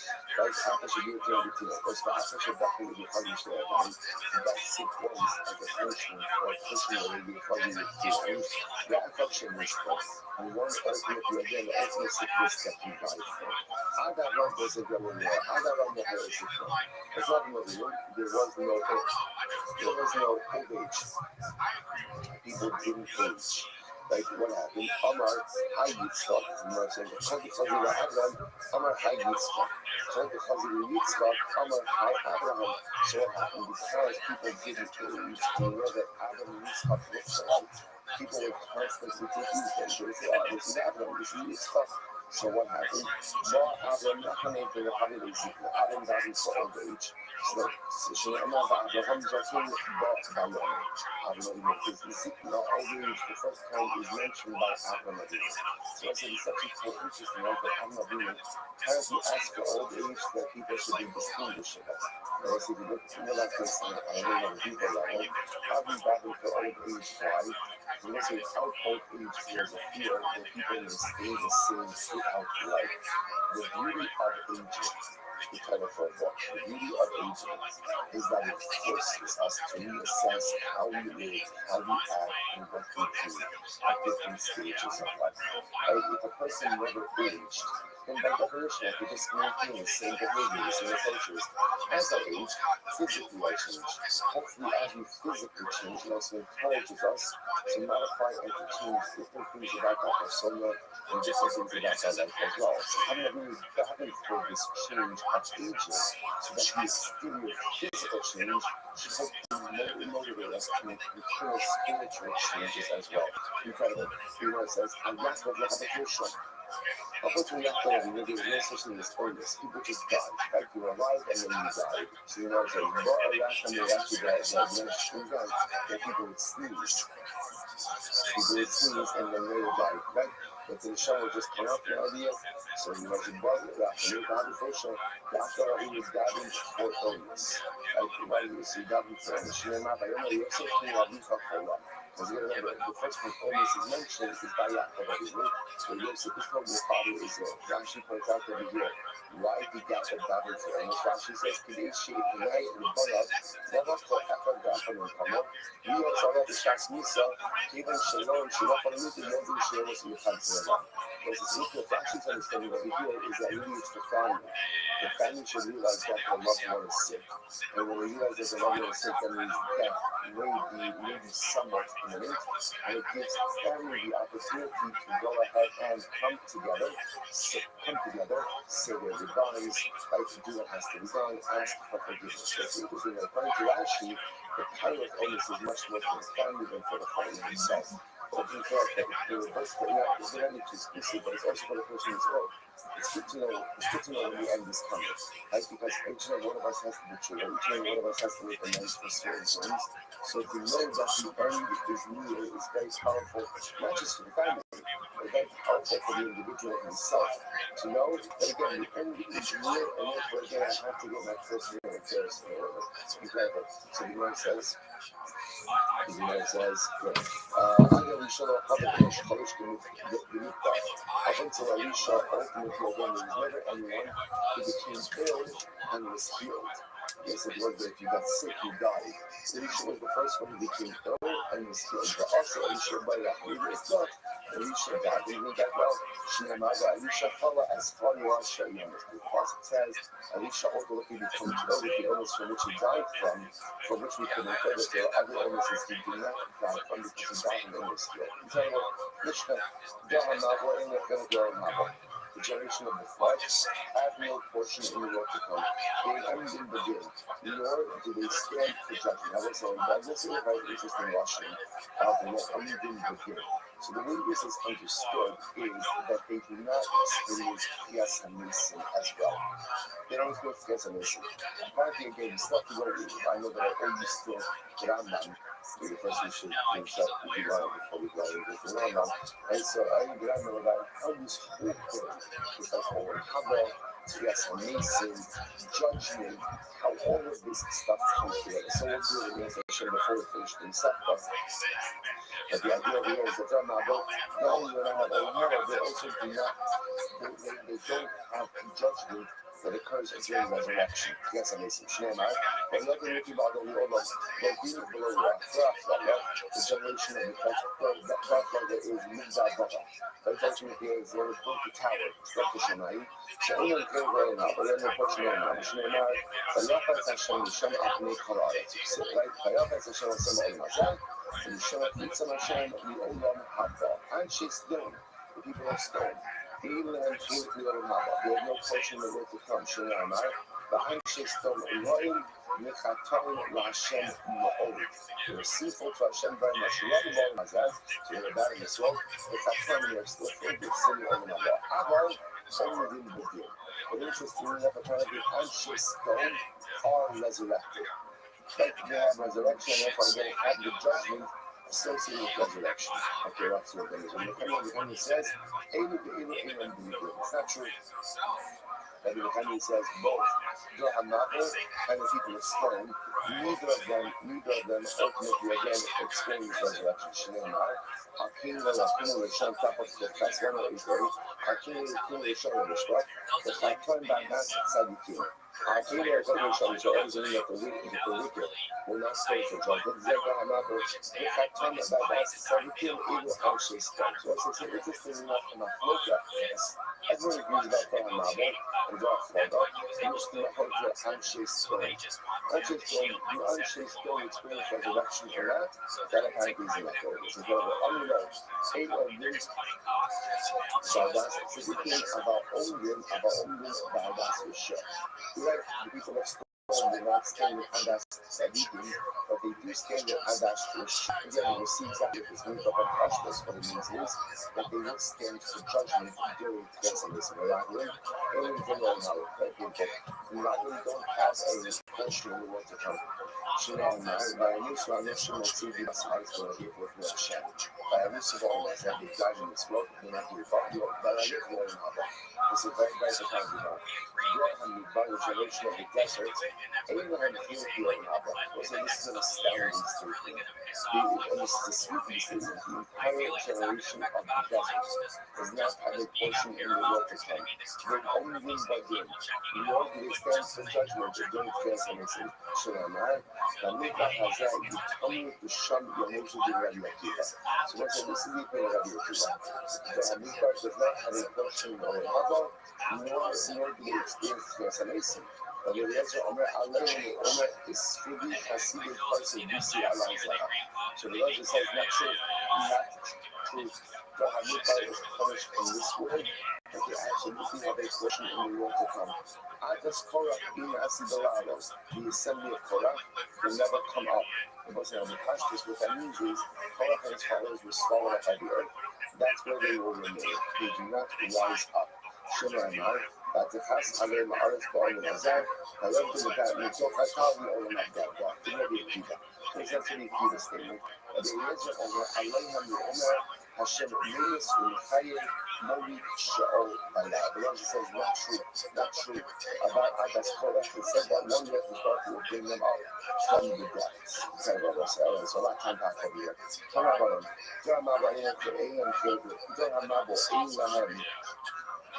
This is second while mine, $15. The right says, if you don't have a portion in the world to come, you know now, by not calling as calling, by not as calling from the owners, everything is wiped out. That's a reference to this world. By not to be always the owner about the everything, and they wipe that from the earth. That first one, this is what we keep. First one, we keep the opinion. I said, I'm not going to look at the old habit. And we didn't say on there, the Chayin, the when you read what the single says, they do not go ahead and come out. There's no resurrection. And they're not trying to show them out. Well, you're going to use the bottom of the oven. Well, Dina Bologua. There are some possibilities. They have the meeting. Certainly, Shmasan, for Zeras, with not lifting in the Zana. Ultimately, you're meaning that your spirit, your Shabbat, will never be returned to their body. And that's why you're saying, even the Shasha, his wife, will not say the Shabbat, the Kar Nisim. Even if his wife returns the souls to dead bodies, which must have touched on the hand. Not only do the right experience Yasanism, but ultimately again they are still afflicted in the hand. Shemar, Tari, Kashash, Tagi, Kashmir, Kan Ish Tokfer. Okay, so that's again. So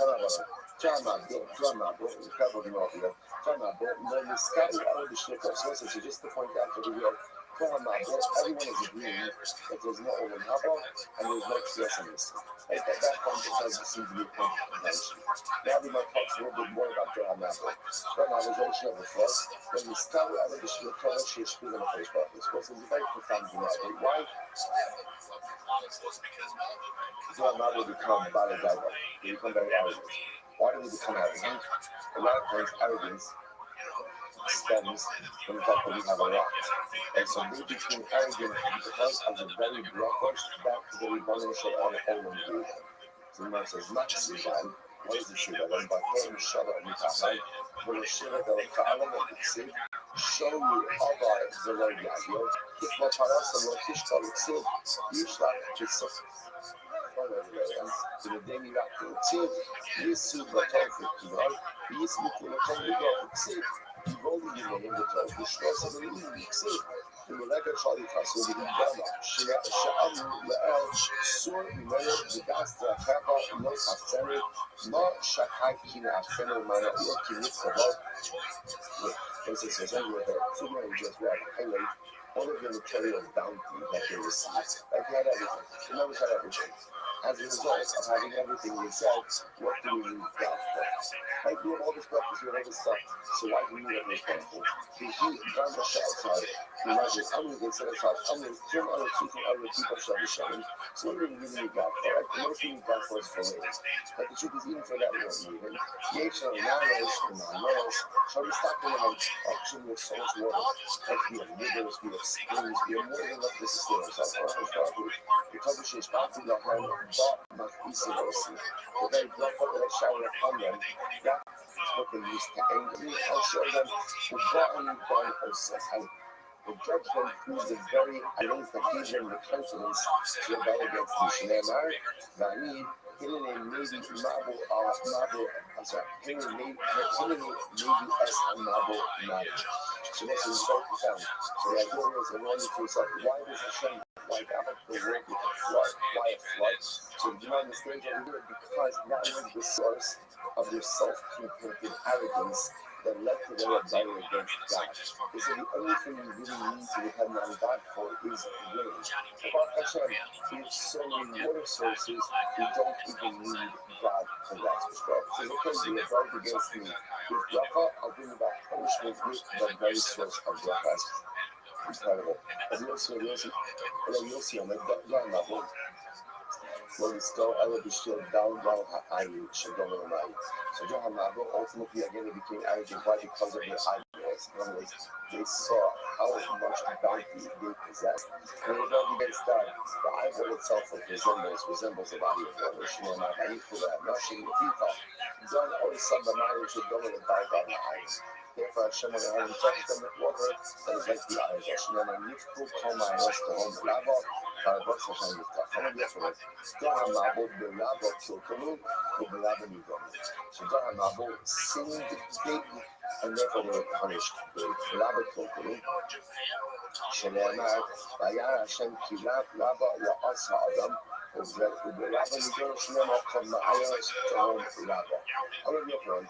Shloshim Ishtayim out of all these sources of water, all of the original water sources that existed before the flood, so all of them, of course, were changed as a result of the flood.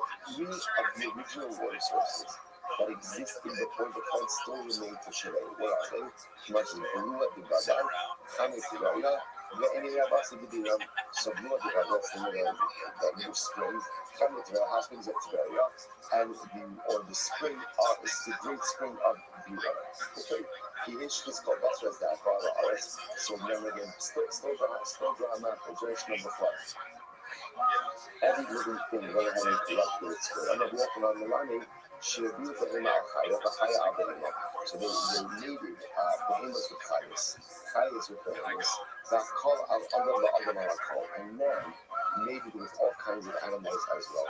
So everything was just corrupted in the world. I'm not the Arabahana, the Kulam Kadu. In the aftermath of the flood, all of the animals kind of returned to their original ways, mating only with their own kind. Chutz Tushlami is the exception of the Tushlami birds. Apparently, the Tushlami birds mates with anything. So again, that's the word holdover from the days of Elijah. So Hashem hates to bless about the time. So Hashem says to Noah, the end of all living things is coming. See how destructive the crop of Hamas is. What does Hamas mean in this context? Death. Death. שהרגע המבוא עבדו את על הכל ולא נחתם עליהם דינם וגזר דינם עד שפשטו את ידיהם בגזר. So Amabel was doing all kinds of terrible stuff. But interestingly enough, their faith was only sealed after they stole. שנאמר כי מלא הארץ חמס מפניהם ונאמר שתיסים את הארץ. וכסיב החמאס כאן למטה לא שב לא מהם ולא מחולק ולא המנה ולא not בהם. This is actually quite interesting. Why is that Hamas? Why isn't that? Why is it that sealed the fate of the Abraham apple? And it's like the spark of Holy Spirit is able to sparkle, is able to forgive us for a variety of things. And Hashem is able to go ahead and understand why we sin in all different ways. The one thing that becomes unforgivable is when we wrong one another. When you hurt another person, take from another person, abuse another person, take advantage of another person. So again, that's stealing. By the way, stealing is also to say that immorality, right? Because when a person is in love with other people, often they're robbing other people's relationships. When that type of dynamic sets in, that becomes an unforgivable dynamic in us as well. We know some people tolerate a lot of stuff we do to him. What he can't, so to speak, stomach, and what he can't fully forgive are the things we do to one another. Incredible. So the mother was like, I'm not going to say, well, I'm going to say, I'm smoking my girl. I'm looking at the spark of Allah. If I'm a rebel, so I'm not going to not behind. So it's all with it. Actually, the most thing is to get out. Death itself, even if I can spark and essentially saying, enough, there's too much death happening in this world. We both only have to punish them. It's time very strong. Noah Neftach Gizadim, Allah Shemat Even Noah should have been subject to the collective punishment of his generation, and he found favor in the eyes of HaKadosh. Shneimar, Yechanti Ki Asisi, Noah Motzachim Ben Hashem. By Noachim Hashem Ki Asas Adam Aretz, Hashem literally again together that he made it man. So Ki Asar Abin, Amar HaKadosh Baruch Hu Yafas. You see, Shetikant Ben Klaus Baruch, I took something good. That I created a system where man could be buried in the ground. Just like them buried in the ground, it's easy to dispose of them. My nash, look, see how I knock it. I look, see how some by knocking also my double out of the big down. The love of CC, Shetikant behind Klaus Baruch, because it's good that I established them buried in the earth. See how I knock it. See how some by knocking my Shamara, Shadiba Lasas, the other. Ada told us to walk. So the Bible says he's living in the no, he signed it. I love the girls. God, he was righteous in his generation. And you can with the low set of the other guys. And what's the thing is that stories the hopeless, quoted by actually in the finish. So why is that to say that he was righteous in his generations? So there's a nice idea for us. He was righteous in his generation, but not because he had relative righteousness. He was righteous because he lived in a generation of the Shem. But had he lived in a different generation, he would not have been so righteous. But it's not the really not the Belosa. If he was righteous in his own generation, ultimately again, Kosher came to Belos Achir. All the more so that he would have been righteous had he lived in a different generation. All right, anyway, Marshall of Yochanan Magdalos, this is the thing that's not focused about now. It was not just righteous because he lived in a regular generation, or was he righteous, or because he was righteous in his own generation, certainly would have been righteous in a different generation as well. Marshall of Yochanan Magdalos, let's give him some Yochanan. So he was relatively righteous. He was righteous in his own generation, but not in a different generation. The Chabad Shalom, the Mark of Shachom Kumkoma, the Rekha Morgan, Shalom Kumkoma in Yochanan is comparable to a barrel of wine in a cellar filled with vinegar. So let's say, you could have wine that's not even so great, but when you put it in a wine cellar of vinegar, what happens? The mediocre wine smells great. Why? Because it's surrounded by vinegar. But put that same wine next to a bunch of barrels of high quality wine and sell me what? Does it smell so good? That's what he said, he was the God of one in a generation of vinegar. Smell, but it's not great. It's not great. So the Gemara says, but put it somewhere else, and ultimately again, he wouldn't smell so great. So I'm going to show much of the Restream not going to go, man. What about Restream? Restream says that Noach was, of course, if he was a tzaddik in his generation, now Allah has come to come, he would have been a tzaddik in any generation, so not going to go, man. Let's leave this shop right though. Shall I say that that's the Mokum to the best? And come on, let me get the costume the Mokum of us. It's like a little flask of perfume. So a flask of perfume, if it's strong enough to emit a good scent, even when it's surrounded by foul odor, certainly it will emit a beautiful scent when surrounded by other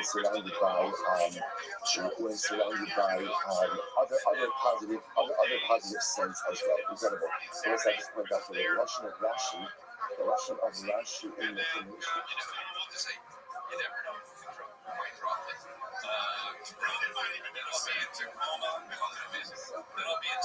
Absolutely amazing. I'm sorry, I'm not going to this before. But Rashi says, the Bible makes this observation, and it's absolutely astounding. So the Russian is, right? Rashi quotes this exact Gemara that we just saw before. So listen to what Rashi says.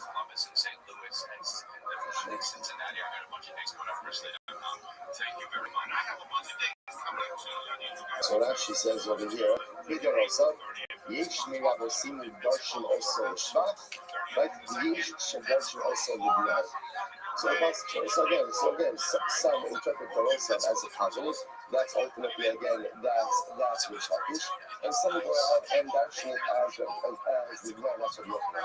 So Rashi is inside the Rashi in the Libnai. If you look at the Rashi of Rashi says Yesh Mirabosim Darshan also Shvat. There are some of the rabbis who darshan it as a praise, and the Yesh should darshan Libnai. And there are those who darshan it in a disparaging way. It doesn't say Yesh Mirabosim Darshan L'Shvach. Yesh Mirabosim Darshan Libnai. There's Yesh Mirabosim L'Shvach and just Yesh Libnai. The Bible Shalom says something so beautiful. He says, you know what? It is so easy to find the negativity in someone. It is so easy to find the gnam. It is so easy to find what's broken, and what's wrong, and what's not working, and what's not nice. It's easy because all of us have it, and if it is, you can see it relatively easily. There's no great place in life.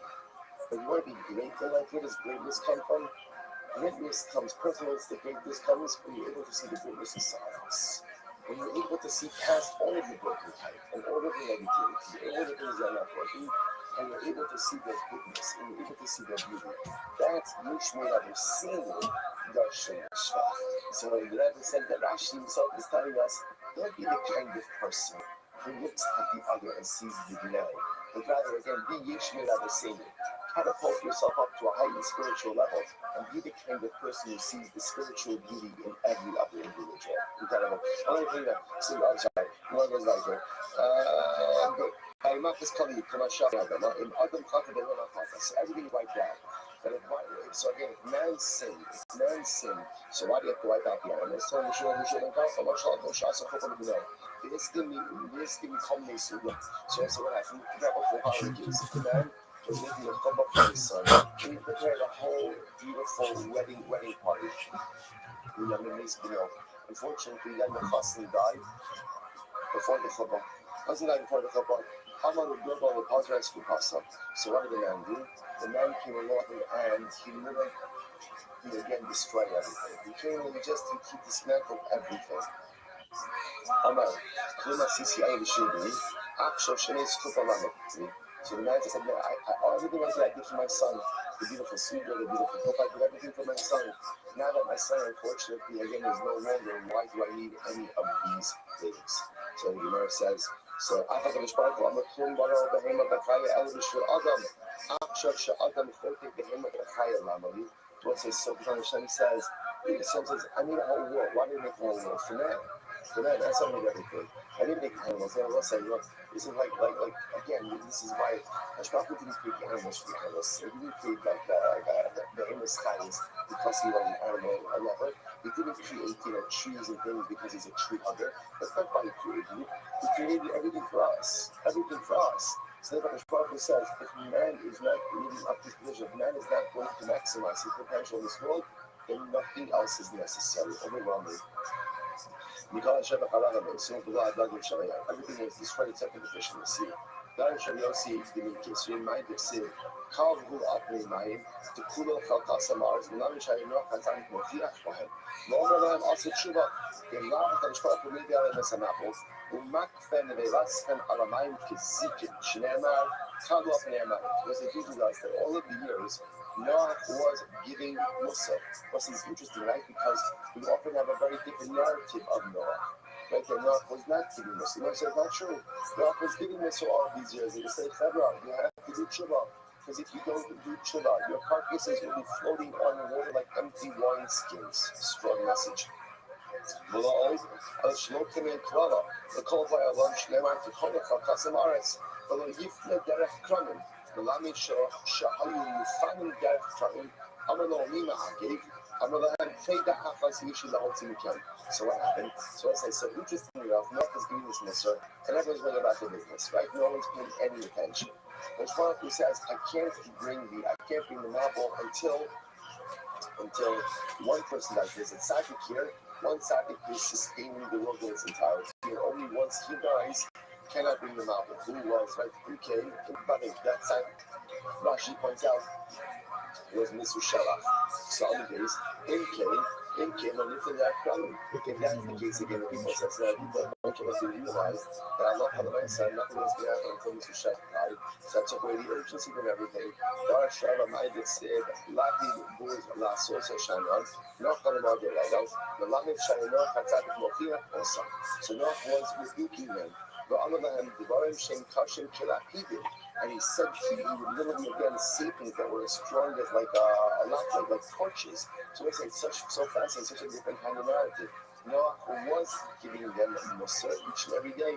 By boats, by the Bazara, so the Amr of Zakin, and they discouraged him. They went ahead and they mocked Noah.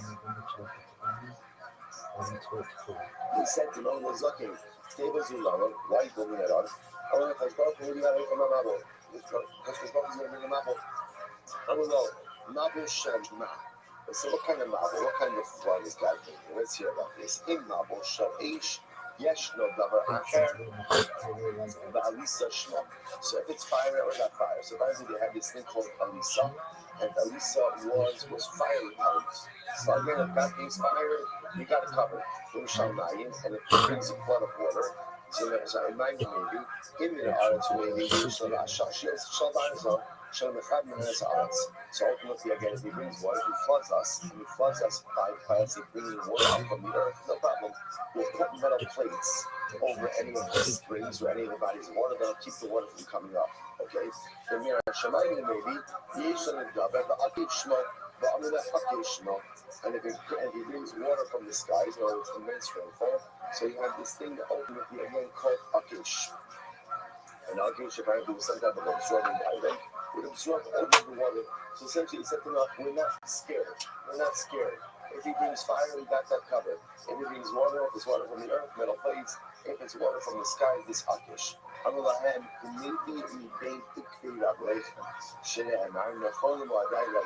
so it says ultimately Noach says to them, literally translated, if Hashem wants to bring flood once, he can bring it to you from between the heels of your feet. Now Rashi understands over here that literally again it's a reference to sin.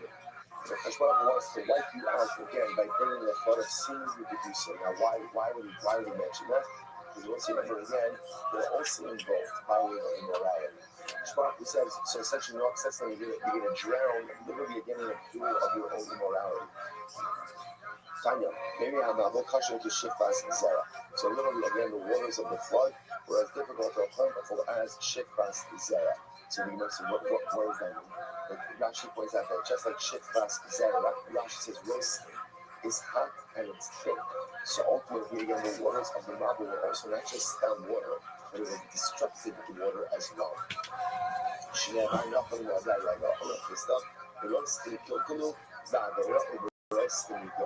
So literally again, they went ahead and they sinned with hot liquids. That's a reference to again immorality. They sinned with morality, and then ultimately again they're judged with waters that resemble the sin. It was after 7 days. The waters of the Mabel on the earth. Mat Tibam Shal Shivat Yamim. Why 7 days? Why was there this delay of 7 days before reading the Mabel? This was the Shiva of Misushalach. So what's remembering in Shach was the Tzaddik, the one Tzaddik who was sustaining the world. And therefore, again, after Shach, we waited to bring the Mabel until after his Shiva was over the round. Therefore, she has paid the Tzaddik in Ma'akal Safaris level. What do you see from here? You see from here that literally again, the eulogy, in this case, the Shiva of Tzaddikim kind of delays punishment for the world. Yeshivas Shishina Alei, Yeshiva Shishina Alei Kashbahu, say the gracious. Listen, baby. So ultimately, what is in Yeshivas? Second Nissan 5786, Friday, March 20th. Is that the sun will rise in the west and set They have some candidates. They just seem like talented individuals, but nothing great. The Russian kept delaying the start of the Mabul. She says over here, first he gave them Who do you want to share? she said, I don't think anything is standards from shit are very Really? years. Yeah. Alright, this is, we gotta say the thing. No one knows for sure. Elevate, Divrei, Elohim, Chaim. This is the majority. Say it again. No one really knows for sure. Elevate, Divrei, Elohim. It's not Elohim. No one knows for sure. Elevate, Divrei, Elohim, Chaim. But this is the majority of life. But then your story. How's your bracket? So everything bracket. Yeah. That's all great. We know your fantasy football team's up with the dick. But how's your bracket? It's survival. Really? Alright. And what is the day? We just said that shit. Anything else? Yeah. There's one thing.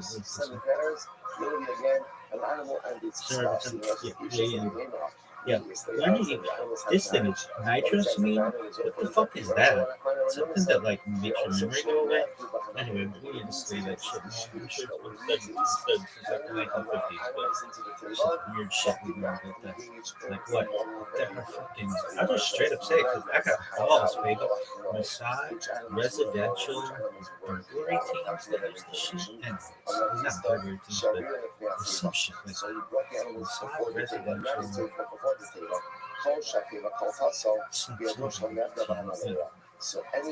He didn't know the head of himself. I didn't know the head of everything, baby. Why? Why not? Have you emailed Messiah before? I'll wait. Like 1,000 fucking times? I'll wait. 3761, creation of the world, earth and Adam and Eve. I wonder if those fucking Mashiachian, whatever, candidates have ever emailed Messiah. Doubtful. Why? What are they going to say? Mine? My shit's important. Have you ever emailed Prime Minister of Israel like 1,000 fucking times? I fucking sent letters. Didn't get there, but nevertheless, they only made it to the embassy, I believe. Really? Yeah, fucking bullshit. They didn't even do anything with it. It's just garbage. Anyway, are you done with that? I'm listening. Are you doing okay though? Yeah, hopefully. Better than yesterday. We got stones. And these stones will go ahead and radiate light into the table. Incredible. There you go. I don't think I know you know. I don't think the paper itself didn't have a big roof, right? Because when they wanted the water to shoot off. But it did have a small roof on one flat area of an amber. The heart is the kind of. This is ultimately again how it was able to remain. You know what it says? The paper itself had 3 floors. So the Gemara says, Tana, Taftim is on the bottom four waste for garbage, and Shana Bahuna, the middle floor for animals, Amon the upper floor for man, Aisha has olive. So remember again, I was the fast forward to the end of the story. So now the water, the rain stops. Noah stands out to the raven.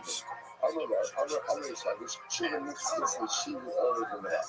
So the olive, the raven gave Noah a little bit of a difficult time. Also, Amaro, Rab Chasson only by Chasson. So the raven said, "Dear master, Hashem hates me, and you say if you Rab Chasson, and you're not Torah Shiva, like you're trying. So your master hates me. How do I let your master hates me? Because again, from all the kosher animals, I have about 7 pairs. From me, ultimately, again, from non-kosher animals, we like the raven, there's only 1 pair. Maybe I told Shiva that thing stein. Mention the Ata saying, see, you owe me not why Shaka. We have to make Shiva, the Shiva make stein. Why are you sending me? Why would you send the non-kosher animal where there's so few of us? In Pogea, Bisakama, or Satsila, where you saw them very hot. So if something happens to me, the entire species disappears. The entire species disappears. Good. Or Shemali Ishki after Sarah. Or maybe you have the eye of my spouse. Or maybe that's what you want my spouse. I'm going to rush up. So again, the Noah says to the oil, it says to the raven, rush up. The motor the answer, the question. Again, I'm not going to do this to my own wife. And I should have eyes and lips, so that's why I have to stop over here. But ending up a little bit in the middle of the Noah. I think you're good. That is what's get ready for the start or whatever. Or you want to talk to the start. I said, Shpeya, Yad Hashem, tomorrow will actually, there's a little bit of a shorter day. Tomorrow, Yad Hashem, they'll say, what do we got last full week of Sanhedrin? Tremendous Gemara. That's when the journey continues tomorrow. Shpeya, everyone.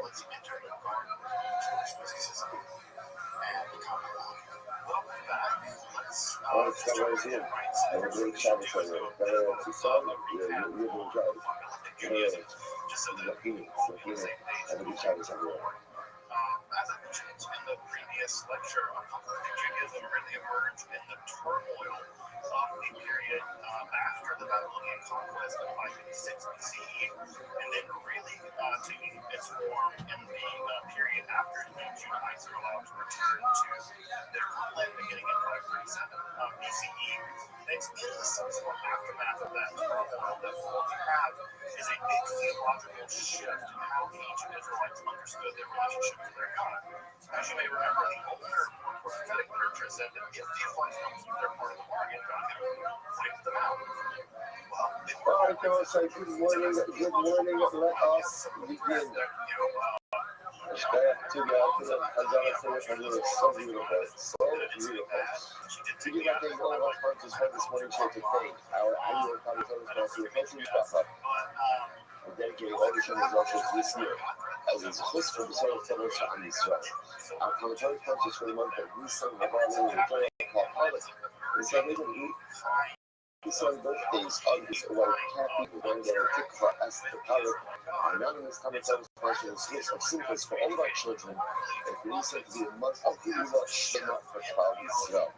And Avram Shem become the memory of Avram's mother, Sarah, Brenda Basu, Ashura, Heshel, Sifroni, and Rachel. We have burning sponsors, all happy pilots, and great trivia as the first father, Shmuel, Lena, as the Taria, and great grandmother, Cyril, Bas, and Dave. We look at all of our culture, all the new Shams area, families in the Kamal, all those who wish to have a good come for the Israel. Drop Shemar Session, bring home all of our hostages, and our holy soldiers to be successful before Nasi at the end. Those who let us be a lot of detail about it, really a lot of detail today. Baruch Hashem. Today's daf is Kuf Zayin 107. We are picking up on 106b, both on the days. And we are picking up 2, 4, 6, 8, 10 lines down from the top. How many Ma'abara wake up quickly? How many Ma'abara is at the end of the day? So Ma'abara is at the start. The two more topics in the Josh Mabami Gilin Rasha. In general, don't spend time bashing negative things about your show. Don't do that. Don't do that. You know what I'm saying? In general, because I understand it's not a healthy exercise to try to find fault in people, even in bad people. just not a good thing. The exception to this rule is good. Why? You know, so the time the mishkat is being drastic. The more negative you find it out in, go ahead and dash it. Like I said, the difference over here is that the bill itself, there's so much text to support this negative narrative. There's so many other supporting stories to support this negative approach. So it's fascinating. So it's good. You can dash as much negativity as you want, but with others shy, even the shy, don't go out and spend too much time, espousing or delving into their negative traits. Not a healthy exercise, not a good use of time to find the depth, to find the fault of people. See it. Good. So it's now you're focusing on Doeg. Remember, your Doeg had Domi. We spoke about him extensively, but now we're going to get into his story. Doeg was an advisor to Shaul. Let me just take a step back. Doeg's major event, for which he is essentially lost his own level, and for which he really is, in this list of negative personalities, is Davidas is on the run from Shaul. He goes ahead and he seeks shelter in the city of Nob near Carmel. Now again, Nob has no idea what is going on between David and Shaul. Most of the people don't know what's happening between David and Shaul.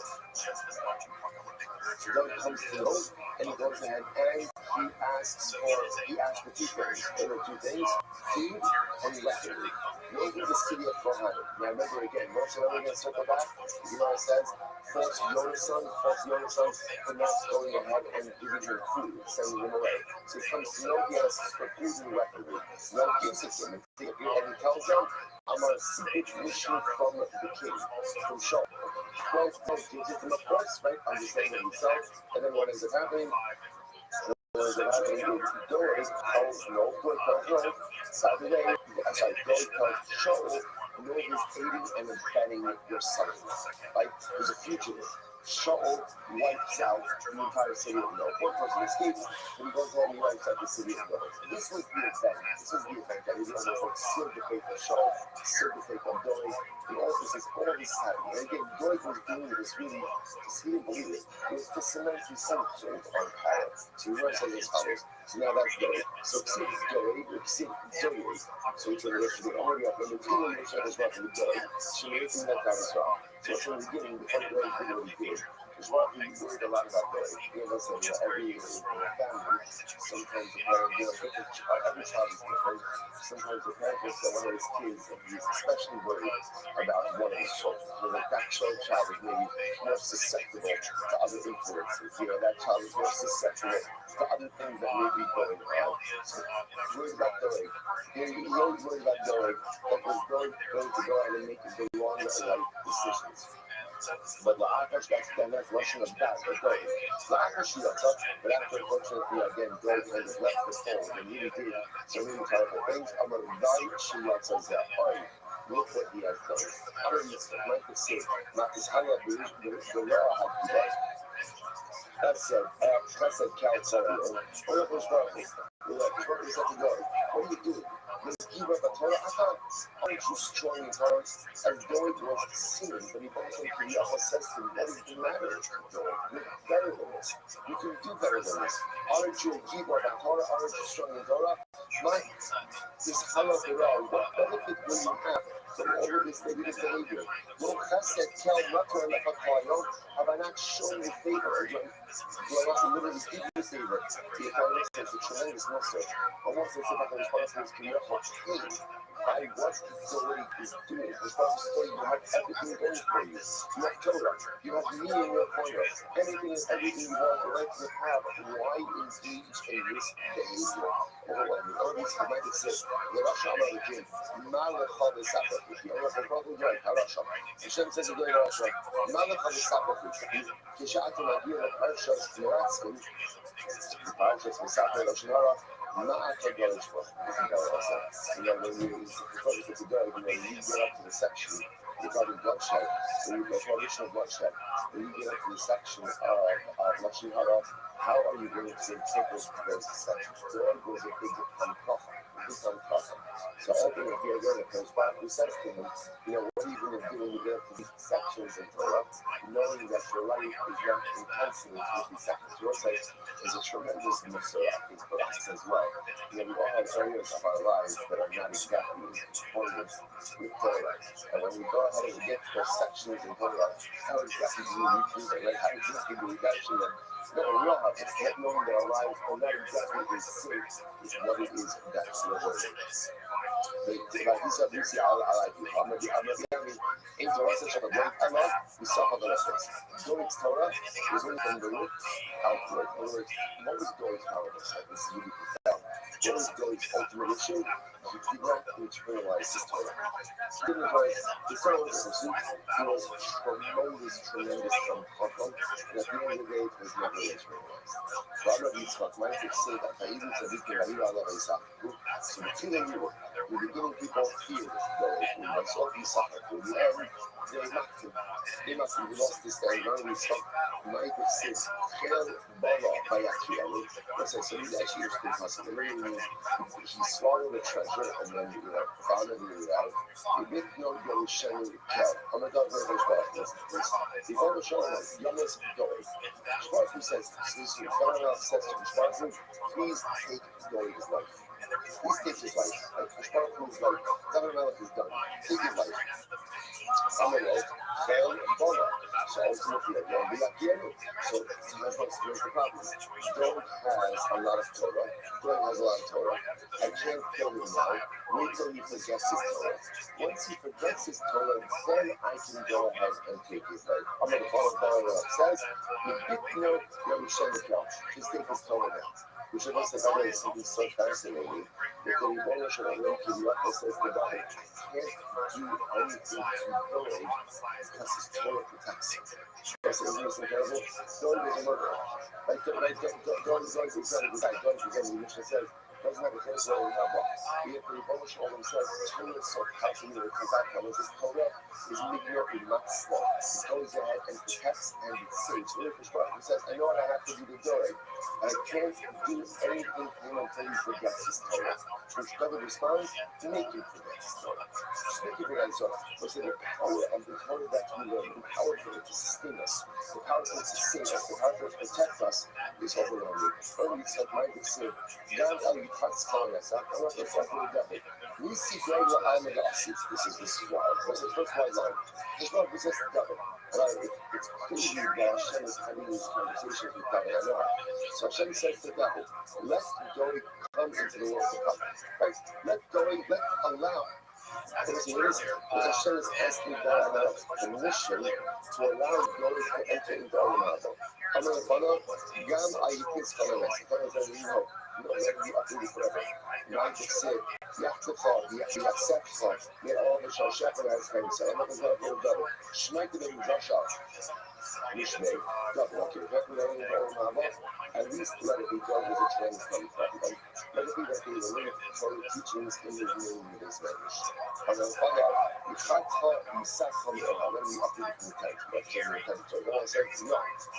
The other made the name Rabbanon, so ultimately, let it at least have offspring to our Rabbanon from the Rabbanon, to which the Lord says, that until the Shashepha has time Sarah, let his roots be uprooted from the earth forever.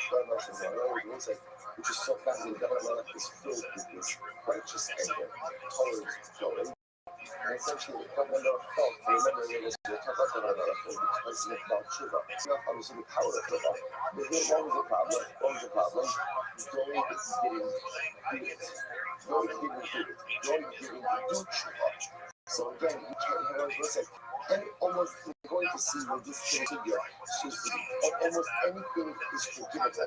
Like almost any mistake that I make with a Kodesh Baruch Hu can be worked out as long as I'm willing to engage in the process. If I'm unwilling to own my part, if I'm unwilling to accept responsibility, if I'm unwilling to go ahead and take it, that's my job to fix it, then I think we get fixed. The tragedy of Dory is only partly in what he did. The tragedy is compounded by his unwillingness to do the real personalistic work to fix it. So when it says he's not going to fix it, there's no overhaul for him, there's no future for him, and there's no teaching of his measure. Which I've already said, like I said, I eat sofa, I eat shokel, I eat sofa something. So I say something really translate means what is described, what is the measure, where is one who counts towers, and what is this mean? So the Gemara says, I eat sofa, but also shokel. So we want to reference the glory. But what happens to the one who can count all the glories in the Torah?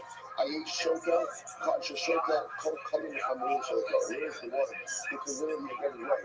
All of the meaning of the words are representing David's exceptional scholarship. I need so much on the who is the one who goes ahead and who is the one who goes ahead and counts the calculator? Is actually Sofer, Shosh Minos Halachos Tzubos, from Mikla HaKorah. Going with 300 halachos concerning the floating tower.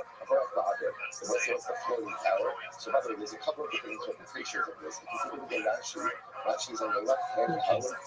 Third line down to the top. Mishnah, do you see that? The Mikla HaKorah Ba'avir, and Mikla Ha'aretz Ha'aretz B'shida Teza U'Migdal U'Migdal U'Migdal. So it says, so this is an interesting level. We've actually seen this reference, but essentially, don't ask how it happens, but just how it happens. Person goes into there's a general thing called Mishnah, or there's a general thing law that Eretz Ha'aretz, the land outside of Eretz Yisrael, has been finished. That's the halacha. So again, generally this whole house is doing a structure that can be first it's that can go ahead and create a worship position, a block this, what happens if the Ohel, the Migdal, is floating? Right? So again, it's a theoretical question, but we got what the implications of that question. So why is it going at 300 halachas associated with that particular unique shayla? That was the precision of his knowledge.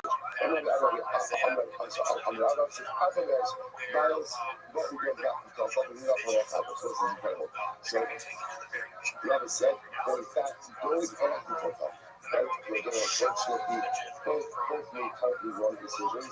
So we have to ask 400 questions in the city of the floating tower.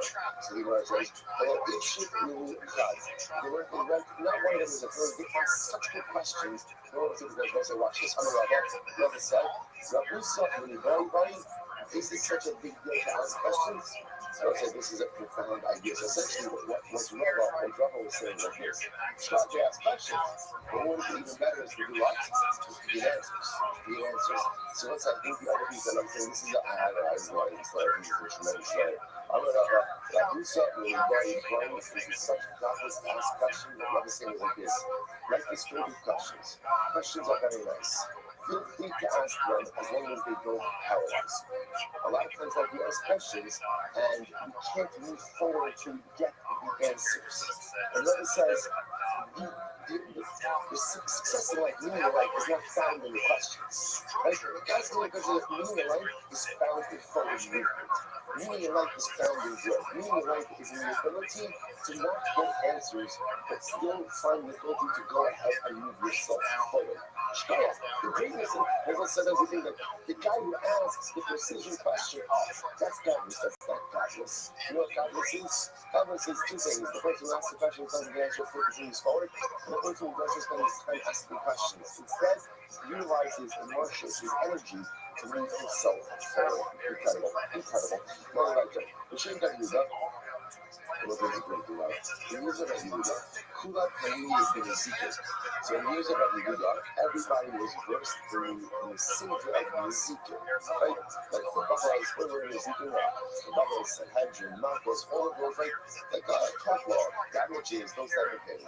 So the Hakam, Hamasino, Tuba, this is Rebbe talking, right? So Rebbe saying, Rebbe's comparing himself, like this time to Yehuda, right? So in the years of Yehuda, pretty much everyone was proficient in one area, specifically again in Ezekiel. So Rabbi says, by us, Ba'anon, Hamasina Tuba, we learned the opposite. And what's the opposite is the halachos of doing power. So Rabbi's pointing out that in his time, they had much greater proficiency in Torah. Now, you look at the proficiency in Ezekiel, damages. Like I said, we don't really have that proficiency in damages. We also have it again in so many other areas. But he listen to this. Rabbi said, yet, if you have a multi-Yehuda, if you have a multi-Yehuda, you should correct yourself to Kira. I'm going to see she's actually with that thing and tomorrow. So you're going to get up to see the website again. We're not going to delve into the intricacies of the art. And suffice it to say, there's an interesting shower when it comes to Tumen Kara if you have a vegetable with a stem. So what's the status of the vegetable vis-a-vis the stem? Or what's the status of the stem vis-a-vis the vegetable as the Tumen Kara? When these questions would come up in the Yehuda's yeshiva, you know what he would say? Amar Havios Telav Shmuel Kachazim Hacha. And we say, wow, these are topics to be dealt with by great people like Rabbi Shmuel. So Yehuda says, okay, great. So Yehuda was a great kind of problem, but he's never limited to the area of Nizikin. Like when he came to areas of Otzim, it's just like he would come through and say, this is about my favorite, this is for Rabbi Shmuel. And I was like, what's the concept? Rama said, by us, we were experts in Otzim. You have to watch this. Why not? Hamasdim in the Otzim plus sorry Sifta. So Rabbi said, I have 13 yeshivas who learn in Otzim. But we didn't in the Otzim, we have 13 yeshivas running Otzim. And yet, Rabbi Yehuda Shalach Nasayva Asalitra, yes, when there was a drought, all Rabbi Yehuda had to do was take off his shoe. All you do is take off his shoe. That's why the act actually points out the act of taking off shoes is an act of discomfort, kind of like a virus. An actual discomfort. So as soon as Rabbi Yehuda removed his shoe,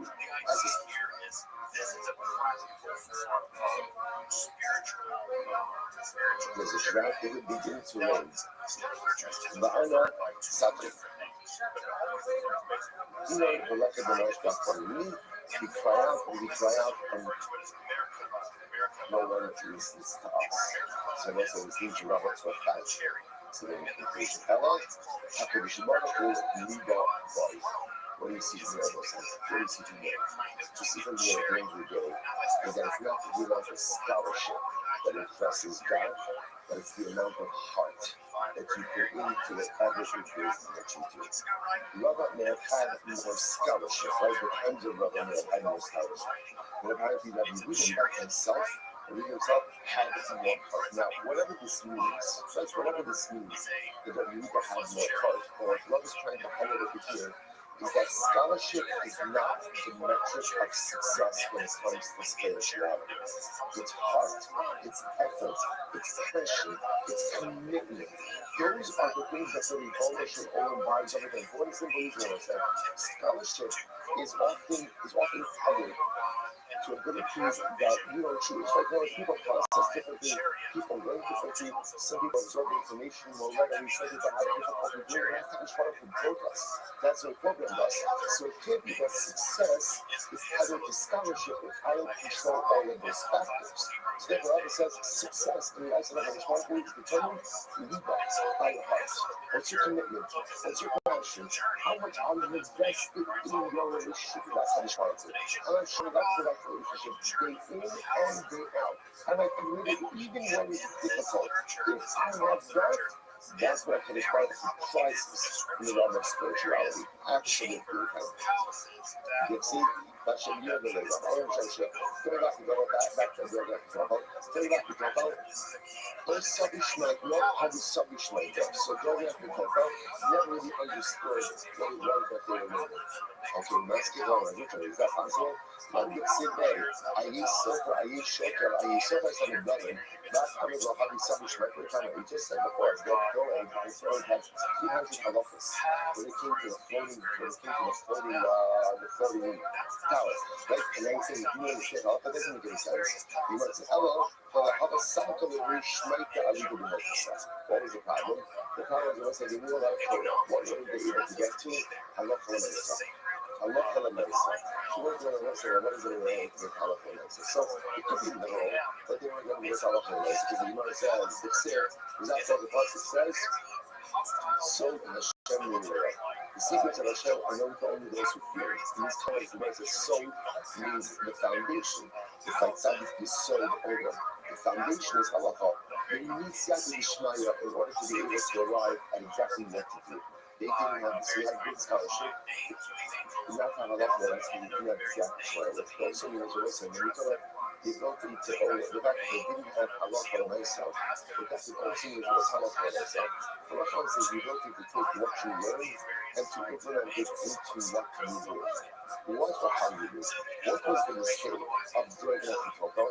They were great scholars, great congregation comments. And apparently the problem was they were unable to take what they learned and plug it into how they live. They didn't allow the Torah to shape their lives. And it's like, a lot of times we live with this kind of cognitive dissonance, where I'm learning, and I'm acquiring a lot of tremendous information, and I know what to do. The problem is I don't always do it. It's the nature of our lives. So that's what it means also. Like, I'm learning, but I'm not learning, I leave out the hook for something. Right? I'm not learning halacha on myself, because my learning is my learning that's not translating into the way that it is. Incredible. So there you go. Well, these are actually shot like a movie. We died once he forgot his story. The young was made in the Surah about to Yeshua. The Vashem and the Stara. The Vashem going to track the Sarah.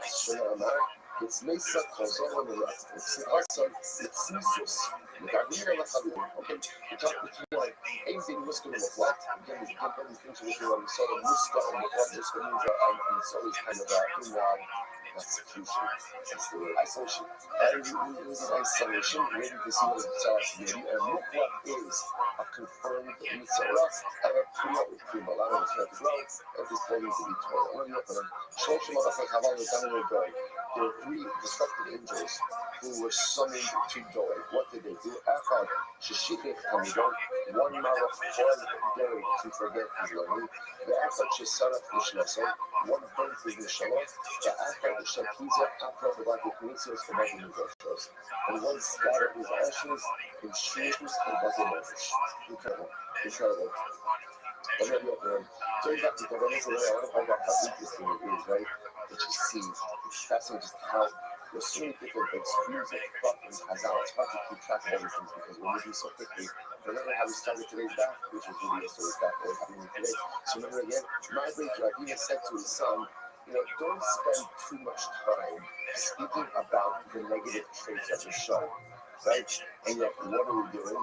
Right? We're talking all about it's just interesting how, again, it's almost as if like there's one school of thought that says, okay, we shower that, let us work to take care of them.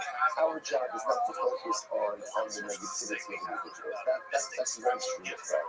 But your thought is, no, it's really important to learn about the show. Right? We want to learn about the same way that we like to read about biographies of people because we can learn how they live.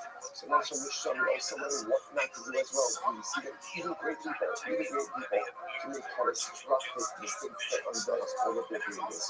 So the Bible goes out there. How many of them joined up with all their own says that? Joined up with all them did not know each other. They didn't know each other. That going to be a show. That the double means that, which makes sense. Noah lived in the days of show, and that's the double lived in the days of double. Now, again, that's not such a stretch to say that we don't know each other. That's important to recognize. We don't remember again. So going is before double became kings, and Achitophel was trying to buy the ring of the about Shama. So there's a couple of decades separating them. Even though we could have overlapped, we must have lived in each other. There's already a fellow. Going back to the top of the thoughts you made. Pretty much looking at the top of did not live past the age of 35. So this goes back to yesterday's back as well. How you are wrapping about stuff supports this. It literally means they did not live out up to half of their days. How you are wrapping about stuff supports this. I'm sure don't remember when you have to do it. What is supposed to get to that was right? When you remember again, the min asked Rabbi Chanina, right? So how old was Bilam when he died? Rabbi Chanina said, I don't know, but he quoted this exact passage. Right, where the passage says, Anshi Dama Minna Yachasuman. Literally again, people who split blood, people who are deceitful, or Yachasuman will not live to half of their lifespan. Tashnota Shadot, are you outside again? What's that? We operate under their lifespan is 70 years. So if Chazal say that Russia is not living up to half of his lifespan, that means he's not living to 35. Ela Shloshim Ba'arba, Achitophel Eimer Ela Shloshim Shlosh. Very lived to 34, Achitophel lived to 33. Here we listen to the Tila, what's the better, which I just want to point out something amazing. just especially when you look through the lens of the scholarship of Dorgan Akitoko, that they were so young, yet they were outstanding scholars. So again, it's just fascinating.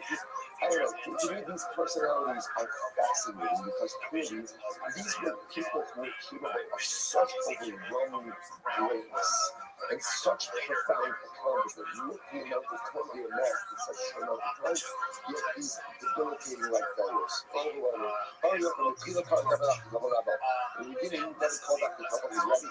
When you got sold, card Cabello, then he called him his friend. When you got sold, card Cabello, and then he called him his student. In other words, Akitoko's stature was downgrading over time. The Tila card the Ata Elosh card, that was like Umiega, when you got sold, card Cabello, when you got Sukin, so Yakto, not together. We're going to explore the secrets, but they said, okay, now we're going to actually, what's up, card coming up. גם איש שלומי אשר הפכתי בו, תפו חוזיים, אוכל יחמי, הגדל עליי אחרי. אומר בדיוק, אומר אז, לא לא. This is get ready for this tomorrow. Get ready for this tomorrow. This is absolutely amazing. So here we go. This is my little teaser in the chat yesterday. I'm ready to let it out. Here we go. I'm ready to actually do something. Wow, remember something. A person should never bring themselves to a point of being tested. Don't put yourself in a position of being tested. Let's say for that, even before we go on with this. Actually, it's very story. Shows David Melech Yisrael, Heidi Alfred himself in the church. David Melech willingly put himself into a situation of being tested, of testing his spiritual resolve, and he failed. Thank God. What's the story? Here we go. I'm going to find a Ribono Shalom. It may not only Elokei Avram, Elokei Yitzchak, Elokei Yaakov, the aim only Elokei does. So let's say this is the Shiloh. Everyone says, Moshe, why is going down? We said Gavin, we said Yaakov, but people say, it's easy, I want to point out. This is not casual. This is not tribal. This is very same happening over there. This is what I'm saying is I want to self-actualize. I want to become the best version of me. I feel that I have the potential to maximize my greatness. How do I get myself to a point where I can do it when you, when I go to what's the shot? I said, okay, I don't know if you something like that. What's the shot of that? The Ribono Shel Olam is going to associate his name with those people. That's a big thing. That's a big thing. God is really going to attach his name to Adam and Israel. So that's what I say, how do I get to the level where you will attach your name to me? How does that happen? So that what Allah says, well, it's very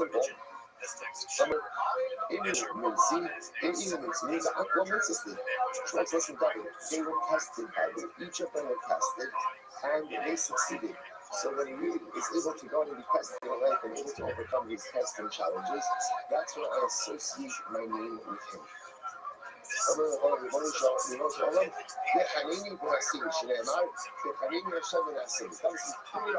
Bring it on.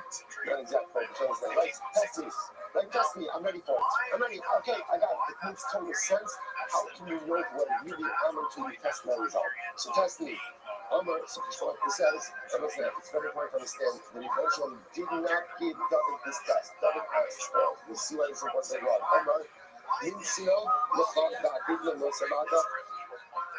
There we go. So God has said, I'm going to test you. So here's what I'm going to tell you. I'm going to give you an advantage that I did not give to Adam and Yitzchak and Yaakov. How so? When you go know the do, you either unak hamodina lachad and sanina lachad b'divar elva. So again, Hashem says another, I'm going to give you an advantage. What's the advantage? The advantage is the others, I never told you I was testing them before. You, I'm telling you I'm going to test you, and I want to tell you how I'm going to test you. I'm testing you in a matter of morality. Divar elva. So what's that? Just so you understand what's happening over here. The fact that the Ribono was telling David that he's going to test him, and telling him how he's going to test him, tells us what? The Ribono doesn't want to do this. He doesn't want to do this. So he's trying to give David as many advantages as possible. The Ribono feels like this is a bad idea. But again, David, you're pushing for it. I'll give it to you. Say in general. kind of a little bit like a parent. You know, a parent wants to give a drop up, but at a certain point in time, especially when the child gets older, even if the parent knows it's a bad idea, like the parent has to give the child that autonomy. So if you say, the reason I didn't bring the test upon this is the reason I'm not doing this on my own. You're pushing, okay, I can't. It wouldn't be healthy for me to stand in the way of this concern if this is something you want to bring upon yourself. So I'll try to help you be successful to the best of your ability. I'm telling you, I'm testing you, I'm telling you to not error. Miyad was this. By Hila Israel, there wasn't an evening. Hayakum Gavani Amishkaro. David got up from his bed. And listen now, the puzzle doesn't make sense. Right? Why doesn't the puzzle make sense? The idea is David's getting up at night. Right after all, again, you want to sleep up and rising up at night. So this is Rabbi Yudah. Literally, again, he switched around his schedule, like his bed schedule, from night to day. So actually points out what he does too. David had relations with his wife that day, during the day. Why? Because now David is forewarned. He says, I'm going to be testing the matter of morality. So what does he do? He has a relationship with his wife, hoping that will satisfy that desire, and therefore he won't be tempted by anything else. Okay, good plan. It's all the way to halacha. There's a reason why. And you forgot the halacha. What's the halacha was like? Either katan bish baba. There's a small part of man's body, right? A reference ultimately again to the makomida. Small part of man's body. You know what it says? Listen to this. Masbion, love. If you satiate it, it's always hungry. Umaribon, sabera. If you start it, it becomes satiated. What does anyone say? This is incredible. So the way it works with this desire for sexuality is the more you have it, the more you want it. The less you have it, and by the way, less means is the more motivated it is, the more one is able to curb that. Like this is the Ramban and Kedushin tea. Right? What is Ramban say? What does it mean to be holy? Hadish as Atzimcha, moderation. Moderation. Kedusha is all about moderation. Overindulgence just yields a gluttonous type of life approach, where you just want more and more and more and more. And even if it's permitted gluttony as a midah only gets a person into trouble. Moderation helps a person hurt appetites in the right way. That's why again, you know that in Yiddish types, again, there's tremendous holiness and importance that is attached to sexuality. But a person happened in a thing like this, and it's like older, right? And then it's just so it's like there's a frequency that has to occur. But if there's an overindulgence, the problem that happens is the appetite gets out of control. By the way, the crazy part is, even if the overindulgence is done in a permitted way, right? They're talking about the other women. Even when it's all right, there's an overindulgence, then by definition, things just go out of hand. So you're just going to have this, and this is fascinating. Devin and Noah tries to curb the appetite, but yet Chazal seem to feel that the way that he did it represented a sense of overindulgence, so it backfired. And so not only did he not curb the appetite, but what? It enhanced it. Overwhelming. What happens? By the time I got back to this house, no enough out. He's on the rooftop. I walking on the rooftop. I like to show the focus we are about. A woman bathing on the rooftop next to the palace. That you should tell us about it, which was a beautiful woman. Bathsheba had a kahayta and shade pusi kalsa. What does this mean? First of all, okay, so Bathsheba is bathing on the rooftop. Now, first of all, Bathsheba is just like bathing in public. It's not public on the rooftop. Doesn't make any sense. So what's in here? Bathsheba was shedding her hair. Kahayta, she was washing her hair. Pusi kalsa underneath like a curtain. Because kalsa actually says it literally means like a dome. Like you didn't shoot, so she had a shower curtain. She had something that was there, right? She had curtain, protecting her privacy.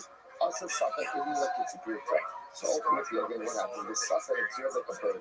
Pasuk gave Gira. Pasuk, what happened? So there was a bird. Governor Noah took out his bow and arrow, and he shot at the bird. What happened? Pasuk calls up, so he might probably miss the bird, but he pierced the curtain. As a result, it not the Chazle. He saw Bathsheba leaving. So the Gemara says, Minad, Vayishtach David, Vayidrosh Isha. Immediately, again, the verse is There's so many crazy things about this story. First of all, say, what's even troublesome about the story?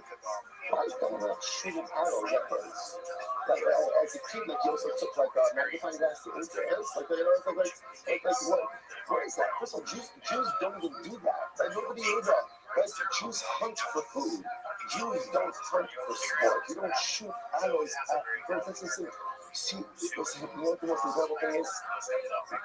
I know, this is very important. So listen, the Rebbeinu Shalom knows what he's doing. He knows what he's doing. And so he knows where to give a text, and he knows where not to give a text. And he knows what we can handle, and he knows what we're not yet ready to handle.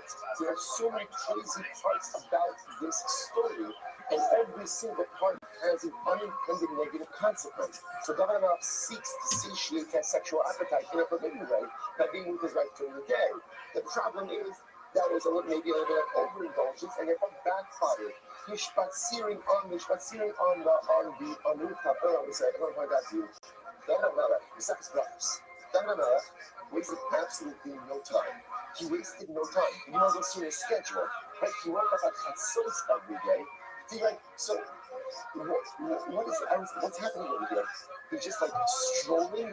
David Melech is not a stroller. That thing makes sense. David Melech he's not the guy. He just like walks around. That's not David. This is David Melech of the Shidduch. There's so many things in it, and he's shooting an arrow at a bird. Who does that? What's going on over here? So again, we'll see everything we see. So he sees Bathsheba, obviously tremendously aroused by Bathsheba. Vayishlach Kohen Vayidrash Leisha Vayomer Halon Zos Bathsheba Bas Eliam Eishes Uriah Hiti. This is Bathsheba, the daughter of Eliam, the wife of Uriah Hiti. Vayishlach Kohen Vayomer Leibachal. David sent for her. Had her brought to the palace. Vatavo Elav Vayishkach Ima Behimis Kadeshes Mituma Savatisha Vavisa. He was the mission of them. Right to sleep with her. Ultimately, of them, Judas now was. What's interesting is the Gemara says she wasn't a Nida. She wasn't a Nida. Which, by the way, as I also understand of it, very interesting as well, is that that was the baby. Like, that was the key that she was actually preparing herself for the mikvah. Like, that evening, the David Melech saw her. So that's why he's going to think, Venus Kadeshes Mikvah Saw. But I know this is safe. And this is what's meant when it says Bakanta Lidi, Bakanta Laila Trafani Bakum. So Zamur Sogay. So David says, really, first part, you checked my heart, right? You checked my heart, and ultimately, again, you were unable to find truth. Zamur Si Bal Ya'avaki. David says, really, what is the Bal Ya'avaki? First white line. Amar, Echo Zamora, Nasa, Befume, the man of the sunny, there were other behind this. If only someone had muzzled me when I had this conversation with this qualifier, I would never asked for this text. So we all had those moments where someone was there to muzzle us. So we said what I would not have said, I'm not have done. David Melech regrets very much obviously this entire situation. David Trevor, mind it said, when my faith for David Bashem SEC, 8 Tomu Nafshi, Maybe it's hard see what she wants to say. Just all the fun that's the one reason. So okay, just to understand, right, the rest of this story, the event with Bathsheba forever changed David Melech's life. Right? And this was one of those crossroad events that forever changed the trajectory. And we're going to talk over here about the fallout from this episode of Bathsheba. This was, most things, most decisions we make in life, in fact, repercussions, ramifications, not necessarily for the rest of our lives. Then there are certain times that you're at a crossroads in life, and if you go right, and if you go left, your life turns out dramatically different. The David Melech from that night was one of those pivotal moments. One of those tremendously pivotal moments in his life forever changed. The David Melech is going to teach us not only the constant Bathsheba, but his life forever changes after that fateful night. Before we go over ourselves, let me teach you after all the same thing. What's the takeaway message from this? This is how we do ourselves.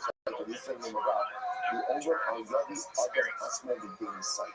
Don't put yourself in complicated situations. How many times in life we put ourselves in circumstances that I know are not spiritually correct? Whether it's being around people who I know have a negative effect, like whether it's engaging in activities that I know are not really good for my neshama. Maybe they're not overtly sinful, but I know they're not good. And I convince myself it's okay. It won't have an effect on me. And that's true until it does. It does. And then I'm like shocked. Why am I shocked? Why am I shocked? It's like so much of life, like so much of life is preventative spiritual medicine. Right? It's not being reactive. It's not being reactive. It's being proactive. It's identifying the potentially complicated situations in life and not allowing myself to be thrust into them to begin with. A lot of times I can't choose it. And a lot of times I literally put myself in compromised situations thinking A, that I'll overcome it, and B, that it won't affect me. And then I succumb to it, and it impacts me, and then I'm shocked. Why am I shocked? Why am I shocked? So much of life is being lost in of being able to see the impact that certain people, that certain circumstances, that certain events, that certain forms of exposure will have upon me, and don't put myself there to begin with. Avoid it at all costs. Don't put yourself enough in the sorrow, because even great people fail when faced with temptation. Overall, that's what I think. Large sunlight. Money to when I see the double that Shem Fasisi. Right now, it's actually the doctor, they're talking about that later. So, about Shem Fasisi, I'm going to take a Shem Fasisi, she knew the heart and secret. And how can I say to my soul that literally the mountain was moved by a bird? And listen, by the way, and you understand so much, that's what my God said, safer to him is like the diary of David Noah. Like so much is here that represents a blessed and natural by the fact that one thing is knows, he said to him. So David Noah, I'm going to cover the second part of the motion, Mafia Osa Abel, forgive me for this sin, Shelo Yom Har Shabbatai, Sikwa Navidasa. People shouldn't say that the Har Shabbatai, the mountain of Moses, is the mountain, the mountain is the mountain. The mountain was moved by a bird. That's the bird. The bird is in the story of the Satan. Like the mountain was moved by the bird. Joshua and I would say, the whole of that Kasi, the Allah, the Hina Kasisi, the man sits back, the Rafa, Kiska, the Shafta, our God, the Shafta, the Baba Shalom, Kalia, the Azia, Kamafa, the Bible, the Faye, it's right, had the Kaipino. So God said, this is wild, you know. That's a Sasha. You know, if I wanted to overcome against all I could have done it. I could have done it. So I did not. And you know, the Lord, I've got Zaki Lemare. And I didn't want to say that the servant bested the master. So it's a very strange thing. I said, right, if I could have overcome it, I would have thought that it would have made you look that guy. Right? Because you didn't give me a test, you didn't think I could pass it, and then I would have bested you. What does this mean? What does this mean? So I was tongue in cheek, but I don't know if this recognized, you know, say something in this. The great part about David and the illusion of David becomes like the concept of the paradigmatic about show off. Because David owned it. What does he acknowledge in this moment? That night on the rooftop, if I wanted to resist the temptation, I could have. The one thing I won't pretend is that I was powerless. I was overcome by desire. I had to overcome desire. It was strong. It was absolutely strong. But at the end of the day, I could have said no. I could have slipped. And on the grace. And I would say sometimes the first step in Shiva, is an ownership of sin, an ownership of mistake. We spend so much time, so much effort deflecting why it's everyone else's fault. The only way to become a true Baal Shiva is to own mistakes like as difficult and as painful as it is. And that's just what was wrong about it. I got it. I could have said that. As much as I was overrun by desire, if I wanted to stop, I could have stopped. Incredible. Joshua, the Bible says, Kiani Masala, Kiani Masala, Mafarima, Farina, Bismit, is incredible. It's a real high Salachava, and the other God with Mishesh Liberation. And this is the fascinating part of this story.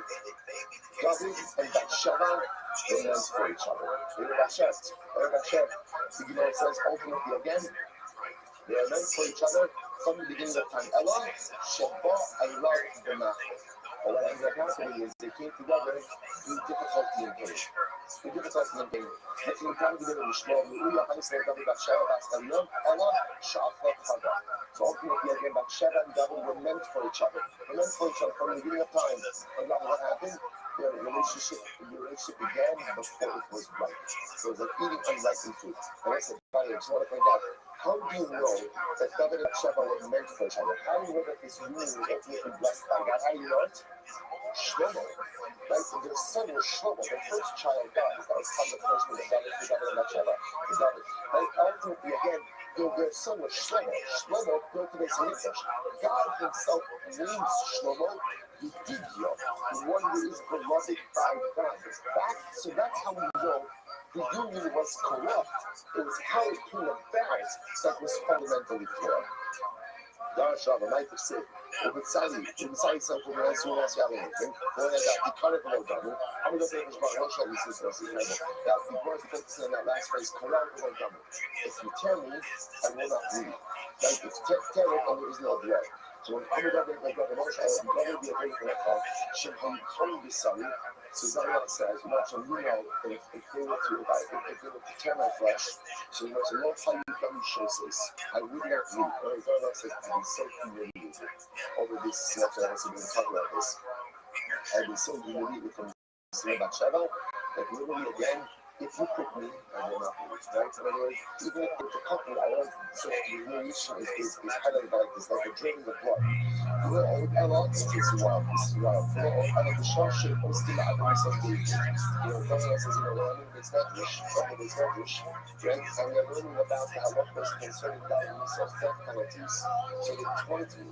first in the Mishnah says the only more trouble how is Misaso B'ma versus you have to understand something. In the sin of Bathsheba, it came public knowledge. Governor was humiliated, and Governor was taunted. He was taunted. So literally again, we read in this language, and the time we come in the extension of taunted, oh, no, by the way, what is that? What's the punishment for someone who was tortured? What's the punishment for that?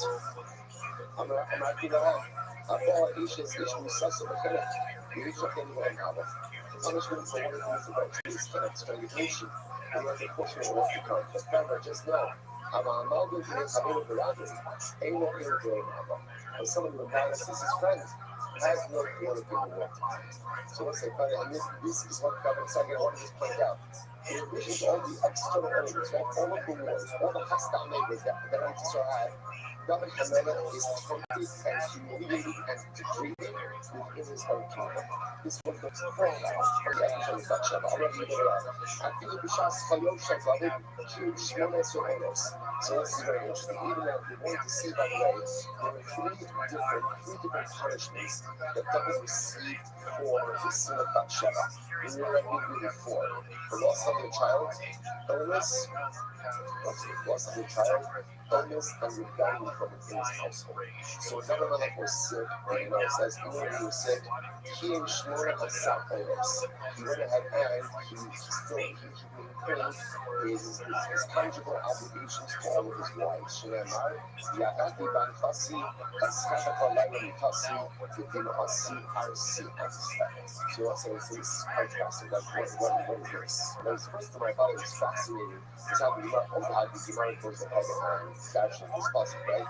Yagati Ban Fasi, literally again, I cried out in my head, Askata Kalayla Mitasi, Vidimasi Arsi. So literally again, I swallowed it in my head. The Gemara was understanding what we guys are reference to relations. So I was saying, even when I was sick, I was paying my obligation to obligations to God. It wasn't what phrases.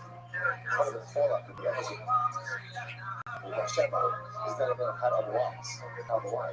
So I think what Chazal is saying here is that Amara has figured out how to repair those other relationships. And we'll say that again, that sometimes there are things that happen in a marriage that cause irreparable damage, and other times there are things in a marriage that happen that cause a tremendous rift. And it's upon the perpetrator, like the negative actor, trying to go ahead and repair that rift, and to do what they can to make that and to put that back together. So that enough understands, I did a lot of damage, not just about Shaddai, not just to all of my lives, to all of my lives. Because I told her that better off and took it upon himself to try to fix that which he broke. DJ started laughing at his this is wild. This is wild. And you ask them, listen, Bathsheba, David Melech wanted to worship idolatry. Well, what does this mean? Shenanigans. And he David brought on Halash, Hashem, Stachel, Hashem, Elohim. Read Rosh Hashanah, this is he who somewhat really shall be God, the name because of Fisha, Arki, Kurok, Utanto, the Adama Arosha. So again, David is about to worship idolatry. We'll see why in just a moment. A man by the name of Kusha again is closing the store. His breakdown and said, I'm going to tell you, the only man Shekamos Hayabon of Ozara. So Kusha said, what are you doing? You're going to say, King, like you, Governor Melech worships idolatry. I said, you're in this. Oh, no. Melech Shekamosi Agenu, you know, Mutok Yabon of Ozara by his fellowship Shakas, like he's what's his name, Shumping, with Jumping. Part of the fallout, part of the punishment for the sin of Shabbat is Hashem told God is going to be rebellion in your home. That is the rebellion of Hashem. Hashem is the result of the episode of Shabbat. So now God refuses to do anything to Hashem. He's not going to listen. He's not going to control Hashem. So God thinks he's going to lose rebellion. God feels that if he loses rebellion, he's going to be a tremendous fall of Hashem. Hashem. As people are questions on Hashem, how can it be that the Mishpach are allowed God to use this battle against Hashem? So isn't God special? God says, you know what? I'm going to worship idolatry. People can say my idolatry. And then when I lose the battle against Hashem, people understand, because he switched to idolatry. That man was concerned about the honor of Mishpach. He was concerned that if he was to Hashem, he would make it through Hashem. So instead, he decides that we worship idolatry, become an idolater, and then people will tribute to my loss to the fact that I switched over to idolatry. And therefore, again, the sanctity of Mishpach will be preserved. Overwhelming. You know what I'm saying? A lot of Mishpach people really respect to take it to the team in such a dramatic way. Alright, so you know what I'm saying? I've slept with the list. So Omar, my kind of see us with us God. So I say this is a good kind of So Absalom's mother was a woman named Ma'aka was a princess. We got her now, as he passed her one. So Kusha he says to God, why did you marry the pastor? So I'm going to pastor for a shadow. The pastor is permitted. I'm not letting no garash for sleeping. Would you not garash the juxtaposition? So you might be pastor or the talk about what the talk about specifically. So it's like, yeah, the issue is so rare for Mora. I don't say pastor, each day so rare for Mora. You're allowed to. We're not going to go after the pastor section. That's so rare. And I said, this is like one of these conversations. I'm talking about being salty. Like, I don't know exactly what the purpose of this was. Like, this was already a couple of decades earlier. There's a Kusha act. You see, by the way, why did you marry Mark at the beginning of it? Of course, that's it. And then you bury another story. Okay, so anyway, Kusha act saves David from worshiping idolatry, but this was the richest understanding. It might be the one time in history that someone was ready to worship idolatry out of immense love for Hashem. David thought that if he was to Hashem, as David Melech himself, that would control Hashem. God was willing to give everything away for the sake of preserving the honor and goodness of people Hashem. Overwhelming. That's what I do. That's what I study. In Bira. Now, I've got the comments once they see kind of what if you don't have enough people compared to? So you want to say, you serpent Kusi. You can be compared to a Kusi merchant. I was saying, Rashi points out from here that the way Kusi merchants work like this, they never sold in bulk. They only sold in small measures. Why? Because the catching point like this. If you sell in small measures, you have to buy more often, and they can increase the price a little bit each time. They make more money by selling in small measures. That was definitely so much. I've got how so. I've got the as well. I'll show you. Steals the other end, so we're going to see the way it is like this. Manuel asks for forgiveness. But he asks for forgiveness like the intervals, like a little bit at a time. So the first thing he says, so first thing he asks for forgiveness for our accidental others. People make mistakes. Shem says, forgiveness. Next. And when he starts activity, cleanses from the intentional sin, but no one knows about it. Shem says, fine. Speaking of, forgive him. God, he's even Hashem the car. Forgive me for my intentional sins. Speaking of, forgive him. Are you should be as a central mission? Don't be Rabbanon, don't strive with Rabbanon. So if you get Trump committed, that the rabbis don't focus ultimately again on my sin. Speaking of, forgive it. In the case of Basharat, Trump will not suppressed, Shalom Yishtok Sirku. Can you please take out the story of Bathsheba from Rabbanon? Can you just strike it from a great effort? So let's say, overload, אפשר. במקום שזה ככה, can't do, why? We'll stop over for the That's okay. That's a tremendous story ahead of us. Tremendous story ahead of us. But I just want that just to important to understand. We did to a block of Gemara. Right? I told you, we did do a block. Because the captain was yesterday back. Again, it's okay, because the last back of the last part of Sanhedrin is only one side. It's only one side. So that's gonna be our catch up there on side. Tremendous.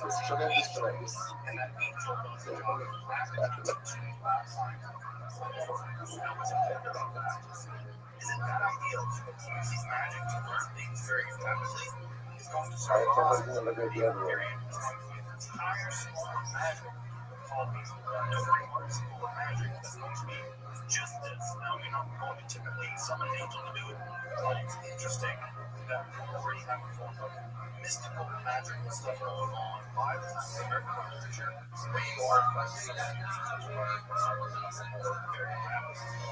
All right, folks. Good morning. Let us begin.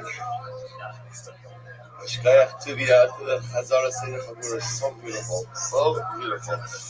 Begin by thanking all of our sponsors for this morning here today. Our annual Talmud Torah sponsor, Chilson Mishpacha, dedicating all the Sherman Drushos this year as a chus for B'Sarot Tzavos Sha'am Yisrael.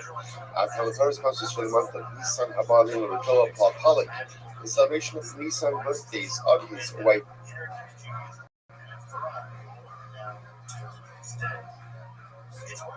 And granddaughter Tikva Esther Pollack, our anonymous Talmud Torah sponsor, the schools of Simchas for all of our children, and for Nisan to be the month of Geula Shlema for Klal Yisrael. And Abram Mishini, telling the memory of Abram's mother, Sarah Braina Bas Yoshua Heschel, Zichron Lebracha. We come learning sponsors, Paul and Kathy Pollack, the creation of the arts like Paul's father, Shmuel Ben Zechariah, and great grandmother Cyril Bas Dov. We hope that in the merits of our Talmud Torah, all the Bnei Shams and Aliyah, families in Chama, all those who move before Shabbat to the Holy Israel, Hashem bring home all of our hostages and our holy soldiers should be successful. For those with that, let us begin. A lot to do today, but really a lot. Baruch Hashem. Today's daf is Kuf Zayin 107. We are picking up on 106b, above on the days, and we are picking up. 2, 4, 6, 8, 10 lines down from the top. I'm going to be Marbar again, very close to me. I'm going to grab you over the break. So Marbar again says to his son, the little accomplishment in the church, the Bible is a little marash.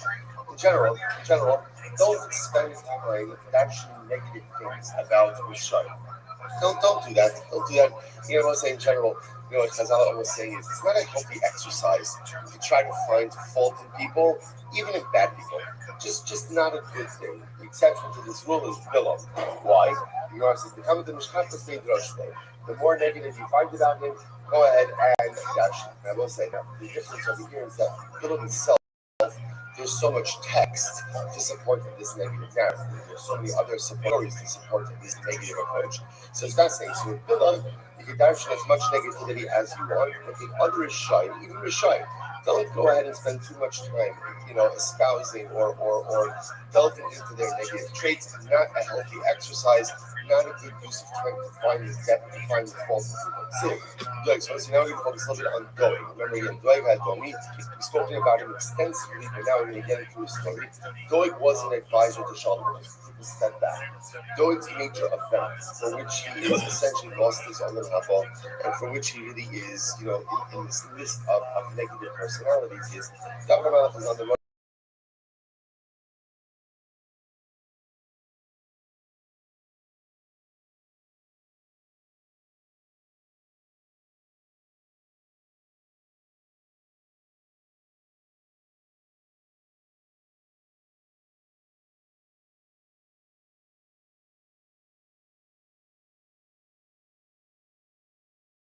Go back.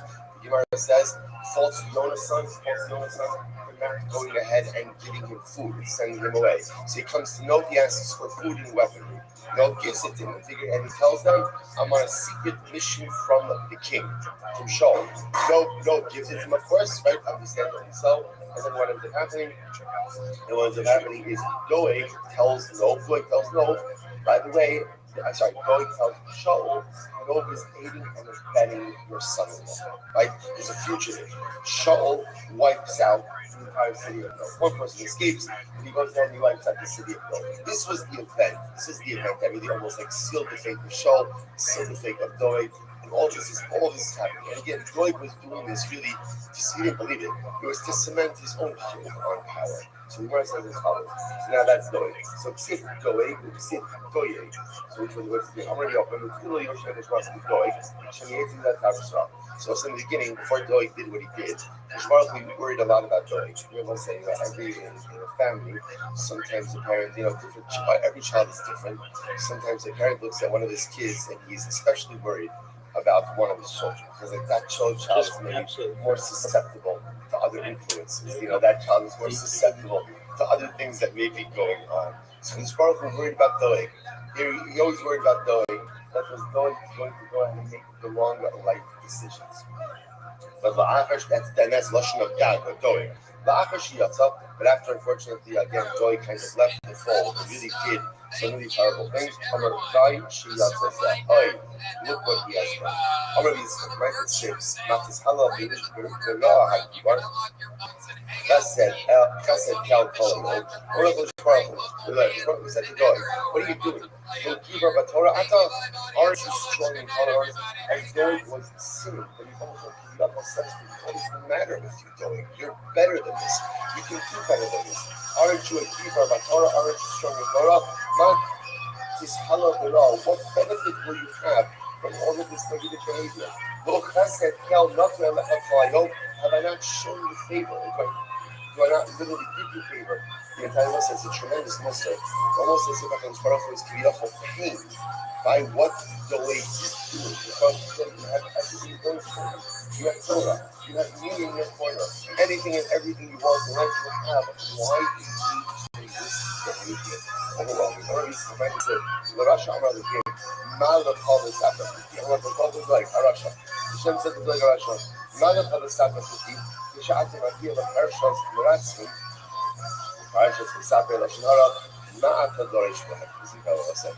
When the Prophet said to Doeg, when you get up to the sections regarding bloodshed, or you go prohibition of bloodshed, or you get up to the section of Lashon Hara, how are you going to interpret those sections? Doeg was a big time kafam.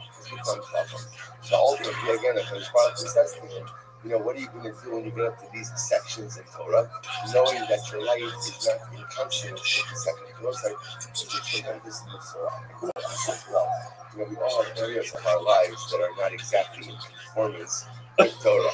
And when we go ahead and we get to the sections in Torah, how exactly do we read through them, right? How exactly do we darshan them? We all have this, knowing that our lives are not exactly the same. What it is that we're learning. But these are really I like it. I'm not ain't for us a going Allah, the suffer for the face. Going Torah is only from the lips outward. What was going Torah? Going ultimate issue, he did not internalize his Torah. He didn't guys, his Torah was a pursuit. He was tremendous and at the end of the day, she's never reached. Rama Yitzchak, right, would say that Hayiru Zadikim Bahira Allah Yisach. In the beginning, people feared those, but of Yisach. In the end, they must stand. Learn Yisach, might have said, Hail, Bala, Hayaki, such as the statue used to possibly swallow the treasure and then, vomit it out. The gift no Yerushalayim Kel. I'm a doctor of God. We both saw Yamos Doeg. Shmarfu says, Shmarfu, please take Doeg's life. Please take his life. Shmarfu is like, coming out of his gun. Take his life. Amalo, El, Bala. So ultimately, so when it comes to the problem, Doeg has a lot of Torah. Doeg has a lot of Torah. I can't kill him now. Wait till he forgets his Torah. Once he forgets his Torah, then I can go ahead and take his life. I'm going to follow Torah says, you didn't know Yerushalayim Kel. Just take his Torah down. Which of us, by the way, is so constantly. It's a Ribono Shel Olam to the office says to David, can't do anything to Doeg because his Torah cuts. I say, isn't this incredible? Doeg was a murderer. Doeg is not a good guy. Doeg is not a good guy. Doeg not a good guy. Yes, Ribono Shel Olam says, Torah so powerful, Chazal tell us, Torah is Migno Umatzla. Goes ahead and protects and it saves. So here's the Torah that says, I know what I have to do with Doeg. I can't do anything until he forgets his Torah. Which David responds, make him forget his Torah. Speaking to themselves, the powerful to save us, the powerful to protect us, is overwhelming. Early Yitzchak Michael said, God, El Yitzchak Torah, I'm not going to talk to David. Nisi Goyla Al-Madas. First white line. First of all, he says to David, it's crazy that Hashem is having this conversation with David. Hashem says to David, let Doeg come into the world to come. Right? Let Doeg, let allow. That Hashem is constantly permission to allow Doeg to enter into all the matter. I'm going to find out, Gam Ayushis Halemas. I'm going to say, no, you'll let me uprooted forever. Michael said, Yak the Father, the Asakha, we're all of us are shocking our face. I'm going to talk about David. Michael name is Rashad. Which way? At least let it be blood with the trans come from. Let it be that we remain for the people who I'm going to find out the touch heart, the sack on the oil, and then we update the no. The Adi raised the name Rabbi. So ultimately, one of them upstairs to all that. I'm not coming. When it says down after the Shachar and Sarah, that is roots be uprooted from the earth forever. Very much in there. I know it looks like it's just so fascinating, but I don't know if it's filled with this righteous anger towards Doeg. And essentially, Rabbi felt, and remembering when this was the consummate about Tshuva. So I don't know if I understood the power of Tshuva. What was the problem? Doeg didn't do it. Doeg didn't do it. Doeg didn't do Tshuva. So again, you can't have this like, and almost you're going to see with this today's so almost anything is forgivable. Like almost any mistake that I make about the Fatherhood can be worked out as long as I'm willing to engage the process. If I'm unwilling to own my part, if I'm unwilling to accept responsibility, if I'm unwilling to go ahead and take it, that's my job to fix it, then nothing you get. The tragedy of Doeg is only partly in what he did. The tragedy is compounded by his unwillingness to do the real personalistic work. You know what I'm saying? There's no Olam for him. There's no future for him. And there's no teaching in his notion. Right? It's it. Aye Sofer, Aye Shofer, Aye Sofer Samikvalim. Once I saw it, we translate means where is the scribe, where is the measurer, where is the one who counts towers? What is this mean? So the Gemara says, Aye Sofer, Kol Osir Torah. So this is all a reference to Doeg. Right? What happened to the one who can count all of the letters in the Torah?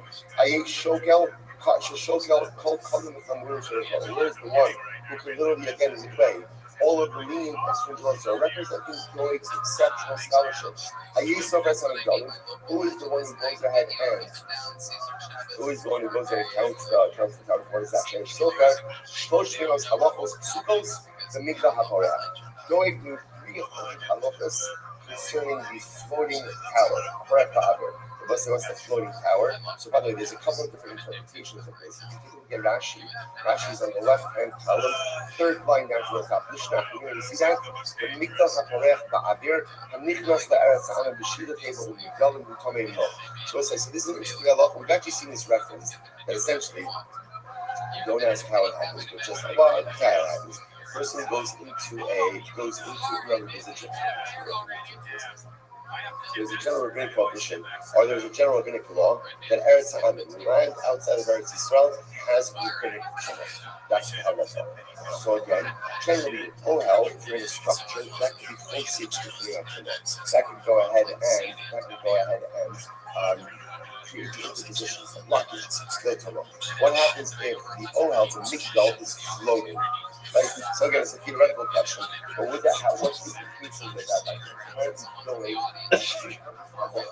Associated with that particular being Shaila. That's the precision of his marriage.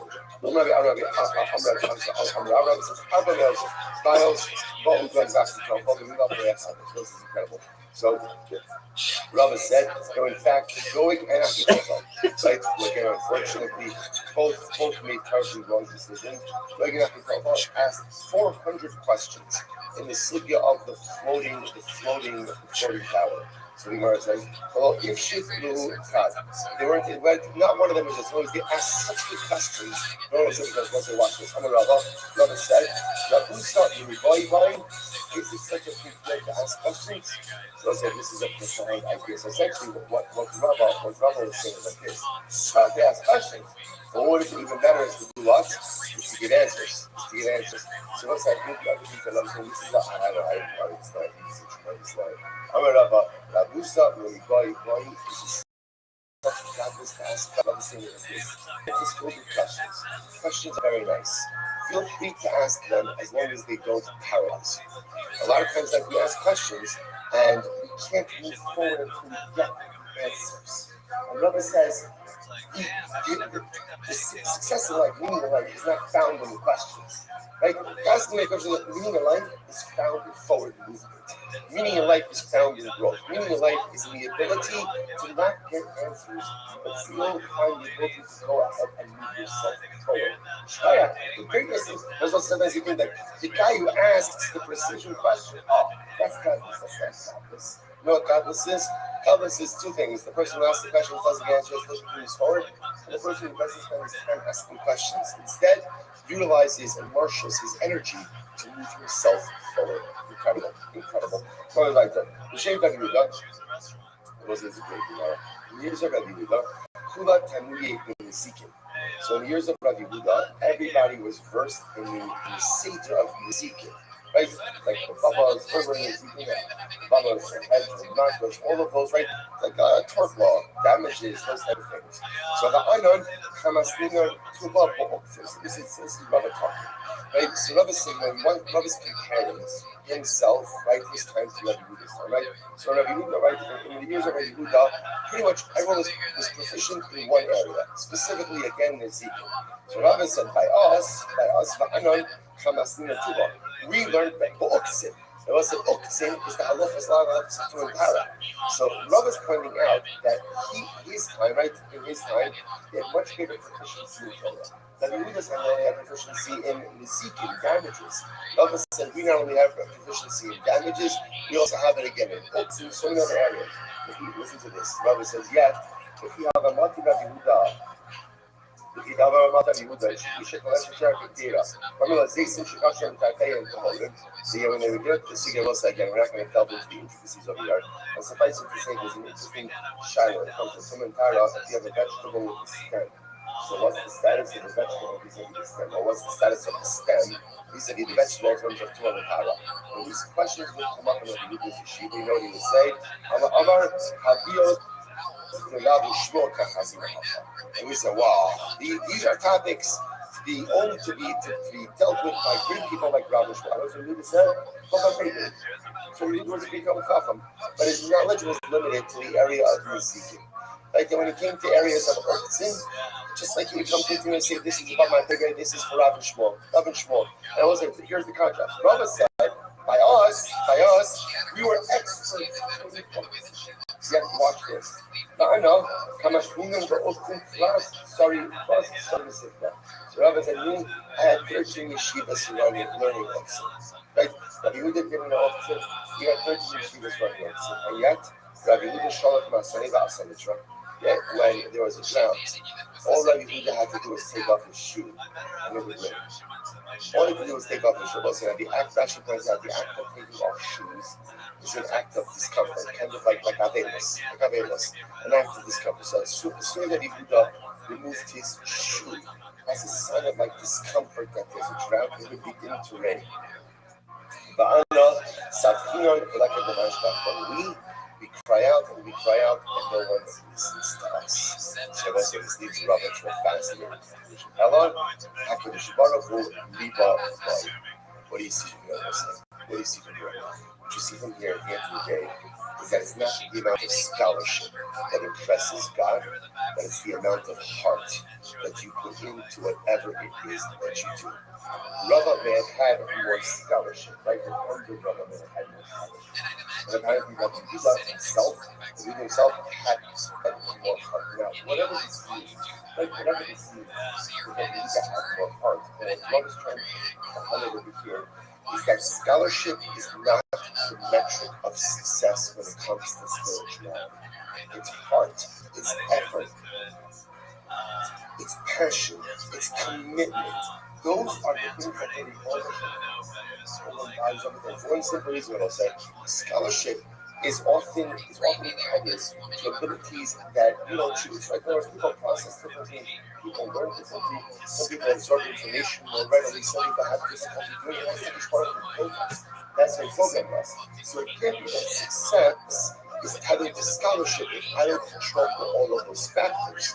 So therefore, Abba says success in the aspect of trying to determine by your heart. What's your commitment? What's your passion? How much are you vested in your relationship with that Kaddish Baruch Hu? Am I showing up for that group day in and day out? Am I committed even when it's difficult? If I have that, that's what Kaddish Baruch Hu prizes in the realm of spirituality. Absolutely. Yeksid, Hashem Yoda Lega, Olam Shashia. Going back to the going back to the no Sabishmaik, no Havu Sabishmaika. So going back to Tofel, never really understood what it was that they were learning. Okay, that's good. Is that possible? Good Sibay, Ayi Sofer, Ayi Shokel, Ayi Sofer Samigdalit. Back under the Havu Sabishmaik, the time that we just said before, that Doeg had 300 halachas. When it came to the floating tower, right? And everything you wouldn't say, halacha doesn't make any sense. You might say, hello, but the Havu Sabishmaik, what was the problem? The problem was that they knew a lot of Torah. What were they able to get to? Halacha l'meisa. Halacha l'meisa. What is it to get halacha l'meisa? So it could be the role, but they weren't able to get halacha l'meisa because the Gemara says, it's said, is after all the pasuk says, so Hashem v'yireya. The secrets of Hashem are known to only those who fear Him. It's a context because the soul means the foundation. It's like tzaddik is sowed over. Foundation is halacha. You need tzaddik mishnaya in order to be able to arrive at exactly what to do. They didn't have to that great scholarship. They did not have halacha because they didn't have tzaddik mishnaya. It's also something with the rest of them. We cannot the ability to the fact that they didn't have halacha l'maisa. The fact that everything was what's halacha l'maisa. Halacha is the ability to take what you learn and to implement it into what you do. What or how to do. What was the mistake of Doeg and Achitofel? They were great scholars, great Talmidei Chachamim. But apparently the problem was we were unable to do what we learned, what they didn't how they lived. They didn't allow their Torah to shape their lives. And I'm going to say, a lot of times we live with this kind of cognitive dissonance, where I'm learning, and I'm acquiring a lot of tremendous information, and I know what to do. The problem is I don't always do it. It's a huge division of our lives. So that's what it means also that I'm learning, but I'm not learning Aliba the Hilchasa, right? I'm not learning Halacha L'maisa, because my learning is my learning, but it's not translating into the way that I live. Incredible. Once he forgot his Torah. Digamos the April, so rolling out to Yishna. Rash Sharon Nistara. Rash is going to check his Saras, Shana and Mar. It's based on Konzona Nuna. It's awesome. It's Nisus. It's a Gagmina Lachalutin. Okay. You can't ain't being muscular in the blood. Again, there's no distinction between the sort of muscular and the blood. Muscular means that it's always kind of in isolation. Right? It was in isolation, waiting to see what it's and what is a confirmed Mitzorah, allowing it to grow, and this body hanging up on him. There were three destructive angels who were summoned to Doeg. What did they do? Echad, Shikek from the goat. One malach was Doeg to forget his Lord. The Echad Shesarach Mishmason, one burned his Neshama. The Echad Shekizer, Afra B'Vashis Nesos, B'Vashis and one scattered his ashes with shrooms and B'Vashis. Incredible. Going back to the Muslim, I want to point out how interesting it is, right? What you see, it's fascinating just how there's so many different extremes of thought in Chazal. It's hard to do so quickly. Remember, we started today's daf. This is really yesterday's daf. We're doing today.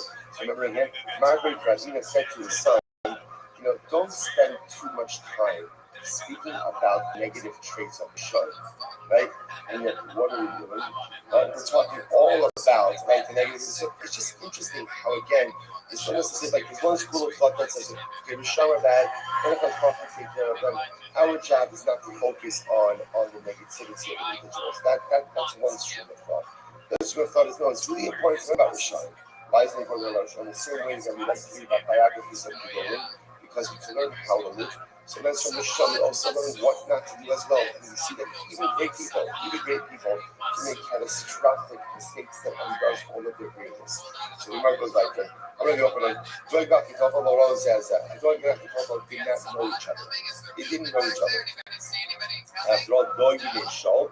Bakitofel didn't know, which makes sense. Doeg lived in the days of Shaul, and Bakitofel lived in the days of David. Now, okay, that's not such a stretch to say that they didn't know each other. What's important to recognize is, don't remember again. So Doeg was before David became king, and Achitofel was David's advisor when we were learning about Shaul. So there's a couple of decades separating them. Well, they could have overlapped. The Gemara said they didn't know each other. So already open up. Doeg Achitofel was not seeing me. Furthermore, Doeg Achitofel did not live past the age of 35. The Gemara says this goes back to yesterday's daf as well. Tanya enough advice that supports this. It literally means they did not live out up to half of their days. Tanya enough advice that supports this. Right? When you remember again, the min asked Rabbi Hanina, right? Rabbi Hanina, how old was Bilam when he died? And Hanina said, I don't know, but he quoted this exact pasuk. Right? So the pasuk says, literally again, people who spill blood, people who are deceitful, will not live to half of their lifespan. So again, we operate with the understanding that our lifespan is 70 years. So if Chazal say that Rosh is not living up to half of his lifespan, that means he's not living to 35. Boy lived to 34, Achitofel lived to 33. Listen, by the way, I just want to point out something amazing. Just especially when you look through the lens of the scholarship of Doeg and Achitofel, that they were so young, yet they were outstanding scholars. So again, it's just fascinating. I don't know. To me, these personalities are fascinating because clearly these were people who were capable of such overwhelming greatness and such profound accomplishment. Look the amount of Torah they amassed in such a short amount of time, yet these debilitating life failures. Overwhelming. In the beginning, David called Achitofel, he's ready. Then he called him his friend. And then he called him his student. In other words, Achitophel's stature was downgraded over time.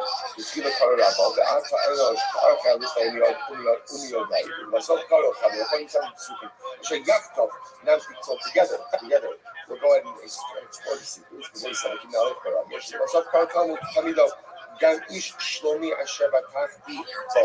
Top of Chazayis. Okel lachmi higdel alai asmi. I'm going to give you the Amrav. The Olam. What's that get ready for this. This is absolutely amazing. So here we go. This was my little teaser in the chat yesterday. I'm going to give you the Amrav. The Olam. I'll give you other answer to the a person should never bring themselves to a point of being tested. Don't put yourself among. A person should not bring himself to be tested. I want to say it's going to point out even before we go on with this. What a profound. Actually, let's go to the Shari David Melech Yisrael. Maybe I'm going to be Yisrael. David Melech willingly put himself into a situation of being testing his spiritual resolve, and he failed. What's the story? Here we go. I'm going to find the Rivon Shalom, nicknamed Ma'omim, Elokei Avram, Elokei Yitzchak, Elokei Yaakov, Ve'ein Omim Elokei David. Wow. So this is the Shaila. Everyone says, no, so why don't we dive in? We still Gavin, we still Yaakov, but we don't still David. This is not Gaiva. This is not Gaiva. This is, you understand what's happening over there. This is David Amelech saying, I want to self-actualize. I want to become the best version of me. I feel that I have the potential to maximize my greatness. How do I get myself to a point where I can, where you, what's the cap? What's the chap of that? The Ribono Shel Olam is willing to associate his name with those people. That's a big thing. That's a big thing. Really, again, attaches his name to Avram Zeh. So then I was saying, how do I get to the level where you will attach your name to me? How does that happen? So David Melech says, well, it's very simple. Amar, listen, David, they were tested, each of them were tested, and they succeeded. So when he is able to go and be tested in life and able to overcome these tests and challenges, that's when I associate my name with him. That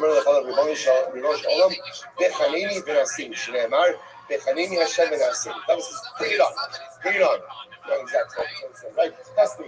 Right, test me. I'm ready for it. I'm ready. Okay, I got it. It makes total sense. How can you know who I really am until you test my result? So test me.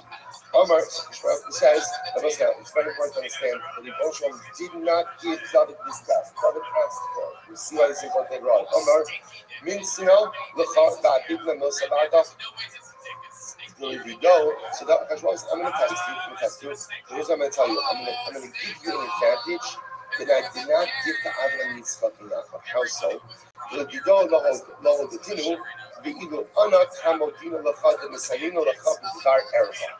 So again, Hashem says to David, I'm going to give you an advantage. What's the advantage?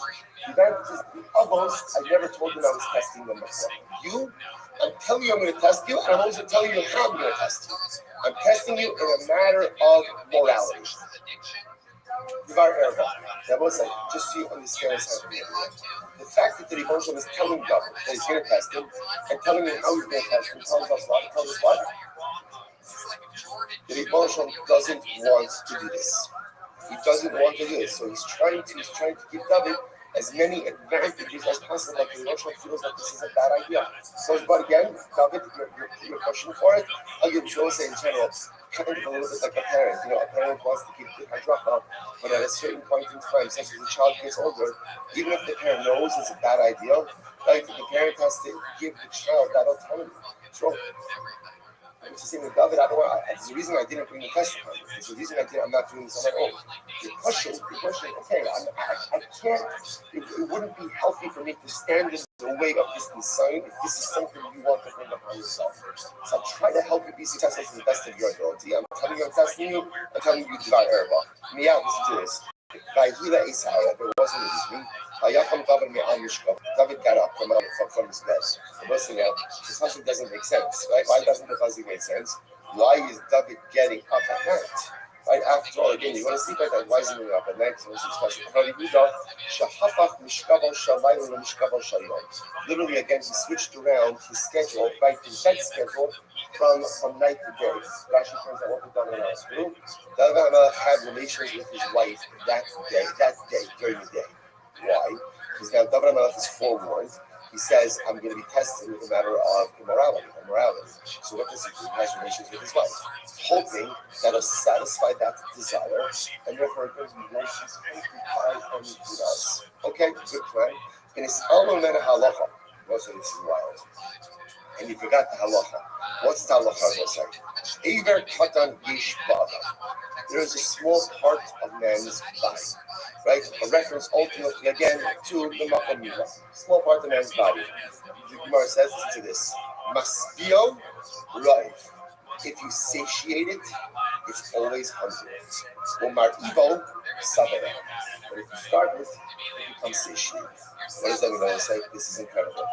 So the way it works with this desire for sexuality is the more you have it, the more you want it. The less you have it, and by the way, what less means is the more moderated it is, the more one is able to afford it. By the way, this is not unique here. Like this is the Ramban on Kedoshim tea. Right? What is Ramban? I said, what does it mean to be holy? Kadesh is moderation. Moderation. Kedusha is all about moderation. Overindulgence just yields a gluttonous type of life approach, where you just want more and more and more and more. And even if it's permitted gluttony as a mitzvah only gets a person into trouble. Moderation helps a person curb appetites in the right way. That's why, again, we know that in Yiddish, again, there's tremendous openness and importance that is attached to sexuality. But it has to happen in a good way. There's a mitzvah of soul, right? The man has obligations towards it. There's a frequency that has to occur. If there's an overindulgence, the problem that happens is the appetite gets out of control. By the way, the crazy part is, even if the overindulgence is done in a permitted way, I'm talking about this other way. Again, even though there's an overindulgence, then by definition, things just get out of hand. So interestingly enough, this is fascinating. David HaMelech tries to curb the appetite, but yet Chazal seem to feel that the way that he did it represented a sense of overindulgence, so it backfired. And so not only did it not curb the appetite, but what? It enhanced it. Overwhelming. What happens? By David HaMelech is out, right? He's on the rooftop. Right, walking on the rooftop. He sees a woman bathing on the rooftop next to the palace. Which was a beautiful woman. So what does this mean? First of all, so Bathsheba was bathing on the rooftop. But first of all, what does it mean? Bathsheba is just like bathing in public over here on the rooftop. It's not public on the rooftop. Doesn't make any sense. Somebody says, no. Bathsheba was shampooing her hair. She was washing her hair. To see chalsa underneath like a curtain. Chalsa actually it says literally mean like a dome. Like a dome. She had like a shower curtain. She had something that was there, right? She had a curtain protecting her privacy. Also satan so ultimately again, what happens? The satan appeared like a bird. Pasak beit gira. Pasak, what happens? So there was a bird. David HaMelech took out his bow and arrow and he shot at the bird. What happened? Paskala fosa. So he might probably miss the bird, but he pierced the curtain.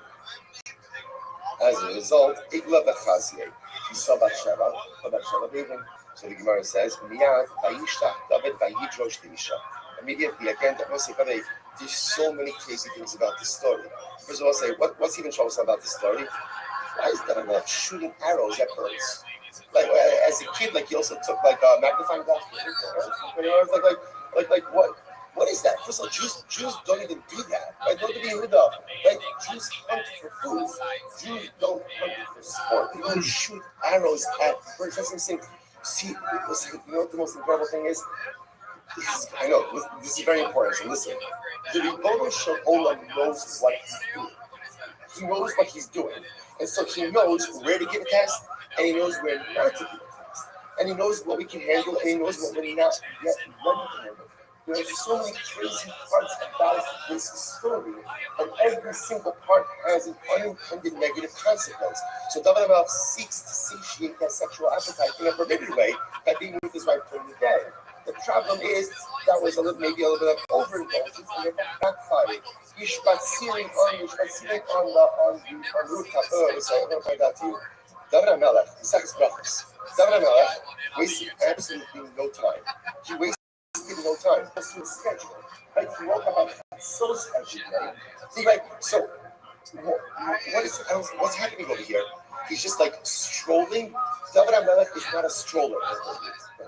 He's not the guy who just walks around. That's not no, it's David HaMelech. There's so many things in it, and now shooting an arrow at a bird. Who does that? What's going on over here? So again, we'll see everything to see. So he sees Bathsheba, obviously tremendously aroused by Bathsheba. Vayishtach David vayidrosh l'isha vayomer halo zos Bathsheba bas Eliam eishes Uriah. This is Bathsheba, the daughter of Eliam, the wife of Uriah. Vayishtach David malachim leikachel. David sent for her, had her brought to the palace. Tavo elav vayishkach ima v'himis kadeshes mitzumasah v'teshev al b'sa. He has relations with her. Right, he sleeps with her. Ultimately, again, the human what's interesting is the Gemara says she wasn't a Nida. She wasn't the leader. Which, by the way, has also understand what is very interesting as well, is that that was the baby, that was the FIFA. She was actually preparing herself for the mikvah, right? That evening, the God was her. So that's what it means when it says Yimus Kadesh as with myself. But I know this is what's meant when it says Bafanta Libi Bakarata Laila Traftani Batu. So Zamos again, so David says, literally, you checked my heart, right? You checked my heart, and ultimately, again, you are unable to find purity. Samosi Bal Yavarki. David says, literally, what does it mean? Samosi Bal Yavarki, first by line. Amar, Echo Zamoa Nafa Bakume, the man, the sunny leaf, below Amar Ki Hamisa. If only someone had muzzled me when I had this conversation without the Baruch I would never asked for Christ.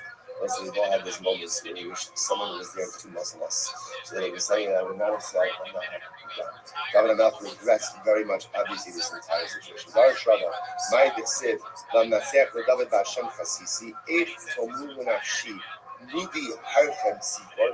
So what's this? Just I want to point out something amazing. So first of all, just to understand, like, the rest of this story, the event with Bathsheba forever changed David Amelech's life. Right? And this was one of those crossroad events that forever changed the trajectory. And we're going to talk over here about the fallout from this event with Bathsheba. This was, most things, most decisions we make in life, they have repercussions, ramifications, not necessarily for the rest of our lives. Then there are certain times that you're at a crossroads in life, and if you go right and if you go left, your life turns out dramatically different. David Amelech that night was one of those pivotal moments. One of those tremendously pivotal moments, and his life forever changed. David Amelech will teach us not only the constant Bathsheba, but his life forever changes after that fateful night. Before we go on this, the other piece we have to also understand is what's the takeaway message from this? This is how the Gemara starts. Right? We send in the Rav, we onward on Yavi Adam Asmo V'Dei. Don't put yourself in complicated and complicated situations. So how many times in life do we put ourselves in circumstances that I know are not spiritually correct? Whether it's being around people who I know have a negative effect, right? Whether it's engaging in activities that I know are not really good for my neshama. Maybe they're not overtly sinful, but I know they're not good. But I convince myself it's okay. It won't have an effect on me. And that's true until it does. It does. And then I'm like shocked. I can't believe why am I shocked? Why am I shocked? It's like so much of life, right? So much of life is preventative spiritual medicine. Right? It's not being reactive. It's not being reactive, it's being proactive. It's identifying potentially complicated situations in life and not allowing myself to thrust into them. A lot of times I can't choose it. And a lot of times I really put myself in compromised situations, thinking A, that I'll overcome it, and B, that it won't affect me. And then I succumb to it, and then it impacts me, and then I'm shocked. Why am I shocked? Why am I shocked? So much of life is being rustled over, being able to see the impact that certain people, that certain circumstances, certain events, that certain forms of exposure will have upon me. And don't put myself there to begin with. Avoid it at all costs. Don't put yourself in luck with someone, because even great people fail when faced with temptation. Overwhelming. Let's go back to it. Second wide line. My Sid, Lamatziach David, Bashem Fasisi. Right, Lamatziach was a doctor. Again, we'll talk more about that later. So Bashem Fasisi, I put my faith in Hashem. And how could I say to my soul that literally the mountain was moved by a bird? And listen, by the way, when you understand so much, I just want to point out also, Sefer Tehillim is like the diary of David Amelech. Like so much of Sefer Tehillim represents events that happened in David's life. When you understand these Gemaras, you understand Tehillim. So David Amelech says, Amr David Amelech, forgive me for this sin. Shalom Yomru Har Shabachan Sipor Nadidasa.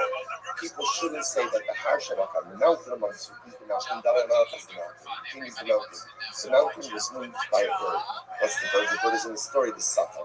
Like the mountain was moved by the bird. Dar Shara Maidik said, the Falabat Fakatasi, the Arad Deinef Asisi, the man Kitzdak, the Davafa Kiska Bishaka. Our David Amelech Baruch, Ribon Shalom. Galia Viadia Kamecha Divaila Mafei Tzvei Habikatino. So God said, this is a wild Gemara. David says, Hashem, you know that if I wanted to overcome my weakness, how I could have done it. I could have done it. So I didn't. But I didn't want to say that the servant bested the master. So I say, I probably shouldn't do that. I was like, if I could have overcome it, I would have, but then it would have made you look bad, God. Right? Because you didn't give me the test, you didn't think I could pass it, and then I would have bested you. So what does this mean? So I'll be over tongue in cheek, but I don't know if this recognized. You want to say something amazing. The great part about David HaMelech, and the reason that David HaMelech becomes like the tonsure, the paradigmatic Baal Shiva, David HaMelech owned it. What does he acknowledge in this moment? That night on the rooftop, if I wanted to resist the temptation, I could have. The one thing I won't pretend is that I was powerless. I was overcome by desire, and it was strong. It was absolutely strong. But at the end of the day, I could have said that. I could have slammed on the brakes. And I will say sometimes the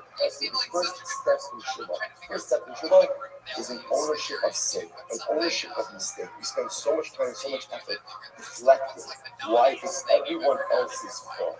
But the only way to become a true Baal Shuvah is to own mistakes in life as difficult and as painful as it is. No, sister, I got it. I could have said, as much as I was overwhelmed by desire, if I wanted to stop, I could have stopped. Incredible. Darsh Rabbi might have said, this is incredible. He said, now let's be clear on something. And this is the fascinating part of this story. David and Bathsheba were meant for each other. They were bashert. The Gemara says ultimately again, they were meant for each other from the beginning of time. Allah, Sheba, Eilad, B'machel. But what ended up happening is they came together through difficulty and pain. So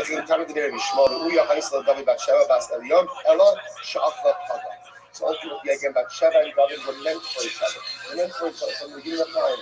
And then what happened? Their relationship began before it was ripe. It was like eating unripened fruit. And listen, by the way, I just want to point out, how do you know that David and Bathsheba were meant for each other? How do you know that this union was ultimately blessed by God? How do you know it? Shlomo. Right? Their son was Shlomo. Their first child dies. That was part of the person of David and Bathsheba. David. Right? Ultimately, again, their son was Shlomo. Shlomo built the Beis Hamikdash. God himself names Shlomo Yudhidya, the one who is beloved by God. So that's how we know the union was correct.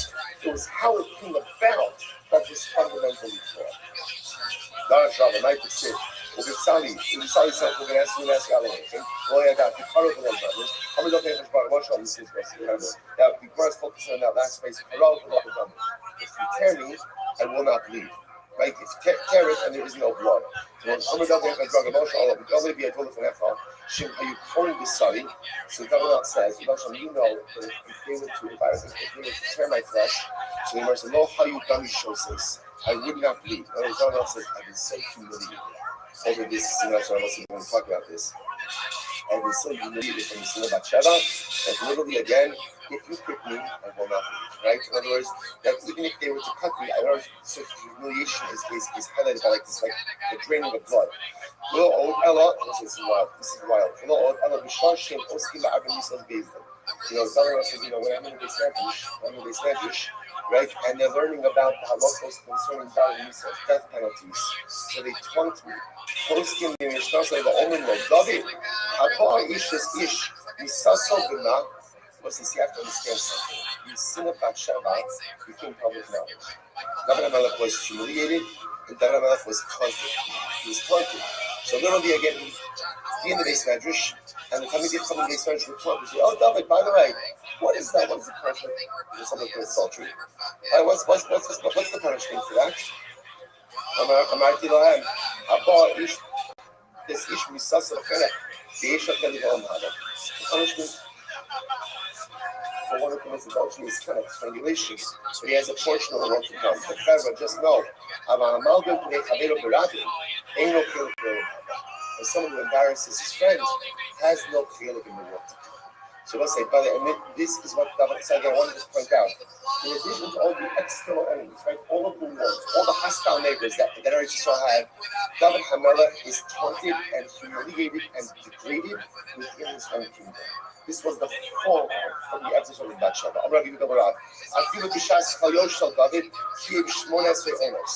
So this is very interesting. Even now, we're going to see, by the way, there are three different punishments that David received for the sin of Bathsheba. Really four. The loss of their child, illness, loss of their child, illness, and rebellion from within his household. So when David HaMelech was sick, the Gemara says, when he was sick, he went ahead and he maintained his conjugal obligations to all of his wives. Shneimar, Yagati Banfasi, Eskabacha Laila Mitasi, the Dimasi Arsi Amsa. So this is quite fascinating. What is this?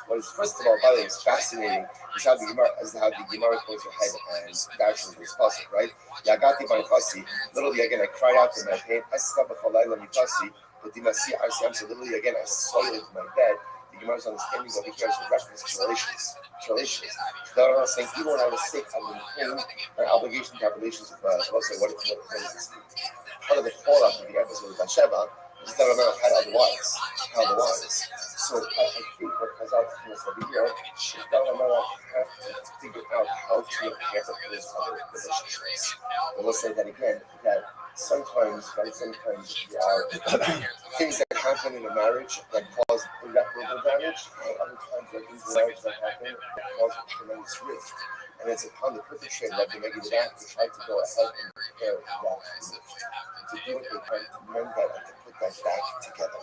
So that enough understands, I did a lot of damage, not just to Bathsheba, not just to all of my wives, Because I'll tell you this, the Father of God, and he took it upon himself to try to fix that which he broke. This is wild. In the aftermath of the sin of Bathsheba, David HaMelech wanted to worship idolatry. Wow. What is this? David bought ad Harosh, Asher Shtach Hashem Elohim, Ve'im Rosh El Avodah Zarah Shneimar, that Yehu Salma Leisha Di Dov Tov B'nei Lekrosel Kushaya Arki Karok Utanto Ve'adama Alosha. So again, David is about to worship idolatry. We'll see why in just a moment. Who meets him? A man by the name of Kusha Arki. Kusha Arki again is clothing is torn. There's dirt on it. He said, "I'm going to David. You only Melech Shekamos Yabod Avodah Zarah." So Kusha said, "David, what are you doing? You're going to say a king like you, David HaMelech, worships idolatry." Let's say, get ready for this. Oh no, Melech Shekamosi Yagenu, Mutav Yabod Avodah Zarah by his fellowship Shana Pesach. He's supposed to say, "We're jumping." Part of the fallout, part of the punishment for the sin of Bathsheba is Hashem told David, there's going to be a rebellion in your home. That was the rebellion of Avshalom. Avshalom is a result of the episode of Bathsheba. So now David refuses to do anything to Avshalom. He's not going to kill Avshalom. So David thinks he's going to lose his rebellion. David feels that if he loses the rebellion, there's going to be a tremendous chil Hashem. And people will have questions on Hashem. How can it be that HaKadosh Baruch Hu allowed David to lose this battle against Hashem? So listen to David's question. David says, you know what? I'm going to worship idolatry. People are going to say I'm an idolater. And then when I lose the battle against Hashem, people will understand, because he switched to because of idolatry. David was concerned about the honor of HaKadosh Baruch Hu. He was concerned that if he lost to Avshalom, he would make it through Hashem. So instead, he decides, let me worship idolatry, become an idolater, and then people will attribute my loss to the fact that I switched over to idolatry. And therefore, again, the sanctity of HaKadosh Baruch Hu will be preserved. Overwhelming. I'm going to say, Allah for HaKadosh Baruch Hu really is like completely to the team in such a dramatic way. All right, so the Gemara says, listen to this. So Amar, my time I kind of sivas yifastar. So we'll say this is incredible. So Avshalom's mother was a woman by the name of Ma'acha. Ma'acha was a princess who David HaMelech, a Gentile who David HaMelech spoke as yifastar worldwide. So Misha Arki says to David, why did you marry Yifastar? So Amar lei Yifastar afar shaya. Yifastar is permitted. Amar lei lo darash b'smutin. Did you not dash in the juxtaposition to the Marathi pastor or the Torah? What does the Torah say? So it's like, Kia Ish Ben Solar Umora. Kalanosi Pastor, Ich Stolper, so no, you're allowed to. You're allowed to.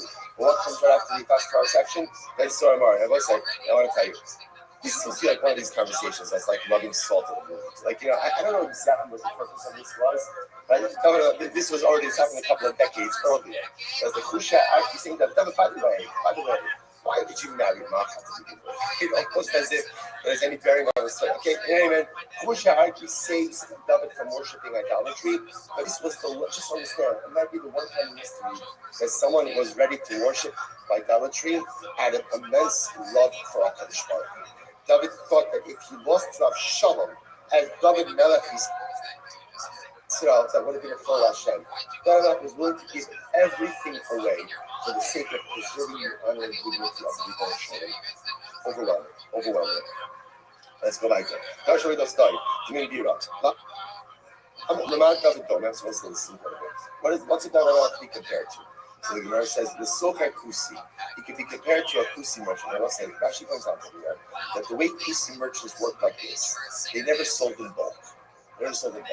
They always sold in small measures. Why? Because their cheshbon was like this.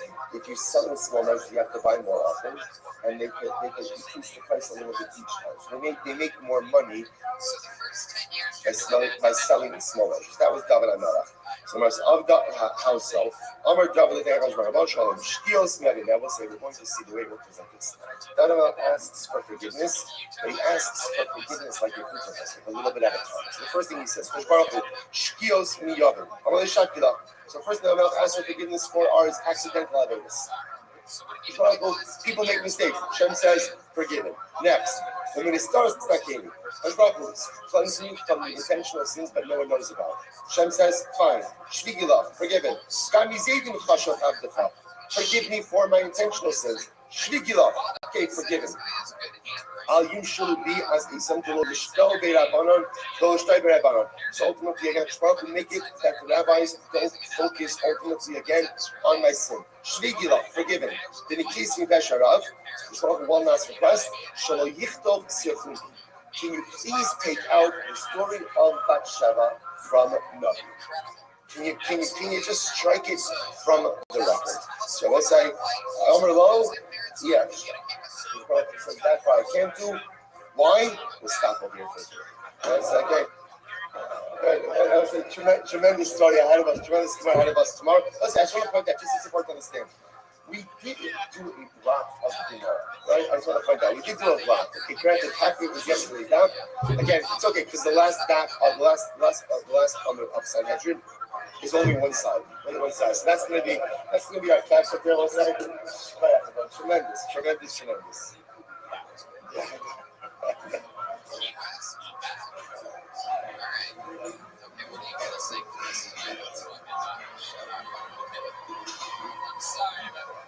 All right, sometimes you want to look at everyone.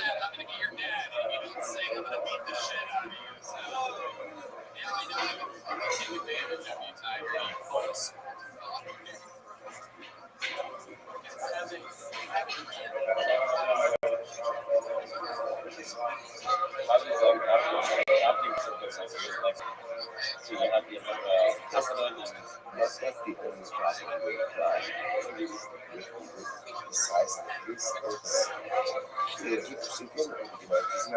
Which is a shame because some of these people are people that I see.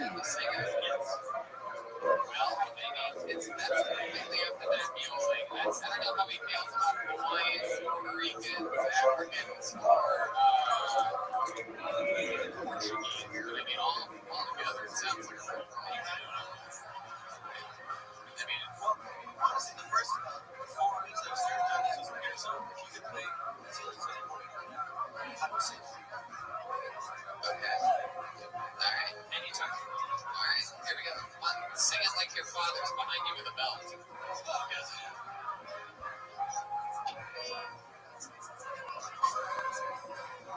on, everybody, put your hands together. He has to leave tomorrow.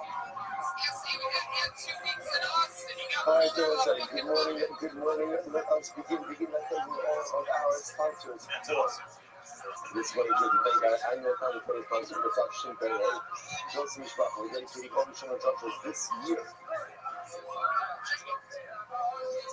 one can hear you when you want to smoke.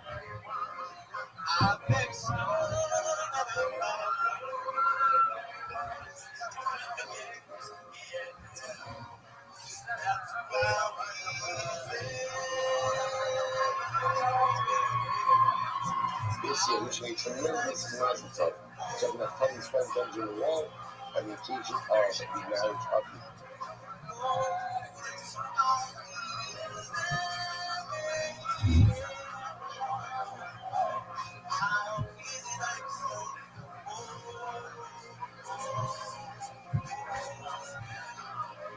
Alright, there you go. Tiger Max. just like tribute to shoot up. Let's give it up for the band. Motherfucking awesome. The beautiful couple of years I shared experience with this year, plus and Hachlocha, where I got all the Israel as well. I come third for the 20 months of Nisa, what's the product? The salvation of the Nisa and Christians of his happy and grandeur is his rock. Anonymous, Thomas was going to be a source of secrets for our children, and to listen to the month of the Lima Shema of God Israel. And Alan Shady become the area of Abraham's mother. Sarah, Ryan, and Bansio, Shira, Heshlis, and Korazafa. We got one sponsors, all the guys about it. There's the record that Paul's father, Shmuel, Ben Zachariah, and Cyril, Bas, Joel, and Steve Golaska, in honor of all of the Rafa, their favorite Koram, Regina, and Iron beautiful as you do also that, let us begin a tremendous job for the Regina, and because of the world, I think a record crowd is what we got, that's the I'm sorry. That's the problem about the good. Oh, no, so we definitely got arrested. Right, that's really a little stuff to have again. And then it's only ends up being a couple of minutes. But the truth is, remember, get a couple minutes of criteria to walk away with reinforcing some of these places back. Obviously, you need probably a whole hour tonight, but like, get accomplished in 10 minutes. It's kind of like tremendous back to all those institutions from the world. Again, I want to say that football. Okay, you have to be able to look and say, oh, I'm just in the game. We have a lot to do today. We have to watch the air on Friday. 2, 4, 6, 8, 10. I got 11 lines up before it gets wide. So we're going to figure out the other up yesterday. It's fascinating, yeah? About how exactly you can able to press by itself. And you know, explain that essentially, we never understood the exact moment that the emotional area gets angry. We understood that he was able to press by himself during that moment. And it had catastrophic consequences for Cloud A miracle occurred, and that entire time that Philip was trying to curse Cloud that entire time, his wife never got angry. So he never got angry. You know, so this guy's like, look, behind his problem, Philip the Baba, not a cold look up and down. This is what Philip said to Baba, you know, Baba, what he likes me. I can't curse Cloud because Baba doesn't want to curse him. Like, there's nothing for me to do if I can't curse the people. Elza is the point. The camera's on him, so he doesn't get angry every day. And how long does the anger of the revolution only last for? You know, it's like that. It's just a few minutes. Just a moment. Just a moment. A singular moment that the person gets angry at. And again, if you catch that in that moment, then incredibly catastrophic consequences for problems as well. Shneman, Shirega Biapo, Kayin Dixon, anybody said another possibility, so let's just again, Russia's Shirega Biapo. It's only a moment. It's only a moment of happens for a piece. Then the possibilities you can say, look, you wish I mean, Boga Hagara. You know what he says? Meditation. Go to your hiding place. Go to your hiding place. You should go by us for Bible. Go to the behind you. Hadith to not be about. Hide yourself literally again for just a moment. Hide the Lord Zan. So the divine Zan has his body. So again, same idea. Hadith to not be about. Just wait the moment until the divine Zan passes. See what it says. I get Amos Colossus, when does this moment of anger occur? First of all, we get angry. So it says, because Shai Kamarasa, in the first 3 hours of the day, in the early morning, you figure out about the time of time. And then when feathers of the rooster are totally white. So you know, contrast the check. dan is right up. Die Fans root for always right. Dus de scheiden waarschijnlijk is geen soort surfing. De scheiden lijkt geen soort surfing. So apparently you go to every day, you might be waiting for a small streaks of light in these early hours of the morning, early hours of the morning. So there's one of those so these okay, so they start. That is right here. How did you know have a cup to have a machine using the video show already? He wasn't here. Let's see, see, what was a heart attack? Where's a heart attack? We need to be in the neighborhood. But you're sure that lady. Like I said again, when it's just this is obviously incredibly optimistic person. The other comes Saturday, that comes Saturday. And just you know, you're trying to be just very difficult. Very difficult. So what happens is that so you're sort of going to be had an idea. You know what happened? You're not just trying to go back. You're also in the college. What is it? You want to shout out. You're not changing for doing this very good. I'm done with this guy. I'm done with this guy. So what are you doing? You're done with you still try to do that. But you wait until the moment that you see that the guy is totally turns right. And you can say, and that way again, you are tapping into that moment of divine events. And you're done with this guy. And also, I just want to point out, obviously, it's back to the should have really going to this life. There's two examples. Number one, the one guys in the right? So in other words, there's a theological issue. Right? That's number one. Number two, obviously, you was checking whether you're sure there may be to a tremendous amount of difficulty, right?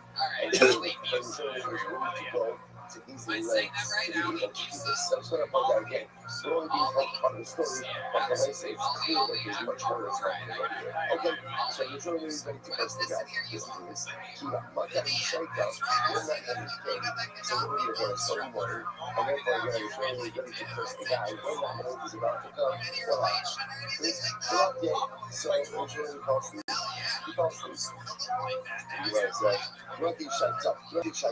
Because the understanding of our power to change is clear. The whole party is not going away. And changing the fact that policy that surrounds you like the party that the whole time is waiting for that one moment. And literally when that one moment came, he fell asleep. The fact that he fell asleep in that moment when he realizes his baby is the what? It's not what God wants. Not what God wants. Not the equation. It's not what our heart is saying. Now, punishment sounded good. It's sadly punishing someone. Right? And the sadly being the vehicle of misfortune for someone is not good. It's not who doesn't want us to go ahead and hurt each other. We don't feel it deserves it. It's not someone who wants to curse each other. It's not someone who doesn't want to harm each other. Even if the other, the Bible actually says that if nothing is actually managed, without having a good managed pursuit of, it's not good for the side to be the vehicle of persons, and it's not good for someone to be punished because of the side. Incredible. Someone like that. Feel the belief. I feel the belief. Right body in the rock. I would say, and ultimately again, even with the me, even someone with the attitude, just speak to the side, it's not good for the side that ultimately eventually be vehicle of divine punishment. Because I say, look at this 105, the second law of the law response. Talk about it. Punishment over there. The shot comes around, I saw it off when it was all around, so it was up in the family at points. She really right us last year when the sun rises and the king, the sun worshippers, go ahead and put their crowns on their holy worship site. He goes right when he gets upset. What is the problem with what is that doing? So what God's getting upset? So when does God get upset? It says the heavens, these creations have to kind of look at him, and it's that certain kind of creations. Just want to get to say, I'm not going to go in there, but once it's back to the one.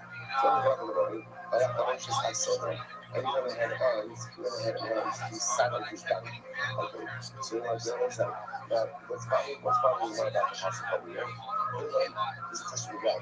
It's important. It is important that what should we not be doing? Right? We should be silent and not. You have a guy for that. You have a guy for that. And we need to see it together. So why is it that the one himself is the one who is silent and he's not you? So we want to stand sure to show me that letter. Alpha, we might call it a sure shall be going. One thing is very interesting. There are certain things that disrupt the natural order of life. One of them is water. Love, right? They say there's a love makes you do crazy things. Love disrupts the natural order of human behavior. They know this, right? So you know, it says, Avram, see, they actually Avram Badoka. Avram is one of the Africa, that's we also settled this donkey. Adam has a diary.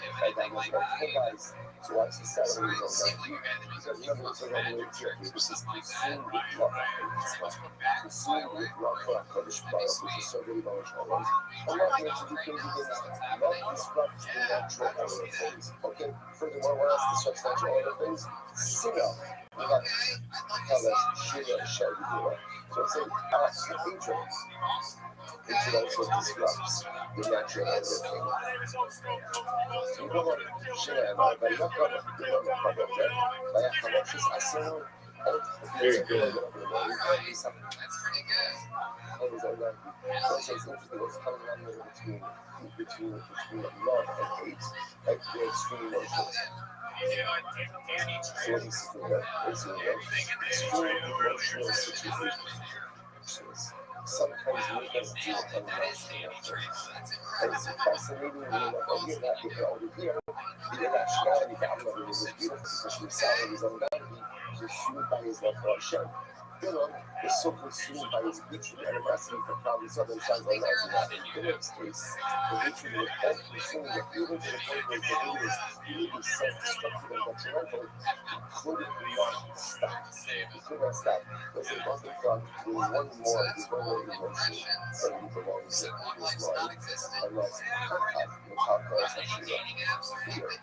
Fear is also a very strong emotion, and fear also disrupts the natural order of things.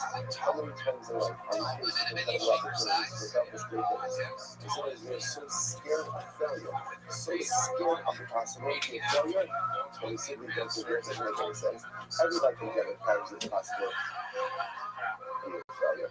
Right? Everybody can see this carries the strong possibility of falling flat on your face, and not even going back to where you started, but even being pushed back a couple of steps.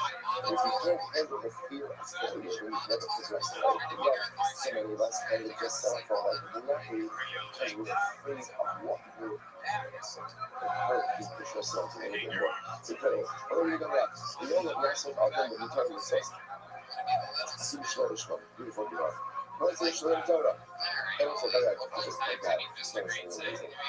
Just so you understand, where is it that, what seriousness, we need the Torah to get up on a really ungodly hours, to be able to learn Torah each and every day, right? And some of us have been doing this for years. Some of us have been doing this, for more than a decade.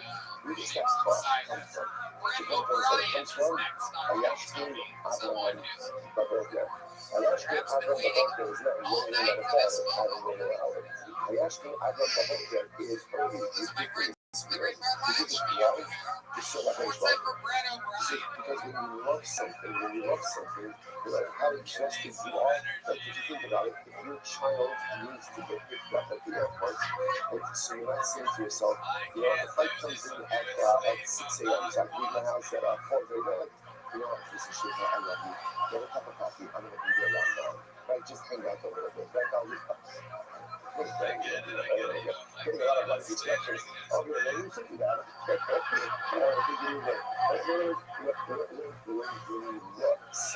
You love something, you get that point on that face. It's not like you're any more rested because you love something. You're literally exhausted. And again, I push myself because I love it. So you really get that caught. And once again, what's important to understand that what it is that we do is like the shtickle abnormal. Shtickle abnormal. And if you're a little bit more normal to go over more sleep, if you're a little more less, like if you told people that I like see double by 7 o'clock in the evening, right? It would be a little bit. So what's the shot? Where does it come from? Ayashkin Abraham Baboka. Abraham was the first person to say, when you love it, when you love the story, get up early, push yourself to do things that are a little bit abnormal. And I say every single morning, when we do it, just understand, we are able to live. We are able to manage following in the footsteps of the Savior, because Abba and Kavya as a Shira, love makes people do crazy things. Sometimes we're negative, But for us as leaders, it's always a positive. We gotta work. Also, Simone is like, there's a show we go to, and it says Shimon Shimon, even after the reasons. Even Shimon, right? Why? Shimon says Shimon, sorry, here's what Shimon Shimon, Baal Shimon. First, because why? Sometimes in life, what's most important is do things for the right reasons. Even at the end of the day, sorry, do the right thing, even if it's for the wrong reasons. Why? Because over time, you come to do it for the right reasons. So even if right now I'm not doing this for the right reason, over time, what comes to do it for the right reason. You know, it's just I'm willing to start with a shit and balance. Listen to this. Not that let's say another list. This is wild. Paula thinking of law, just on Paula's story. I thought thinking of law, who hired the woman to curse Paula's sales. So we take away that. Paula's a bad guy. Paula is a bad guy. But yet, he also according to Kavanos, to the Ribbon Shalom. It wasn't like idolatry. It was the guy. Now, often according to Kavanos, the Lord is guy to touch about the song. But the nice say again, don't get caught in the details, right? At the end of the day, he served a punishment. The Gemara says, in his service, at the service of Hashem. Not for the right reasons. He had a granddaughter by the name of Rufus. Yes, a good grandson by the name of David. And David was by the name of Mashiach. So it's Mashiach comes from Mashiach comes from Bala. How crazy is that? And Mashiach comes from Bala. He did something only for all the wrong reasons. We have 42 Kabbalah for the wrong reasons. The Bible says the Lord is the first thing. I'm not going to give you what you want. Not something about yourself. And we're coming sometimes the most beautiful results come from the most unholy resources.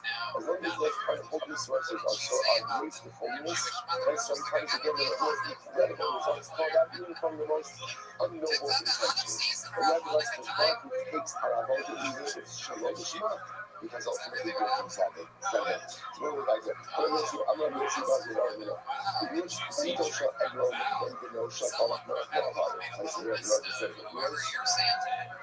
Was the daughter of Eglon. Eglon, right, was the king of Moab, right? And Eglon was the great grandson of Balak. Not of Moab, but so I'm going to Rabbi. Sid, the Ita Elohim Elohim Shlomo Mishmecha. Read God's piece on this piece out. So it's beautiful. So this is the Rebbe talking to God will make the name of Shlomo. Now, what it sounds like it's saying is God will make the name of Shlomo even greater than your name. And his throne will be even greater than your throne. So you must know all that power and everything on God. Is it appropriate to talk to the king this way and see that the next king is going to be even greater than you? Or is it that you seem to be the greatest man in the sky? Or it's saying that next king is going to be the next guy is going to be fantastic. Is that like the talk? I'm going to cover it. There's nothing wasn't saying to David that Hashem is going to be greater. He was a strong greatness is going to be like yours. Yeah, it is like your greatness. He wrote him up, yeah, so that interpret it this way. Tivora Noshim Yael, Ishes Kava HaTokenu, Noshim Ba'orai Tivora. So what's a Yah? Like Yah, the king Sisra, help to cement the victory of Tivora and Barak. So when Devorah faces her, he says, Devorah Noshim Yael, you'll be blessed. From amongst you, Yael, like the wife of Abraham, Noshim Ba'orai Tivora. From the women, now again. That's your gift, sweetheart. Russian, what does that mean? Russian Baltimore. So the Protect is translated as will be even greater than the women of Protect. Right? The women of Protect. Mind you, some of you got the knock over there. You know, I don't say what it means. You never see any guys greater than the most. You know, it's just totally outside of the happy. They think they're young and feeling the most. First, I'm not in this little karma. How can I get in karma? So, you know, what the Lord is saying to Yah is, you are almost as great as the most. Much in the same way that the Lord is telling you, your son will be almost as great as you. So, short interpretation of my other factuality is really ready to back home. Where is it back home? Listen to this. Back home, I think it's heaven. Let's in general, we are jealous of other people. Let's get this is for What does this mean? Apology kind of means I am jealous of the success of other people. But it's very funny to go, right? Because we're not sometimes so sad, open topic. It is normal and natural to be jealous of other people's success. Like someone has more money than you, someone has more successful than you, someone has more career accomplishments than you. I'm jealous. I'm jealous of people that really clips me. Like you know, says, there's a quick section for this hooks. You should know the time you go. There are two people you're never jealous of, and two people who you want to be even greater than you. Number one, your son, and number two, your talent. Your talent is stealing what every parent wants. I want my child to be better than me. I want them to be very well. I want them to learn from all of my mistakes, learn from all of my wrong turns. I want them to be ahead of me with my talent. What is every single level you want? Every single level you want to tell me the ultimate young man who goes ahead and is greater than him, smarter than him, better than him. Because also in both of these cases, the students like that my son's success feels like my success. And my talent's success feels like my success. So you know, you might say, folks, you know, tell me that you know the trouble. So from son, how do you know that father wants you? That's for sure. That's why I get into conditioning. Love you, love telling you, love you, telling you, Shlomo will be greater than you. He will be greater than you. And God is like, great. Like, and tell me, where do we know that? Because you know, we don't say no. You know, she's trying to get the father, right? He might say, look, you see, like, I said that, I'll let you say that. Then that's where you learn from Elisha. Right? And then ultimately, again, you know, he's Elisha, he's trying. And the whole portion of his things. So I know what it is to be given, or Moshe to Yeshua. Hashem said to Moshe, place your hand singular on Yeshua, and Moshe placed his hands plural on Yeshua. So from both of these, we're going to want to live and lead to be in greater than us. Let's go back to the Hashem that will defeat the Lord. Let's go back to the Lord. Hashem placed his words in the Lord's mouth. The Lord's over Malach. So again, so one of the things says that Hashem placed the Malach in Bilam's mouth to prevent Bilam from saying and from cursing in the way he wants. The other thing he says, he placed the hook in Bilam's mouth to prevent Bilam from talking. It's incredible. The Kumar says as follows. The other thing, the first show, so not how you believe it. This is incredible. If you want to know how Bilam wanted to first God himself, look how he blessed God himself. From the blessings, you can see the curses. So, Kumar says, this is BK Shalom, BK Shalom, Shalom. You know, bucket cases, bucket instructions. Bilam wanted us to have no more shul, no bucket measures. So the Lord says, what did he say? My trouble I left a yacht. I know those are interesting. And whatever the curse was, you could see from the curse what he had to say. You could see from the blessing what he had in mind to curse. So he praises the case of God. So that means he wanted to destroy the future of the leverage about the process of God himself. The Tisha, Shina La'aleh. Don't let the Shina, that's the problem. The Mishkan Saki Israel. No day, no peace on the check. Don't let the manager of God himself enjoy. To the other Mutari, when you have this Mutari, it shouldn't have any type of vineyards, right? The vineyards or grapes. So the Lord says, Containers Adonai. When you live on the Negev, you're sent. You literally shouldn't walk. Like that word. Like she walked. In other words, that they're sent. You shouldn't have any of it. They shouldn't work. You shouldn't have any impact on the world. The Lord says, Ka'aldi Mita Hashem, when you Lord says, Ka'aldi Mita Hashem, when you have Malachim Ba'alachim, your king should not have stature. Ka'alazim Alim when you have Malachim Ba'alachim, they should not have Ba'alachim Malachim. Yiza Nani Ba'alachim. Latin Makisa Shalachim Ba'alachim, the Malachim should not have any control of the nations of the world. The Sami Ba'alachim Ba'alachim. But you have Malachim, so the Malachim should not be strong. Ba'alachim Me'agad Malachim. Look at Enos Makusa, no one should hear the Malachim, that's Nessa Makusa. Allah Yahweh, Yahweh Ta'ala says, Kuban Chazir Kwala, Chut to let the dancers what he does. So what's the category? As much as Bilam's curses do not control, they didn't control the kind of themselves. But they have tension throughout Jewish history. They have, like, one that's a different page of camouflage, different page of pain. The ones that is different, except for one. Now you say you've never lost. I should have fucking ready. Here you go. Here you go. Absolutamente incredibile. Scegliamo, ma io faccio una chiacchiera alla faccia, non mi dico. Chi è il faccio una chiacchiera alla swallow, the Lord swallows. So most of the person at some point in time gets some truth. I think the girl said you'll never have fucking leverage. You'll never have. You'll never have. You'll never have fucking business, but never truth. If you have the entirety of this team, you have truth. You never have fucking business and fucking job. Absolutely. I like that. I just really don't appreciate stuff. Like the record maintained. That's in this position. That's for sure. In the West Side, not years ago, that years that he was there.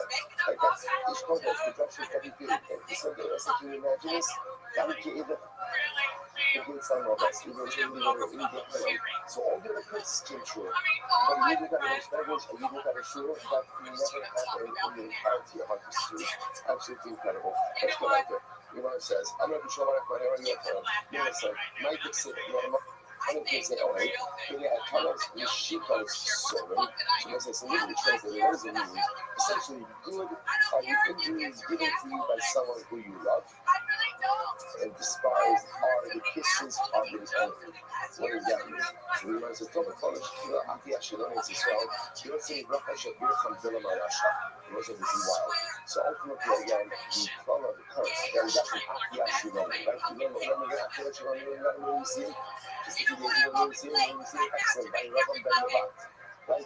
He was the one who took the garment for you to 12 pieces, gave you Reverend 10 pieces, says, you are now the man of over. Exactly, actually. So, he actually cursed us, or at least cursed us. He was the rebuke on behalf of God. So essentially, better to get the quote unquote curse, the rebuke of Aki Ashiloni, than the Bracha of Gemara. That's a really incredible Gemara. How so? This is the Roman Gemara. Listen to this. Here we go. There you go. Aki Ashiloni. That's the second color. Aki Ashiloni first one. And again, listen, first is a strong word. He's the new with you. Okay, but we're going to call it a color. When he comes to us, the first to cry as a leaves. As we the color, listen to the Shalom. Right? The week after this is Shalom, Hashem Yomer HaKaram B'Mayim. So if we're going to strike by the Shalom, just like a reed is sticking in the water. That's what I always do. So why does it compare to a reed? Get everything smelled. It's incredible. My colors are only the Mayim. So first of all, a reed always stands by water. Right? The diesel machlet and the reed regenerates. Reed that's what it's always found by water. Regenerates. Stretch out the moving. It has a lot of roots. And I think more root Shabbat over and both. And listen, what happens with the reed? The reed is soft. Because it's soft, all of the winds of the world could blow it. And what happens to the reed? And you know, my season also become it. So what happens to the reed is the reed will totally blow over. Even when it's sound, but it's never uprooted. It's never uprooted. You know, because the energy is also become it. I like you hold it, reply now. Don't make it then read, just raise with the reed. So even if you're doing it, I'm not going to come up. So as soon as the reed is finished, what happens to the reed? It stands right back up in place. Oh, this dude's tight. And he calls us a cedar tree. So what's the type of a cedar tree? It's not only for mine, but first of all, the cedar doesn't grow by water. That's the shallow move. The cedar has a very shallow root system.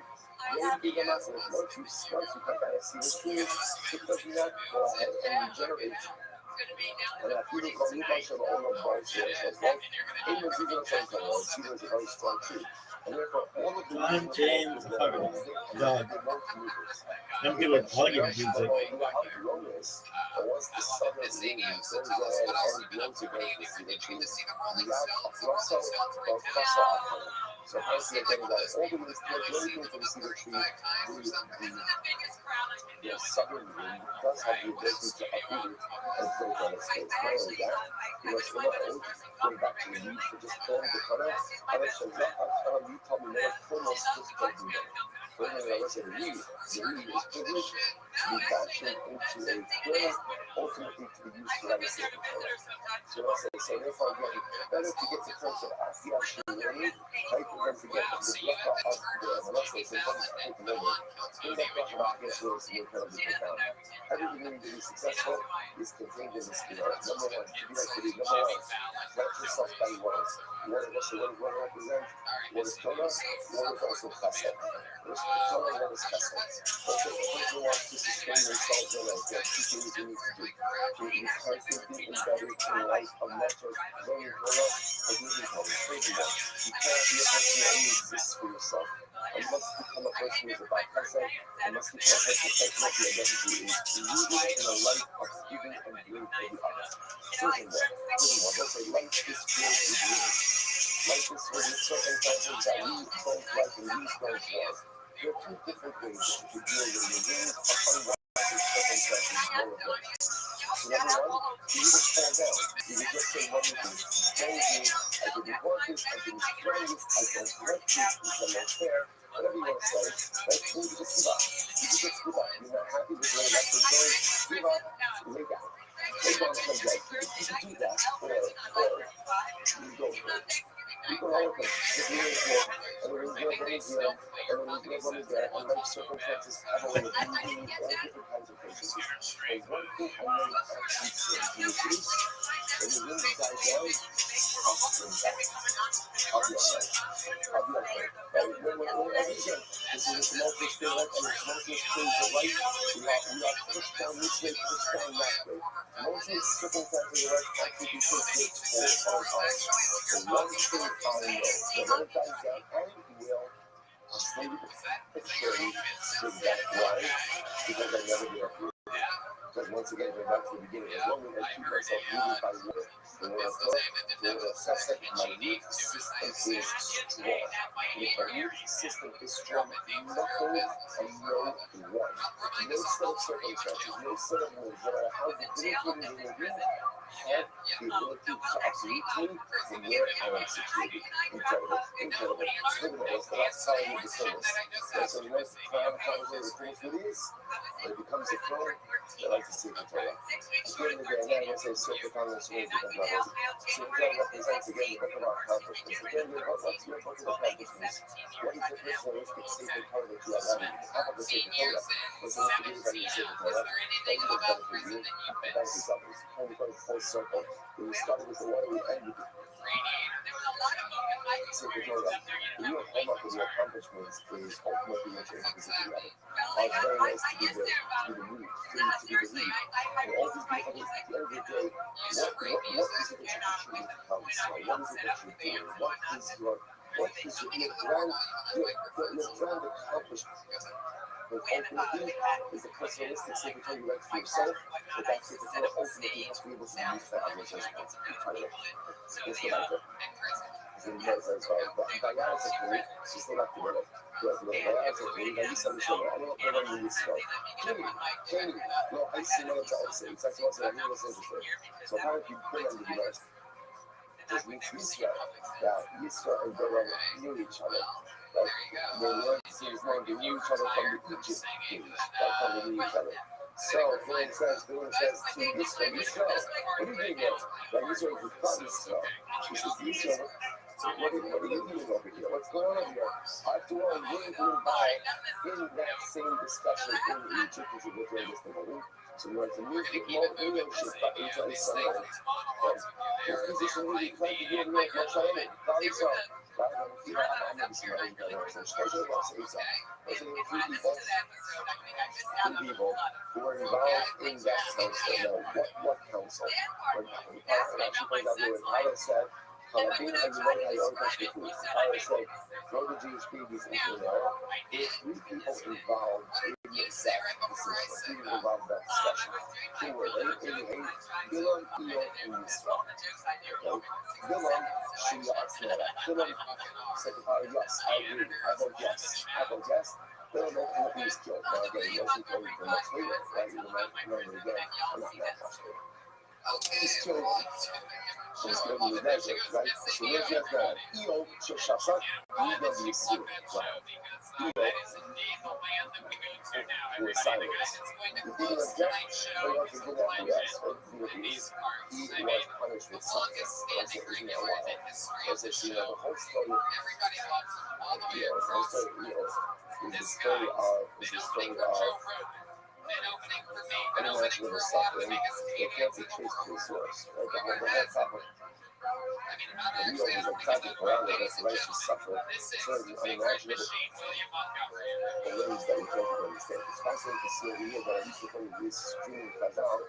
It wasn't for nothing. Spear of suffering and punishment. Well, why was it punishment? You had an opportunity to go ahead and stop this situation. You had an opportunity stop it, and he didn't. So you had the opportunity to step in and prevent something bad from happening, and you failed to do so. You are complicit. So Eo was complicit in your power, and therefore ultimately he's punished with suffering. What happened? The Yisro Shabbat, Yisro ran away. Yisro ran away.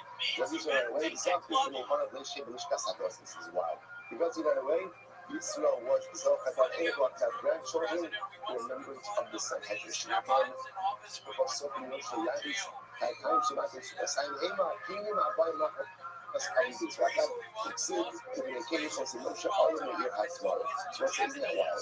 So Yisro was silent. Yisro was silent. And therefore, Yisro ran away. Because he ran away, he was able to have children with marriage decisions. They say, I will say, what's the question? What's the burning question you have? What's the burning question? What's the burning question? Why didn't you object? Why did you kill him for running away? It's character. Right? Stay with that and object. So understand. Yisro is smart. How do you understand? He already lost. How did he already lost? Right? There was a tribunal of three.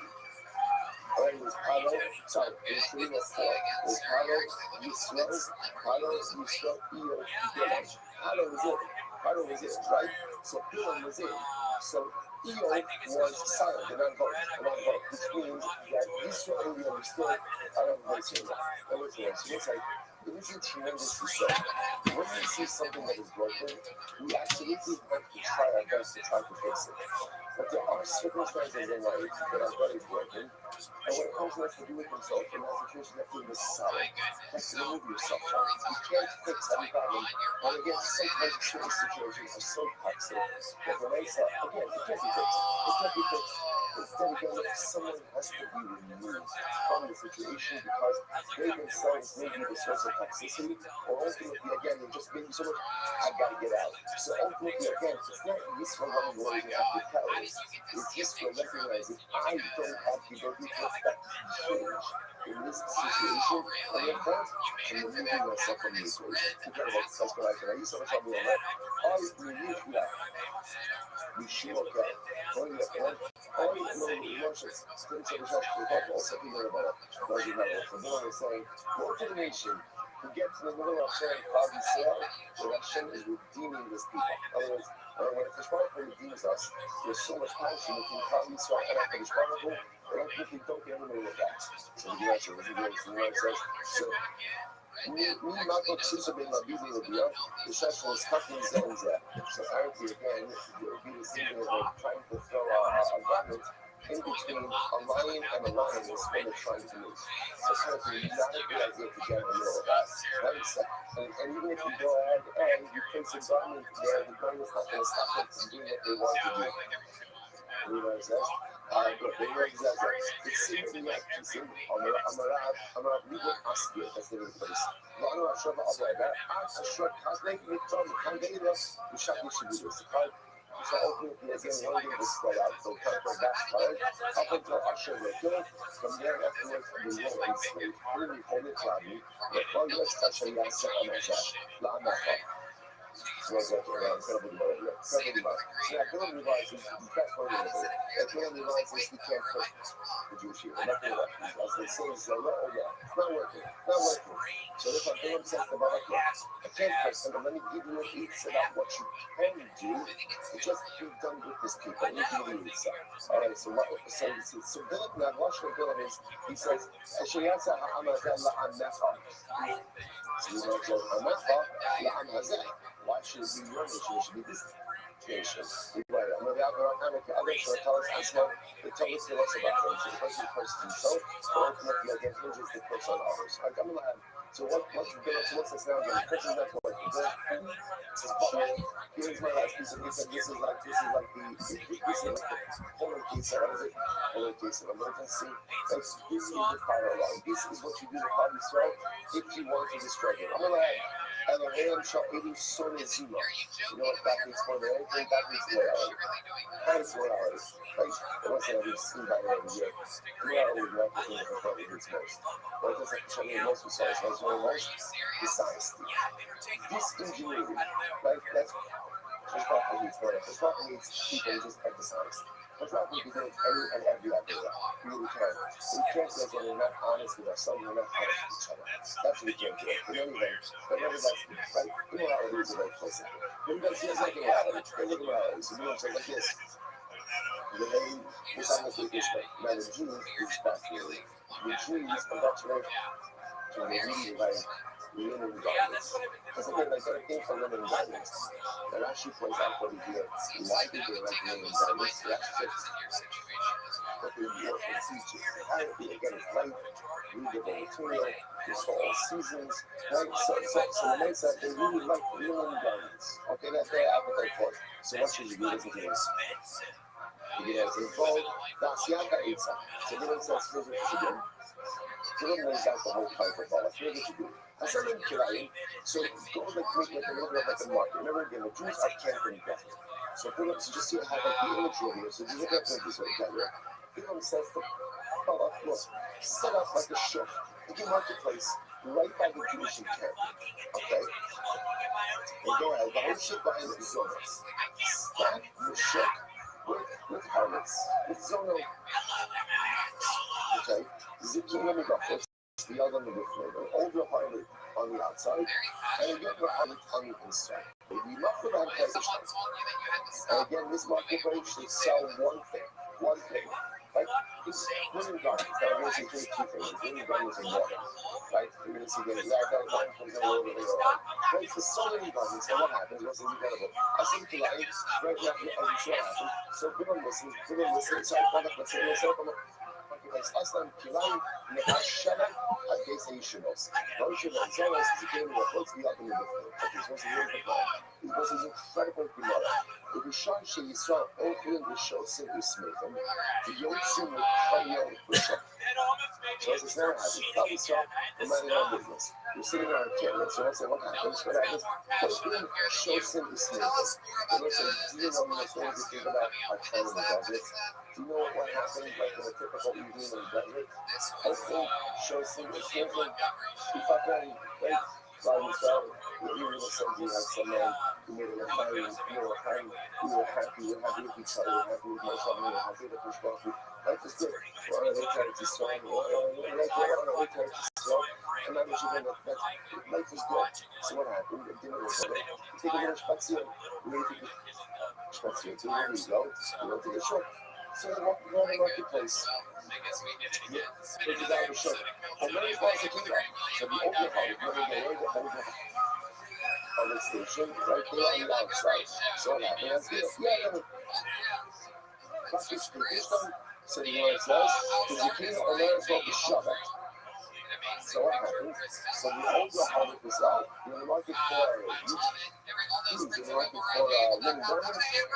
I'm selling it for crafts. Like crafts, like retail. Like meanwhile, what would happen? The younger America, meanwhile, the younger harvest is essentially there's two stalls. Right? So the older harvest on the outside, the younger harvest on the inside. The older harvest would say to people, retail. The younger one would call out, come to me, right? I'll sell you wholesale. Okay, so choose right? So obviously again, so go wholesale. This happens now, say, but nothing happened in the beginning, just purchasing a little runners. Shtayim shalosh panim, second to 3 times. Hurry up to then buys. Sheva borrow the answers. It's what happens. So that actually how I'm just happening. So for that more they will say, you're not getting your funds. Right? Again, remember, up until now, this is business. So after this happened a couple of times, you know the harvest, we like to run the business on the inside. So it is the Jewish man say, you come here every couple of days, come inside. Come inside, I can do this for us. Come inside, come sit a little bit. It's like, put the iron on, no, you're not asla. And she had a jug of good Ammonite wine, which apparently again was very strong. And what happens now? Iron now, so the iron shall not go. And let's say this is before the wine of Gentile was prohibited. And I thought, there's nothing wrong with drinking the wine of a non-Jew. So we have a glass of wine. I'm going to say, Kasha, Kishka Kosha wine. So she asked the Jewish customer, would you like a drink of wine? Everybody said, Shasa, horrible. So she would say, yes, you have a glass of wine. And also, what happens after a glass of strong wine? The desires to be unleashed. So it's just, it's very important to understand the context of this was pretty true, like merchandise-wise. So that was it. And we want that glass of wine that was kind between the bakery for everything. Samallah, Ashmili. So now what happened at this point in time, the Muslim women, the proposition of Jewish men, I would see you out some take off. I don't know how about that. So what happened? So she would take out, so the woman would say to the Jewish man, I want to have a relationship with you. Just one little detail. She would take out the item from inside the clothing. A little item, like a festival, like a Nagano, like a popular. And she would say, do me a favor, just before we move to the next step over here, if you wouldn't mind just going ahead and worshiping this idol. And the person says, Allah, I will give you. So isn't this incredible? You cannot, the world doesn't understand the Kedusha of the truth. Right? So you would say, what are you talking about? Right? It's like, and by the way, I want to point out, this guy obviously isn't the first guy in the world. I spoke up writing his biography. Remember, what is he about to do? This guy is ready to go, right? He's ready to have relations with this midnight prostitute. So, this is like a gone old one over here. But yet, when she wants him to worship idolatry, he's like, what? You look at me. You're about to engage this woman. I know what I'm about to do. But just because I'm about to do that, doesn't mean that I'm going to worship idolatry. Right? Those are words apart. So what does she say with him? I don't know. Come on, don't make more than it has to be. This is Bob for all. So all you need to do is defecate, right? That's all you need to do. Right? Get to know the body function. Right? So just go out, just relieve yourself. It's good, it's for your body, it's healthy. So you you're happy, I was happy, I'm happy, then we'll all be happy. Right? And it's really fantastic. So just do a little defecation, we're good to go. Now the rule, only against our vessel time. Now the Jewish man didn't realize that the way to worship our hearts and defecation. So he just thinks that this is a really strange woman. Right? But at the same time, he really wants it. So okay, if that's what it is, then okay, then I guess okay. Right? So the nice again, say defecates. Okay. Below, I was showing you the first actually took part of the first motion. That's the defecates. This is all under one more thing. I didn't just say create the authenticity of the Torah of Moshe. I was saying, now this point in time, our youth is really far into this, right? We defecates, right? So pretty much like, she's in, right? She's in. At this, at a certain point in time, we made so many wrong turns. We look back at those turns, right? oh my gosh. At this point in time, he's so far in with this woman that the next year he goes out and he confesses, you know, and I immer wunderbar vor, bei Nashville, Robertus, bei Schloss, in the album. So this is like looking at this side, I want to point out two things in the story. Number one, do you understand, by the way, do you understand what he wants? The relentless, this is a complex scheme. Right? And this is time. This is real anti-Semitism. You have to show someone a TikTok is going to get this right out of it. Let's come on and that's it. This is time. This is research. This is planning. This is hatred. This is what when you hate someone, so people, I think someone else like snap. Come across the face. Because again, the cat decided the cat, he's like, I'm going to argue like you're a cat. And I'm not happy with that. I'm just saying, you can understand that though. But like, you're tying up resources. You're sacrificing a generation of women. Like, this is a lot of resources going into Jew for you. This is what you see this by not actually having to get to that place. That's like, this one is like, I say you should be trying to shoot you. Once it also tells you, by the way, that the pathway to sin is often paved with credit and not these activities. It started with chapel. Right. This is chapel. This is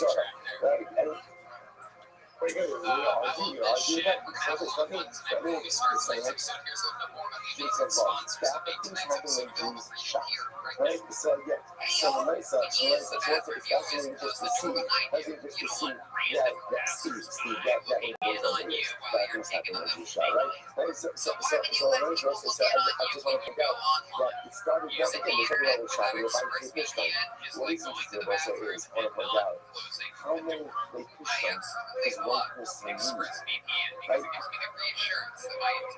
are they coming back to the marketplaces multiple times? Remember what I said, they didn't even need any drive through in the car, because truck is just everything for that same place. If they're coming back multiple times, what is that? So here's excess of materialism. Excess of materialism. You don't need that many sets of purchase done. You don't need that many articles of clothing. No one needs a wardrobe like that. And if you just keep buying and buying and buying and purchasing and purchasing and purchasing, then your focus is shifted. Again, enjoy the material world. Enjoy materials, but don't let it become your focus. The moment it becomes my focus is the moment that I'm not pushing up to a whole bunch of other things. So overindulgence in the material leads to what? A glass of wine. With a woman, you should not be having a glass of wine, and not because she's a soda. It's a very simple reason. You should not be having a glass of wine with any woman who is not your wife, your mother, your sister, or your brother. If they are not directly related to you, you should not be having a glass of wine with them. Simple math. Bad things happen when men and women who are not married to each other or not related to one another share alcoholic beverages. Not good. It's not good. So you see again, over excess in materialism, let us make you again a glass of wine with people that you should not be having wine with. And then what happens? What says, well, you sell out all this stuff. And what do you start with? What do you all start with? Start with too many garments. Too many garments. It says, this is why. Because you live life with such mindfulness and such awareness.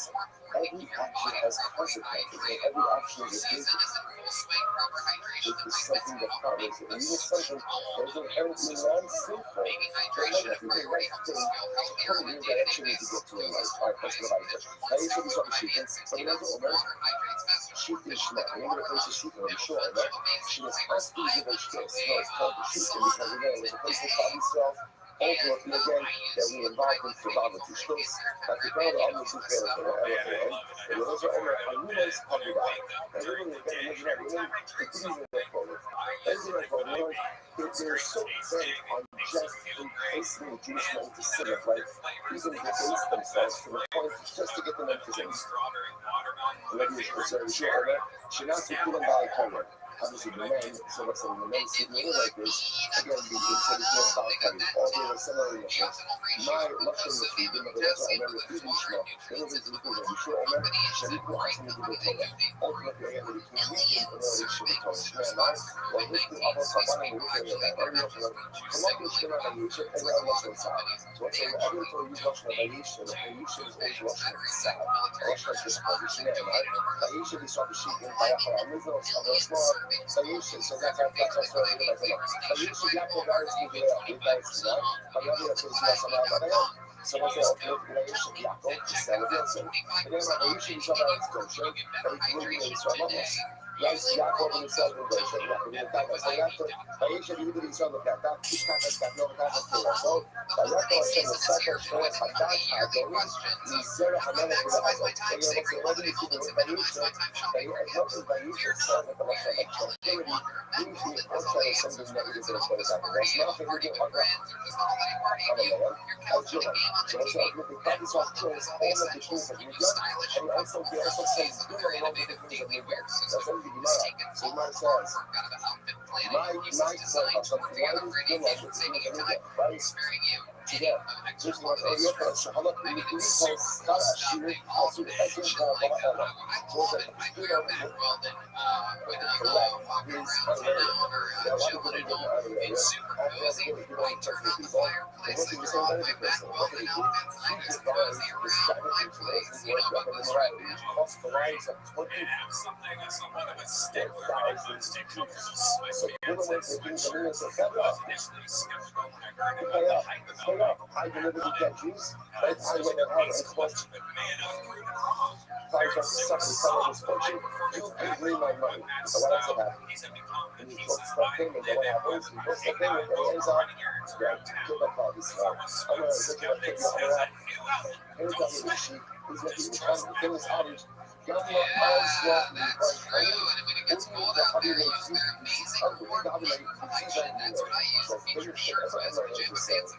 My chilly winter days are Right, the camel goes to get a pair of horns and ends up using the uses your own body heat to keep I you in was this perfect temperature. These were my fault. I'd be saying something I never thought I would. Never this holiday season, every guy deserves to wear unforgivable clothes that he loves for the moments with loved ones that they'll never forget. This holiday season, dress good, look good, feel good. For 20% off your first order, visit MacDonald.com. And enter the promo code TOMMY. That's TOMMY.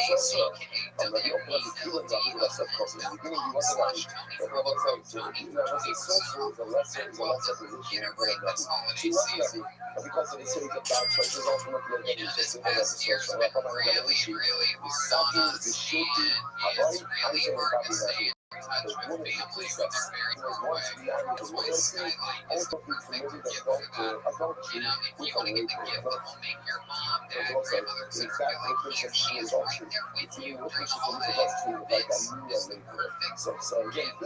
Skylight frames and photo frames have been moving up. They instantly rekindle from indoor to bring you close to those who love you even when you're separated. I help all your bunch of pictures of my grandmother, and my mom is a great way to feel close to those you love even when you're separated. It sets up effortlessly in just under 60 seconds. Plug it in, use the touch screen, connect your wireless network, and enjoy. I have one in my apartment in LA, one in my apartment in Miami, and one in my apartment here in Austin, Texas. And I send photos to all of them because it's easy. Skylight is effortless, and it's easy to update. All of them can send photos to the frame, so it's a great way to keep in touch with friends and family in touch. As a black, white, or white mat, it actually just looks like a picture frame. It's so picture perfect. Skylight frames are gorgeous 10-inch touch screen you can script where the phone is with your finger and even tap on it with your finger to see the person you want. And it has a 100% satisfaction guarantee. Like your customer, I just didn't remember because I don't know. Every day I used to love. Since the pocket says, don't you get near? So people, when you have to make it, you have to look the half of their life. Once I jump, That's right. To get 10% off, I was for 7 years. Skylight I'm Green. not like to be 35, the show don't go for 35. So like, if anyone says, I would guess, by crossing, or by crossing the arm, usually they're 33 or 34. Some of these are below 35. Some of the shop in the research is English, right? Some of them, you have you can pass it. You know, I said, I got a copy of his journal. And the journal I said, because the day, I was crossing his last year, I grew up, had a couple of lessons from the story, book about the and it was really, that feeling was still that feeling was at the age of 33 years old. So this man is 33 when he died. Hopefully, you're going to let's have us. Oh, but Dr. Stop, we got yet. We got on the days. Again, we need to go for every day. Right there, we got the other day. Yeah, tremendous. Great. Right, yeah. Welcome back, sir. Thank you so much, Tony. It's a great honor for my family. Hans is the man. Made a regular here on the show a few months ago, and absolutely killing it. We had an episode with you a couple months ago. It went so goddamn well. I said, let's do it again. I don't know what I did, but I'm glad I could have helped. I think it was mostly you, Tony. Thank you, Hans. See why I like this guy? I love it. Hans, you got a new haircut this week, is that true? Yeah, I got a little haircut, did it myself, edged it up, and I'm looking fresh. You really did it yourself? Yeah. You ever done your hair yourself? Yes. Really? No. Yeah. All the time. You take a mirror behind, you have like the third blade, the second blade. So that's how you guys end up looking. I get it. That's cool. I love it. That's adorable. Your own haircut. I mean, yeah, because the old fucking stand over there, the old fucking touchdown to the whole way around. Hans Campbell regularly looking like he's about to inherit North Korea or something like that. I mean, this is the real fucking, there's a flow there. You had to switch lanes or something, right? Yeah, you can't get this haircut in North Korea. You can't? No, they forbid it. So, America and freedom to have this haircut. Wow. Hans, we're going to have fun tonight. You guys know how the show works. A bunch of people signed up with a chance to get pulled out of this bucket. Sometimes we find amazing local talent. Sometimes it's complete chaos, just mental illness. People that think they can be funny for 60 seconds, the positive of it, they try. You never know what's going to happen. You know, their 60 seconds is up and you're the sound of a kid.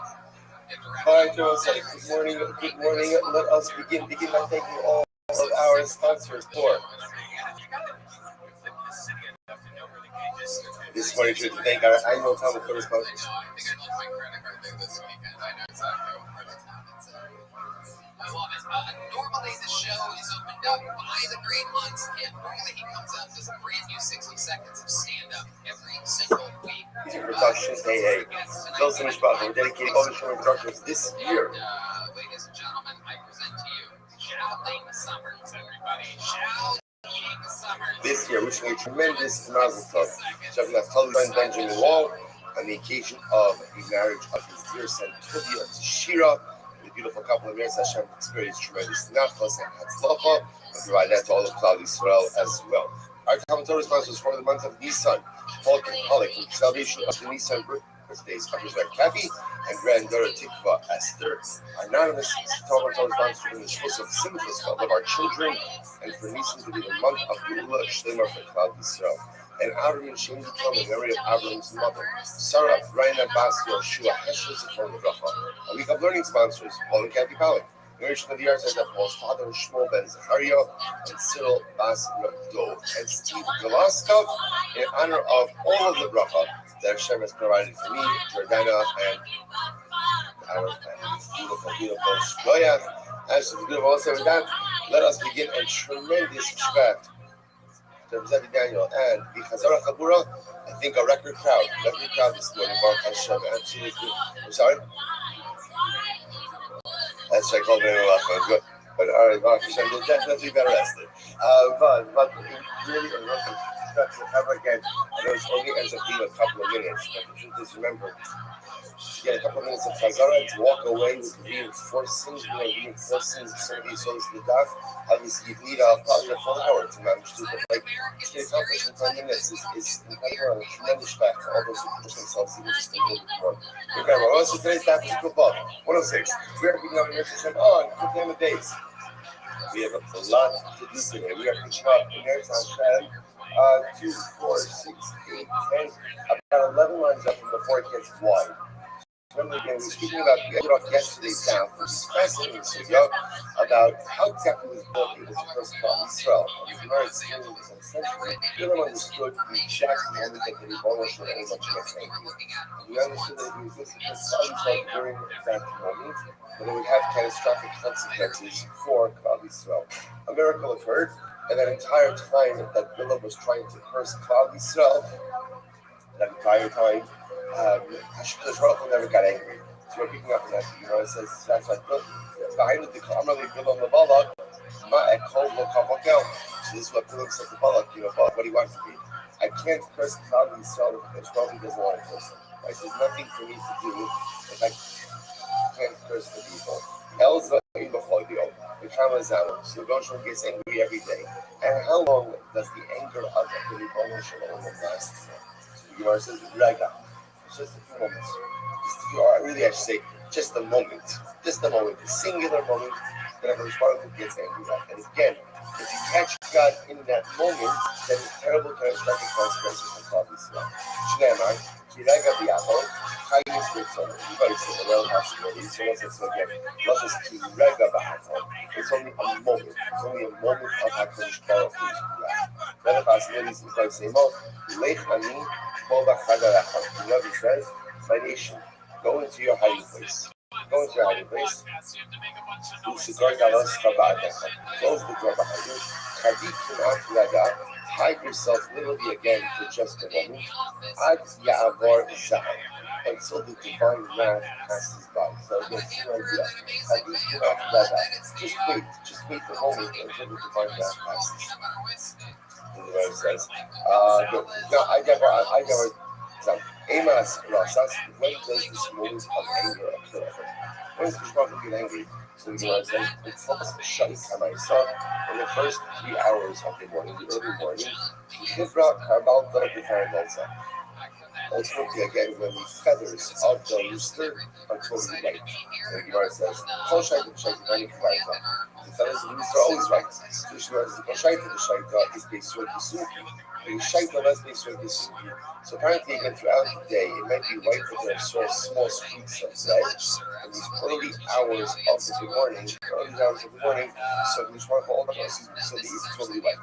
Okay, so say story. That was story here.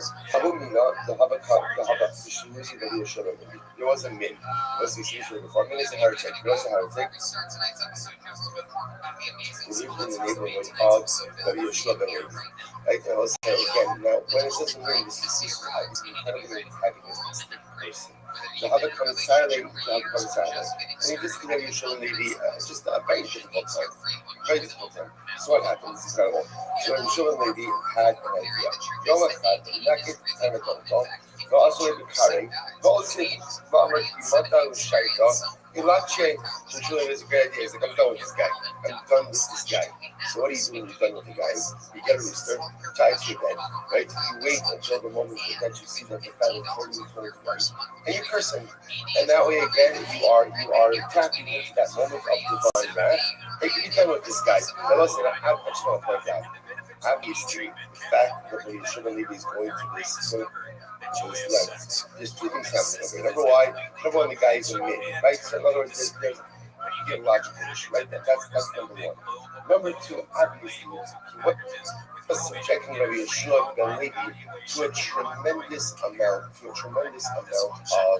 difficulty, right? And pain. Rabbi Yeshua ben Levi is willing to go to these lengths to be able to do this. So I just want to point that again. And we're only being told part of the story, so it's clear that there's much more that's happening over here. Okay, so the Yeshua is ready to curse the God. Listen to this. When that moment came, so literally again, it's early morning, and therefore again I'm sure that he's ready to curse the guy. When that moment is about to come, what happens? So originally he falls asleep. He falls asleep. The Gemara says, Kimati Shaitan Nimdam, he fell asleep. Arushmanina Lav Arakara. So surely uses it's clear. Lav Arakara means this is not the normal way. But surely uses the fact that I fell asleep. So now we should take he's up the whole time. Just waiting for that one moment. And literally when that one moment came, he fell asleep. The fact that he fell asleep in that moment, but surely uses indicates that what? There's probably doesn't want to do this. It's not what God wants. Not the approach God wants. Lav Arakara shit. God, I know it's the traffic local. Right? Yeah, the tzaddik punishing someone, right? And the tzaddik being the vehicle of misfortune for someone is that he doesn't want us to go ahead and hurt each other. And even if the other deserves it, it's not trouble doesn't want us cursing each other. There's why he doesn't want us harming each other. Even if the other, right? Rashi says that we're enough. Some of the tzaddik change knowledge, we don't have an English damage to shoot. It's not good for the tzaddik to be the vehicle of punishing, and it's not good for someone to be Finished the entire season of McGruber, December 16th. punished because of the tzaddik. Incredible. He was like that. I will say, and ultimately again, even with the name, right? Even someone who's a heretic, it's different with tzaddik. It's not just the tzaddik ultimately against the vehicle of the divine punishment. Right? We'll say, look at verse 105b, second of why this starts. About it. Punishment is already there. The Shashak comes around, has all of when he thinks he's going to Rosh and Shaki of somebody at place.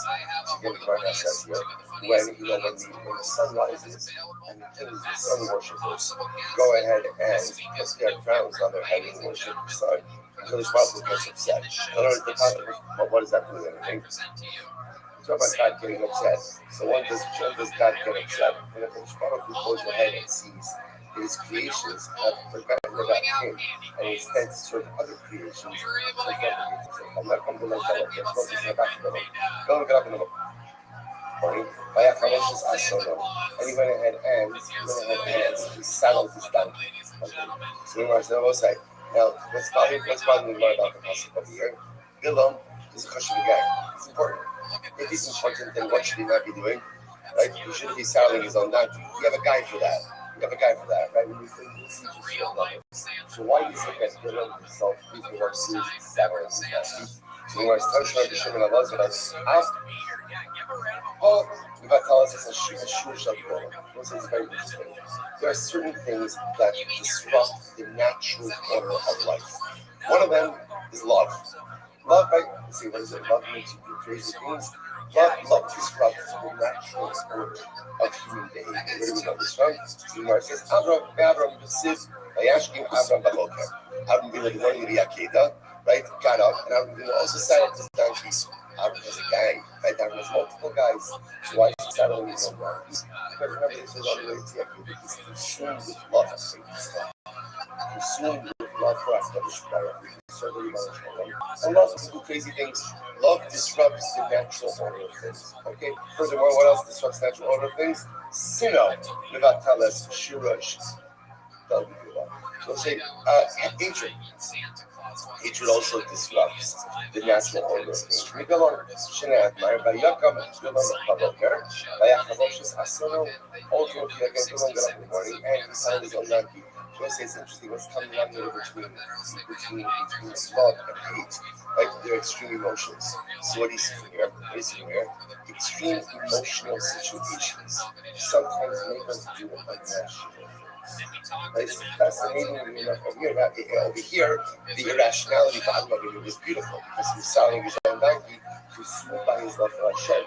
Bilam was so consumed by his hatred and animosity for God, he saw that it sounds like Bilam's case, the hatred was more consuming that even to the point where his behavior was completely self-destructive and detrimental, he could not stop. As they walked with God, there's one more emotion that he belongs to in his life, and that's fear. Fear is also a very strong emotion, and fear also disrupts the natural order of things. How many times in life are we faced with incredible opportunities to accomplish great things? Sometimes we are so scared of failure, so scared of the possibility of failure, that we simply don't take it. It doesn't make any sense. Every life endeavor carries the possibility of failure, right? Every life initiative carries the strong possibility of falling flat on your face. And not even going back to where you started, but you can be pushed back a couple of steps. If you can't handle the fear of failure, then you can never progress in life. Yet, so many of us tend to just settle for like mediocrity because we're afraid of what will hurt if we push ourselves a little bit more. Incredible. What are you talking about? The old one, yes, album, the Torah that says, beautiful Torah. Person should learn Torah. I won't say, but I'll just point out. It's going to something amazing. Where, just so you should understand, where is it that, all seriousness, when we have the Torah, to get up at a really ungodly hour, to be able to learn Torah each and every day, right? And some of us have been doing this for years. Some of us have even been doing this, for more than a decade. Where does that Torah come from? Suppose I said it comes from Ayashkin Abraham Baboker. Ayashkin Abraham Baboker is not rolling out of bed at a normal hour. Ayashkin Abraham Baboker is early, ridiculously early. Ridiculous. Why? To serve out his life.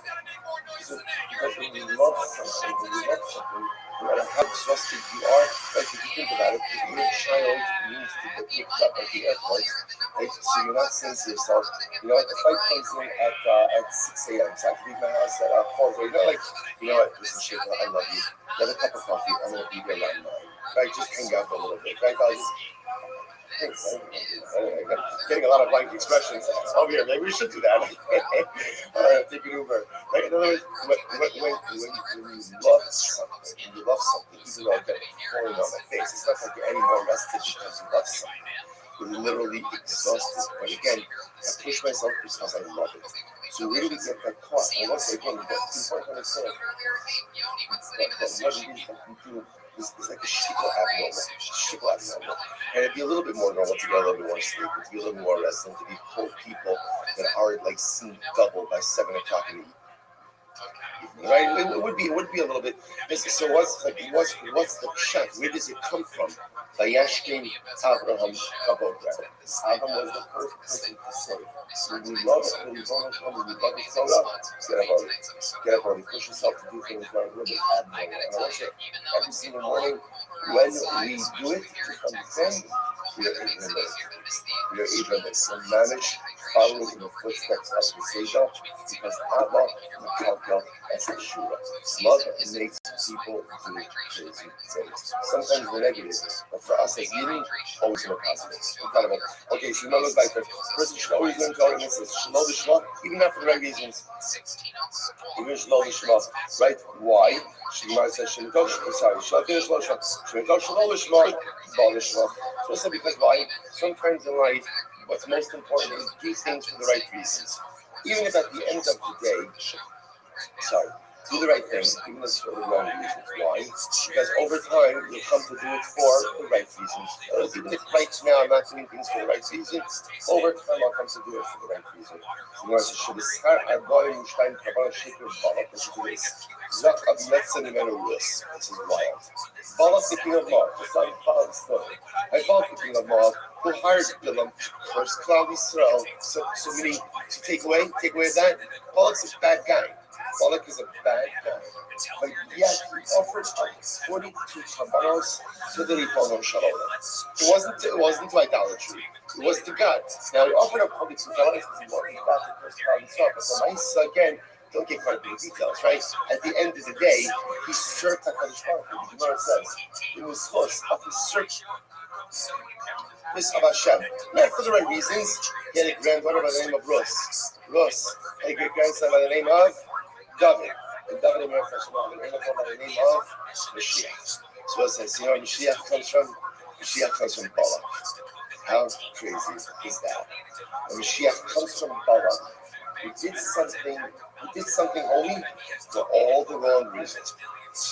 He offered up 42 tabanos for all for the wrong reasons. Baruch says, Shmuel says to him, Shkoyach, I'm not going to give you what you want. I'm not going to solve this.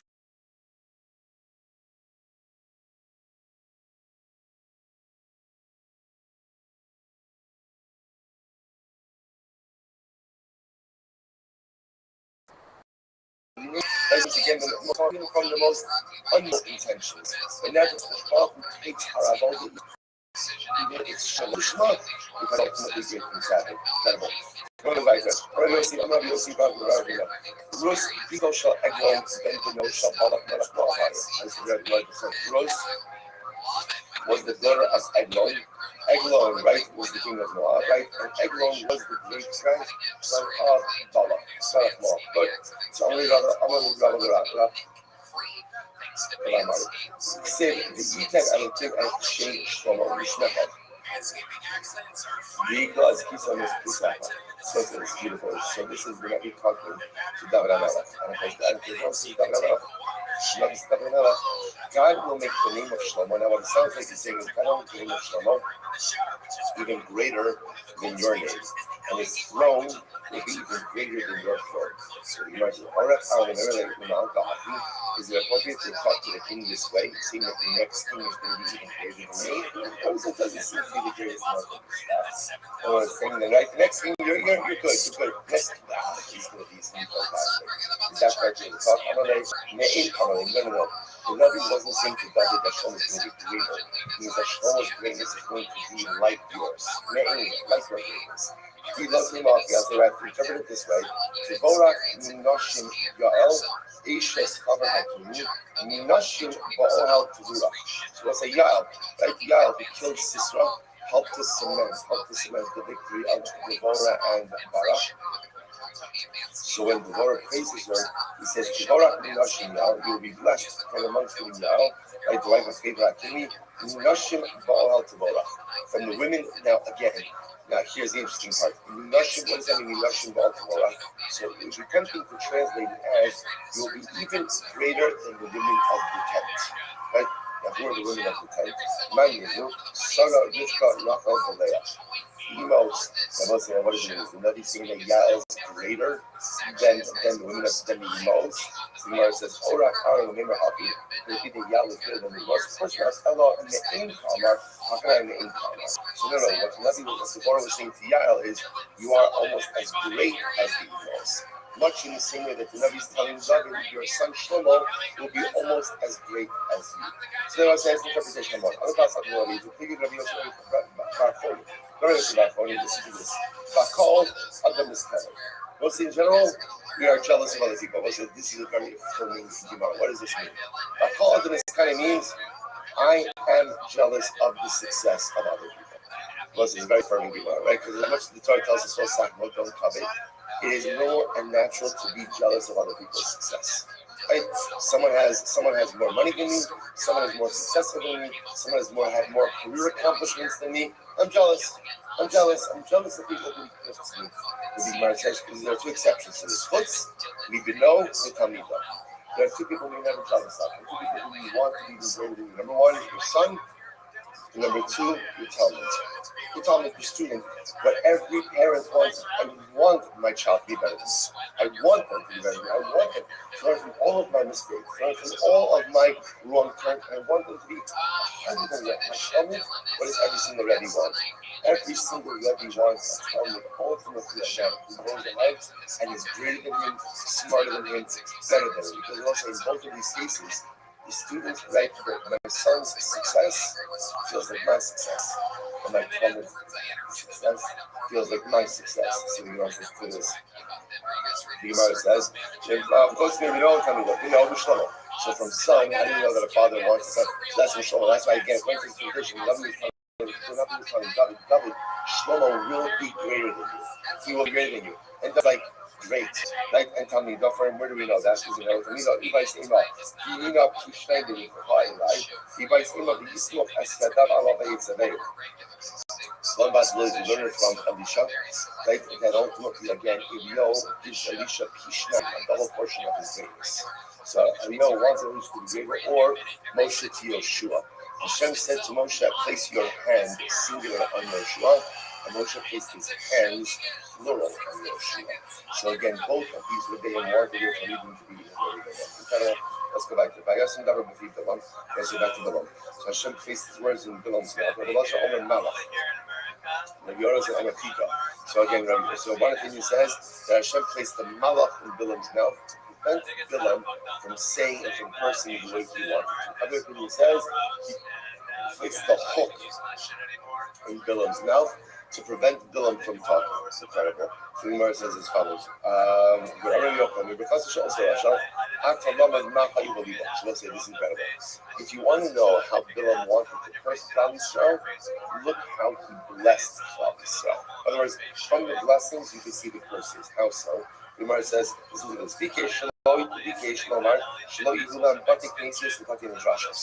Bilam wanted us to have no more shuls, no more shuls, and no more bati medrash. So the Gemara says, what did he say? Matovu ha'adacha Yaakov. Right? I know as well say it's interesting. From whatever he cursed, whatever the curse was, you could see from the curse what he had. Sorry, you could see from the blessing what he had in mind to curse. So he praises the tense of Klal Yisrael. That means he wanted to destroy the future Bati Medrash and Bati Knesset of Klal Yisrael. Incredible. No Tishra, Shkina Aleim. Don't let the Shkina rest upon them. The Mishkan Sak Yisrael. Lo Tehei Malchus and Nimshach. They told them to manage Klal Yisrael in growth. Kinechalim Mitayim. Lo Yehelam Zayt Niklavim. They shouldn't have any type of vineyards, right? Vineyards or groves. So the Gemara says, Kikanos Alinai. Lo Yeherechan. Their scent literally shouldn't waft. That should waft. In other words, that their scent shouldn't have. What does that mean? That their scent shouldn't waft? It shouldn't have an impact on the world. Gemara says, "Ka'aldim nita Hashem lo Ka'aldim nita Hashem lo yelahem malachim barakoma." Your king should not have stature. Ka'arazim arimayim lo yelahem malach ben malach. They should not have a dynastic monarchy. Yizal mayim midalyo lo tiyem achusan shalat as the most. Your monarchy should not have any control of the nations in the world. Zaru b'mayim rabbi. Lo tiyeh azam achusan. The monarchy should not be strong. Yorem ne'agal malach. Lo tiyeh emas malchusan. No one should fear the monarchy. Atinasi malchusan. Rabbi Yavah. The Yavah kind of says this house. Kulam chazul b'kala. As much as Bilam's curses did not come true, they didn't come true at the time that he said them. But they have come true throughout Jewish history. They have, right? In other words, that there are different periods of time, throughout different periods of time. Bilam's curses did come true, except for one. Klal Yisrael we've never lost our shuls and our bati medrash. Isn't that incredible? There's never been a period of Jewish history without even having shuls and bati medrash. Absolutely incredible. Shnei Amar, Hayatov Hashem Elokecha Lecha Es HaKlalim V'Yacha, Ki Yaheivcha Hashem Elokecha Klala V'Lo Klolos. Ultimately, again, so most of the curses at some point in time did come true. But the one where Bilam said, you'll never have bati medrash, you'll never have bati knesios, that never came true. Throughout the entirety of our history, we were never without bati knesios and bati midrash. Actually, I read that every single week. We learn the Piyashans now. Like the Rebbe maintained clandestine base medrash, clandestine shul in the Warsaw Ghetto throughout the years that he was there. Like that's Ish Kodesh, the drushes that he gave. The second was that you imagine this. So all the other curses came true. But a yid without a base medrash, a yid without a shul, that never happened in the entirety of it. Absolutely incredible. Let's go back here. Gemara says, I'm Rabbi Shlomo Nachman, I'm Rabbi Yochanan. Notice that. My dixit, Ne'amanim Kisei Ohev, V'ne'ataros T'Shikos Sovim. So literally translated, what does it mean? Essentially, good are the injuries given to you by someone who you love, and despised are the kisses of an enemy. What does that mean? So the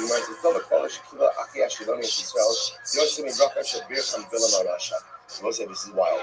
So ultimately, again, the Kala, the curse, that we got from Achi Ashkeloni, right? Remember again, Achi Ashkeloni, we learned about him. Where do we see him? Just a few days ago, when we see him, excellent, by Ravam ben Nevat. Right? He was the one who took the garment, tore it into 12 pieces, gave you Ravam 10 of the pieces, says, you want to have the Melech over. 10 slides. Achi Ashkeloni. So, Achi Ashkeloni cursed us then. What it means he cursed us is he was delivering verbal rebuke on behalf of God. So essentially, better to get the Quran from cursed. The rebuke of Achi Ashkeloni, then the bracha of Bilam. This is the incredible Gemara. How so? This is overwhelming Gemara. Listen to this. Here we go. Achi Ashkeloni, Kilo Asisot. Achi Ashkeloni cursed us. And again, I want to say curse is a strong word. He's delivering rebuke. Okay, but we're going to call it a kala. When he cursed us, he referred to Klal Yisrael as a reed. As a reed, a kind of listen to the Shneimar. V'yikar Hashem es Yisrael, kasher yonos hakara b'nayim. Shakadosh Baruch Hu will literally strike Klal Yisrael just like a reed is stricken in the water. So say, now what does this mean? So why does he compare us to a reed? Get ready for this now. This is incredible. So first of all, a reed always stands by water, right? Gizel machlev, and a reed regenerates. So it's always found by water. It regenerates. Shoshav merubin, it has a lot of roots. And afilu kol luchos shaba'olam ba'os v'noshim. And listen, now what happens with the reed? The reed is soft. Because it's soft, all of the winds of the world could blow against it. And what happens to the reed? So what happens to the reed is the reed be totally blown over, even laying on its side, but it's never uprooted. It's never uprooted. You know, she was a mazizan also mukama. Allah who hold it will buy man. So ultimately, again, the reed just stays with the wind. Kevan shegamunu haluchos amad karabim kama. As soon as the wind is finished, what happens to the reed? It stands right back up in place. Yet, interestingly enough, about Bilam Arasha, Bilam blessed us, and he called us a cedar tree. Now, what's the top of the cedar tree? Ma eres is that so first of all, the cedar doesn't grow by water. Right? And furthermore, the cedar has a very shallow root system. Once you cut down a cedar tree, it does not go ahead and regenerate. And cedar is a very strong tree, and therefore all of the winds in the world could blow against it, and they won't move it. But once the southern wind goes ahead and blows against the cedar tree, so apparently again, while all the winds can't do anything to the cedar tree, the southern wind does have the ability to uproot it and put it on its face. Not only that, he was for the oath, going back to the reed for just a moment, the kana, furthermore, also the reed is privileged to be fashioned into a quill, ultimately to be used to write a Sefer Torah. So I'll say, so therefore again, better to get the curse of Achia Shironi, right, than to get the bracha of Bilam. I must say, it's important to take a moment. In that bracha of Achia Shironi is something incredibly profound. Everything we need to be successful is contained in this Gemara. Number one, to be like the reed. Number one, plant yourself by water. Water, what does water represent? Water is Torah. Water is also chesed. There's Torah, water is chesed. So let's say if a person wants to sustain themselves in life, there are two things you need to do. You need to be constantly embedded in life of not just learning Torah, but living Torah. Furthermore, you cannot be a person who only exists for yourself. I must become a person who is about chesed. I must become a person ultimately, again, who is rooted in a life of giving and doing for the other. Furthermore, we'll say life is filled with winds. Life is filled with circumstances that we don't like and we don't want.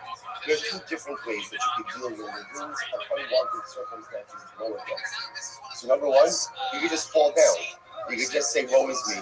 Woe is me. I didn't want this. I didn't plan this. I don't like this. This is unfair. Whatever you want to say. Right? You can just give up. You could just give up. You're not happy with the way life is going. Give up. Lay down. Lay down. Play dead. You could do that, or you could go with it. You could roll with it. Just lean into it. And the wind's gonna blow me here, and the wind's gonna blow me there. And life circumstances have a way of moving me all different kinds of places. But one thing I know with absolute certainty, which is when the winds die down, I'll spring back. I'll be okay. I'll be okay. Whenever you get the tumultuous period of life and the tumultuous periods of life, we are pushed down this way, pushed down that way. Tumultuous circumstances of life actually take their toll on us. But one thing I know, that when it dies down, and it will, I'll slowly but surely spring back. Why? Because I've never been uprooted. Because once again, going back to the beginning, as long as I keep myself rooted by water, the water of Torah, the water of Chesed, my root system is strong. And if my root system is strong, nothing and no one, no set of circumstances, no set of moves, no matter how debilitating they may be, have the ability to uproot me from where I am situated. Incredible. Furthermore, what's the last quality of the Kumas? So you know what the crown comes with the Kumas really is? When it becomes a quill, that writes the Sefer Torah. At the end of the day, and that was a so profound on so many different levels. Sefer Torah represents again the book of our accomplishments. At the end of the day, what's your book of accomplishments? What is the personalistic Sefer Torah that you are writing? The topic of Sefer Torah. So what's the beauty of writing a Sefer Torah? Doesn't just benefit you, it benefits others. And we go full circle. We started with the water, we end with the Sefer Torah. The real hallmark of your accomplishments is ultimately what you're able to do together. It's very nice to be there, to be the meat, to be the reed, and all these beautiful things. At the end of the day, what is it that you're contributing to Palestine? What is it that you're doing? What is your brand, your brand accomplishment ultimately is a personalistic Sefer Torah you write to yourself, and that Sefer Torah ultimately has to be able to be used by others as well. Incredible. Let's go back there. So the Gemara says, "Vayaras Hakimi." So still back to Bilam. Vayaras Hakimi. Vayisa Mishalo. Amar Bilam Yisrael. Kimi. No, I see one about us. So apparently, Bilam, the Gemara says, means Yisrael. Now, Yisrael and Bilam knew each other. Right? They were going to see this morning. They knew each other from the Egypt. That's how they knew each other. So Bilam says to Yisrael, what are you doing here? Now Yisrael was with Yisrael. So he says, Yisrael, what are you doing over here? What's going on over here? After all, weren't you involved in that same discussion in Egypt, which we'll get to in just a moment? So we want to see who positioned you, who planted you over here with Moshe Rabbeinu? Call Israel. So there were three people who were involved in that council. Now, what council? Like actually points out there when Paro said, Paro said, throw the Jewish babies into the Nile. There were three people involved in that decision. Three people involved in that discussion. Who were they? Bilam, Eov, and Yisrael. Okay. Bilam, Bilam said to Paro, yes, I agree. I vote yes.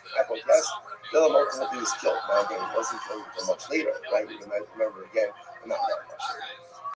He's killed in the desert, right? So Eov, Shoshastak, Midam Yisu. Wow. Eov was silent. He didn't object, but he also didn't acquiesce. He was punished with suffering. I say, isn't that wild? So I say, the whole story, is the story of unimaginable suffering that can't be traced to the source. Right? The whole top of Eov is like Tzaddik Karala, that the righteous suffer sometimes in unimaginable ways that we can't even understand. It's fascinating to see over here that at least according to this stream in Chazal, it wasn't nothing. Eov suffering was a punishment. Well, why was it a punishment?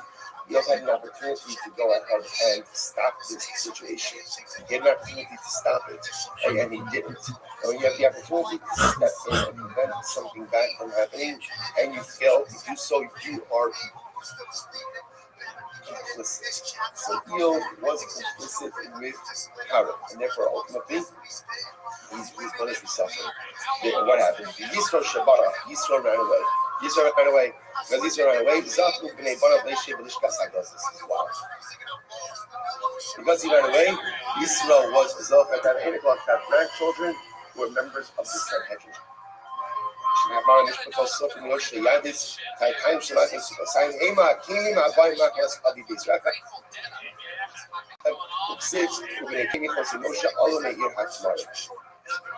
So I say, isn't that wild? So Yisro was silent, and therefore Yisro ran away. Because he ran away, he was also to have children with members of the Sanhedrin. They say, you'll say, what's the question? What's the burning question you have? What's the burning question? Why didn't he object? What do you mean? Why did you praise the running away? It's cowardly. Right? Stand your ground and object. So understand. Yisro was smart enough. What did he understand? He already lost. Right? How do you mean already lost? Right? It was a tribunal of three. Alright, it was Paro. Sorry, it was a tribunal of four. It was Paro, Yisro, Eov, Bilam. Paro was in, right? So Bilam was in. So Eov was silent, the non-vote, which means that Yisro already understood how to voice it. So looks like it isn't tremendously so. When we see something that is broken, we absolutely have to try our best to try to fix it. But there are circumstances in life that are very broken, and what a person has to do with himself in that situation, you have to be masalik. You have to remove yourself from it. You can't fix every problem. And again, sometimes certain situations are so toxic that the mindset, again, it can't be fixed. Instead, again, someone has to be removed from the situation because they themselves may be the source of toxicity, or ultimately, again, they're just maybe so much, I gotta get out. So ultimately, again, it's not Yisrael running away as an ethnic terrorist. It's Yisrael recognizing I don't have the ability to affect change in this situation, and therefore, I'm removing myself from the equation. That's what I said. Yisrael Shalom Yomer, Oy mi yichya, mishum okel. Sorry, Yochanan. Oy lo le'uma shekim tzadishash b'chaf o sekim le'lebanah.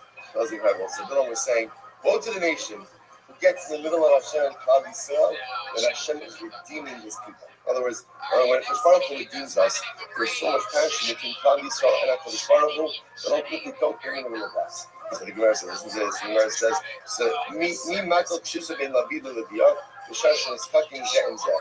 So apparently, again, it would be the same thing as like trying to throw a garment in between a lion and a lioness when they're trying to mate. So apparently, not a good idea to get in the middle of that, right? And even if you go ahead and you place the garments there, the garment's not going to stop them from doing what they want to do. Levi says, good. Be'inol says that. B'tzim miyad kisim, amarav libon askir. That's the name of this. V'anu asher ba'avu agar, ad asher kadle miklam kandeila b'shabde shibudis. Right, so ultimately, again, one day to spread out for a vast land, up until Asher will kill. From there afterwards, they will enslave.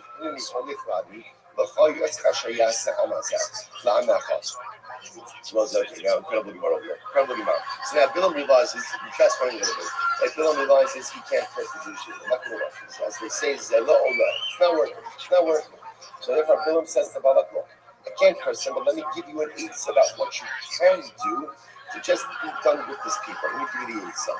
All right, so he says, so Bilam, now Lashon of Bilam is, he says, Sheyasa ha'amazah la'amecha. So the Gemara says, la'am hazeh. Why should it be your nation? It should be this nation. So the person curses himself, but ultimately again hinges the curse on others. Right? So what's Bilam supposed to say again? The curse is not to work. Bilam says, Bala. Here's my last piece of pizza. This is like the polling case of, what is it? Polling case of emergency. Like, this is the fire alarm. This is what you do to Klal Yisrael if you want to destroy them.